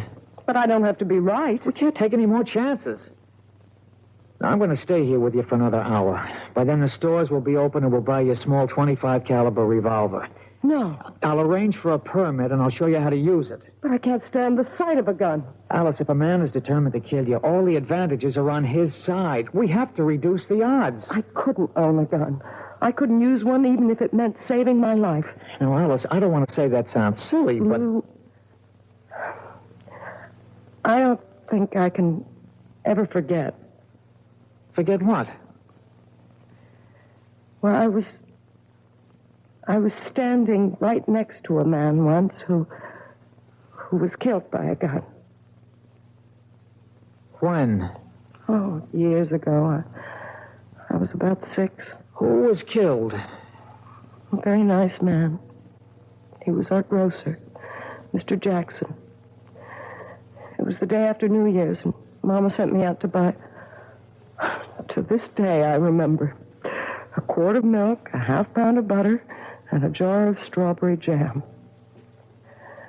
And then this man came in. He had a gun. It was a holdup. And suddenly, there was a loud explosion and a terrible flash of light. Oh, it was terrible. Mr. Jackson fell to the floor. He was dead. And the man ran away. Was he ever caught? Oh, yes. Just a few hours later. I had to go to the station house to identify him. Do you realize what you've just told me? This is it. You identified the man. He was sent to jail. Now, years later, he wants his revenge. But that's not what happened. No? Oh, well, you see, I was so frightened. I wasn't sure. I really couldn't identify him. And he went free. So why would he want to kill me now? Then that gets us nowhere either. The others couldn't identify him either. The others? Yes. There were other people, but no one was sure of him. Now, if you had identified him and sent him to prison, it'd make sense to suppose he'd want revenge, but you didn't. Now, whoever and wherever he is today, he's happy. But the fact that you failed to identify him could have made someone else unhappy. What do you mean? Oh, the book, Blood on the Streets. It's about a man who killed people who did his father an injury. Did this grocer have a son? I think so. I think a little boy used to play in the store. Oh, but it's so long ago. Who could that be? I'll take it. Hello? Mr. Parker, it's Terry Cannon. Remember me? Yes, Mr. Cannon. They said I could reach you at this number. Anyhow, it came to me. What came to you? Well, I was trying to puzzle out why the name Alice Maitland was so familiar. Well, sir, about 23 years ago, Mary Margaret was in a grocery store, and a man was killed in a holdup. I took her down to the station house to identify the gunman. And could she? Well, no, sir, she really couldn't be sure. Anyhow, another one of the witnesses was a little girl. Her name was Alice Maitland. And I remember her because she was the most terrified little thing I'd ever seen in my life. Thank you. Thank you, Mr. Cannon. I've got you. Finally, I've got you all tied together. Who? You and those women who were killed all come together in a little grocery store some 23 years ago. Finally, now we know who we're looking for. I'd like to see the look on Captain Blake's face when I tell him You this. won't live to see that look, friend. Lou! I know you got a gun in the shoulder holster. Just lay the phone down. Slow. Easy. Now, raise the hand. Slow. Easy. That's fine. Just keep them there. I guess your name is Jackson. Peter Jackson, Jr. You figured it out. So I figured I'd have to come back and get both of you. Hands stay up. Well, it's too late, Peter. We know about you. Yeah, you know about me, but the other cops don't. See, I was in the house across the street when you staged the raid. I thought I'd die laughing. I learned never to get dropped off where I live. That way you don't get surprised. You won't get away with it. Oh, I'll get away with it. She's the last one. I'm sorry about you, but I'll walk out of here. And who knew it was me? But why her? She was just a kid. She lied. But I didn't know. I really didn't know. Yeah, that's what they all said, but they were lying. They were bought off. All of you were bought off. Come on, Peter, talk sense. My father is murdered, and the law lets a killer go free, and you want me to talk sense? Does it make sense that 5 people who were standing right there couldn't recognize him? But I couldn't be sure. I really couldn't be sure. My father, he never hurt a soul in his life. If a hungry person didn't have a penny in his pocket, he could still walk out of that store with a loaf of bread or a bottle of milk. If your father was that kind of man, what would he think of you, killing innocent people? My father believed in justice. But you knew who the killer was. Why didn't you go after him? Yeah, I did, but I was cheated. I spent years on his trail, and when I finally caught up with him, he was in his grave. Well, my father wasn't going to be cheated out of everything. If I couldn't have the killer, at least I could get the people who helped him. Let me explain something. No, you don't want to explain anything. You want to stall. You want a chance to go for your gun. Well, you won't get it. See, I'll kill you first, and then her. There's such a thing in this world as justice. If the law won't give it to you, then you make your own. And that's why you're doing this? For justice? That's right. That's wrong. You're doing it because you love to kill. That's a lie. It's the truth. Look at yourself. Look at how you're enjoying this. I'm doing what has to be done. You killed those 4 women and you enjoyed it. You have 30 seconds to live. Say your prayers. How long do you think you have to live? You're going to keep killing and you'll be caught. You can't stop. I hate killing. Come on, you love to see people under the gun, how they squirm and sweat. You're eating this up. Look at your face in that mirror. Look at that grin. Like a wolf. See how flushed and excited you are. Look at yourself. Look. Break your arm! Stop it! Very good work, Lou. Very good. One more second and we would have had to gun him down. This way we can take him home alive. Captain Blake. Somehow, I'm going to get back here.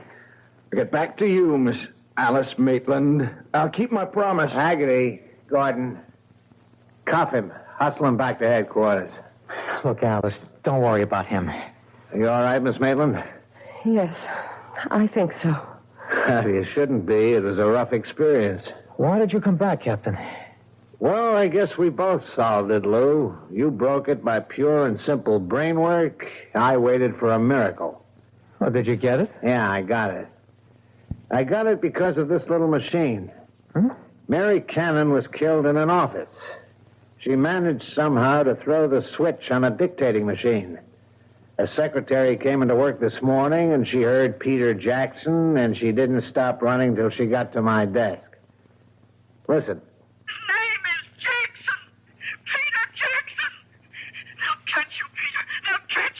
Number 4, Mrs. Mary Margaret Cannon.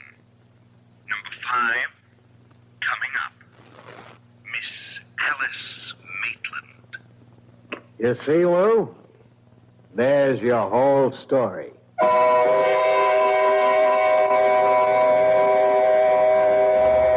Of course, that isn't our whole story. For instance, you might want to know what happened to Peter Jackson. He's in a hospital for the criminally insane. For his sterling leadership in cracking the case, Captain Blake will probably become the next chief of police. Detective Parker will probably become Detective Sergeant Parker.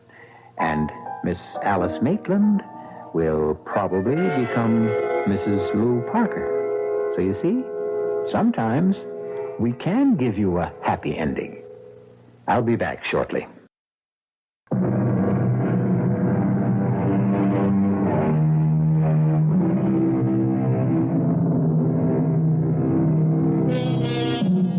The story you have just heard was concerned with the most precious concept the human race has ever created, justice.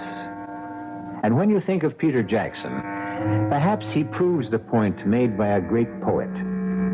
When a man takes justice in his own hands, he will soon shape her to his own ends. Our cast included Tony Roberts, Susan Grossman, Jack Grimes, Bryna Rayburn, and Robert Dryden. The entire production was under the direction of Hyman Brown. And now, a preview of our next tale. How has life gone with you all these years? Oh, as all lives go, I suppose. Has been the good, the bad, indifferent. Yes, well, mine has been mostly bad. I've prospered. My importing business in Baton Rouge. Ruination, that's been my lot, my fate. The fate of the House of Usher. Well, if you are financially in need... No. I speak of another kind of ruination. Decadence. I speak of the evil that molders within my body, my mind, my house. House? Oh, no. No house, this. A tomb that houses the living dead. You are ill. Yes, I lied. I am ill with fear. This is E.G. Marshall inviting you to return to our Mystery Theater for another adventure in the macabre. Until next time, pleasant dreams.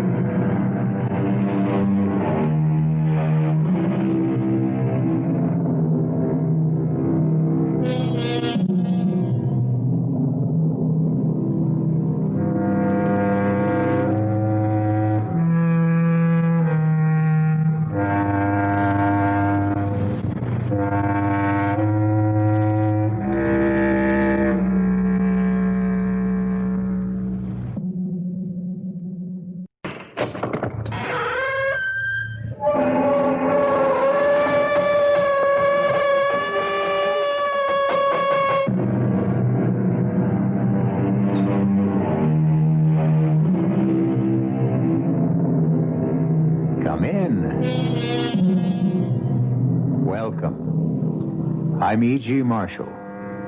Welcome to the sounds of suspense, to the fear you can hear. Horror that makes the flesh crawl as with maggots, terror that turns the brain to jelly. These mark the work of Edgar Allan Poe. For nearly a century and a half, readers have wondered at the mad creations of his fevered brain, even as their blood ran cold with fear, as shall yours. It comes. What comes? It's here. It stopped. It stands outside my door. What stands outside that door?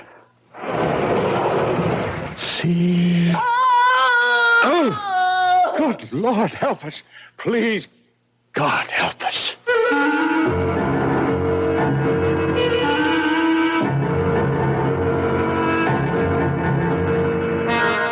Our mystery drama, The Fall of the House of Usher, was especially adapted from the Edgar Allan Poe classic for the Mystery Theater by George Lothar and stars Kevin McCarthy. It is sponsored in part by Anheuser-Busch Incorporated, brewers of Budweiser. I'll be back with Act One.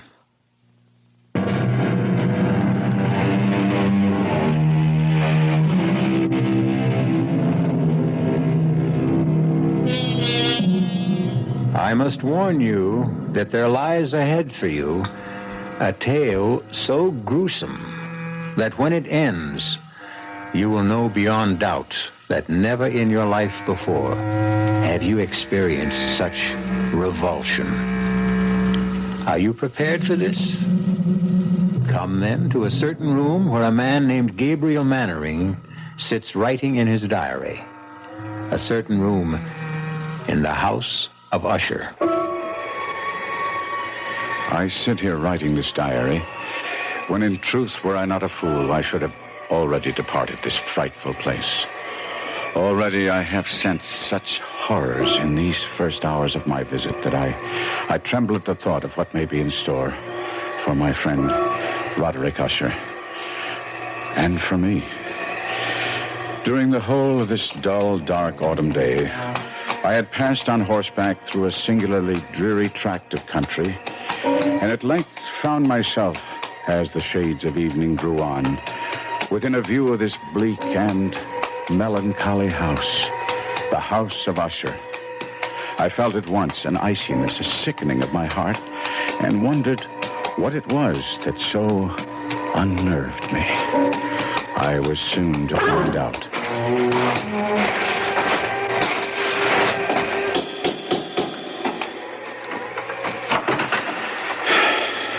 You would be Mr. Mannering, sir? Yes. My master waits you. One moment, This one way. moment. My horse. We'll be well cared for, sir. Oh, that carriage standing there. That black carriage? Is there another visitor? Only the doctor. He is attending Miss Madeline. This way, sir. Thank you. Follow me now, sir. We turn here, the passage on our left. Now, this to the right. I had no idea the House of Usher was so vast. Ah, yes, vast. Above and below. Below? There are chambers underground, vaults, dungeons that even I have never seen, and I have lived here as servant to Mr. Usher more than 30 years. Here we are, sir. Come. Mr. Gabriel Mannering, sir. Oh, Gabriel. My dear good friend, you've come at last. Roderick, I came immediately on receipt of your letter. It gave me cause for concern, deep concern. After all, Roderick, not having seen each other in years, nor corresponded even, to receive a letter from you was in itself a surprise. But the contents, Roderick, the contents were a shock. How ill are you? Ill? I'm not ill. Not ill? But in your letter... I am not ill! Oh, I may have mentioned something of the sort in my letter, but... More than mentioned. You spoke of acute bodily illness, of oppressive mental disorder, of a malady, dear friend, so strange you could not bear to face it alone. Now, that is why I'm here. That is why I came at once. The terrible agitation in your letter. Oh, mood. It was nothing but mood. Mood of the moment, nothing more. Come now. Cato, the port. Good. Thank you. I'll pour. And, Cato. Sir? Dr. Wyndham is with my sister still? Yes, sir. I would speak with him before he takes his leave if he feels I can bear to... Sir? Nothing. Just say I wish to see him. Yes, sir. It's a vintage port, Gabriel. You'll enjoy it. Its aroma, its fragrant bouquet will delight your nostrils. Its taste will fall sweet on your tongue. Your health, good friend. And yours, Roderick.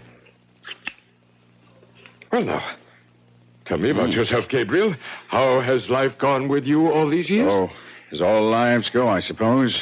There's been the good, the bad, the indifferent. Yes, well, mine has been mostly bad. I've prospered. My importing business in Baton Rouge. Ruination, that's been my lot, my fate. The fate of the House of Usher. Well, if you are financially in need... No. I speak of another kind of ruination. Decadence. I speak of the evil that molders within my body, my mind, my house. House? Oh, no house this. A tomb that houses the living dead. You are ill. Yes, I lied. I am ill with what? With what? With fear. Fear? Of what? I know not. Well, what do we all fear, each of us? What living thing has not known fear? It lives within us, this fear. It rots within us, as I rot within this house. But mark you, good friend, whereas with others fear rides like a restless maggot only now and again, with me, it's ever present, a colorless slime growing within me, spreading, engulfing, drowning me. Roderick. No. I'm all right now. I'm all right. You must go. Go? Well, you shouldn't have come. I shouldn't have asked you. You must leave this house of death, this tomb. Stop that. Now stop. I tell you that... Enough. Enough now. Here. Sit down. Compose yourself. Now hear me, Roderick. I came a great distance through the foulest time of the year to be with you, and here I shall stay until you are well again. You don't understand. I shall never get well. Of course you will. No, she is dying, you see, and I... Your sister? Is it she who is dying? Yes, Madeline. But it's she who is dying. If it is... No, you don't understand. You don't understand. Come in. Dr. Wyndham. Come in, Doctor. Thank you, Cato. May I introduce myself, Doctor? Mr. Usher, as you see, is not himself. I'm a friend of his, Gabriel Manning of Baton Rouge. Oh, how do you do? Louis Wyndham. I entreat your pardon, both of you. Shh, now, Roderick. My nerves sometimes. Yes, I know, and I'm sure Mr. Mannering understands.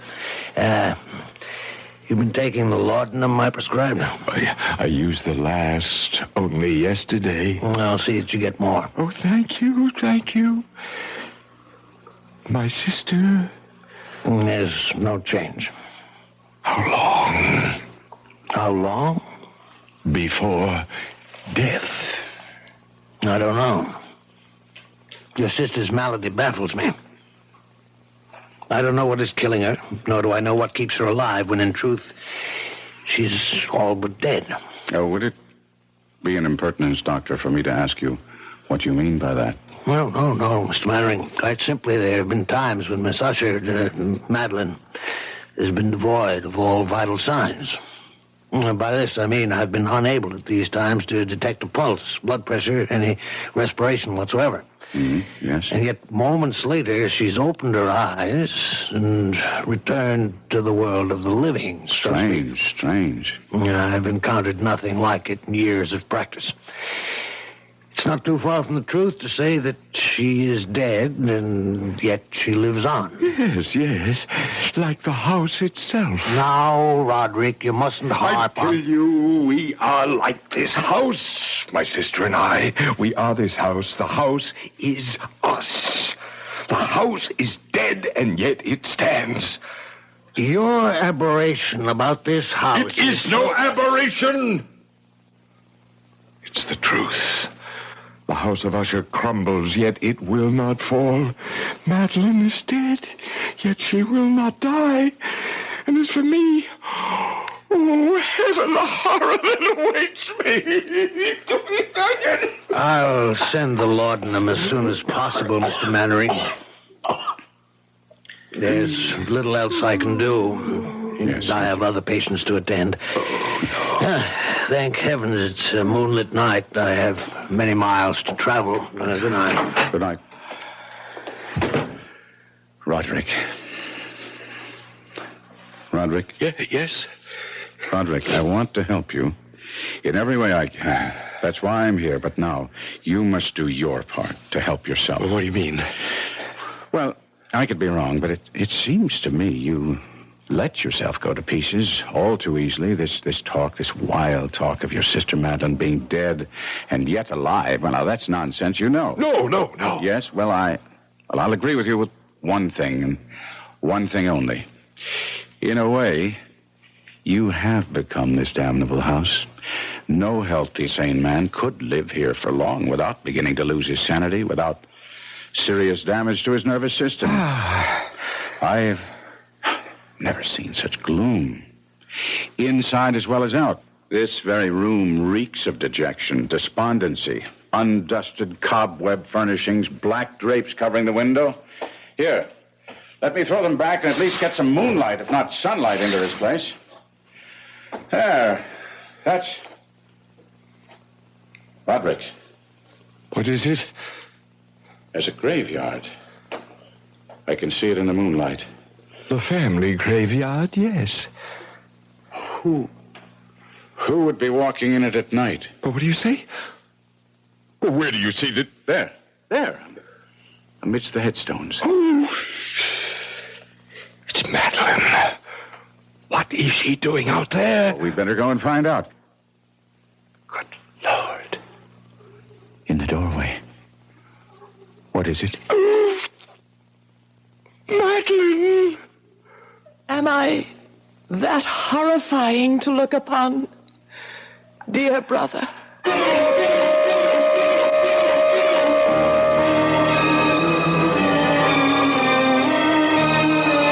Madeline Usher walks among the headstones of the Usher graveyard, yet stands in the doorway at the same time.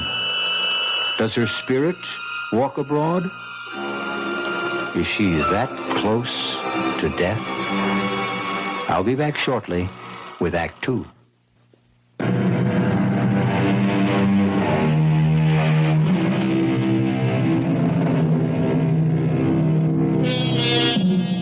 Again, I must ask if you wish to go on, and warn that if you do, you will experience a kind of horror for which I can find no words. Even Gabriel Mannering, writing in his diary, found it difficult to express his feelings in that moment of first meeting with Madeline Usher. I seek and cannot find words to recreate the terror of that moment. Not a woman, but a corpse stood before us in the doorway of that awful room. The very woman, or corpse, if you will, that but an instant before Roderick Usher and I had glimpsed in the moonlight graveyard beyond the window. If she is alive, I thought, She should be dead. Fatuously, I said. You are Madeline Usher? Yes, How do you do? I'm Gabriel Mannering. I know. Ah, you winced as you took my hand. What? You felt its coldness. No. Yes. You need not dissemble with me. Even now, you find it hard not to stare at the dark patches on my face, the putrescence that lives. Yes, thrives in my dying flesh. Madeline, my dearest sister, you should be lying down, resting. You mustn't waste your energy. I wanted to meet your friend. Someone from the world of life outside this house, this tomb. I wanted, needed. Falling, catch her. Put her on the couch, Gabriel. No. Still, we'll carry her to her room. There's no pulse. No heartbeat. Is she... Well, heaven help me. It's impossible to say. Can you carry her alone? She weighs nothing. Follow me, then. Oh, what evil stalks the house of Usher. Help us, dear Lord, please help us.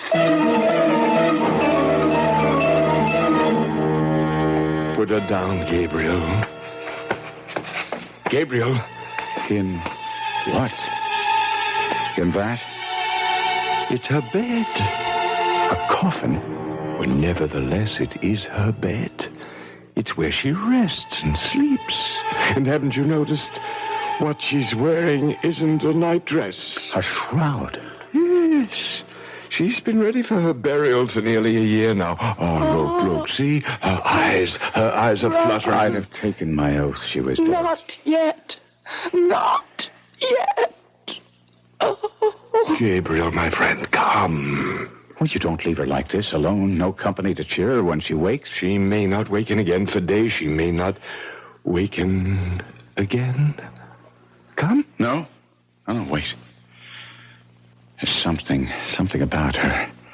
Something in her face it reminds me. Well, of course, it's you. Oh, you see, then? The family resemblance. Obvious. In spite of what the intimacy of death has done to the face, the resemblance is still there. It's more than a resemblance, Gabriel. What do you mean? Well, we are twins.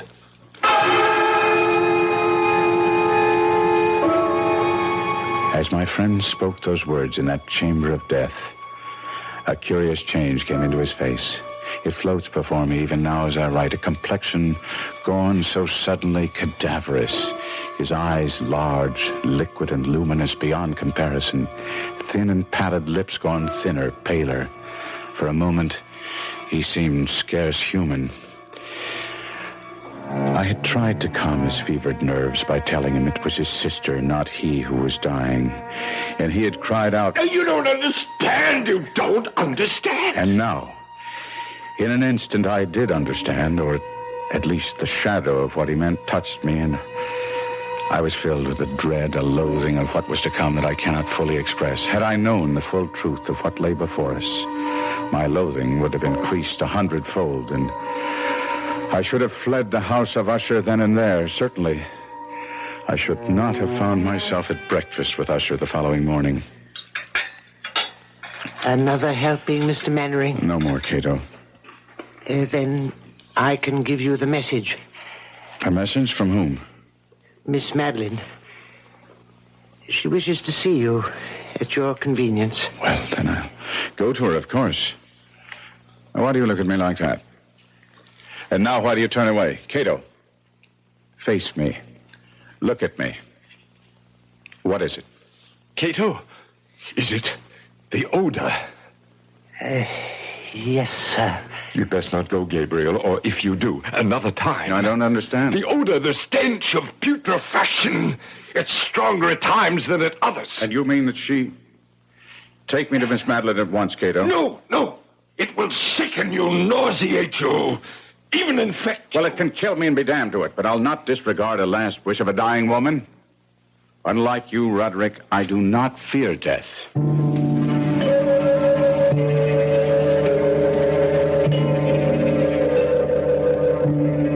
Miss Usher? Madeline? Are you too tired to speak now? No. Would you prefer I came back another time? No. How good of you to come at all. It's a privilege to be of use to you. A favor. I wish a favor. Anything in my power. I want to die. I'm in such pain and I want to die, but I cannot. Cannot? I'm afraid. There's nothing to fear. Death is only sleep, or dreamless sleep. Don't fear death. I don't. I fear.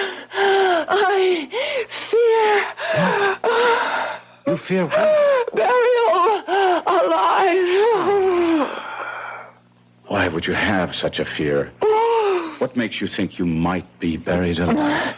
My mother. She? Promise me. Spare yourself. Spare yourself. You need say no more. I promise. I promise you that you will not be buried alive. Rest. Rest now. Rest.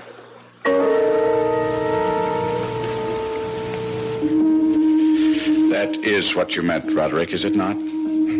Like her, like your twin, you don't fear death so much as you fear being buried alive. Well, that's part of my fear. Yes. Only part? Well, I fear... Oh, God, more than I can tell you. I fear what happens in death. Another aberration. As with the house, so with this. You are a man given to aberration. And what of that? You make as little sense as Wyndham. You think because you call a thing an aberration, it'll go away, that it will cure itself if you but name it. Reason, common sense. Reason, common sense.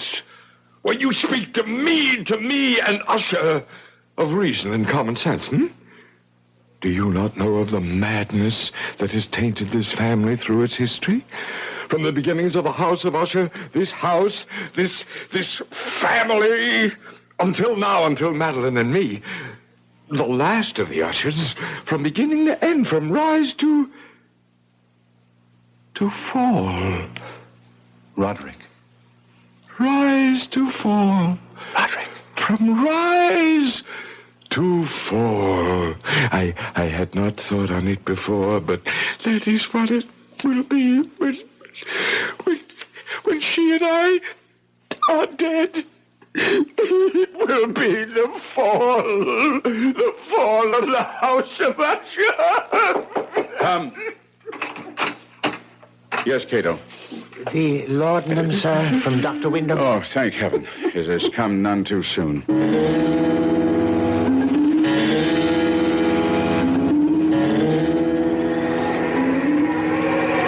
Mr. Mannering, sir. What? Oh, yes, Cato. You've been sitting here in the graveyard for nearly 2 hours. That long? Yes, sir. Tell me, Cato, how long have you been servant to Mr. Usher? More than 30 years, sir. But I thought I'd told you that the night you arrived just a week ago. Did you? Then I forgot. Were you here when the mother died? The mother of Mr. Roderick and Miss Madeline?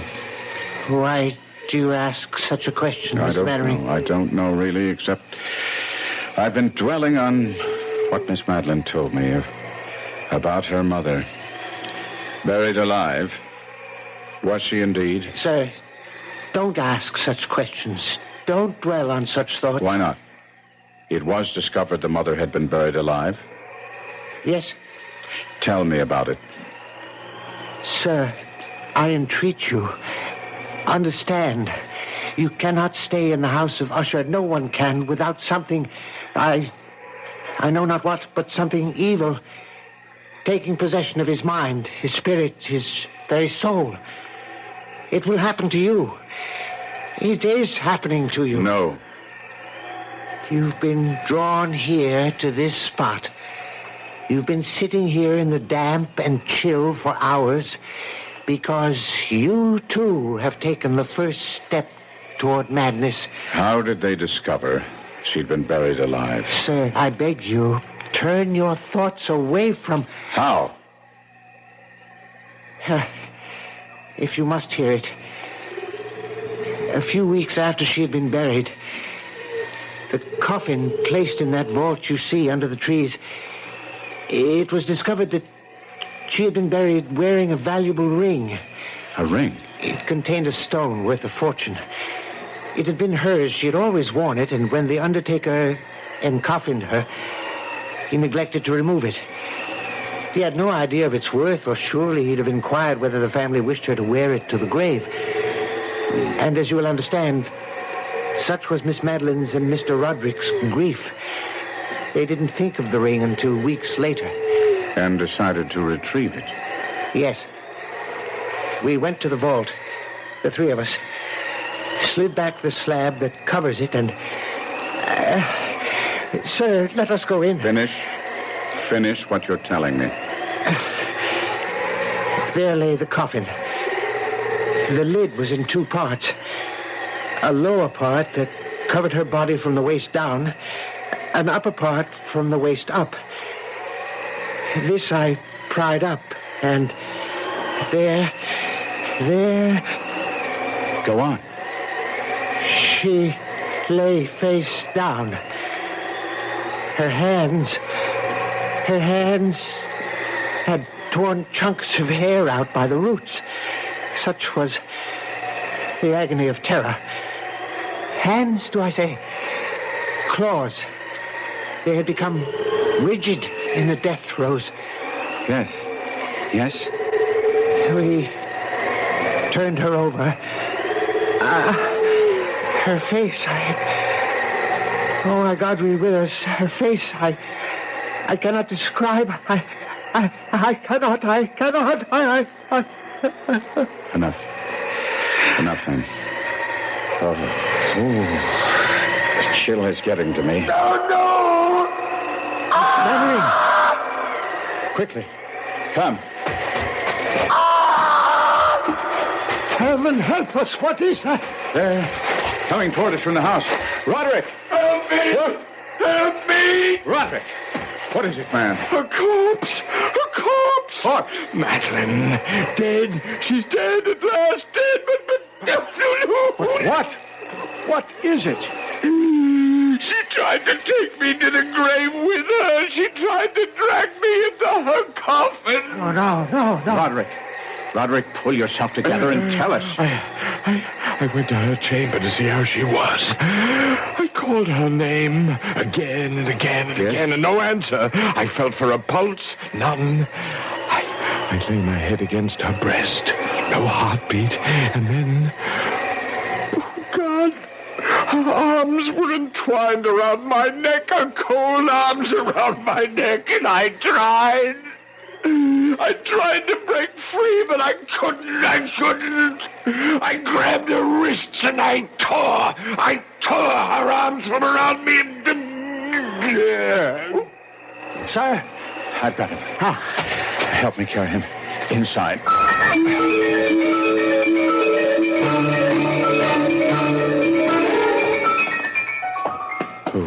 Oh, no. Now be calm, Cato. When Mr. Usher tore himself free, he must have dragged her half out of the coffin. Come. We must put her back in. Cato. I dare not touch her. Very well.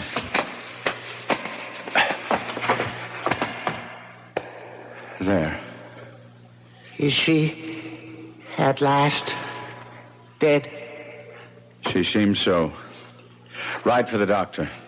Tell him to come at once. Yes, sir.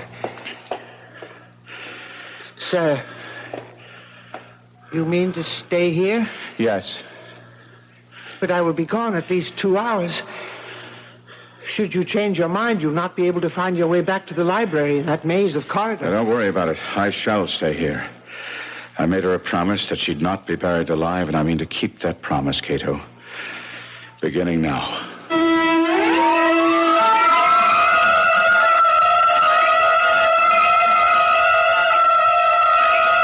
Alone in that chamber of death, within the house of Usher, Gabriel Mannering seats himself beside the coffin of Madeline Usher to keep his vigil and his promise, and wonders if he himself may not be going mad. I'll be back shortly with Act 3. This is WBBM Chicago, News Radio 78.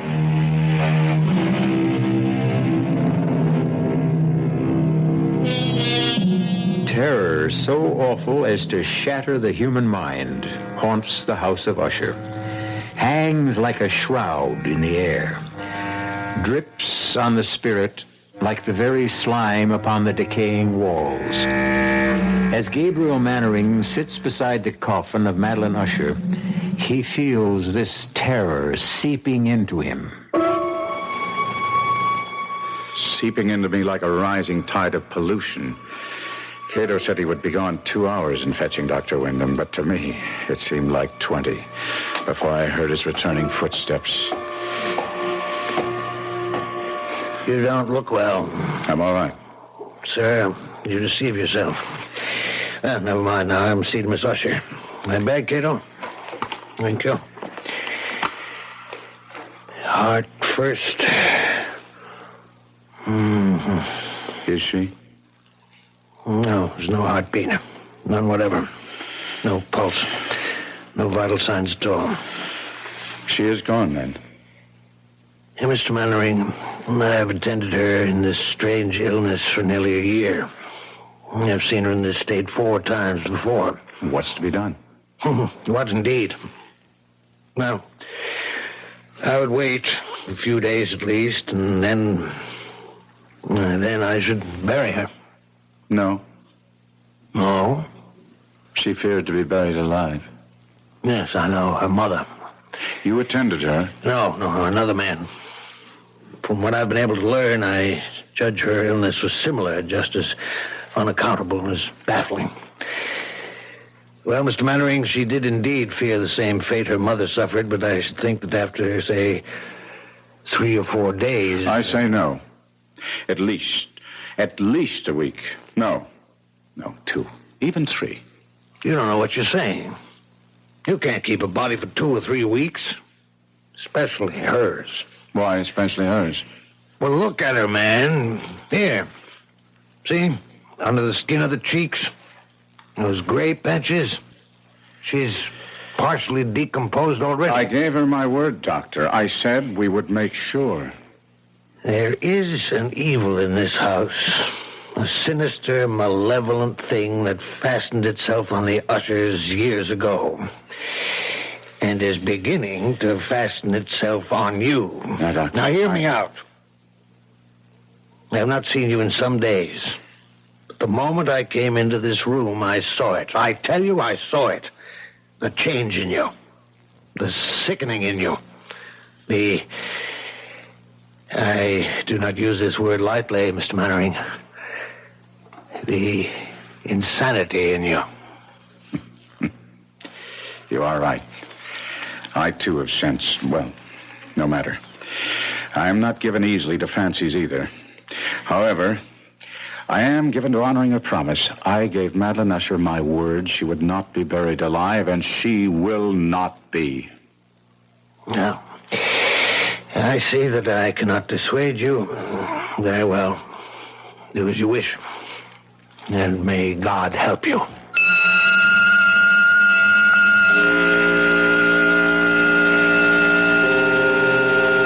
I stayed by her coffin for yet another hour or so, making sure there were no signs of life. Then I returned to the library, led there, of course, by Cato, for I could never have found my own way through that maze of corridors and passages. I found Roderick Usher seated bolt upright in a wing chair, staring at I know not what. Roderick, I must talk to you. Do you hear me? Yes. Now, Roderick, as I told you, I promised your sister to take every precaution against her being buried alive. She is dead. I know it in my heart, my soul. I know it. I believe so, too. But we must be certain. Now, that presents a problem. Roderick, are you listening? Problem? Yes. Decomposition. If she is dead, she will decompose. And after a period of days, well, you could imagine. Days? Days of what? Of visiting her coffin at least every 12 hours, say, to make sure she's dead. Are you mad? We must keep her body. 1 week, 2. And the question is, where? Where? We'll have to leave the coffin open in case she should regain her senses.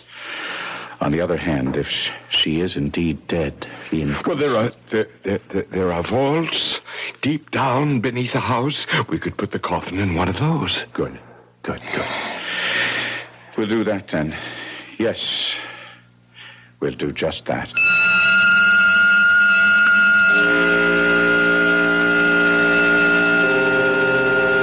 Together, Usher and I arranged for the temporary entombment of Madeline, his twin.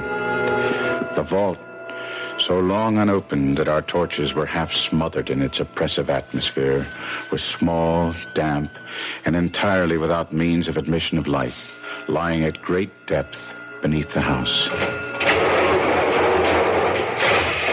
There, Gabriel. It is done. We must come here again. In no more than 12 hours. As you say. As you say. Before he wished only to bury Madeline, why now did Roderick become so compliant? Agree so readily with what I said? If only I'd asked myself that question. But I did not, and in consequence faced an unexpected problem. Why do you not believe me? It isn't that I don't believe you, Roderick, but I wish to see for myself. There is no need for you to do it. I have done it. You have? I have visited the coffin at least once every 12 hours, sometimes twice. She does not live. Take my word for it. It is my word that concerns me. I gave my word to her, not yours. She is dead. I assure you, she is dead.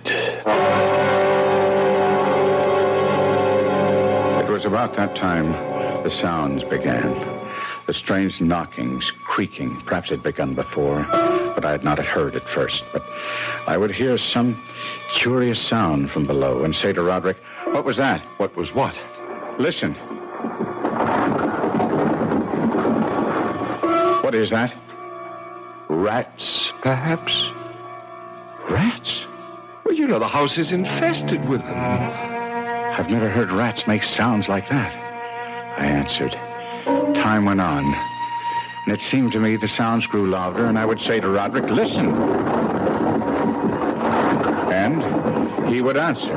A door banging in the wind somewhere. And I would say, "But there is no wind," and he would answer, "Well, then it's something else. Don't bother me." And then on that fatal night as we sat in the library, he just sitting, staring vacantly at nothing, I trying to read, but my mind focused on that awful chamber of death far below, and outside the wind gathering for a storm. It happened.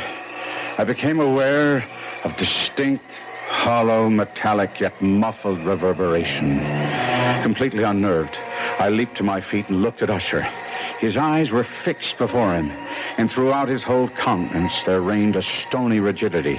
I said, "Roderick, do you not hear it?" Yes, I hear it and have heard it, as you have. Long, many minutes, many hours, many days have I heard it. Yet I dared not speak. No, touch me not. I am accursed. For I heard the sounds as did you, but I dared not speak and dared not go. Not go? My God, are you telling me? That not once have I gone down to see. I dared not. We put her living in the tomb. She comes for me. Listen. Now listen and know. We've heard the rending of the cough and the grating of the iron hinges of her prison, her struggles within the carpet archway of the vault, and now, she comes for me. In a moment she'll be here. I hear her footsteps on the stair. I hear the horrible beating of her heart. She comes for me, she comes. I tell you, she stands outside the door.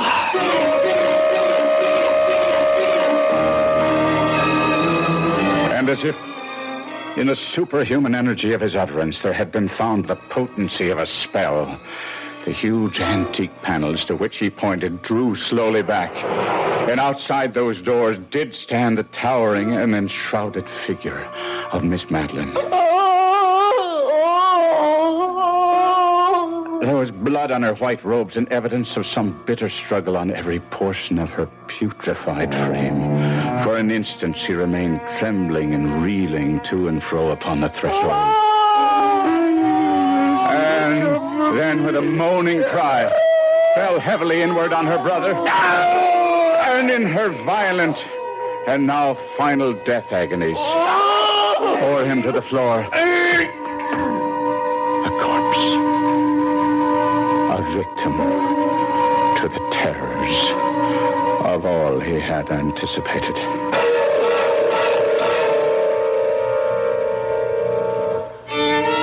This is E.G. Marshall. I shall return shortly.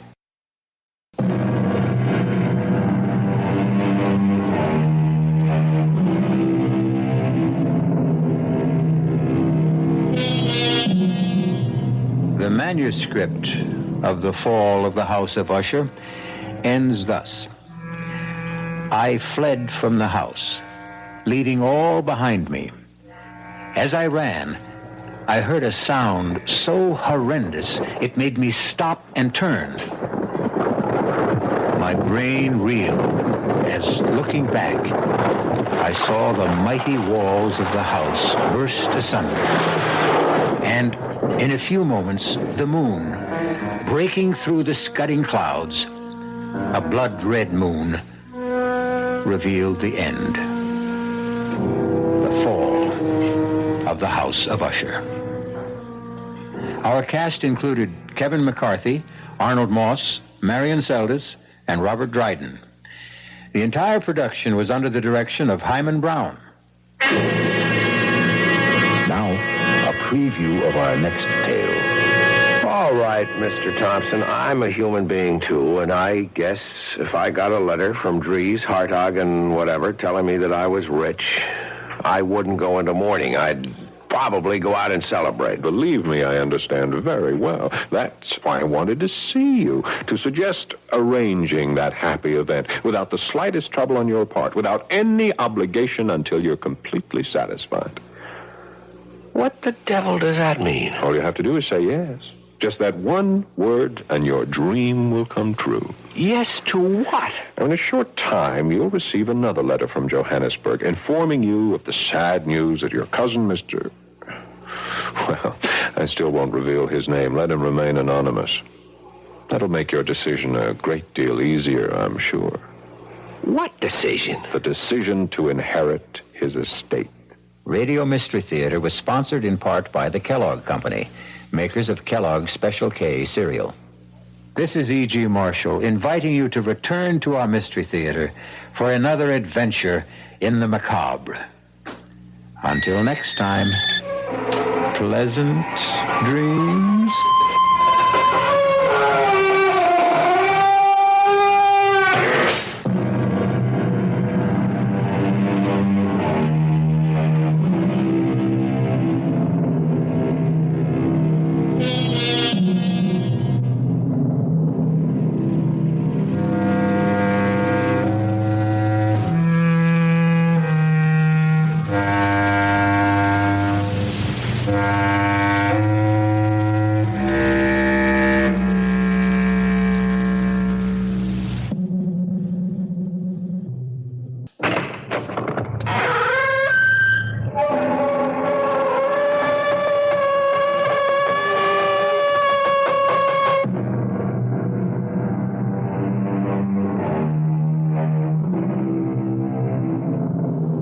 Come in. Welcome. I'm E.G. Marshall. Welcome to the sound of suspense. Welcome to the fear you can hear. Welcome to the world of terrifying imagination. The subject of the story you're about to hear is murder. But the subject is also time. We've all heard of killing time. But have you heard about using time to kill? You will in the next few minutes when Mr. Owen Layton himself tells you his most ingenious scheme for getting rich quick by means of sudden death. Owen, for heaven's sake, what are you doing here? You're supposed to be in Paris. I thought I'd surprise you, Harriet, and I seem to have done exactly that. By the way, I met your charming dance instructor coming out of the house, although I'm quite sure he didn't see me. But I don't understand. How could you possibly have returned home so soon? I was in a terrible hurry to see you, darling. I simply couldn't wait to see you and do this.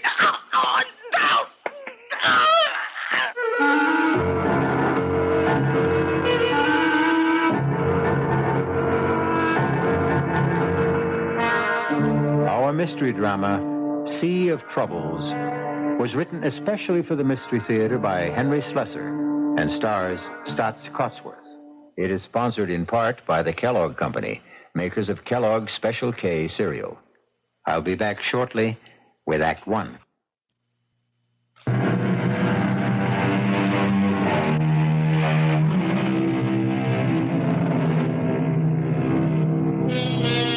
Our spine tingler begins across the sea, in the delightful city of Paris.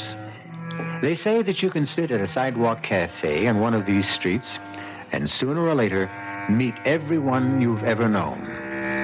Well, now we're going to introduce you to someone who you don't know, but whose acquaintance you'll enjoy making. His name is Owen Layton, and he prefers to tell you his unusual story in his own words. I arrived in Paris at 10 o'clock that morning, but I didn't leave my hotel room until well after 4. I knew my brother Gerald's habits only too well. He'd probably be sleeping until noon. I knew where he would be at 4 p.m., of course, at Patrick's Cafe on the Rue de Montparnasse. Everyone loved Gerald at Patrick's because he was famous for always paying his bills. With my money, of course. Bonjour, monsieur. Bonjour. I chose a table well to the side, but my appearance still attracted considerable attention. And why not? With my rumpled English tweeds, a long gray beard in the style of Ulysses S. Grant, a pair of crutches to keep my monstrously bandaged foot off the Parisian asphalt. Well, I must have been quite a sight. Garçon, Pernod, s'il vous plaît. Très bien, monsieur. Well, what do you know, Owen, for the love of Pete? Hello, Gerald. I'm glad you were able to recognize me under all this hair and bandages. Well, how are you? What's the matter with your foot? Oh, never mind about that. Give me a look at you. I haven't seen my kid brother in over a year. You know something? You look more French than ever. Yeah, come on now. Let's hear about that foot, Owen. And the beard. When did you grow all that shrubbery, huh? Well, I got the idea from you. The last time I was in Paris. This thing? Yeah. This is nothing compared to you. Now, listen, the last time I saw a beard like that, it was on a $50 bill. Yes. I guess it got a little out of hand. I'm thinking of trimming it, as a matter of fact. More like your style. Well, I'll introduce you to my barber. Hey, do me a favor, Gerald. Finish this Pernod for me. I shouldn't be drinking with my foot. Well, what's your foot got to do with it? It's the gout.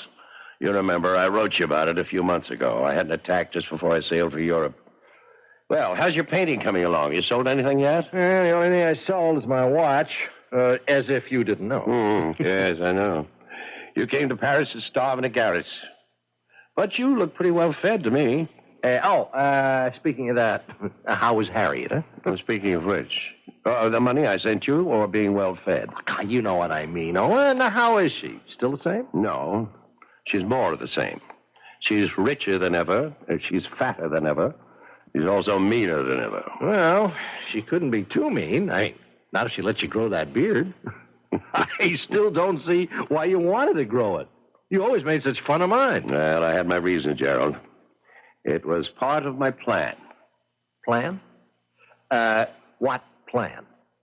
Why, to kill my mean, fat wife, of course.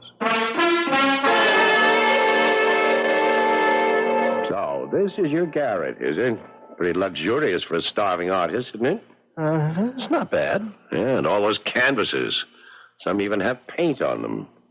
Well, don't tell me you're really working. Owen, I know you're no saint, but I don't think you're wicked enough to do what you said. Strangle Harriet? No, Gerald, I'm wicked enough, just not foolish enough. My wife's money will be precious little good to me in prison. Now, don't tell me you've got some kind of a foolproof scheme, Owen, because there is no such thing. Sit down. And no matter how clever you are, there's always someone cleverer. In the detective novels, perhaps. Now, sit down before I kick you with my gouty foot. I've got 5 pounds of bandage there. It makes quite a weapon. I don't understand what you meant about gout. It's the very cornerstone of my plan. I have established a medical history of the disease if questions arise later. Question? Yes, about the bandages. Owen, I have never seen you like this. You're really talking wildly. Now, those crutches, the beard, all this crazy talk about killing people. What? It's not crazy at all. It's a beautiful, rational scheme. And one that you will be eager to see succeed. Owen, what's happened between you and Harriet, huh? Well, nothing sudden. It's been a gradual change. Perhaps the inevitable result of advancing years.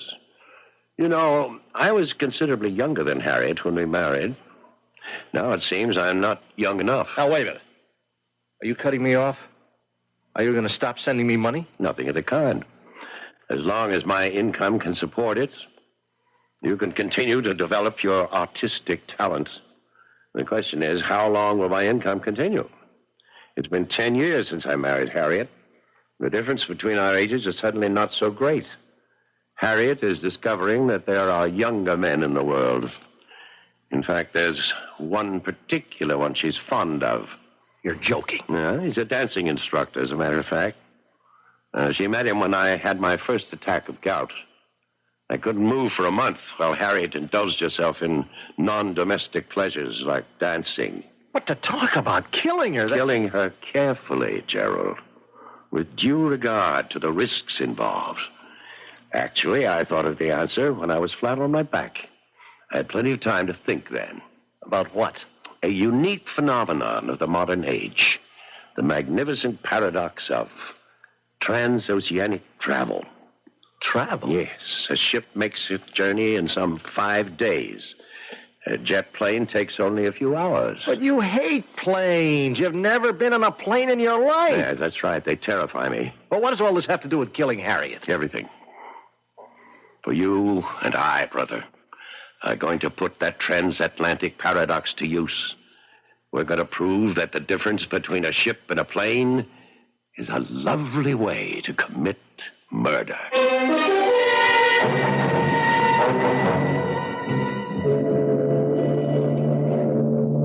It was almost 2 weeks later that Gerald and I stood on the dock at Le Havre and looked at the trim lines of the SS Empress. She wasn't exactly the largest vessel lying at anchor, but on that particular Saturday, she was certainly the busiest. That was fine with me. The more excitement on the pier, the less noticeable Gerald and I were as we made our way toward A deck. Our progress was slow, since I never really managed to use those crutches. Finally, we made our way to stateroom G, and as the door finally shut behind us, I collapsed on the bunk. I looked at my younger brother's face and felt considerably better. Poor Gerald. His complexion was so pale white against his reddish beard, now fuller by 2 barbarous weeks. Relax, Gerald. Everything's going to be all right. Well, I wish I had your confidence, Owen. Now, let's take care of the passports first, and then we can call the steward. All right. Here they are. Ah, good. Now, we have to do this very carefully. With infinite patience, I set about the delicate task of removing the small photographs from both passports. I was as precise as a jeweler. Then I squeezed glue from a tiny tube and replaced them. One bearded face substituted for the other one. Yes, my brother and I look quite a bit alike, despite the 6-year difference in our age. Owen, are you sure nobody will notice? Now, you're not supposed to tamper with these passports. Yes, that's true. And I understand it's also a crime to kill someone. Nevertheless, that's exactly what I plan to do. Now, let's ring for the steward. All right. The man who answered our ring was a perfect delight. An aging cockney with a thin crest of white hair, the mouth of a pixie, and the squinty eyes of a myopic. The latter, of course, was going to be a blessing. Everything all right, Mr. Layton? Yes, everything's just fine. Your name, Mr. Pawkins? Yes, sir, that's me. Sir Pawkins, at your service. Well, Mr. Pawkins, I'm afraid I'm going to be something of a burden to you on this voyage. As you see, I'm an invalid. Yes, sir, your poor foot, sir. Exactly, my poor foot. As a result, I'm going to be forced to take all my meals in here. So you'll have to arrange matters with the dining steward. I trust that can be arranged. Oh, yes, sir. Don't you worry none about that, sir. Good. Nor will I be spending any time on deck. The least bit of roll is extremely painful for me. So I'll remain in my stateroom until we reach port. What a pity, sir. No, it's all right. It's all right. I've got a great deal of business to take care of between here and New York. I'll have enough paperwork to keep me busy. So if you'll just bring me my meals and keep me from being disturbed, you'll be doing your job handsomely. All right? Understood? Oh, yes. Understood, Mr. Layton. See you later then, Mr. Pawkins. Oh, yes, sir. Oh, we were lucky. He seems like a cooperative old geezer. Yes, but be careful. Always keep your door locked, so he can never enter without knocking. And every time he brings you that tray, make sure that you're either dozing or buried in papers. Understand? Understood. Yeah. Well, when I think about what you're going to do in New York while I'm on board the ship, What I'm going to do in New York is going to be a pleasure. But you're so cold-blooded about it, Owen. You are going to kill a human being. No, I never said that. I said I was going to kill Harriet.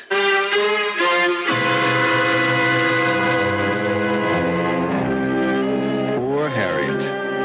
There she is in her lavish New York townhouse, thinking about nothing but her dancing lessons, while aboard the SS Empress, 2 men are plotting her demise. Of course, we're not yet certain how Owen Layton plans to get away with murder. Even if he does fly to New York and his brother sails in his place, we'll simply have to wait until I continue shortly with Act 2.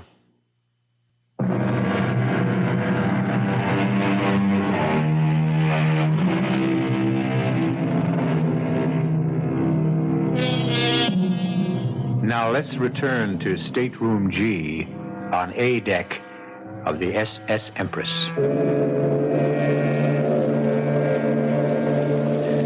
It's almost sailing time. The first all visitors ashore warning has been sounded on all levels of the great ship. But in Stateroom G, of course, the warning has a special significance, because now the visitor has become the passenger, and the passenger has become the visitor. But let Mr. Owen Layton speak for himself. Listen to me, Gerald, and listen very carefully. For Pete's sake, Owen, we've been over this 100 times. But now I'm saying it for the last time. You must do exactly what I've said. Exactly. The smallest variation can cause total disaster. Oh, I promise you. I won't move from the stateroom. I'll be a good little rabbit in my cage. Yes, it's exactly what worries me. Your rabbit-like tendencies. Don't expect me to enjoy it. When I think of all those cute little bunnies strolling around on the deck. No, just forget they're there, understand?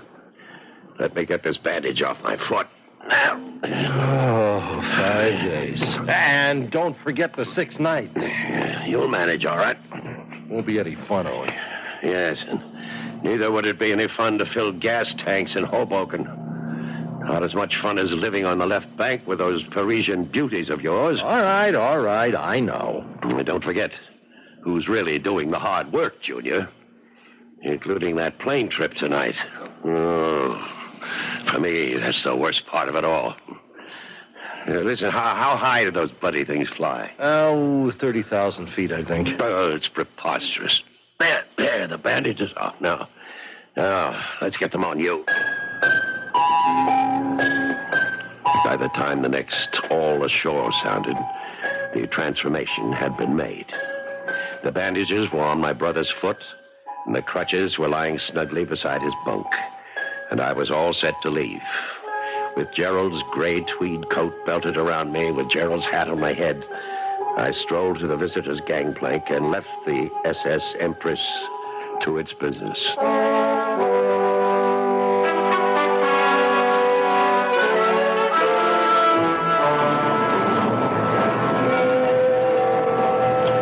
In a way, it was fortunate that I dreaded air travel so much. The thought of being carried aloft some 30,000 feet inside the monstrous machine parked at the Gate 7 on Orlick Field was completely engrossing. For this reason, I overcame any nervousness I might have had upon confronting the immigration authority. The official merely glanced at the photograph in my passport book, snapped it shut briskly, and handed it back. Mr. Gerald Robin Layton was on his way back home. I don't recall much about the flight. I remember about 10 minutes of sheer terror when we took off on what seemed like a ridiculously short runway. I know there were several more hours of alternating fright, numbness, and drowsiness, helped by liberal amounts of alcohol. And then there was that agonizing half hour following the captain's announcement of our approach into Kennedy International Airport. And wonder of wonders, I was safe. The only one in danger was my wife. It was midnight in New York when I climbed into a taxi and gave the driver our destination, Grand Central Station. In the terminal, I deposited my single piece of luggage in a public locker and took still another taxi to the street where Harriet and I had spent the last 4 years of our marriage.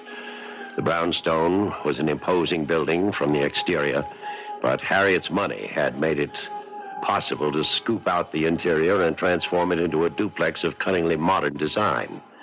I had spent several happy hours in this house, about 7 or 8, I think.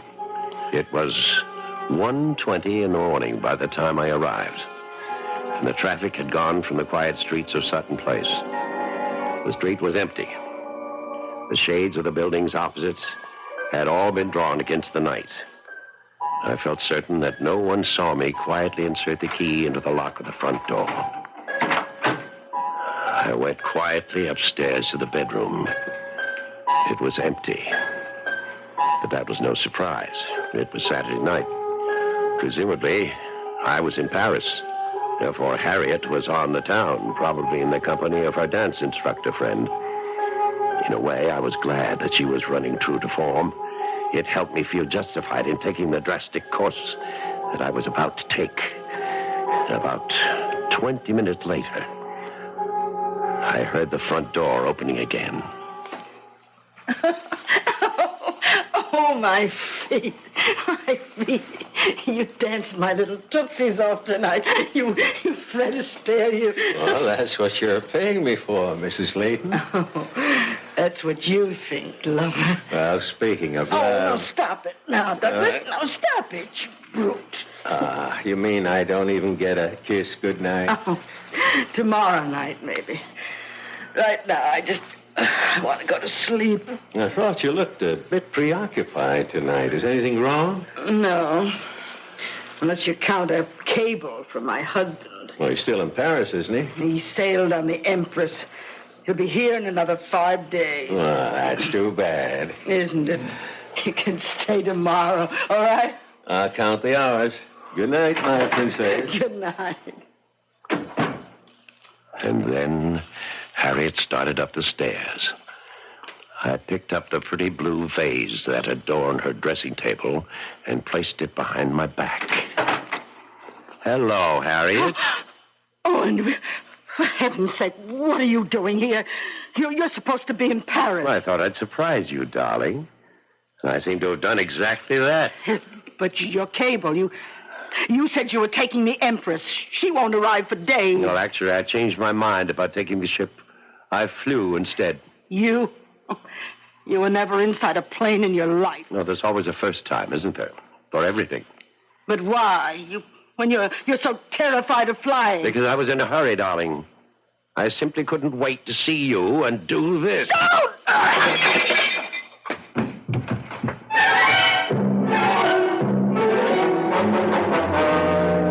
It was a shame about the vase. It cost a small fortune. The really distasteful part came now.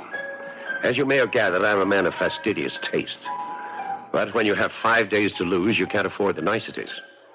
I knew it would be easier to lose myself in a region of the city where the lower depths are at their lowest. And so I discarded my British suit, my Italian loafers, and my continental manners. In an old pair of slacks and heavy wool shirt, I made my way to the Bowery. My first act was to join a shambling, silent line of vagrants outside the clothing relief agency, and I emerged with a costume superior to anything I could have invented. A moth-eaten sweater, a double-breasted jacket with a shredded lining, and 1,000 unironable creases. And then I bought a bottle of Sauterne for 98 cents and rented a bed in a hotel called Miller's for 75 cents a night. And then, the next day, in a steam-filled diner where the coffee tasted like antiseptic, I picked up a mud-stained newspaper from the dirty tile floor. There on the second page was an item which gave me an appetite, even in that place. It said, "Woman found murdered in East Side brownstone." Ah, but the smaller headline beneath it was even more delicious. It read, "Dancing teacher held as suspect." It wasn't something I planned or expected, but, well, why not? Why not? Say, I think I'll have some more of that coffee.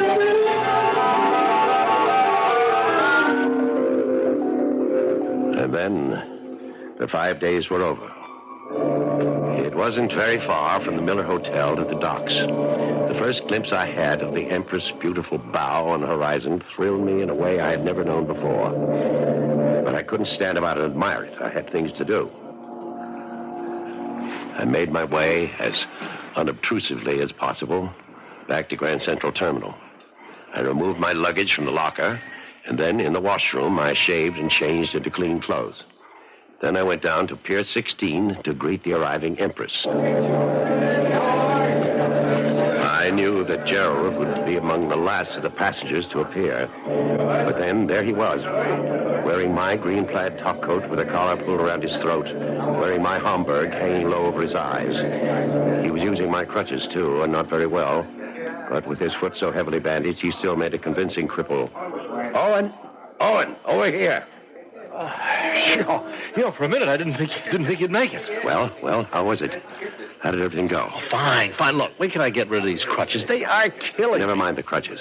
What about the steward, Mr. Pawkins? Did you see him before you left the ship? No, I managed to avoid him. I didn't even tip him either, just as you said. Good. Now get into that car. This isn't your car, is it? It's a rental car. Now get inside so we can switch clothes. A rental car? Well, weren't you taking the chance? I rented it in your name, Junior. Don't worry about it. You really thought of everything. Owen, I have to give you credit. Well, just give me my clothes and that bandage. And fast. And so we made the switch, as before. By the time I stepped out of the rented automobile, I was dressed in the Homburg and the green plaid coat. And the bandages were back where they had originated. In fact, the crutches seemed like old friends as I hobbled back to the entrance of Pier 16. I spotted the ship's petty officer emerging from the passenger exit. Pardon me, sir. Yes, sir. What can I do for you? Well, it's rather embarrassing. You see, There's a steward that I meant to take care of before I left my stateroom. He was very kind to me. What's his name? Pawkins. He's an old fellow, very nice. I hated to miss him when I left, but somehow I did in all the excitement.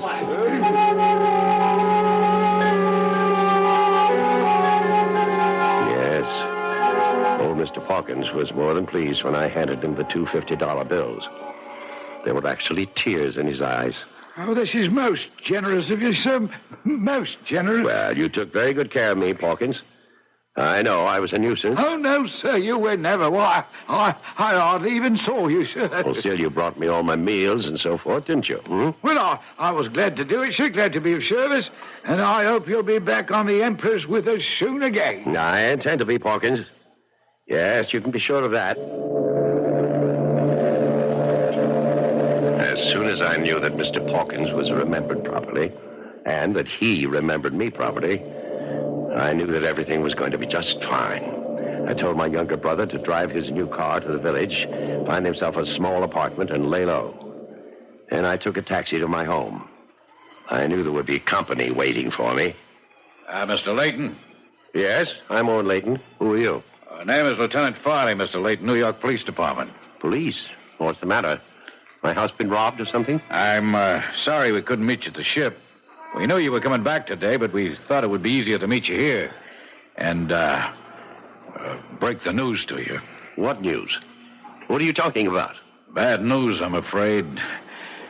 Maybe we better go inside.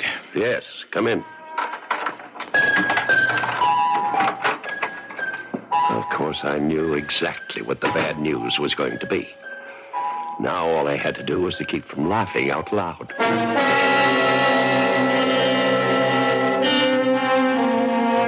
We seem to have been witness to the perfect murder. Owen Layton can't be blamed for the murder of his wife, and for the most natural reason in the world.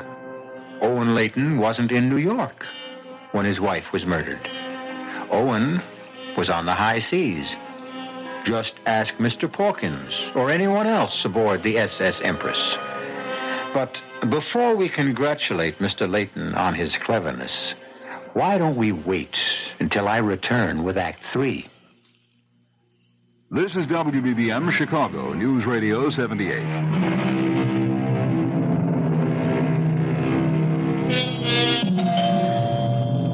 Owen Layton is a happy man today, despite the fact that he is all alone in the reconverted brownstone on Sutton Place. The smile never seems to leave his face, even as he hobbles towards the front door to answer the insistent chimes. His bandaged foot and crutches don't seem to bother him in the least. In fact, one has the impression that despite the tragic loss of his wife, Mr. Layton will never let anything bother him for the rest of his life. Evening, Mr. Layton. Oh, hello, Lieutenant. I didn't know you were coming by tonight. Oh, it's all right, I hope. Yes, of course. Come in. Oh, thank you. You were a bit too broken up the other day when we had a talk about that terrible thing that happened to your wife. Well, I'm sure you don't blame me, Lieutenant. It was a great shock. Here, let me take your raincoat. Raining outside, is it? Yeah, a little. Frankly, it was my decision not to send a radiogram to the ship. About your wife's death, I mean. It didn't seem right to break the news to you that way. Well, that was very considerate of you, Lieutenant. We knew you were aboard the Empress because of your cable. Yes. But you were right not to tell me when I was aboard. It would have been very helpless feeling, knowing that there was nothing I could do about it. Yeah, that's what I thought, too. At any rate, I suppose you've had some time to, think about what may have happened. No, Lieutenant. The truth is, I still don't understand. That man who killed her, what was his name again? Douglas Denton. Oh, yes. It's not his real name. He called himself that at the dancing school, but he was born Bernard Eubank. I take it you didn't know Mr. Denton. No, I never met the man before in my life. And why would he want to kill my poor Harry? Well, actually, he's still denying that he did. Well, how can he? From what I read in the newspaper, well, you seem to have caught him red-handed. Well, no, not quite that good. We knew that he'd been, Well, he and your wife had been seeing each other during your visit abroad, and that they'd seen each other that Saturday night she was killed. In fact, he was seen in the vicinity of your house by several witnesses, not more than 10 minutes from the time when we estimate that she was bludgeoned to death. I'm sorry, that's a little too graphic, I know. It's all right, Lieutenant. I want to know the details. I really do. Well, the one detail we don't know is why he would have done such a thing. I mean, frankly, we have Mr. Denton pegged as a rather small-time, gigolo. I'm sorry to tell you that, too. Oh, it's all right. I'm sure Harriet wasn't to blame. I'm sure that man just did whatever gigolos did and made a fool of her. Well, did your wife do that sort of thing often? I don't know. I suppose she's made a few mistakes. Which of us hasn't? Well, now, if you could be more specific... No, Lieutenant. I'm sorry.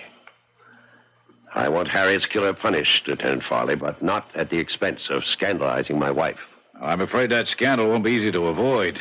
We know she was having an affair with Mr. Denton. He's admitted that himself. But that don't give him any reason to break a vase over her head. Yes. Unless she had decided to end the affair, of course.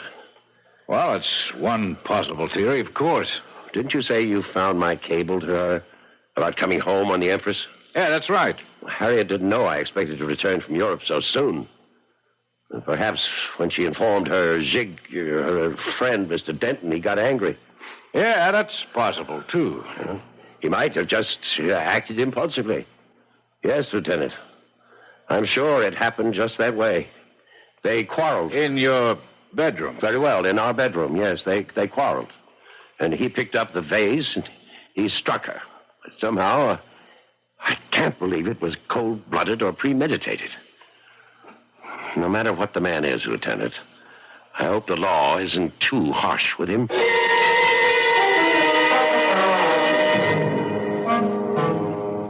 I'll tell you what wasn't easy. It was the waiting. I had to wait for the outcome of 2 legal actions, the verdicts of both the criminal and the probate courts. But I had every confidence that human and fiscal justice would be done. And then, one night, a little more than 2 weeks after my return... Hello? Owen, it's Sheila. I beg your pardon? It's Sheila. Oh, God, I feel terrible not calling you before this, but I just found out what happened. I read the whole thing in the paper, back issue. Oh, and you poor thing, you must be in a state. Are you sure you're calling the right number? Oh, of course I am.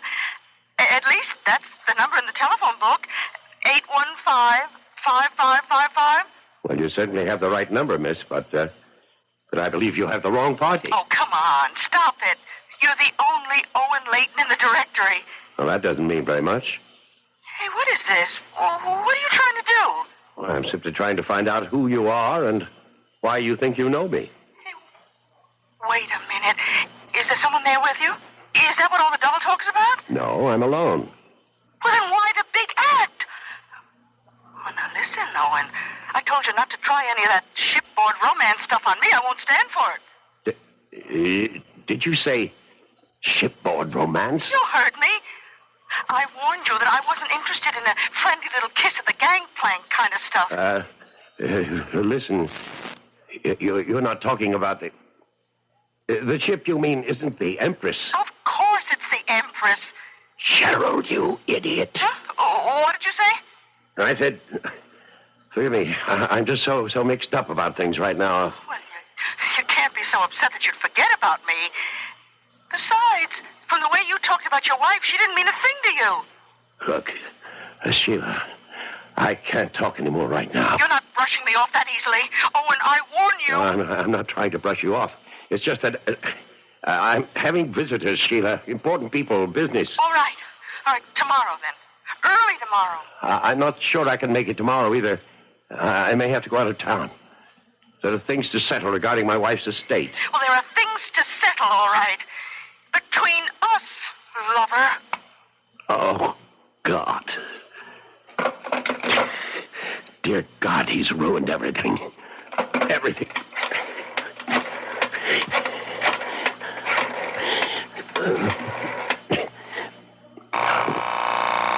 Pick it up. Pick up the phone, you miserable... Hello? Gerald, it's your brother. Oh, hi, Owen. How are you? Never better. Never better. What's the matter? You don't sound well. Well, why shouldn't I be well? I should be feeling on top of the world. I just had a lovely chat with a no doubt charming young lady. What? Her name is Sheila. Isn't that a lovely name, Sheila? Uh-oh. Is that name familiar to you? Owen, before you say anything else, will you listen to me? Yes, that's why I'm calling, to listen to you. To see if there's anything you can say, anything at all, that will mitigate my intention of coming right over there and strangling you. Now, you've got to understand how it was, Owen. I was a prisoner in that stateroom, a virtual prisoner. Yes. And that was the idea. I told you never to leave that room. Never to so much as poke your ugly head out of the door. Well, it was easy enough for the first day, Gerald, but after almost 24 hours of that, How many other women did you take up with? Owen, she was the only one, absolutely the only one I had anything to do with. And if I know you, you had plenty to do with her. Well, I couldn't live like a hermit, for Pete's sakes. I can't believe what I'm hearing. I can't. You knew how important it was to convince everyone that you were me. But I did that, Owen. I told her I was you. Aye, that was clever. No, she thinks I am you, Owen. Now, look, the fact that she telephoned you tonight, doesn't that prove it? Oh, yes, that proves it completely. Owen, I was really going crazy in that tiny room, so I took just one little stroll on deck one night. Yes, and met Sheila. I swear that I never knew she'd try to get in touch with me. Your girlfriend, Sheila, is in New York right now. She's demanding to see me. You. Me. What I mean is she's read about Harriet's death. She knows that you... she knows that she knows that Owen Layton is free and unencumbered and will soon be very, very rich. Oh, gee, I'm glad to hear that, Owen. Shut up. Your friend Sheila isn't going to give up that easily. She's going to track me down. She's going to try to renew our little shipboard romance. And do you know what will happen when she does? What? Think about it, Gerald. She's going to take one look at me, and I'll be cooked, roasted, fried. She'll know I wasn't aboard the Empress. She'll know that she spent all that glorious week with another man. And how long do you suppose it'll take for her to put two and two together? Owen, couldn't you put her off? Now, couldn't you keep her from seeing you? How? Well, if you could leave town, if you could get away. Yes, it's the only thing that's occurred to me, too. If I left at once... You could always go back to Paris. You always said it's your favorite city. And guess what? I saw in the papers that the Empress is sailing again tomorrow for Le Havre.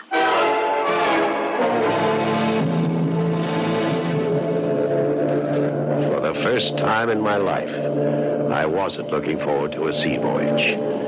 But I knew that my idiotic younger brother had left me no other choice. The minute I was off the phone with him, I was on again, this time to my very obliging travel agent, who told me that passage aboard the Empress was indeed possible.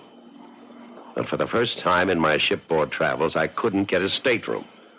Couldn't even do better than B-deck. But it was an indignity I was forced to accept.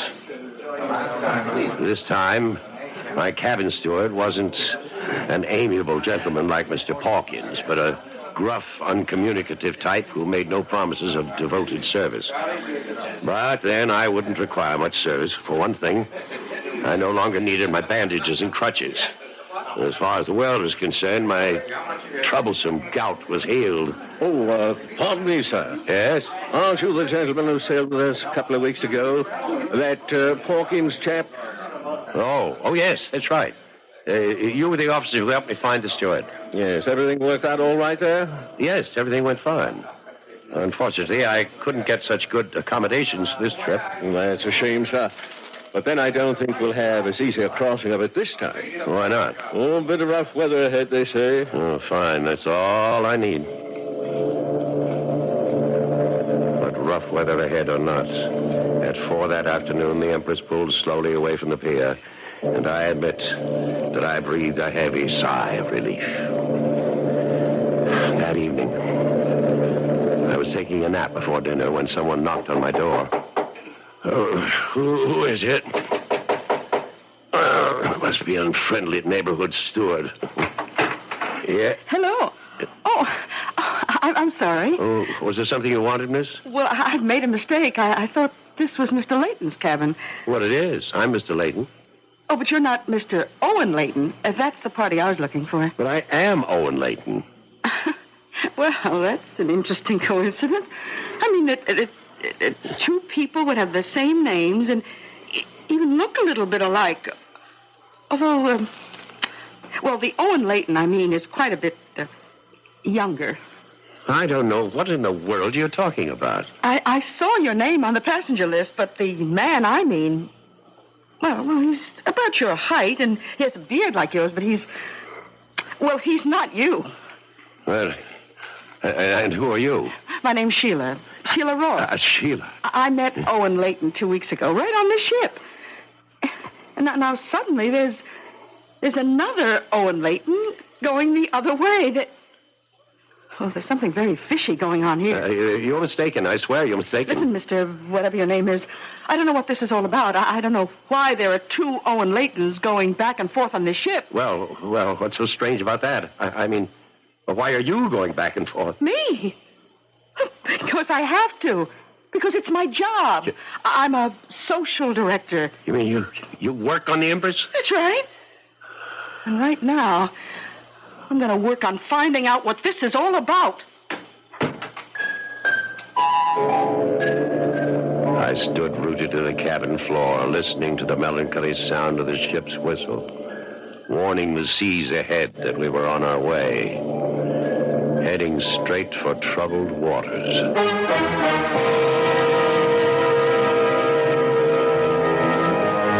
As you have heard, Owen Layton's perfect murder had the customary imperfection. But at least he'll be able to enjoy one last ocean voyage before the authorities send him up the river. Isn't it nice to see justice triumph? Oh, beg your pardon, to hear justice triumph. You'll hear more out of me when I return shortly.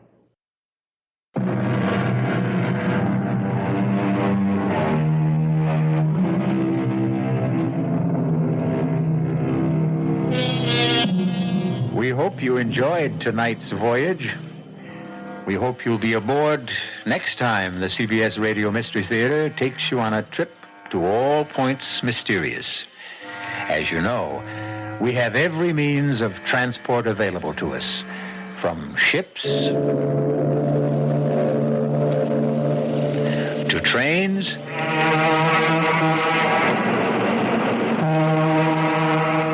to planes and isn't it wonderful to realize that we didn't use a drop of gas or oil? Our cast included Stotts Cotsworth, Earl Hammond, Bryna Rayburn, Dan Acco, and Ian Martin. The entire production was under the direction of Hyman Brown. And now, a preview of our next tale. Well, I'm about a quarter of a mile into Baron Frankenstein's woods, and it's pretty much Dulesville so far. I was just thinking how strange it is. Haven't seen any animals around. Wait a minute. I think I just heard something. Probably a rabbit. I hope. Hey, there it goes again. Weird. Everything's so deathly still, and then suddenly just the faintest whisper of a sound, like something dragging.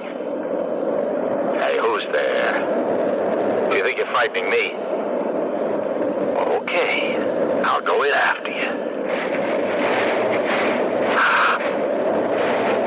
The eyes. I can see them glowing. My God, it can't be. Oh, no, it's... Radio Mystery Theater was sponsored in part by Anheuser-Busch Incorporated, brewers of Budweiser. This is E.G. Marshall inviting you to return to our Mystery Theater for another adventure in the macabre. Until next time, pleasant dreams.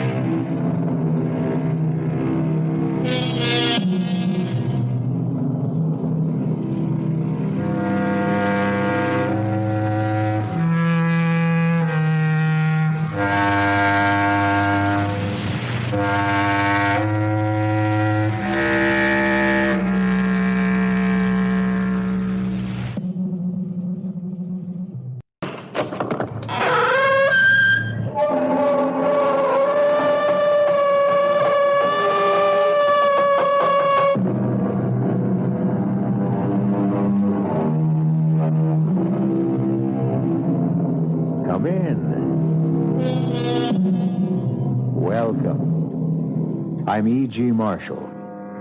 Welcome to the world of terrifying imagination. Make yourself comfortable for the moment. You know, evil has a vitality that defies time. Its power can be curbed, denied, defeated, but only temporarily. And when it returns, its force is more malevolent than ever. We have all been to dark places and felt the presence of evil. And we have all seen things beyond our power of understanding. But, like Tom Fairley, we feel there are explanations for everything. Or are there? Cold, bitter cold, the smell, decayed. Frank, is he... No. He's unconscious. We'll talk to him later. Folger, did your men find anything else? Just the grass. It's curious, Tom. I don't see anything, Klaus. Yes, you do, Tom, but it doesn't mean anything to you. You weren't here when we found Flip. The area is flattened, and there's the same strange discoloration. What's all this got to do with Frank here? I don't know. But I promise you, I'll find out.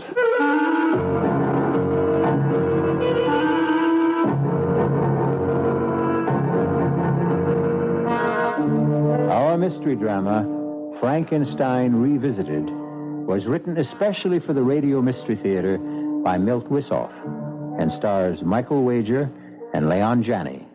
It is sponsored in part by Anheuser-Busch Incorporated, brewers of Budweiser, and by the Kellogg Company, makers of Kellogg's Special K cereal.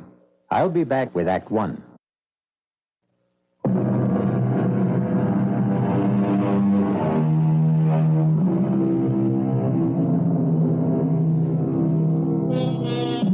We move now from the friendly people who make these broadcasts possible to the monsters who will make it impossible for you to sleep.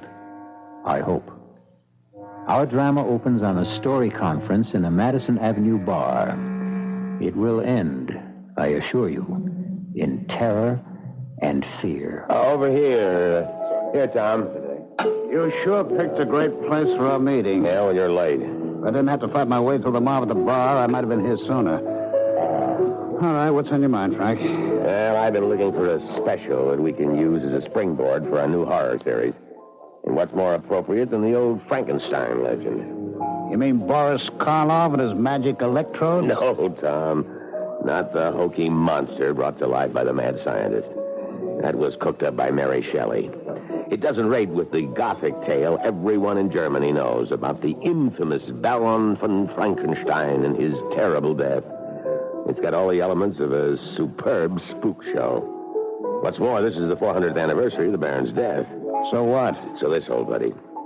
The monster is reputed to return every century looking for fresh blood. It won't work, Frank. I was stationed near Darmstadt, only a stone's throw away from the Frankenstein castle after World War I. I've seen the place. It doesn't look like much. Even the burial crypt has been turned into a potato cellar. Well, how about the incidents you mentioned at cocktails the other night? That's what really put me onto the show. Oh, those killings I blabbed about had nothing to do with any monster. The police were satisfied the murders were committed by a fanatical group of neo-Nazis who call themselves the werewolves. Who's going to be interested in a defunct castle on an anniversary nobody celebrates? Well, they will this year. We're going to billboard the 400th anniversary with a gala festival. Well, who's going to show? The peasants used to have a fit when I even mentioned the Baron's name.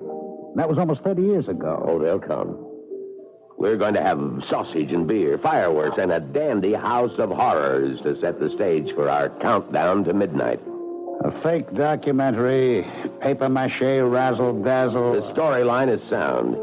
It should scare the heck out of people. Now, if you don't want to direct the special, then all right. Count me in. Good. Now, come on, square with me, Tom. Why all the bull about the potato cellar? You don't want to go back there, do you? No, Frank, I don't like the place. Then why not back out? I don't feel you're leveling. Frank, I want to keep on directing for the network. I won't let anything stand in my way. Not you, not the gray hairs creeping up on me. Not even Frankenstein and his blasted castle. Just let me leave this one thought with you. We'll see how much you enjoy the scene when midnight approaches. I'd like to hear the tune you whistle when the wind howls.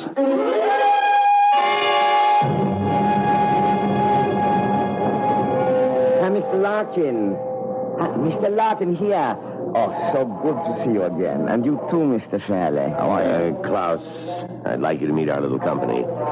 This is Eileen Garrett, who will play the Baron's ward, Laura. And a charming one, I'm sure. Him I like. And Flip Johnson, also known in the industry as The Voice. He'll do the descriptive background at the festival and the castle, the interviews with the man on the street. He will also double as Rolf, the suitor for Eileen's hand. That won't take much acting. In that case, you might do. This is Klaus Folger, our local representative, who'll be our strong right hand during the production. When do we meet Mr. Helmut? Very soon. You will find he makes an admirable Baron. Oh, it's very strange. I've never heard of him. Oh, he's quite a well-known actor, I assure you. No, I think it's time to leave for the castle. It's not the plaza, but I hope you will find it comfortable. Well, I'm sure we will. Who goes with whom? Well, there's enough room in the limousine for all of you. The baggage will follow in a small wagon... truck. How about you, Klaus? Aren't you coming with us? No, Frank, I will see that the baggage is not consigned to München by mistake. But I will join you later. I wonder what Mr. Helmut, our Baron, is like. I have a feeling. Oh, Eileen, now you sound like Gloom and Doom Fairley. He's probably just another average, run-of-the-mill weirdo.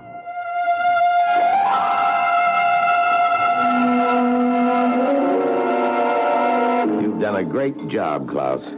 Even the crew's happy in the trailers. I like my room fine. It's a bit drafty when the drapes are open, but the comforters will keep me warm, I'm sure. How about this lunch? I haven't had wild boar since the last time I was here. Oh, is that what it was? It tasted like suckling pig. The secret is in the marinade, Flip. I see. Klaus, why don't you get the ball rolling? The details on the Frankenstein legend. Oh, it's not a complicated story. The hated aristocrat who exercised all the prerogatives of his position in this village almost 400 years ago. Unmerciful beatings, torture, and death for what he considered affronts to his person. This was his home. Be it ever so humble. The Baron lived here with his ward Laura, but he was a thoroughly evil man and hardly behaved toward her like an uncle should. Tomorrow is the anniversary of the Baron's death. 400 years ago, the Baron had a spectacular scene in the castle with Laura and her suitor Rolf. He mounted his horse and rode off into the woods. Someone or something ripped him from his horse and tore him to pieces. And the legend says that every century, the monster that killed the Baron returns. That's about it. We'll be doing this direct from the scene tomorrow night. We'll have a short run through this evening. Look for places to spot mics and pick out locations. Flip will stroll through the woods and give us a little ad-lib color. Will there be a crowd there? Not in the woods, Flip, baby. Just you and the Baron and the other monster. Oh, how come? Because no one in this area will venture into the woods after dark. Tomorrow night, the anniversary eve, they may not even stir out of their homes. Is that right, Klaus? Possibly. People here are very superstitious. Oh, are they? Why don't you explain what happened 100 years ago on the last anniversary? I was not yet born. Yeah, but you know what happened. A man was found dead. Dead, Klaus? He was butchered, wasn't he? Torn to shreds? And his head was found at the foot of the hill.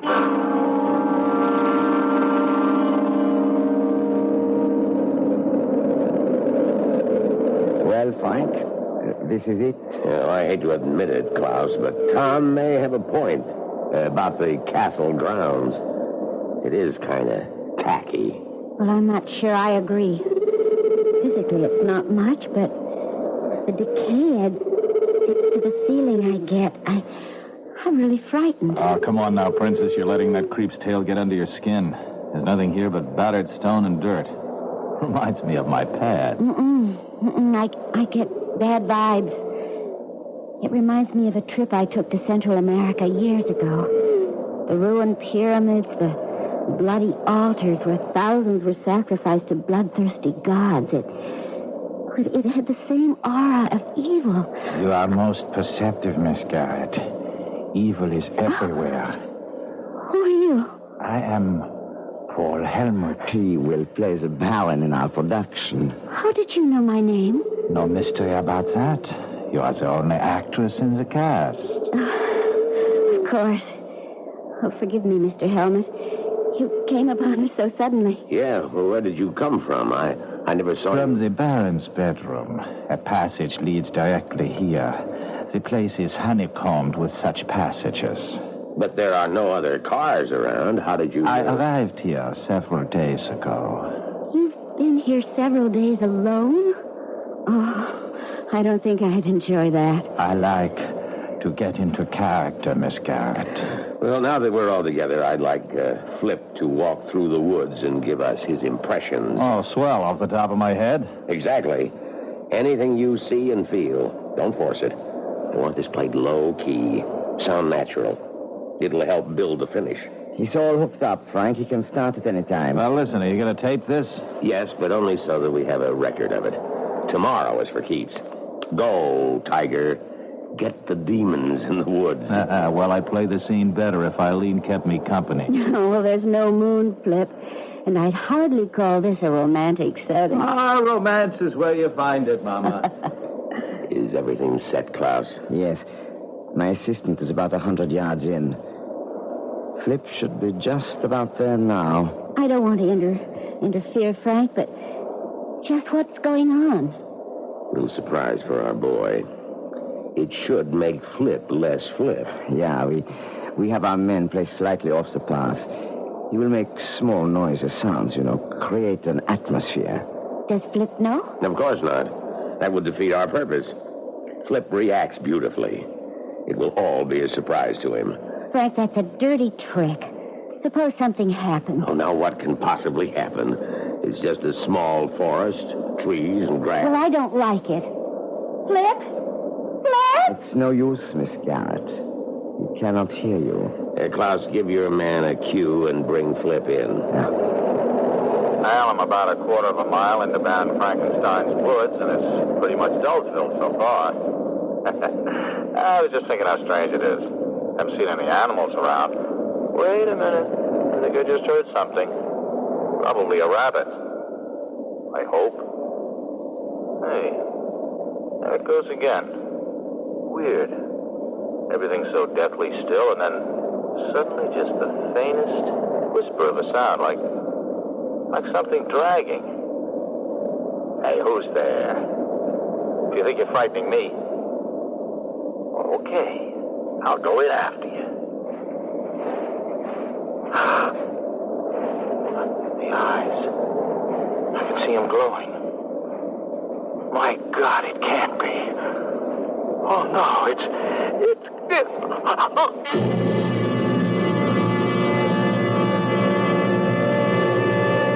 The bard said, "Some find tongues in trees, books in running brooks, and sermons in stones." Obviously, Flip saw and heard a great deal more in Frankenstein's woods. Or did he? Perhaps we shall know more when I return shortly with Act Two.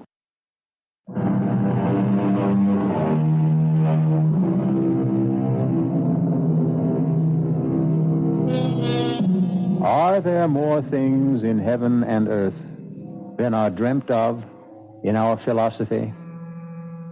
Is there something in Frankenstein's woods that defies rational explanation?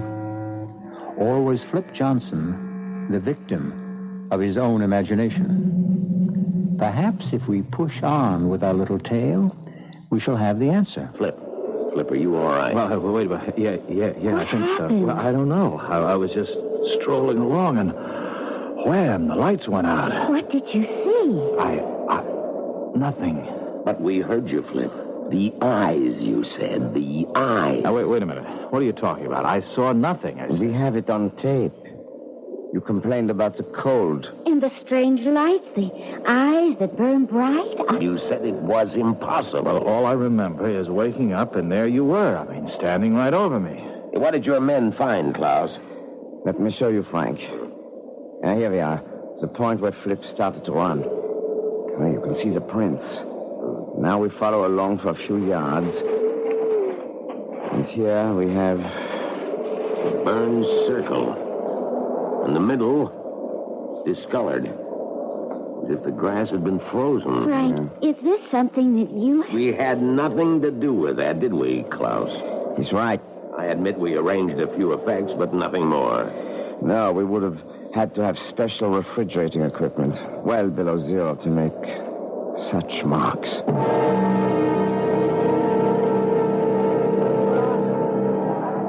Well, how do you like it, folks? It's fantastic. Instant Carnival by Frank Larkin. No, Tom. Give credit where it's due. Klaus engineered the whole setup. It was not so difficult. We have a long tradition of festivals here. I could almost enjoy this if only... Don't forget it, Eileen. Nothing really happened. Flip just got panicky and ran. He fell, blacked out. He'll be all right. Klaus, are we set in the House of Horrors? Yeah, we can go at any time. Good.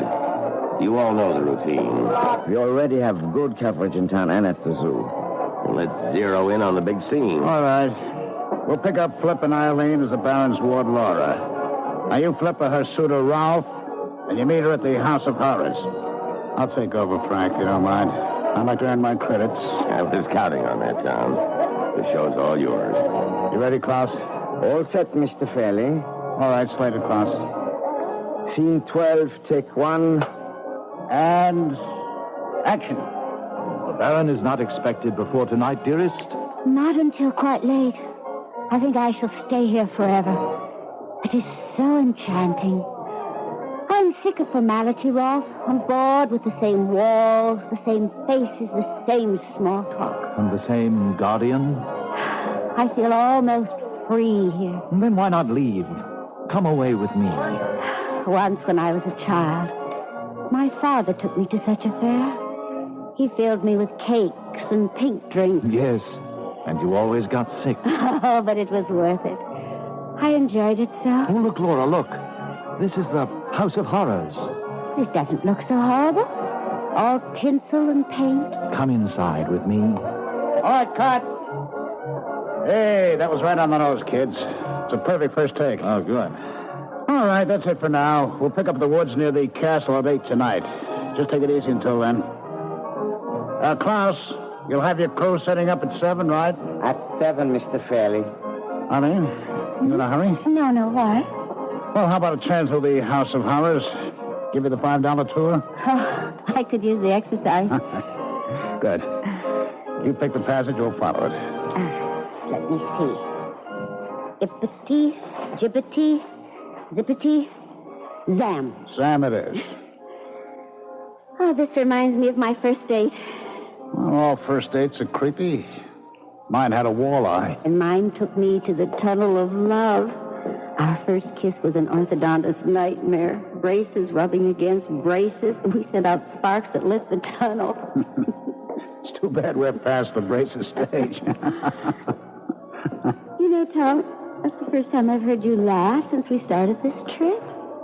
It's nothing much to laugh at. Was it that bad? Yeah. I get the feeling I'm reliving the whole thing. I don't know why. Well, I'm a pretty good listener, Tom. You want to talk about it?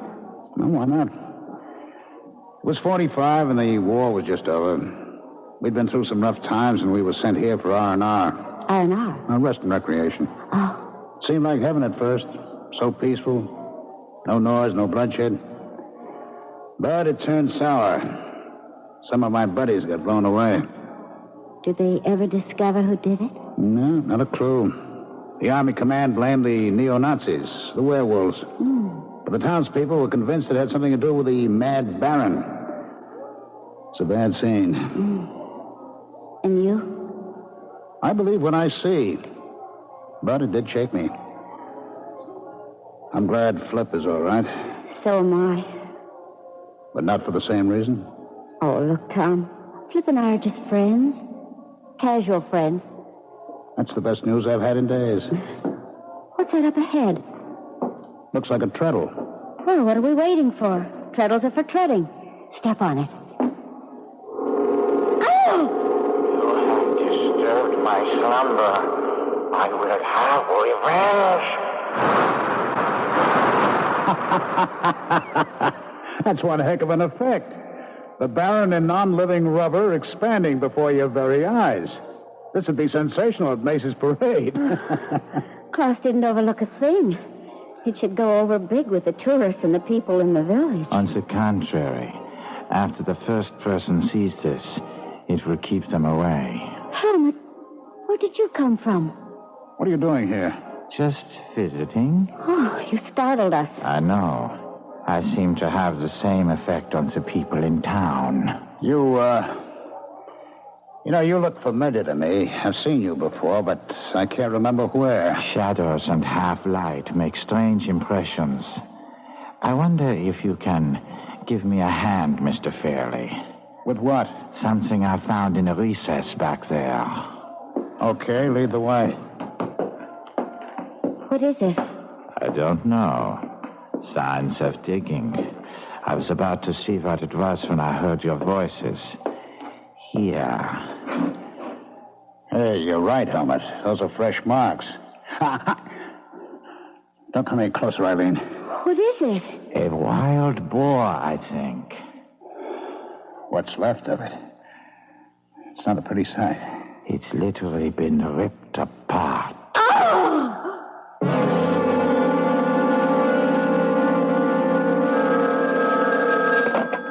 Yes? I understand. It will be all over tonight. No, we'll finish the rest back in the States. You can count on that. What was that all about? The town council. They want us out as soon as possible. They were polite but firm. Too many things been happening. Flip and then the dead boar. The word's getting around and is becoming amplified. Do you think the town pay off? I think so. It was tough getting permission to go through the old records. The clerk of the city hall was the perfect bureaucrat. He insisted on an application countersigned by his boss. I threatened to go to the burgomaster, and he caved in. Now, how about the newspaper? They were reluctant, too, but greedy. A few marks in the right palm paved the way. Well... All right, see for yourself. Here's a reproduction of the paper's front page 100 years ago. Take a squint at the guy who was separated from his head. I don't know. It's pretty well faded. Look at the eyes and the forehead. It could be, I suppose. And here's a print of an oil painting of the original Baron von Frankenstein. I believe Mr. Fairley thinks the picture resembles me. All right, Helmut, where the devil did you come from? This old castle is honeycombed with secret passages. And you just keep wandering through them like you know where you are, I have been exploring them for days. You know, Tom, there is a resemblance. A trick of your imagination. I knew I'd seen you somewhere before. You're talking nonsense, gentlemen. I could not possibly have been here a century ago, let alone 400 years. How about 30 years ago? I was only a child then. What about your family? I have none. They were killed in the war. Does that satisfy you, Mr. Larkin? I don't know about Frank, but it sure doesn't clear things up for me. Stay inside until midnight, Helmut. You understand? Perfectly. And stay out of the passages until the show's been recorded. I don't want any more surprises.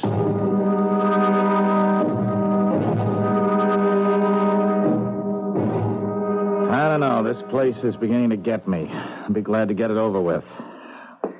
Dinner is ready. We'll eat in here tonight. Just as long as it isn't boar.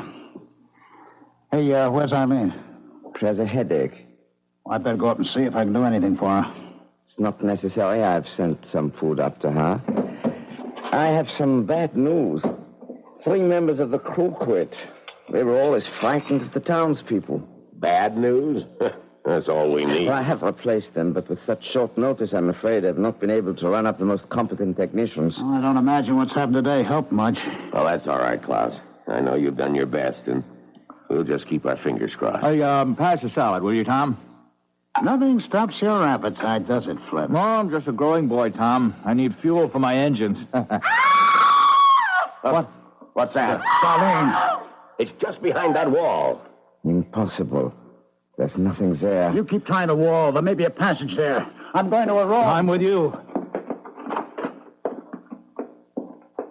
Look, the place is a mess. If anything's happened to Eileen. I know, Tom. Look, footsteps in blood. They lead up to the panel. All right, let's knock a hole in it. It's no use. That's oak, several inches thick. Here.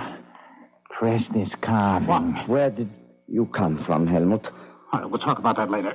Hey, look, it's moving. And there she is. Eileen. Eileen. Eileen. Here. Yeah, that's good. She's coming around. Are you all right, Eileen?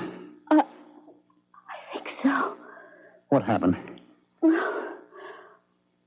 I was lying in bed, trying to pull myself together. It was dark and cool. Suddenly I felt something in the room. I sat upright, but I couldn't see anything. But I knew it was there. I stepped off the bed, felt something warm and sticky. I panicked and ran. Next thing I knew, I was being held.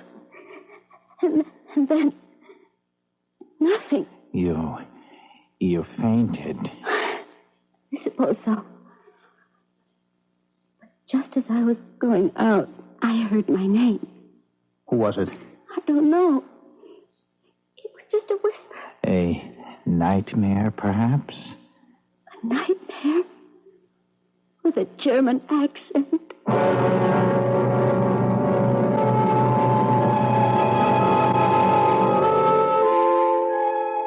Robert Penn Warren wrote, "The nightmare stumbles past, and you have heard it fumble at your door before it whimpers and is gone. It acts like the old hound that used to snuffle your door and moan. But who, your host inquires, has heard it speak with accent foreign?" We shall return shortly with more on the Castle of Bad Dreams in Act 3.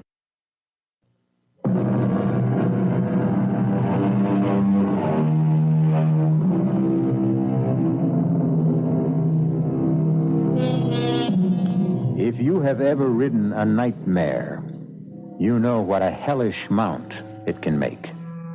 It carries you unwillingly beyond anguish and terror, through deadly whispers and pools of blood. But oh, the relief when it's over. Let's return now to Act 3 and the end of the ride. How's Eileen doing, Tom? Physically fine, but she's as tight as a drum. Now, look, why don't we get the police in, Frank? No way. We got 2 strikes against us in town now. Call the authorities in and we're through. We've gone too far. We certainly have. We're right up against the point of no return. But the production is almost... Oh, damn the production! What does it take to convince you, corpses? You're being melodramatic, Tom. Nothing's really happened yet. So Flip saw something and a boar was slaughtered. Did you see the condition Eileen's room was in? And how did she get into the passageway? Surely you've heard of sleepwalking.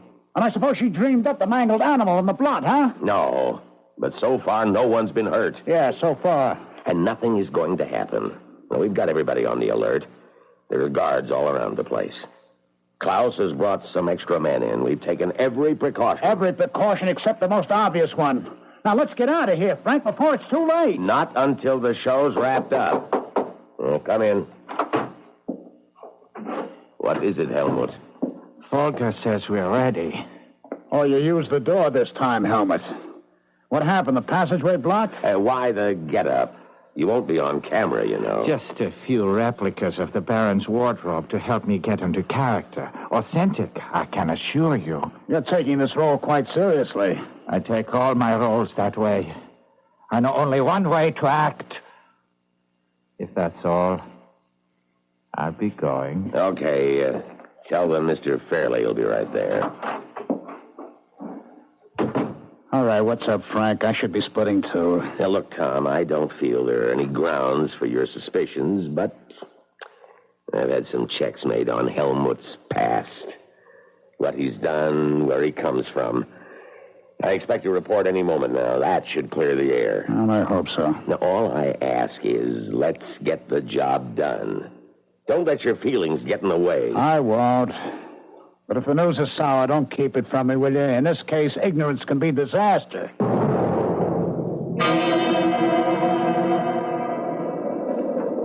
Oh, boy, it's getting cold out here, Tom.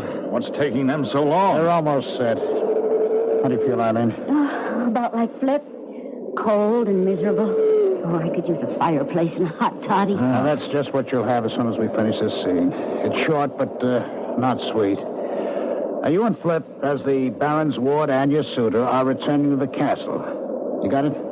You're frightened, and Flip is trying to comfort you. Ah, good. That's one scene I'll truly enjoy. Mr. Fairley, why didn't you answer me on the talk back? I didn't hear anything. The equipment must be out. We're set to go. Oh, good. Where's Frank Larkin? I thought he was with you. He left us some time ago. Did he say where he was going? I assumed he was coming here. He did say something strange. What was that? Something about being convinced at last. Does that mean anything to you? It sure does, Klaus. Send your men through the woods and the castle grounds.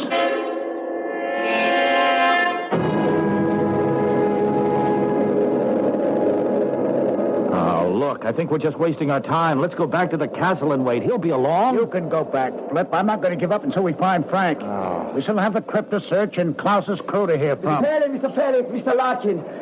We found him. Come quickly. This way, Mr. Fairley, in the clearing. Is he hurt? Yes, I think badly. There. Frank, are you all right? He cannot hear you, I'm afraid. Oh, but he's still breathing. Get an ambulance. Help is on the way. Was he conscious at all? No. Oh, no, don't try to talk, Frank. We're here. You're going to be all right. Frank, just lie quietly, huh? Don't come near me. Don't touch me. Don't... He's shivering. Throw a blanket on him. Who did this, Frank? Cold, damp, and the smell. Who was it? Cold, bitter cold, and the smell, decayed. Frank. Is he... No. He's unconscious. We'll talk to him later. Folger, did your men find anything else? Just the grass. It is curious, Tom. What? I don't see anything. Yes, you do, but it doesn't mean anything to you. You weren't here when we found Flip. The area is flattened and the same strange discoloration. What's all this got to do with Frank? I don't know. But I promise you, I'll find out.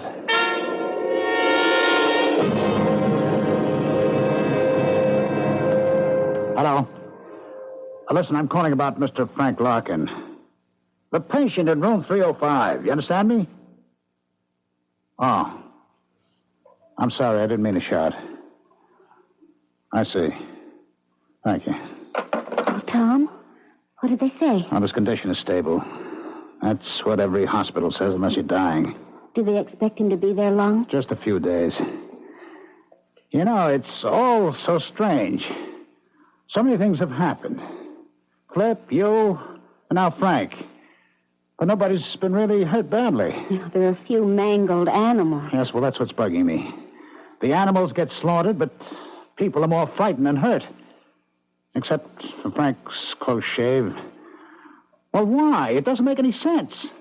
Anything powerful enough to mash some poor defenseless creature surely could do more damage than that. Well, maybe there's no connection between any of the things that have happened. Oh, that'd be piling coincidence on coincidence. I don't believe it, and I don't think Frank did either. After he got that phone call he was waiting for. Well, then why don't you call the police? For the same reason that Frank didn't. But you kept begging Frank to delay the production. Oh, not now. I'm going to finish this tonight, for Frank's sake. But I'm going to be sure that whoever's behind this pays the price. And how will you do that, Mr. Fairley? Oh, I guess you tried the door once and didn't care for it, huh? It is easier to use the passageway. You didn't answer my question? I know I didn't. The reason is simple. I don't know yet. But I will before tonight's over. You mentioned a phone call Mr. Larkin received. Yes. If only I knew what it was. Perhaps I can help you. How? The telephone lines into the castle were a special installation. An exact record is kept at the company of every call made from and into the building. Well, then all we have to do is call the company and find out. Not exactly. They will give it to the police, however. That's out. Why? Please, Tom, call them in. And the next time, whoever's doing this may forget the difference between man and beast. She's right, Mr. Fairley. You do not know whom you are dealing with. Do you? Auf Wiedersehen. I will see you shortly, when the fun begins. Okay, Klaus, let's get some levels. Get Flip to say a few lines. We need some levels. Okay.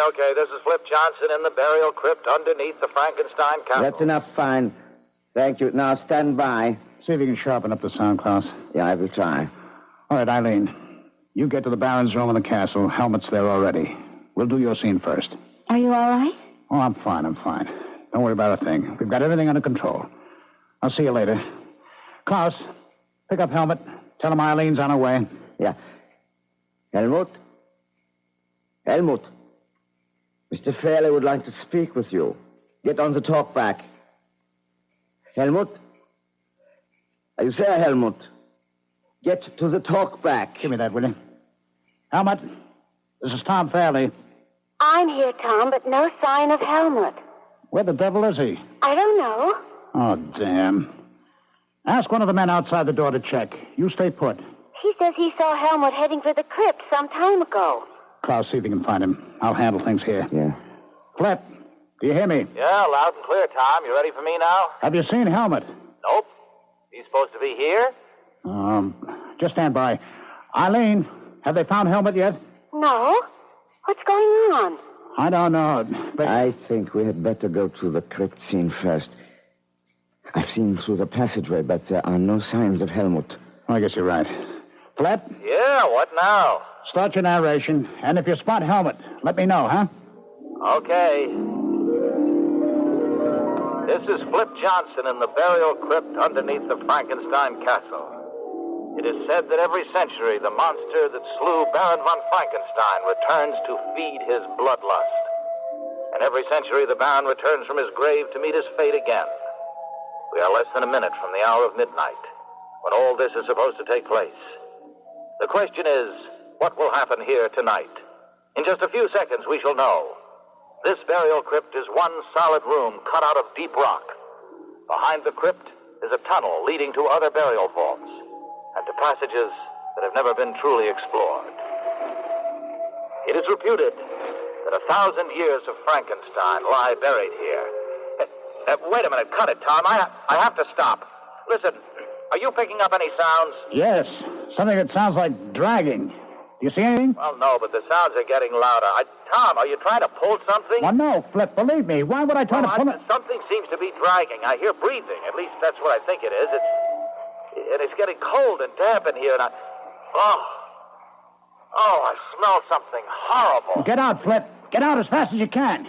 All right, close in, men. Get into the crypt as fast as you can. I want every man in there. I can see them now. Eyes. Evil. Bright as cat's eyes. Glowing. And enormous. Oh, God, help me. I can't move. It's here. It's here. Who are you? This is the crypt, Tom. Someone's heading into the passageway. Over there, I think it's Helmut. What about Flip? It's not good. His throat's been crushed. He's not breathing. Somebody stay with Flip. The rest of you go after whatever is in that passageway. There. Stop, Helmut. Don't move. He's gone. What do you mean he's gone? He's disappeared. Vanished. Into thin air.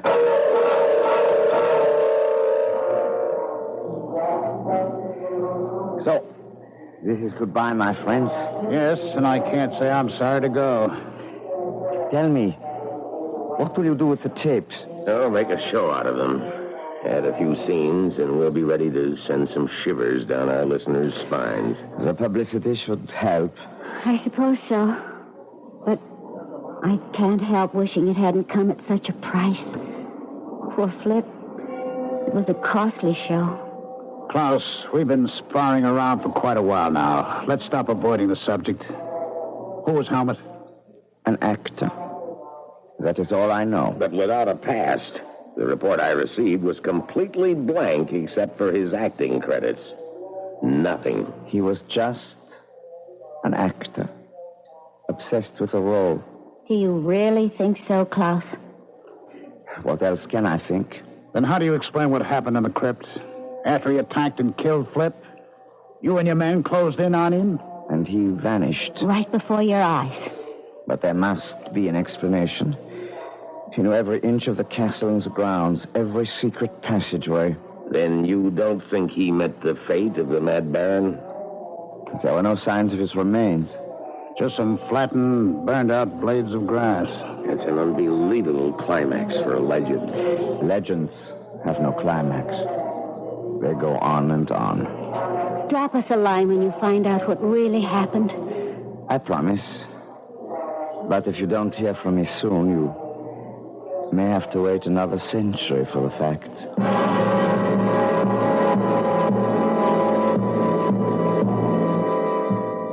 Since we don't have 100 years to spare, we'll just have to make up our own minds about Paul Helmut. Was he the infamous Baron von Frankenstein brought back to life? Or was he, and I don't mean to be redundant, merely a crazed actor? I'll be back shortly.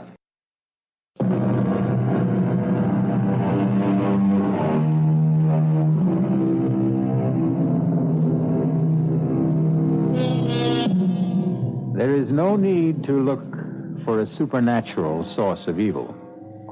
Man has shown himself capable of every wickedness. But regardless of where it arises, evil has a vitality beyond time. Its power can be stemmed, but it will return. Our cast included Michael Wager, Leon Janney, Ralph Bell, E.V. Juster, and William Redfield. The entire production was under the direction of Hyman Brown. And now, a preview of our next tale. I need to hear it, Alice. We who have more or less left this world can't come back unless we are wanted by someone who is still here. But I love you and I need you. I desire you.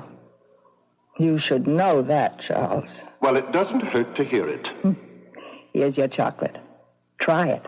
I don't want it. Oh, Charles. The longer we're away from this earth, Alice, the less we rely on our senses. Mashed potatoes begin to taste like cold cream, coffee tastes like iodine, and this chocolate tastes like mud. They tell me this is quite normal. Charles, when you say they, you mean... I mean them, of course. All those. The ones up there? It isn't up there, Alice, and it isn't down there either. This is E.G. Marshall inviting you to return to our Mystery Theater for another adventure in the macabre. Until next time, pleasant dreams.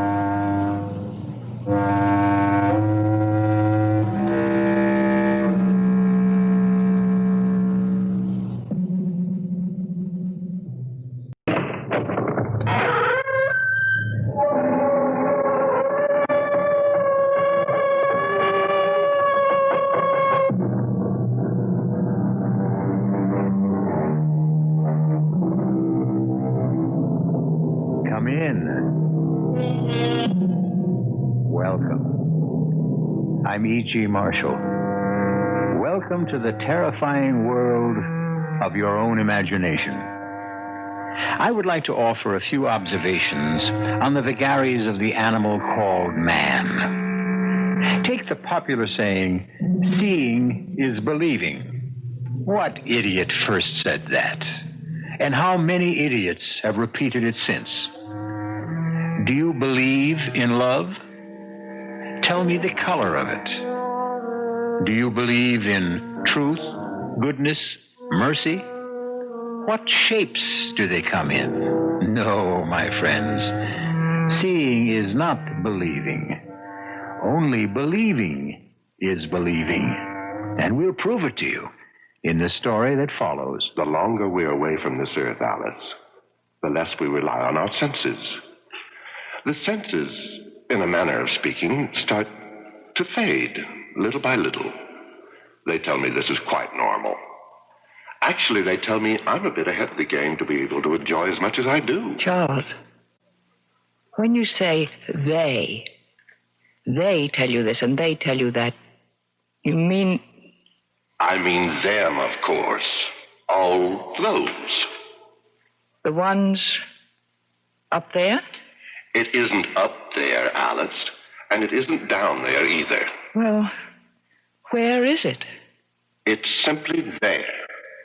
Meaning not here. I thought you knew that. Are there a lot of them? Of course there are a lot of them. What would you expect?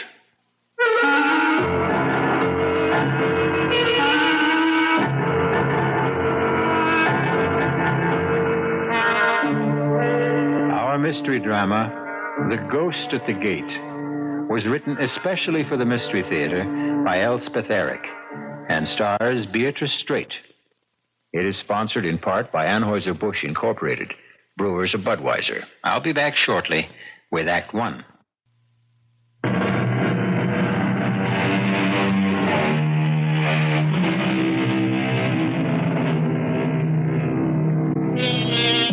With how much ease believe we what we wish?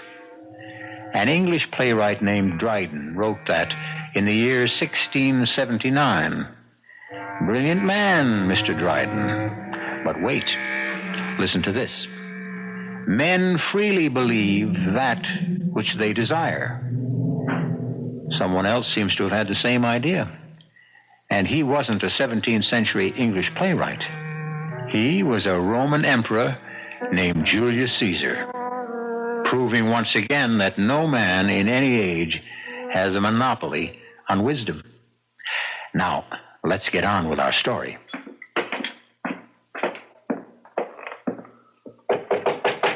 Come in, Dorothea. Your chocolate, Mrs. Emery. Oh, good. Shall I light the fire in the fireplace? Yes, please. I think it's chilly enough for... Oh, Dorothea. Ma'am? You forgot the other cup again. I did. I told you to always bring 2 cups. Oh, it seems so silly. I'll decide what's silly. When there's just you to drink it. I've explained that to you, Dorothea, more than once. I like to drink 2 cups of chocolate before retiring, and I don't like that icky sediment in the bottom of the cup. I'll try, Mrs. Emery. Now, if that's all... Or do you want me to go downstairs and fetch up another cup? Oh, no. Go to bed. Oh, good night, Mrs. Emery. Good night, Dorothea. All right now, darling. Chocolate's all poured. Fire's lighted. Charles, everything's ready. Now, come on, darling, or the chocolate will get cold. Don't want any chocolate. Oh, Charles, you love chocolate. You always loved chocolate. Tastes like mud. But it's very good chocolate. You know what good chocolate Dorothea makes. Now, come on, Charles. Don't make me wait. You want me? Want you? Oh, Charles, how can you ever ask such a thing? Why, I go through the whole day thinking of you. All afternoon at the community chest, I think about you. Why, darling, it's torture for me listening to those other women whose husbands are with them in the conventional way. I want to scream at them, but I have my Charles, you silly females. Every night he comes to my bedroom, and he's tall and handsome and brilliant and romantic and adorable and manly, and we sit and talk together, and he... All right, Alice. That's enough. There you are. Oh, Charles. Missed me? Oh, darling, the days are so terrible. I can't think of anything but this moment when we're together. But you know that, my dear. I tell you every single night. I need to hear it, Alice. We who have more or less left this world can't come back unless we are wanted by someone who is still here. Wanted a lot. Otherwise, we can't make the trip, as it were.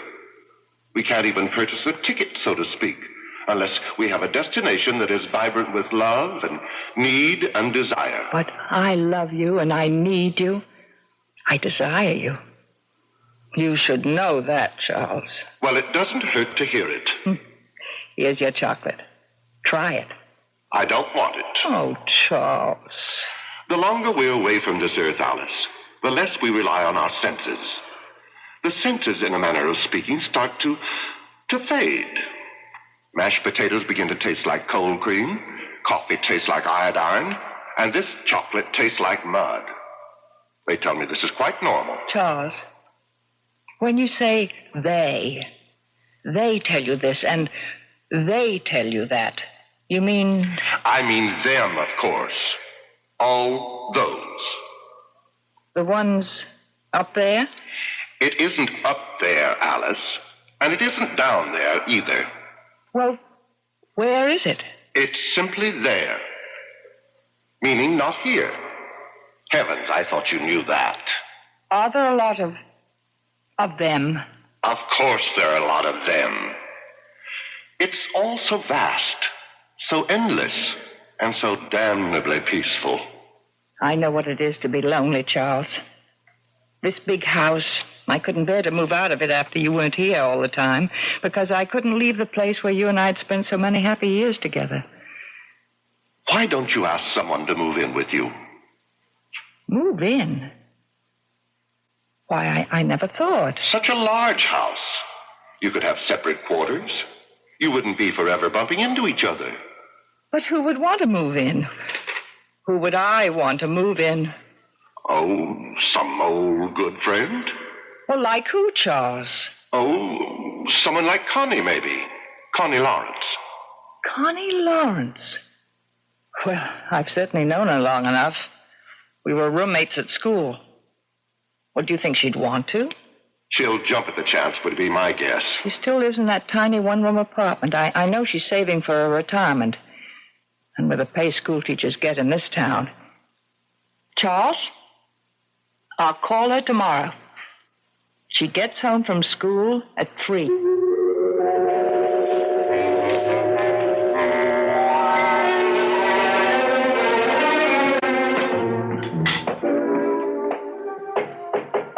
Come in, Dorothea. Your breakfast, Mrs. Emery. Thank you. You don't want 2 cups in the morning, do you? Oh, no. No. Coffee doesn't leave that icky stuff the way chocolate does. Actually, I think I won't have chocolate at night anymore, Dorothea. I feel like trying something else.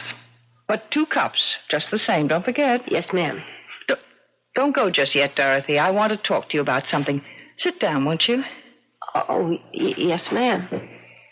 Dorothea, do you find the work too hard in this big house? No, ma'am. Well, we used to have a houseman and an upstairs maid and a cook. Oh, I've no complaints, Mrs. Emery, if you don't. Oh, I don't. This is the only job I've ever had. I've worked here for 22 years.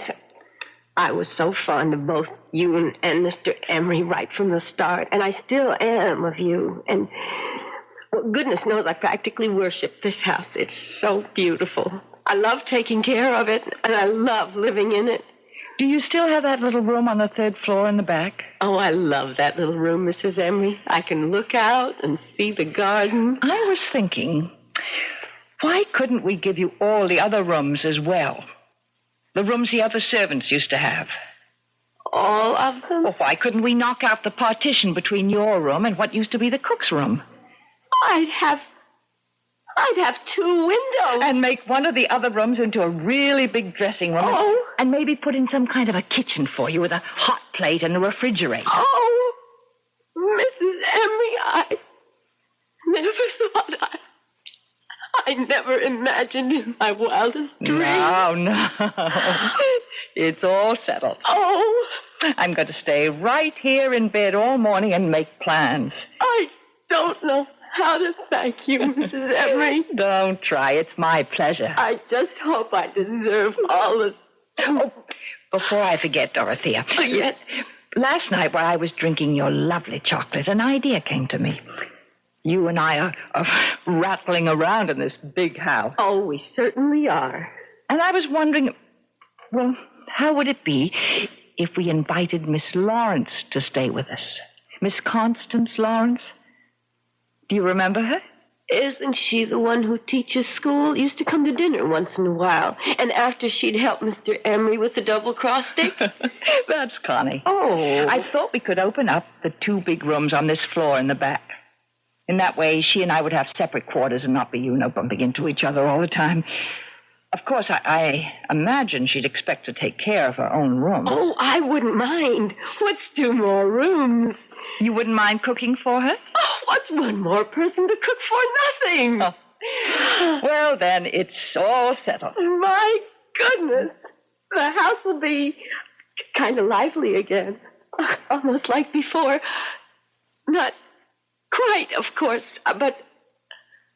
Well, you know what I mean. I know what you mean, Dorothea. It will be more lively.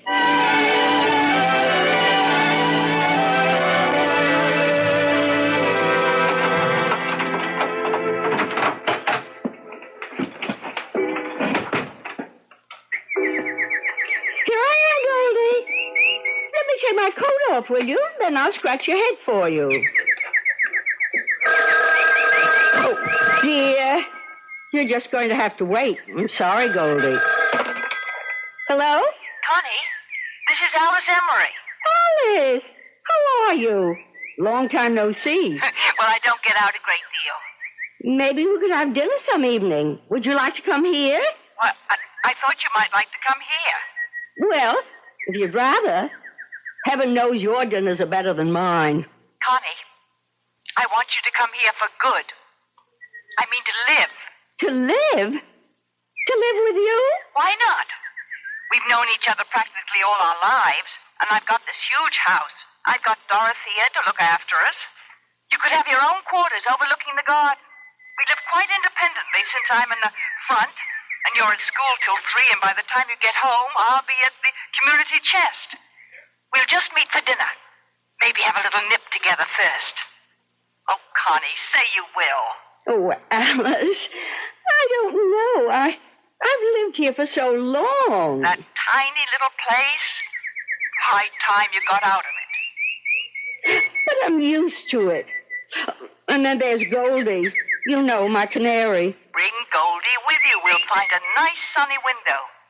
Alice, it's all very tempting, but I don't know. Think about having 2 big rooms and vegetables out of the garden and being waited on. And Connie, think of the money you'll save. Well, yes, but all the same. You've just got to say yes, Connie.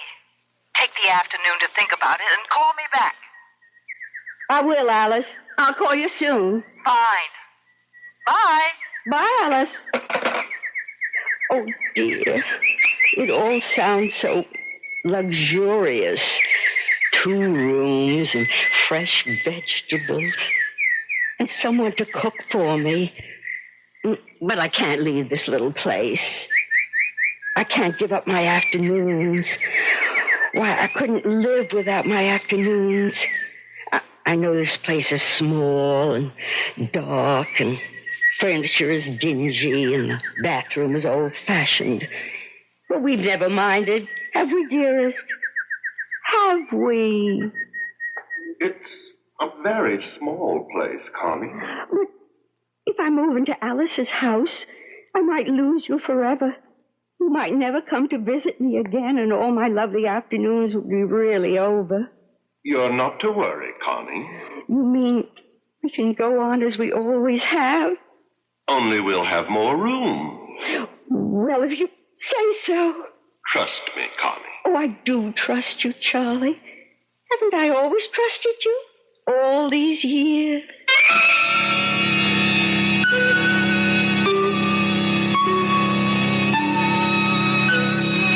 His flesh may be weak, but the spirit of Charles, or Charlie, is very, very willing. Also very inventive and very persuasive. Ah, well, there's nothing like the love of a good woman, unless it's the love of two good women. We'll come back in a bit for Act 2.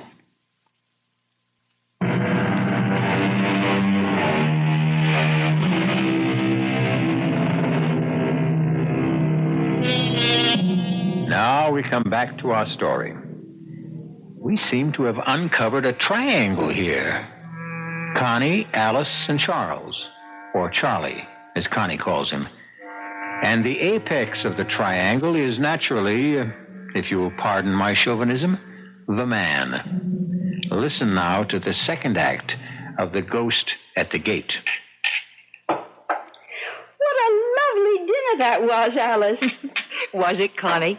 It was the wine that made everything taste so good. Whatever gave you the idea of bringing home a bottle of wine? Alice, it's the first anniversary of me moving in here. Don't you realize? I've been here a month. Well, for heaven's sakes. Why, it seems like a week. Or it seems like you've always lived here. I don't know which. It has worked out, hasn't it? Has it ever worked out? I was so afraid it wouldn't. You know what? It's meeting just for dinner that's done it. Leading separate lives except for dinner. Connie, let's have wine every night. This wine. What kind is it? I can't quite make out what the label says. Oh, it's in French. Oh, so never mind. It's got a picture of a house on it. If it's French, it's a chateau. I didn't know that. You're very clever, Alice. Save the label, and I'll order a case of it. Must be really nice to have money. I've always found it to be nice. I guess money is about the nicest thing in the world. Money isn't. Love is. Oh, yes. First comes love. Friends come second, then money. How about friends who have money? Oh, Connie, you're very witty tonight. So are you, Alice. Witty and profound. Seriously, though, Connie, you have been happy here, haven't you? Oh, Alice, my beautiful room, the marvelous food. Having Dorothea to make my bed and clean up, it's heavenly. You're stuck with me. Oh, I am so glad, Connie. You can't imagine how glad. Is there any more of that wine? More than half a bottle. Oh, good. Let's... Mrs. Emery? What? Oh, Dorothea. What is it? It's after 9 o'clock, Mrs. Emery. You don't say. I was wondering, should I bring your clear consomme upstairs to you? What clear consomme? Well, Mrs. Emery, we talked about it last night. Remember when you decided to give up the chocolate, and then we tried apple juice and prune juice and lemonade, and last night you said clear consomme because it has a nice aroma? I did say that, didn't I? Uh-huh. What time did you say it was? 9:15. My goodness. What's the matter, Alice? It's past time. Past my bedtime. You want the consomme? Oh, to heck with the consomme. I'll take the wine. You don't mind, do you, Connie? Why, no, Alice. Oh, let me have your glass, too, all right? Sure, Alice. I've got my glass, Connie. Forgive me for eating and running. Alice, it's your house. I simply didn't realize the time. 9:15. Heavens. She'd better not drink any more of that wine. She's not used to it. Neither am I. Only tonight we were celebrating my being here a month. Why did you want 2 glasses, Dorothea? Oh, she always wants 2. 2 cups, 2 bowls, 2 glasses. One of her little ways. But tonight she took my glass. Do you suppose she wants me to join her? I wouldn't know, Miss Lawrence. Maybe. Maybe she's always expected me to join her after dinner, only she didn't want to suggest it. When I moved in here, we agreed that we'd lead absolutely independent lives, not get in each other's way. We've been very careful about that, going to our separate rooms after dinner. Maybe all this time she was hoping I'd stop by her room on my way to my room, and I never noticed Dorothea. That must be it. I wouldn't really know. I never guessed. Oh, how self-centered, how insensitive. I'll never forgive myself. I'm going up there right now and apologize. Can I clear the table now? Do whatever you like. She's got to forgive me. That's all there is to it. Dear, sweet, generous Alice. She'll understand. She'll know I didn't mean to hurt her feelings. Alice, may I come in? Come on, darling, have some wine. Alice? Connie and I had it for dinner, and we just loved it. Try it, Charles. Charles? Not at all bad. Nice bouquet. Charlie! Charlie! Where did you come from, Connie? You never told me. How could you, Charlie? Charlie? Just give me a moment and I'll explain everything. But I need a moment to think. Then I'll explain.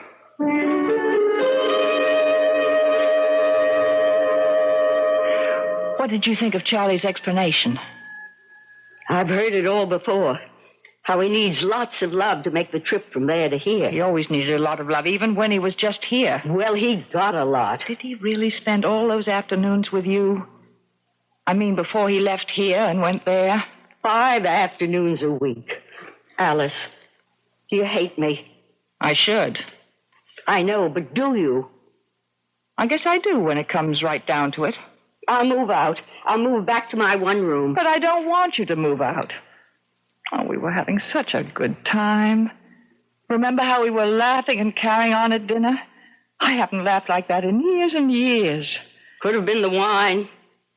There's half a bottle left. Should we? Let's. You don't think we'll turn into a couple of alcoholics, do you? Not on half a bottle of wine. Like what wine? Well, here's to what? Here's to Charles. To Charlie. I feel as if I've just buried him. Said goodbye forever? Did he really come to see you 5 afternoons a week, Connie? At 3 o'clock. You see, my school and his bank let out at the same time. It was practically inevitable. Charlie was a no-good man. He still is. Only now he's a no-good ghost. Oh, Alice. There's enough wine left for a glass apiece. Fill her up. Hold out your glass. All that guff about needing to be loved and wanted or he couldn't make the trip. Remember what we were saying at dinner, Connie, about love being the most important thing? I've always believed that. And friends being the second most important thing? Especially friends like you, Alice. And like you, Connie. I feel closer to you right now than I've ever felt to anybody. My mother, my father, my canary. We've been through a lot, Connie. Just in the last half hour. And yet we're still friends. Isn't that amazing? Truly remarkable. It must mean something. Something very profound. Like what? Like there are times in a person's life when love isn't the most important thing. Friends are. A friend is? Yes. Stupid ghost. Silly, pompous ghost. You believe in ghosts? Certainly not. Neither do I. Never have. Except Charlie, of course. Why should Charlie be an exception? He is for you too, Alice. You know he is. Tell me something. Why do you believe in him? Because... Why? I want to. That's why I believe in him, too. Is that wrong? Not wrong, but you've got to stop, and I've got to stop. We can't have him visiting you in the back of the house from 3 to 6, and then coming to see me in the front of the house from 9 to 12. Now that we know, it wouldn't be nice. Well, we couldn't be friends anymore. Oh, Alice. But if we don't believe in him, if we don't desire him, then he'll have to go back there and stay there. He won't be able to come here anymore. He can't make the trip. Connie, can you do it? Stop wanting him? Yes. Of course I can. Why, I'm having a wonderful time. I don't need him. Neither do I. We'll be better off without him. We'll be free, Connie. Liberated women. Let's drink to that. Right you are. Bottoms up.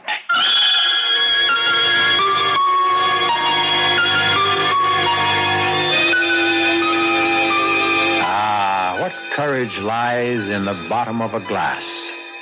Courage for the shy, the lonely, the frightened, the frustrated, and for the two elderly ladies determined to forget a ghost. We'll return shortly with Act 3. This is WBBM Chicago News Radio 78.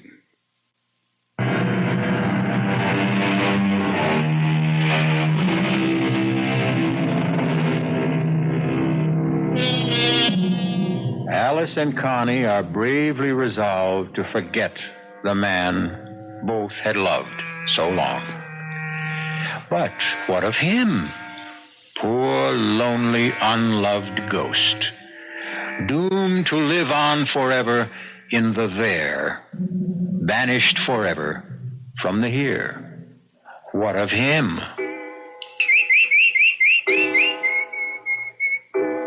Connie. Connie. Speak to me, Connie. That's my sweet Goldie. That's my lovely bird.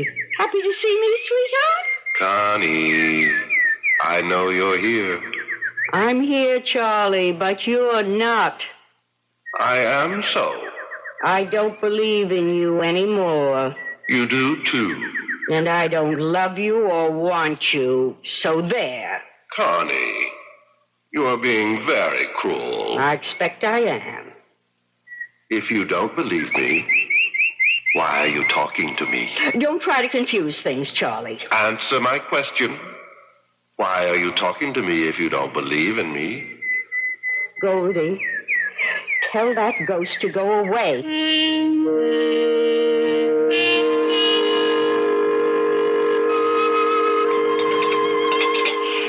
How did it go today, Connie? Oh, he was around. I could hear him. What did he want? The usual. Be loved, be wanted. I told him no more of that. You had a conversation with him? Not much of a one. You haven't stopped believing. Have you stopped, Alice? I think so. You haven't. If you'd stopped, you wouldn't say, I think so. You'd know. Oh, Connie, how can I know? Mrs. Emery? What is it, Dorothea? Do you want clear consomme in your room tonight or what? Nothing. Not anything? Not a thing. Oh, well, all right. I had it all ready, but... That ought to show him, don't you think, Connie?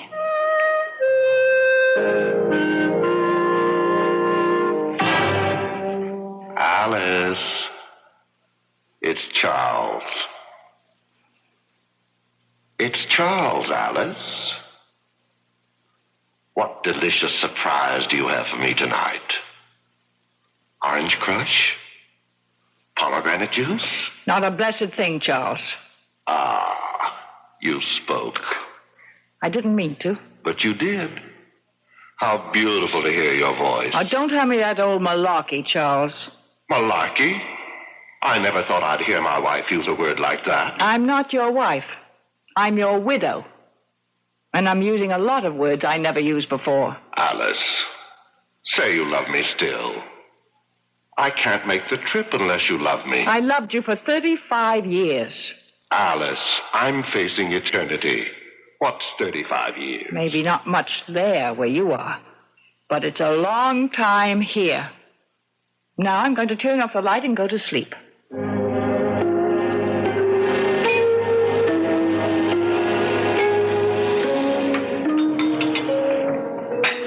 I was talking to him before I could stop myself. It was the same with me. But he couldn't complete the trip because I wouldn't say I loved him. Same here. And I really don't think I do love him, Connie. I think I just got into the habit. Me too. What does he want to hang around for? I can't imagine. Must be so beautiful there where he is. Why should he want to come here? He says it's very peaceful there. Sounds heavenly. Not much like here. Alice, that's why he keeps coming back. He can't stand the peacefulness. He isn't having any fun. I bet you're right. No worries, no troubles, no arguments, no problems. He can't stand it. That's the way he was when he was here. That's why he took up with me. Why else would he want to have a clandestine affair in the afternoon with a middle-aged school teacher when he had a wonderful wife like you? He was bored. He wanted a little excitement. He still wants it. Funny. I always thought people changed when they left this terrible world. I guess they don't. I hope I change. I'd hate to go on the same way for eternity. Being petty and jealous and suspicious? Oh, no. Well, how can it be so peaceful there if everyone's the same as they were here? Maybe. Maybe the others don't stay the same. Maybe they accept all that eternal peace and enjoy it. In the meantime, Connie, while we're still here, we have a problem that must be dealt with. Let's face it, neither of us has stopped believing in Charles completely. Alice, I don't know if I'll ever be able to stop completely.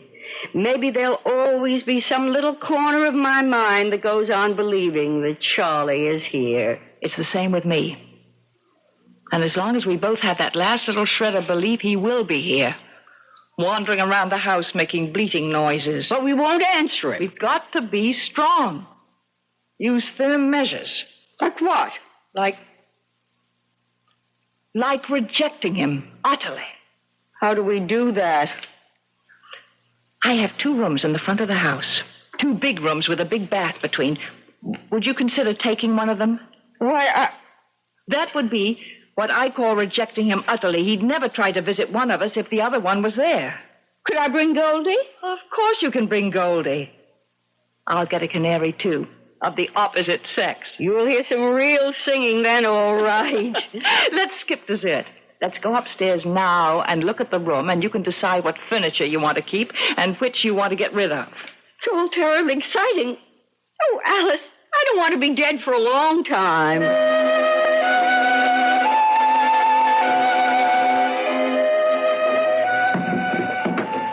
There.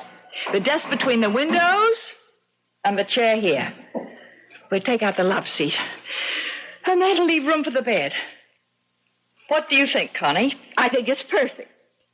Now, what color do you want the walls painted? Blue. Blue? Really? I'd have thought with your dark hair you'd have wanted pink or yellow. Blue's such a nice background for Goldie. I'll tell you a secret, Alice. My hair is dyed this color. Alice. Alice. Listen to him. He sounds miserable. I expect he is. You really dye your hair, Connie? Do it myself. Want me to? I'll show you how. I wonder why I ever let myself go gray. You'd look lovely, sort of a pale ash blonde. Pale ash blonde. I like the sound of that. Connie. Connie. Where are you, my darling? Poor old thing. Don't you give in. Oh, I won't. Be strong. Oh, I will, I swear. Connie. Now, you said blue for the walls. Now, what shade of blue? Aquamarine, turquoise, robin's egg? Turquoise. Good. And we'll put white crisscross curtains at the windows. With turquoise tiebacks. Right. And we'll get a turquoise and white spread for the bed. Beautiful. Could I possibly have a white rug? A white shag rug. Why not? Alice. Connie. Somebody.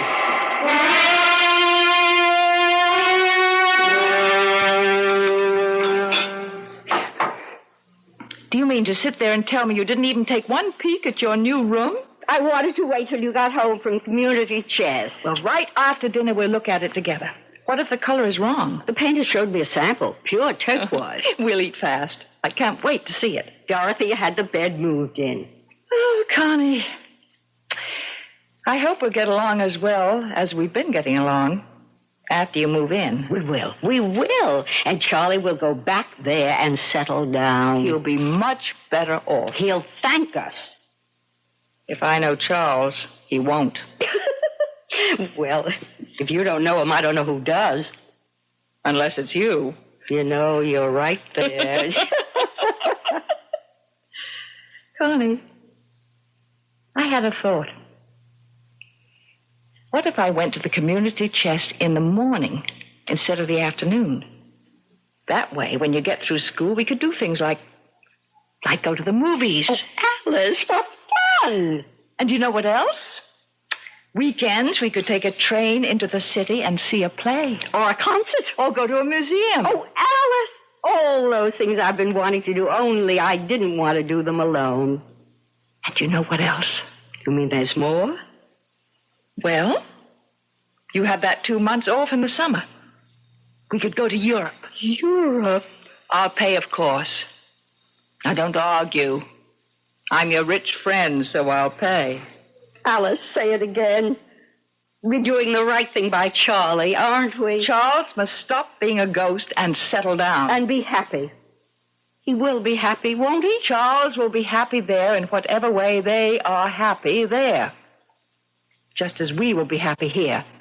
I dare say the ways are different, but to each his own. Isn't that the expression? Oh, Alice, you do have a way of making everything sound simple. It is simple. If you stare the facts in the face and don't waver. I hope we're not being selfish. We're being realistic, that's all. Sometimes realistic and selfish look like the same thing, but they're not. Finished your coffee? Uh-huh. Then guess what we're going to do? Go look at my new room. Yes, only wait a minute. Dorothea! I simply can't wait to see it. Yes, Mrs. Emery. You know that case of French wine I ordered? Did it come? The one with the picture of the chateau on the label. It came last week. Well, will you uncork a bottle and bring it upstairs to my suite? To our suite. Oh, Alice. And 2 glasses. Yes, Mrs. Emery. Connie, you and I are going to drink to a brand new life. 3 new lives. Yours, mine, and his. Come along.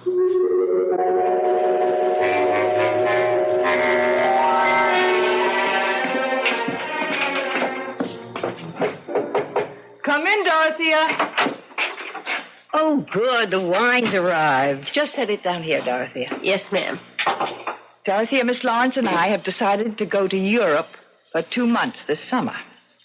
Oh. So you'll have a good long vacation instead of your usual 2 weeks. Full salary, of course. You're free to go where you like, or you can stay here. Oh, thank you, Mrs. Emery. I don't know where I'd go exactly. Well, suit yourself. Pour the wine, Connie. Will that be all for this evening? That'll be all. Then I'll say good night to you both. Good night. Sleep well, Dorothea. Thank you. 2 whole months. They'll be gone 2 whole months. What'll I do with myself? Dorothea? Where would I go? Dorothea? What would I do if I stayed here in an empty house? Dorothea, can't you hear me? I'd be all by myself. No, you wouldn't. No, you wouldn't. If there were just somebody... There is. There is. If you'd only listen. Somebody like him. There is me, Dorothea. Oh, Dorothea, hear me. But he's gone. Believe in me. Never to return. Love me. Want me. And I loved him so. Dorothea, listen. And I still do. Oh, I love him still. Dorothea, look at me. Why, Mr. Emery. I thought you'd never notice. Have you been here long? Not too long. I'm so surprised. I thought I'd never never see you again. Ever. Well, now you do. It's like a miracle had been performed. A lot of good hard work is more like it. I've never forgotten you. Really? Well, I know it was just that one weekend when Mrs. Emery went to her 25th college reunion, but I've never forgotten. That was quite some time ago. I was younger then, of course. You haven't changed, Dorothea. Not an iota. Oh. Still fresh, plump, and adorable. Oh, you mean that? I've never met anything so much in my life. Or since. Dorothea, could you love me? Oh, but I do love you, Mr. Emery. You do? I've never loved anyone else. Not since that weekend. You came up to my room on the 3rd floor, don't you remember? That tiny little room. Yes, I do remember. Oh, you're going to be around for a while? For a long while, Dorothea. Practically indefinitely. Will you be here this summer? This summer and this fall and all next winter and next year. For as long as you want me, Dorothea. Oh. Come on. Let's go up to the 3rd floor. Mr. Emery, could I ask you something first? Anything, Dorothea. Anything. Do you mind if I call you Chuck? Of course I don't mind. Then come on, Chuck. Follow me. I'm right behind you, Dottie. Right behind you.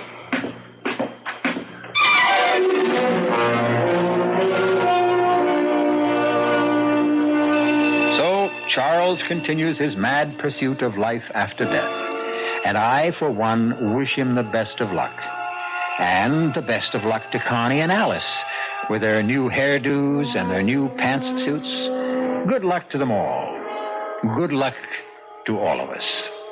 It's what we need the most. I'll be back shortly.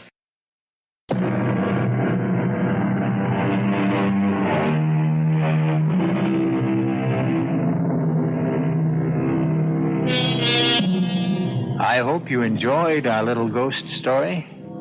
It wasn't meant to be taken too seriously, as life isn't meant to be taken too seriously. Or, for that matter, death. Don't you agree? Our cast included Beatrice Straight, Paula Truman, Joan Loring, and John Barragray. The entire production was under the direction of Hyman Brown. And now, a preview of our next tale. And now, Prometheus, O fire-bringer, give our friend a sign.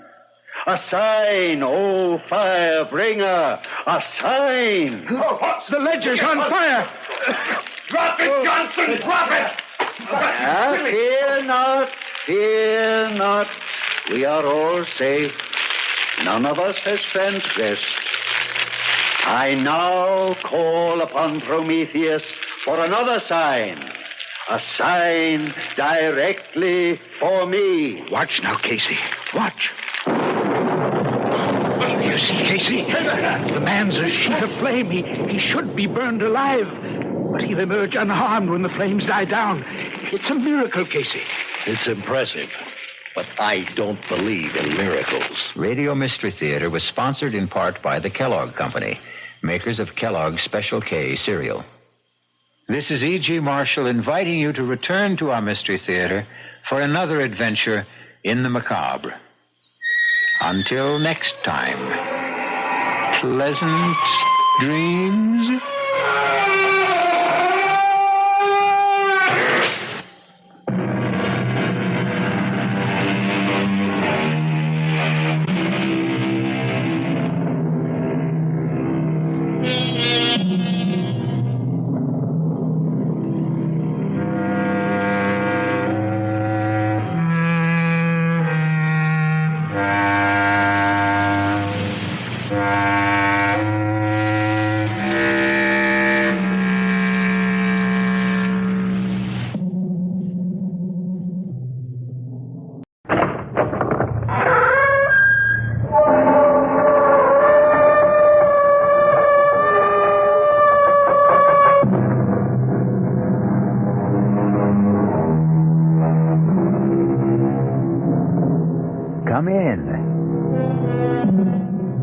Welcome. I'm E.G. Marshall.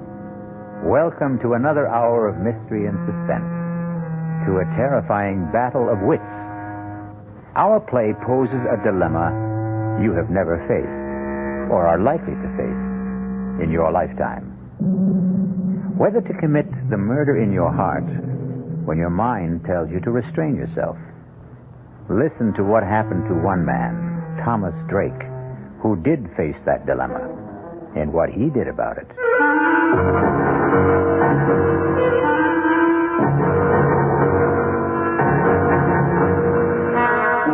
Our mystery drama, Under Grave Suspicion, was written especially for the Mystery Theater by Hank Warner and stars Ralph Bell.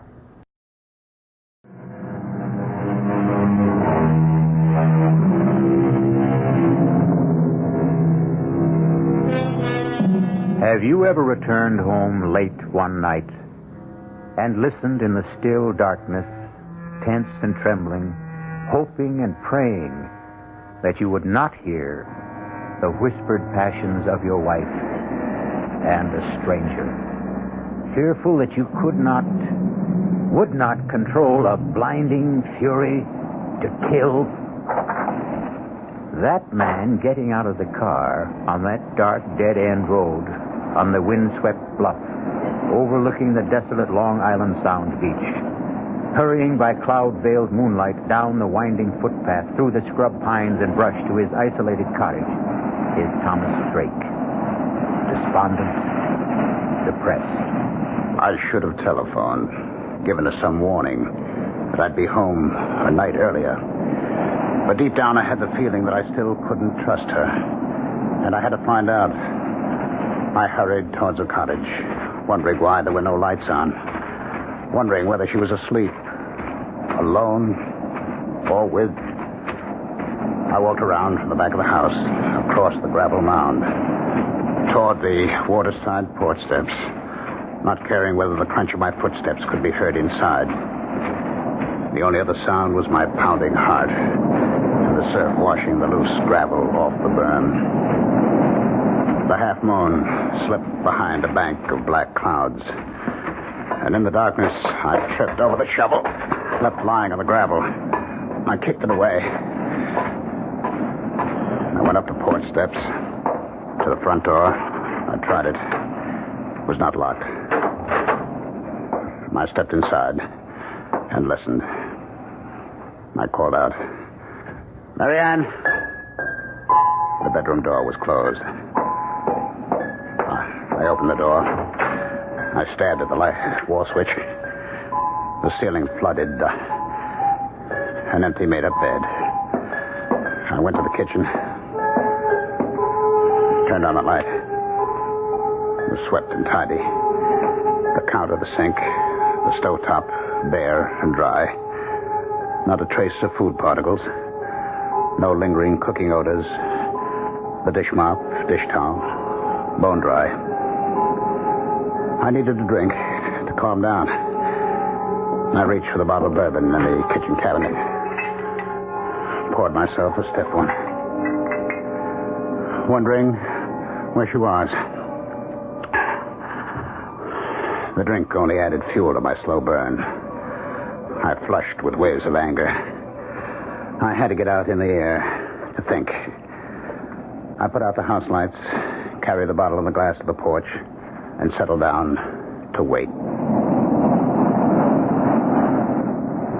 The cool onshore wind on my face. The moon playing hide and seek with the dark clouds. The lights of Connecticut blinking across 10 miles of black water. The old field light alternating beams of green and red. It was restful. But as I nursed the bourbon, I couldn't altogether get her out of my mind. My thoughts wandering back in time, wondering if she'd left me or would, once again like the first time, before we were married and were living together in my apartment on Manhattan's swinging east side. Two modern, sensible singles willing to give it a try. I had a job then. Good job. I was a vice president with electronics engineering.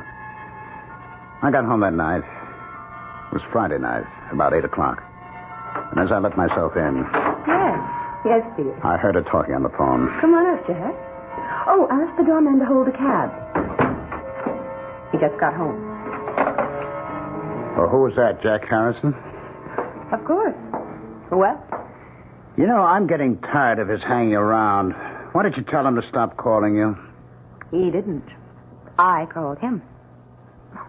You look so surprised, Thomas. You don't have the time anymore for anything but dear old electronics engineering. You did phone me you wouldn't be home for dinner, so I called him. There's a movie I want to see. That's the third time this week. Oh, I didn't know you were counting, darling.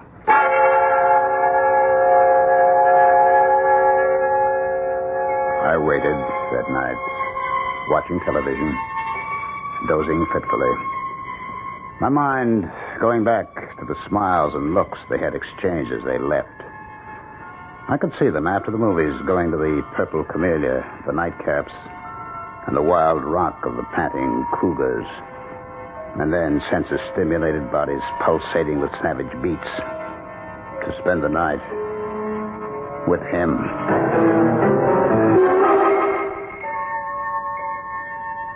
I was awakened from my sleep in the chair by the buzzing TV set. It was 4 o'clock. I fought off the idea of phoning her at Harrison's apartment. I had no one but myself to blame. We had agreed, like two sensible moderns, that there'd be no strings, that we'd be free to live our own lives. And for the first time, I admitted to myself I didn't want that freedom. By 10 o'clock that morning, I couldn't stand it. I phoned Harrison's apartment. There was no answer. I went down to the lobby reception desk to get the mail. It hadn't arrived yet. But the clerk handed me an unstamped envelope. My name and apartment number on it, in Mary Ann's handwriting. I tore it open. Dear Tom, I'm sorry. I think it would be best for both of us to call it quits. I'm going away. There was no date on the plain white notepaper. No imprint of name and address, no forwarding address. Just signed, Mary Ann. I refused to believe it. I hurried right back up to the apartment, to her bedroom closet. Her clothes were gone. I got through the day somehow, in a daze. But the next day, when I went out to get the Sunday paper and returned to the apartment, there she was, unpacking. I changed my mind. Let's have a drink. Want to tell me? There's not much to tell. He told me he has a wife, 3 children in Connecticut, that she won't let him go, so he couldn't marry me. Marry you? You want to get married?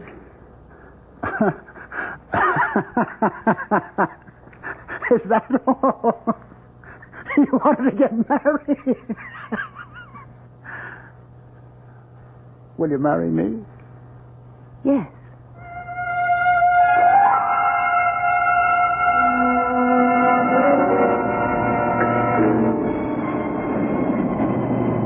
Now, here I am, waiting once again. Like two sensible moderns, we adjusted to marriage. We seemed to be making a go of it. Until I lost my job and the cutbacks of government contracts. We subleased the apartment, moved to the cottage to make the rounds of electronic firms on Long Island. I sat there on the porch, waiting once again, looking up and down the beach. And suddenly I saw a flashlight about 100 yards down the beach. It moved around, but it did not advance. And then it went out. I listened. The crunch of footsteps on gravel, carried by the wind, grew louder. I could make out the silhouettes of a man and a fishing rod on his shoulder. He was alone, hugging the waterline. And as he came abreast, I called out, any luck? It was Professor Mallory of the State University Marine Laboratory at nearby Flax Pond. Oh, not a thing. I was hoping to pick up a striper. Line got snarled and the reel too tangled to bother with tonight. Well, I'm just having a nightcap. Did you join me, Professor? Yeah, I could stand one short one. Getting a bit nippy.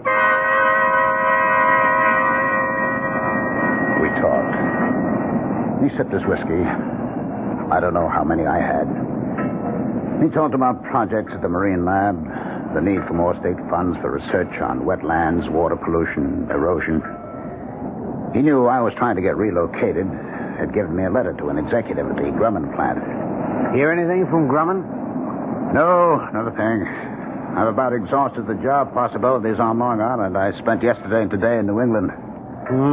Well, thanks for the drink. I'm sure the job market will open up. Say hello to Mrs. Drake. Thanks again. Dr. Mallory. Yes?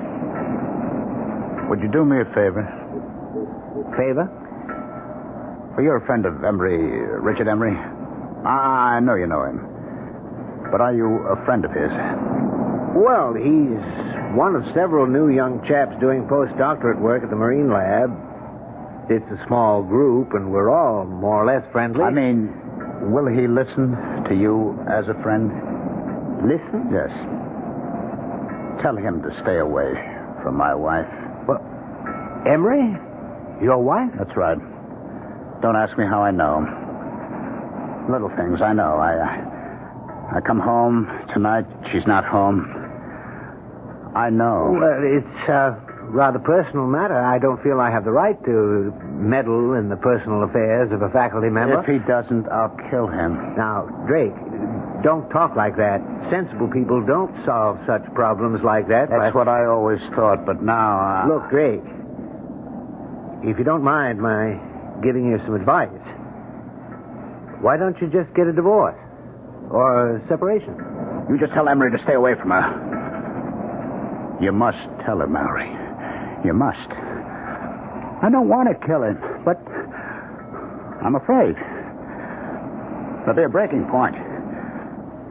You tell him, Mallory, tell him. If you don't, you'll share the responsibility. Now, Tom, you're overwrought. You'll feel better in the morning. All right, I'll talk to Emery. Thanks. Good night, Tom.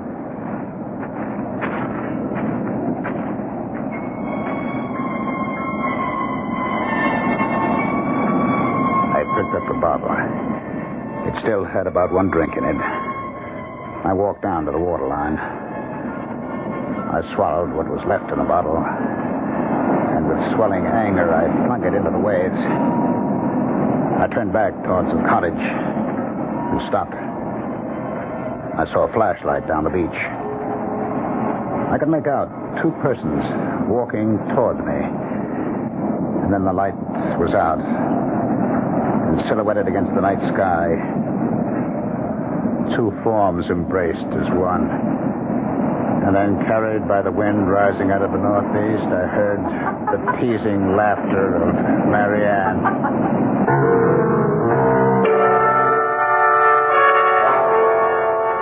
Well, there may be laughter in the wind, but for poor Tom, this is no time for levity.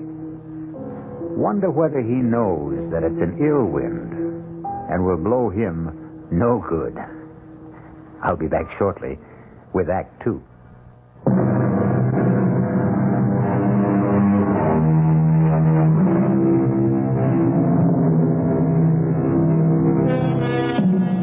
Now, what's a fella to do?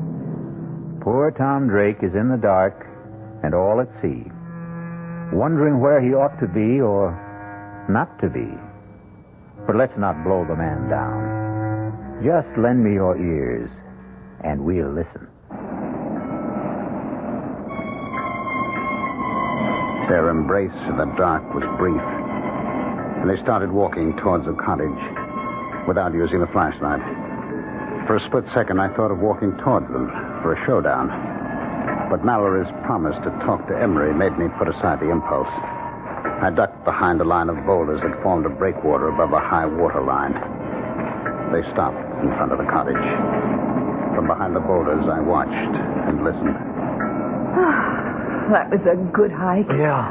Let's go inside. Oh, let's sit out here for a while. It's such a beautiful night. I'd like a cigarette. He sat down beside her, struck a match, cupped it in his hands and held it to the cigarette in her lips. In the glow from the match flame, her face flushed, her eyes dreamy with desire. I knew I would never give her up. I'm going out to Montauk next week. It's a long Monday holiday weekend. How about coming with me? I'd love to, but I'll have to figure out some excuse to be away. Figure out? Well, that shouldn't be any problem. You're pretty clever about such things. I'll think of something. I couldn't help thinking she was pretty clever about such things. Like the night she went with that very clever Harrison leading her on. I'd never forget that Friday night. And now, another Friday night. Come on, let's go inside. You said he won't be back tonight. Oh, relax, Richard. You mean to tell me you prefer this cold gravel to a nice, comfortable couch? Come on, Marianne. Oh, what's wrong with staying out here? Omar Khayyam was content with a jug of wine, a loaf of bread beneath a bough. Not bad. Not bad. The laughter broke off suddenly. I saw the glowing tips of two flipped cigarettes. And then... Kiss me, Richard. Oh, I'm crazy about you. Stop it! Stop it! Tom! What are you... Marianne, go inside. Go inside, I tell you. Now, wait a minute. Why? If you have anything to say, you can say it here in front of Richard. Go inside. Let go of my arm. Now, listen, you leave her alone. Let go of her. He broke my grip on her arm and pushed me away. His shove made me slip to my knees. I came up swinging at his face and missed. He pinned my arms from behind. Now, listen, what's the matter with you? Are you crazy? I broke out of his grip, stepped back from him, and fell across the shovel. I grabbed the handle, jumped up. No! And swung at Emery. Too late for me to stop the swing. No! As she rushed in between us, the sharp edge of the shovel hit her in the back of the head. Oh, my God. I stood there, holding the shovel, unable to move, my eyes fixed on her face as Emery knelt down over her with the flashlight. I watched her face and prayed she wouldn't die. I trembled with fear and anguish, telling myself this couldn't be. It was a nightmare. Emery turned the flashlight on me, studied my trembling lips, my glazed eyes fixed on Marianne. She's dead. I heard him, but didn't answer. I couldn't take my eyes off her. Drake, did you hear what I said? She's dead. You killed her. You better go in the house and call the police. I looked at him, puzzled. My mind, my eyes, my memory playing tricks on me, wondering who he was. Harrison? Jack Harrison? Mocking me. The night he took her to the movie, telling me, we'll be back. What's the matter with you, Drake? Don't you hear me? Call the police. I'll tell them. I'll say it was an accident. She tried to think. I don't think you've heard a word I said. I'll call the police myself. Where are you going, Harrison? Call the... Who's Harrison? I'm Emery, Richard Emery. Drake. I'll be right back. Don't turn your back on me. What? He looked back as I swung the shovel, his mouth open, his eyes unbelieving. He went down. I hit him again. He was still, lying on his face. I staggered, gasping for air, my head pounding, thousands of pinpoints of light exploding inside my head. I sank down on the steps of the porch, holding my head in my hands, trying to clear my head, groping to recall, understand what had happened to me, to them. Slowly, the horror of it all returned. Marianne was dead. I turned the other body face up, was not Harrison. It was Emery.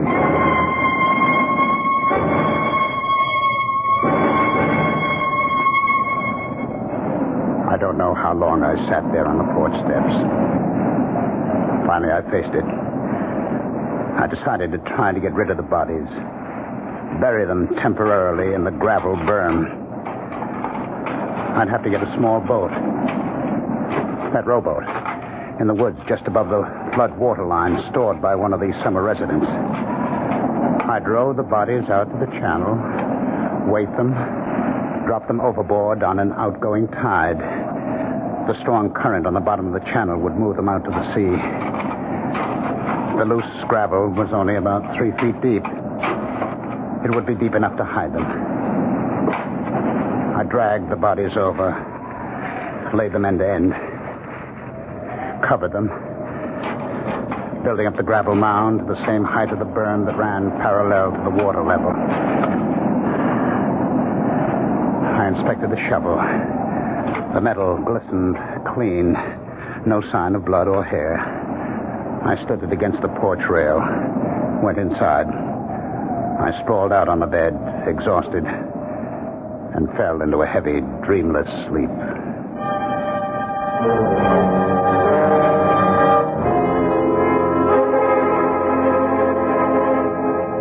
I woke up the next morning about an hour after sunrise.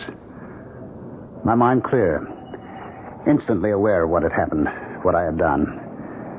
I jumped off the bed, went to the porch door, looked at the gravel graves on the burn. It looked natural, peaceful, like a cemetery. I knew what I had to do. I put on the coffee, showered, changed my clothes. Became aware that her clothes were still hanging in the closet. I got the old note she had left me on that weekend with Harrison. Read it over and over as I had my coffee on the kitchen counter. I turned on the radio for the weather. The Bureau reports Hurricane Gilda moving past Cape Hatteras, leaving a devastating... I placed the note on the counter, carefully spilled a spoonful of coffee on the counter, wetting a large corner of the paper, and then blotted it with a paper towel. I knew I'd have to keep checking the weather. But first, get rid of her clothes. I put them in a large plastic garbage bag. I knew I'd have to stay close to the cottage until I got rid of the bodies. Lay in a supply of food, so I drove to the supermarket. Put the clothes into the collection bin of the Salvation Army on the parking lot. I did my shopping and was back in less than an hour. I went up to where the rowboat was on the bank of trees. It looked all right. Aluminum, light enough to drag. The oars were in it, and burlap fish bags, strong enough to hold the rocks I'd use for weights. I'd have to wait until dark to move the bodies. In the meantime, I could move the boat. It was a couple of 100 yards. I placed the boat on top of the grave. By nightfall, the Coast Guard was sending out small craft warnings, and all through the night, I was glued to the radio for weather checks, feeling trapped, helpless to do what I had planned. I finally fell asleep on the couch. I was awakened by the Sunday morning church music and a loud knocking on the porch door. Hey, you in there? I didn't recognize the voice, and I hesitated. The knocking stopped. I heard him walk down the porch steps. I put on my shoes, went to the door. He was sitting on the edge of the transom of the boat, his back to me, smoking a cigarette, fishing pole across his knees. It was Mallory. He turned.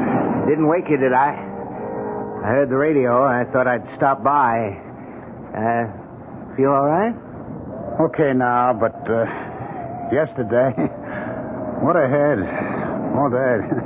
How about some coffee? Oh, thanks for that. Got to get back to the lab. I didn't know you had a boat. Well, it's not mine. Belongs to the Johnsons. I saw a couple of kids dragging it out of the patch of trees up there. They ran when I started towards them. Thought I'd better keep it here for them. I guess it's safe enough here. Unless we get that hurricane. I'd pull it up on higher ground if the weather gets worse and Gilda doesn't move out to sea. Well, I'm glad to see you feeling better. Dr. Mowry, did you get a chance to talk to Emery? No. As a matter of fact, I haven't seen him. I stopped by his room Friday night after I left you. He wasn't in. I left a note to call me. I didn't hear from him all day Saturday. He wasn't in Saturday night. Not in his room this morning either. It's not like him to go off without a word. I've been thinking over, Dr. Mowry. It's no use talking to Emery. I can't keep it tied to me. She's left me. Oh, did she? I'm sorry. Perhaps for the best. Well, she didn't get home Friday night and left me a note. I found it in the kitchen Saturday morning. Is she leaving you for Emery? She didn't say. I see. Uh-huh. Well, I'm sorry, Drake. I really am.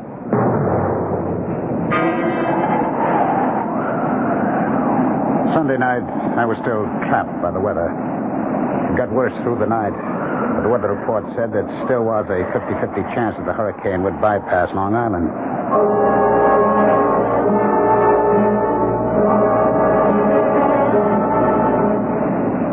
About noon the next day, the wind died down. I stood there by the rowboat, wondering whether I should take the chance in broad daylight. Long Island Sound was still, calm as a lake. I heard a helicopter coming across Crane Neck. Routine patrol of the shore. I could read Suffolk Police. And then Dr. Mowry coming down the beach towards me. I stood there waiting for him.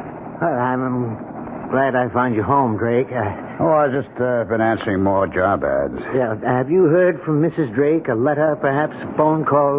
Why, no, I haven't. Well, I'm getting really concerned about Emery. No one at the lab has seen him or heard from him for 3 days. This morning, I looked through his room. His clothes, his suitcases were there. But I can't understand. I was hoping if you'd heard from Mrs. Drake and knew where she was, I'd ask her if she had any idea about where Emery might be. Well, I do have her mother's phone number in Ohio and her sister's in Connecticut. If you don't mind. Do you want to call from here? Thanks, but I'm on my way to the village hall to see Police Chief Raymond.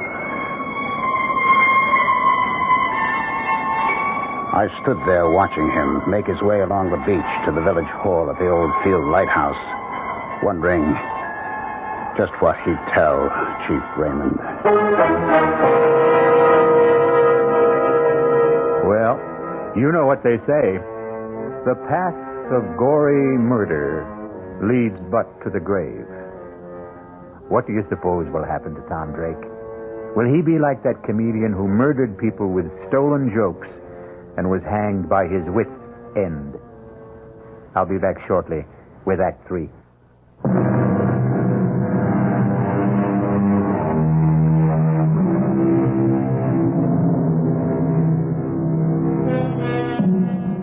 The lot of most policemen is not a happy one. Wonder how Police Chief Raymond will receive Professor Mallory. Will he use the right bait and make a haul, or lose hook, line, and sinker? Let's follow our troubled professor and find out. What's this all about? Emma said to tell me it was urgent. Well, I mean, it's not a matter of life or death, is it? I hope not. Ooh, well, you sound like you're not so sure. I'm not, but I am getting worried. Somebody been stealing typewriters and lab equipment again? No, Chief. Well, this may sound odd, but a member of the lab faculty seems to be missing. Oh? That's so. What do you mean, missing? No one's seen him since Friday afternoon. Well, this is only Monday. Yes, but he was not in his room Friday night, Saturday night, Sunday night. He didn't show up in the lab today. Well, what about his weekends? Did he have them free? Oh, sometimes, when scheduled. He was not scheduled to be off this weekend. Uh-huh. The chap he rooms with, Garrison, says he saw Emery Friday noon. Well, Garrison was off this past weekend. He got back Sunday night. I saw Garrison this morning. He wasn't surprised or upset over the fact that Emery hadn't spent the night in his room. Mm-hmm. It wasn't the first time. Do you know that cottage the Drakes rented? Yes, I do. It belongs to Howard. Is that the one? What about it? Well, last Friday night, I was out casting along the beach. On my way back to the lab, Drake invited me to stop for a nightcap on the porch. He'd already had quite a few. I had one drink with him, and he asked me, was I a friend of Emery's? And he asked me, the way he put it, would I do him a favor? Mm-hmm. Go on. What he wanted me to do was for me to tell Emery to stay away from his wife. Now, did he explain that? Did he mean Emery was annoying his wife, or did he mean they were having an affair? Well, my first impression was that it was more or less a dalliance.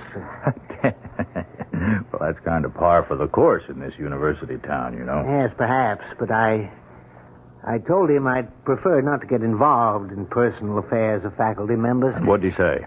He said if Emery didn't stay away, he'd kill him. His exact words. Uh-huh. Of course, he was very drunk when he said it.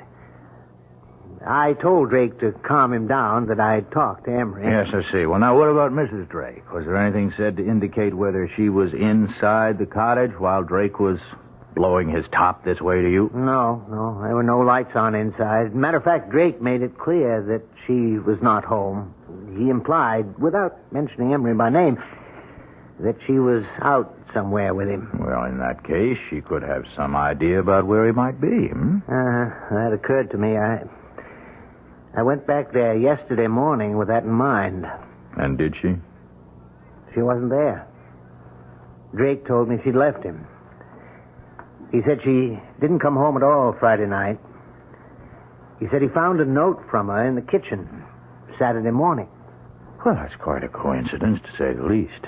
Did the note say she'd gone away with Emery? Well, Drake didn't show me the note, but as much as said there was no mention of Emery. Have you been to the cottage since yesterday? I stopped there on my way here. Drake says he hasn't heard a word from her. No mail, no phone call. But I asked him, would she perhaps have gone to her parents' home, to a relative? He gave me these phone numbers. Oh, yes, let me see that. Ohio and Connecticut. You think we ought to call them? No. I'll drop in on Drake. I'd rather he made the call. You see, if we can't locate Mrs. Drake and you don't hear from Emery, that leaves us with 2 missing persons. We'll put out an all-points teletype alarm, full descriptions and photos. I'll keep you posted, Mallory.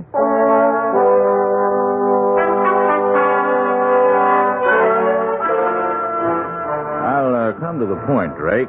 Mallory, Professor Mallory up at the Marine Lab, came to see me. And he's a bit worried about the absence of a faculty member, one Richard Emery. There's no use being delicate about this, Drake. From what he told me, it does look like Emery and your wife ran off together, doesn't it? Yes, it sure looks like it. Do you mind if I see that note she left you? Oh, no, not at all. It's on the kitchen counter where I found it. We went into the kitchen.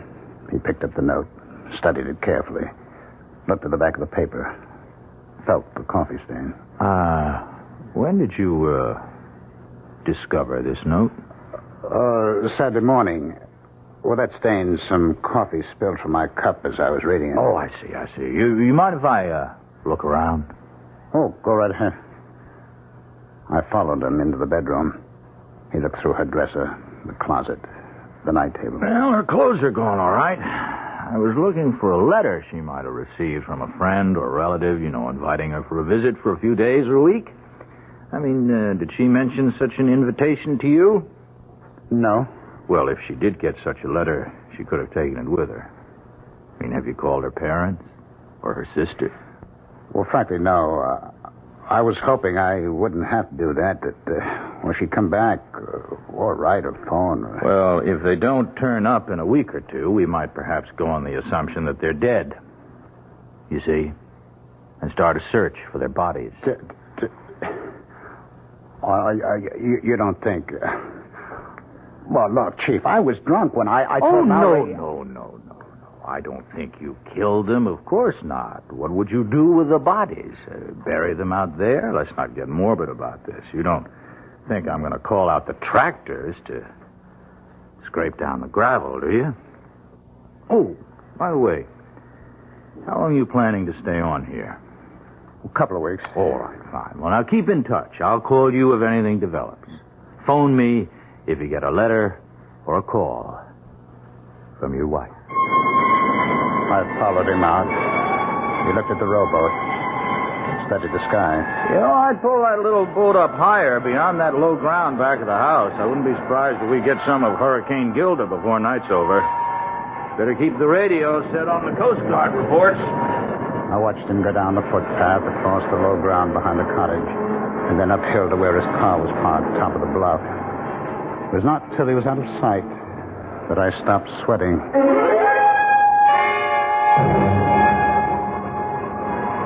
It stayed calm, windless, an oppressive silence hanging over the water and the land. The sky was sunless, gray, not a cloud in sight. I'd heard of the calm before the storm, but I'd never seen it. I filled the kerosene lanterns, got candles ready. Gale warning, Cape May to Block Island. High tide 3 to 4 feet above normal with flooding along lowland. By late afternoon, all up and down the sound, white caps galloped shoreward from as far as the eye could see. Treetops swayed and twisted in the whistling wind.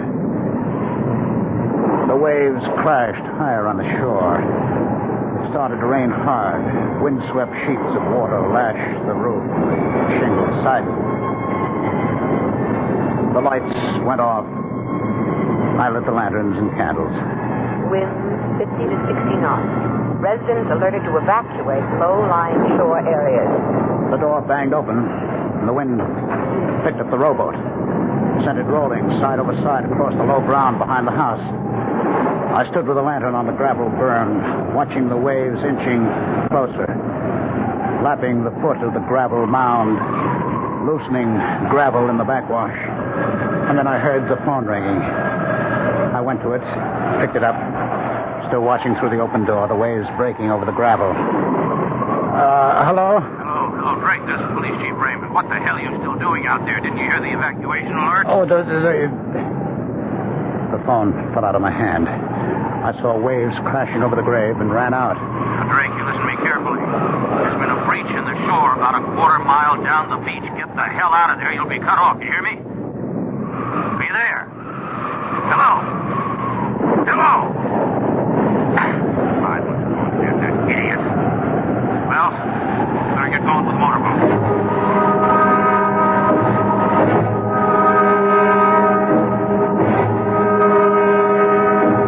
I knew I had to keep shoveling on the gravel and sand as fast as the waves washed it off. But for every shovelful I threw on the grave, the waves washed off too. I lost track of time. I knew I had to keep at it to keep the grave covered.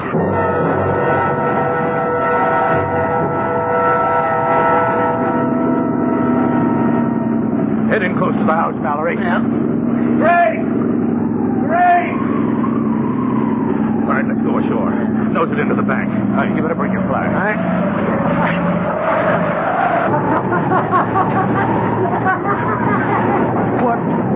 What the hell is he doing? No! You can't come back! Never, Harrison!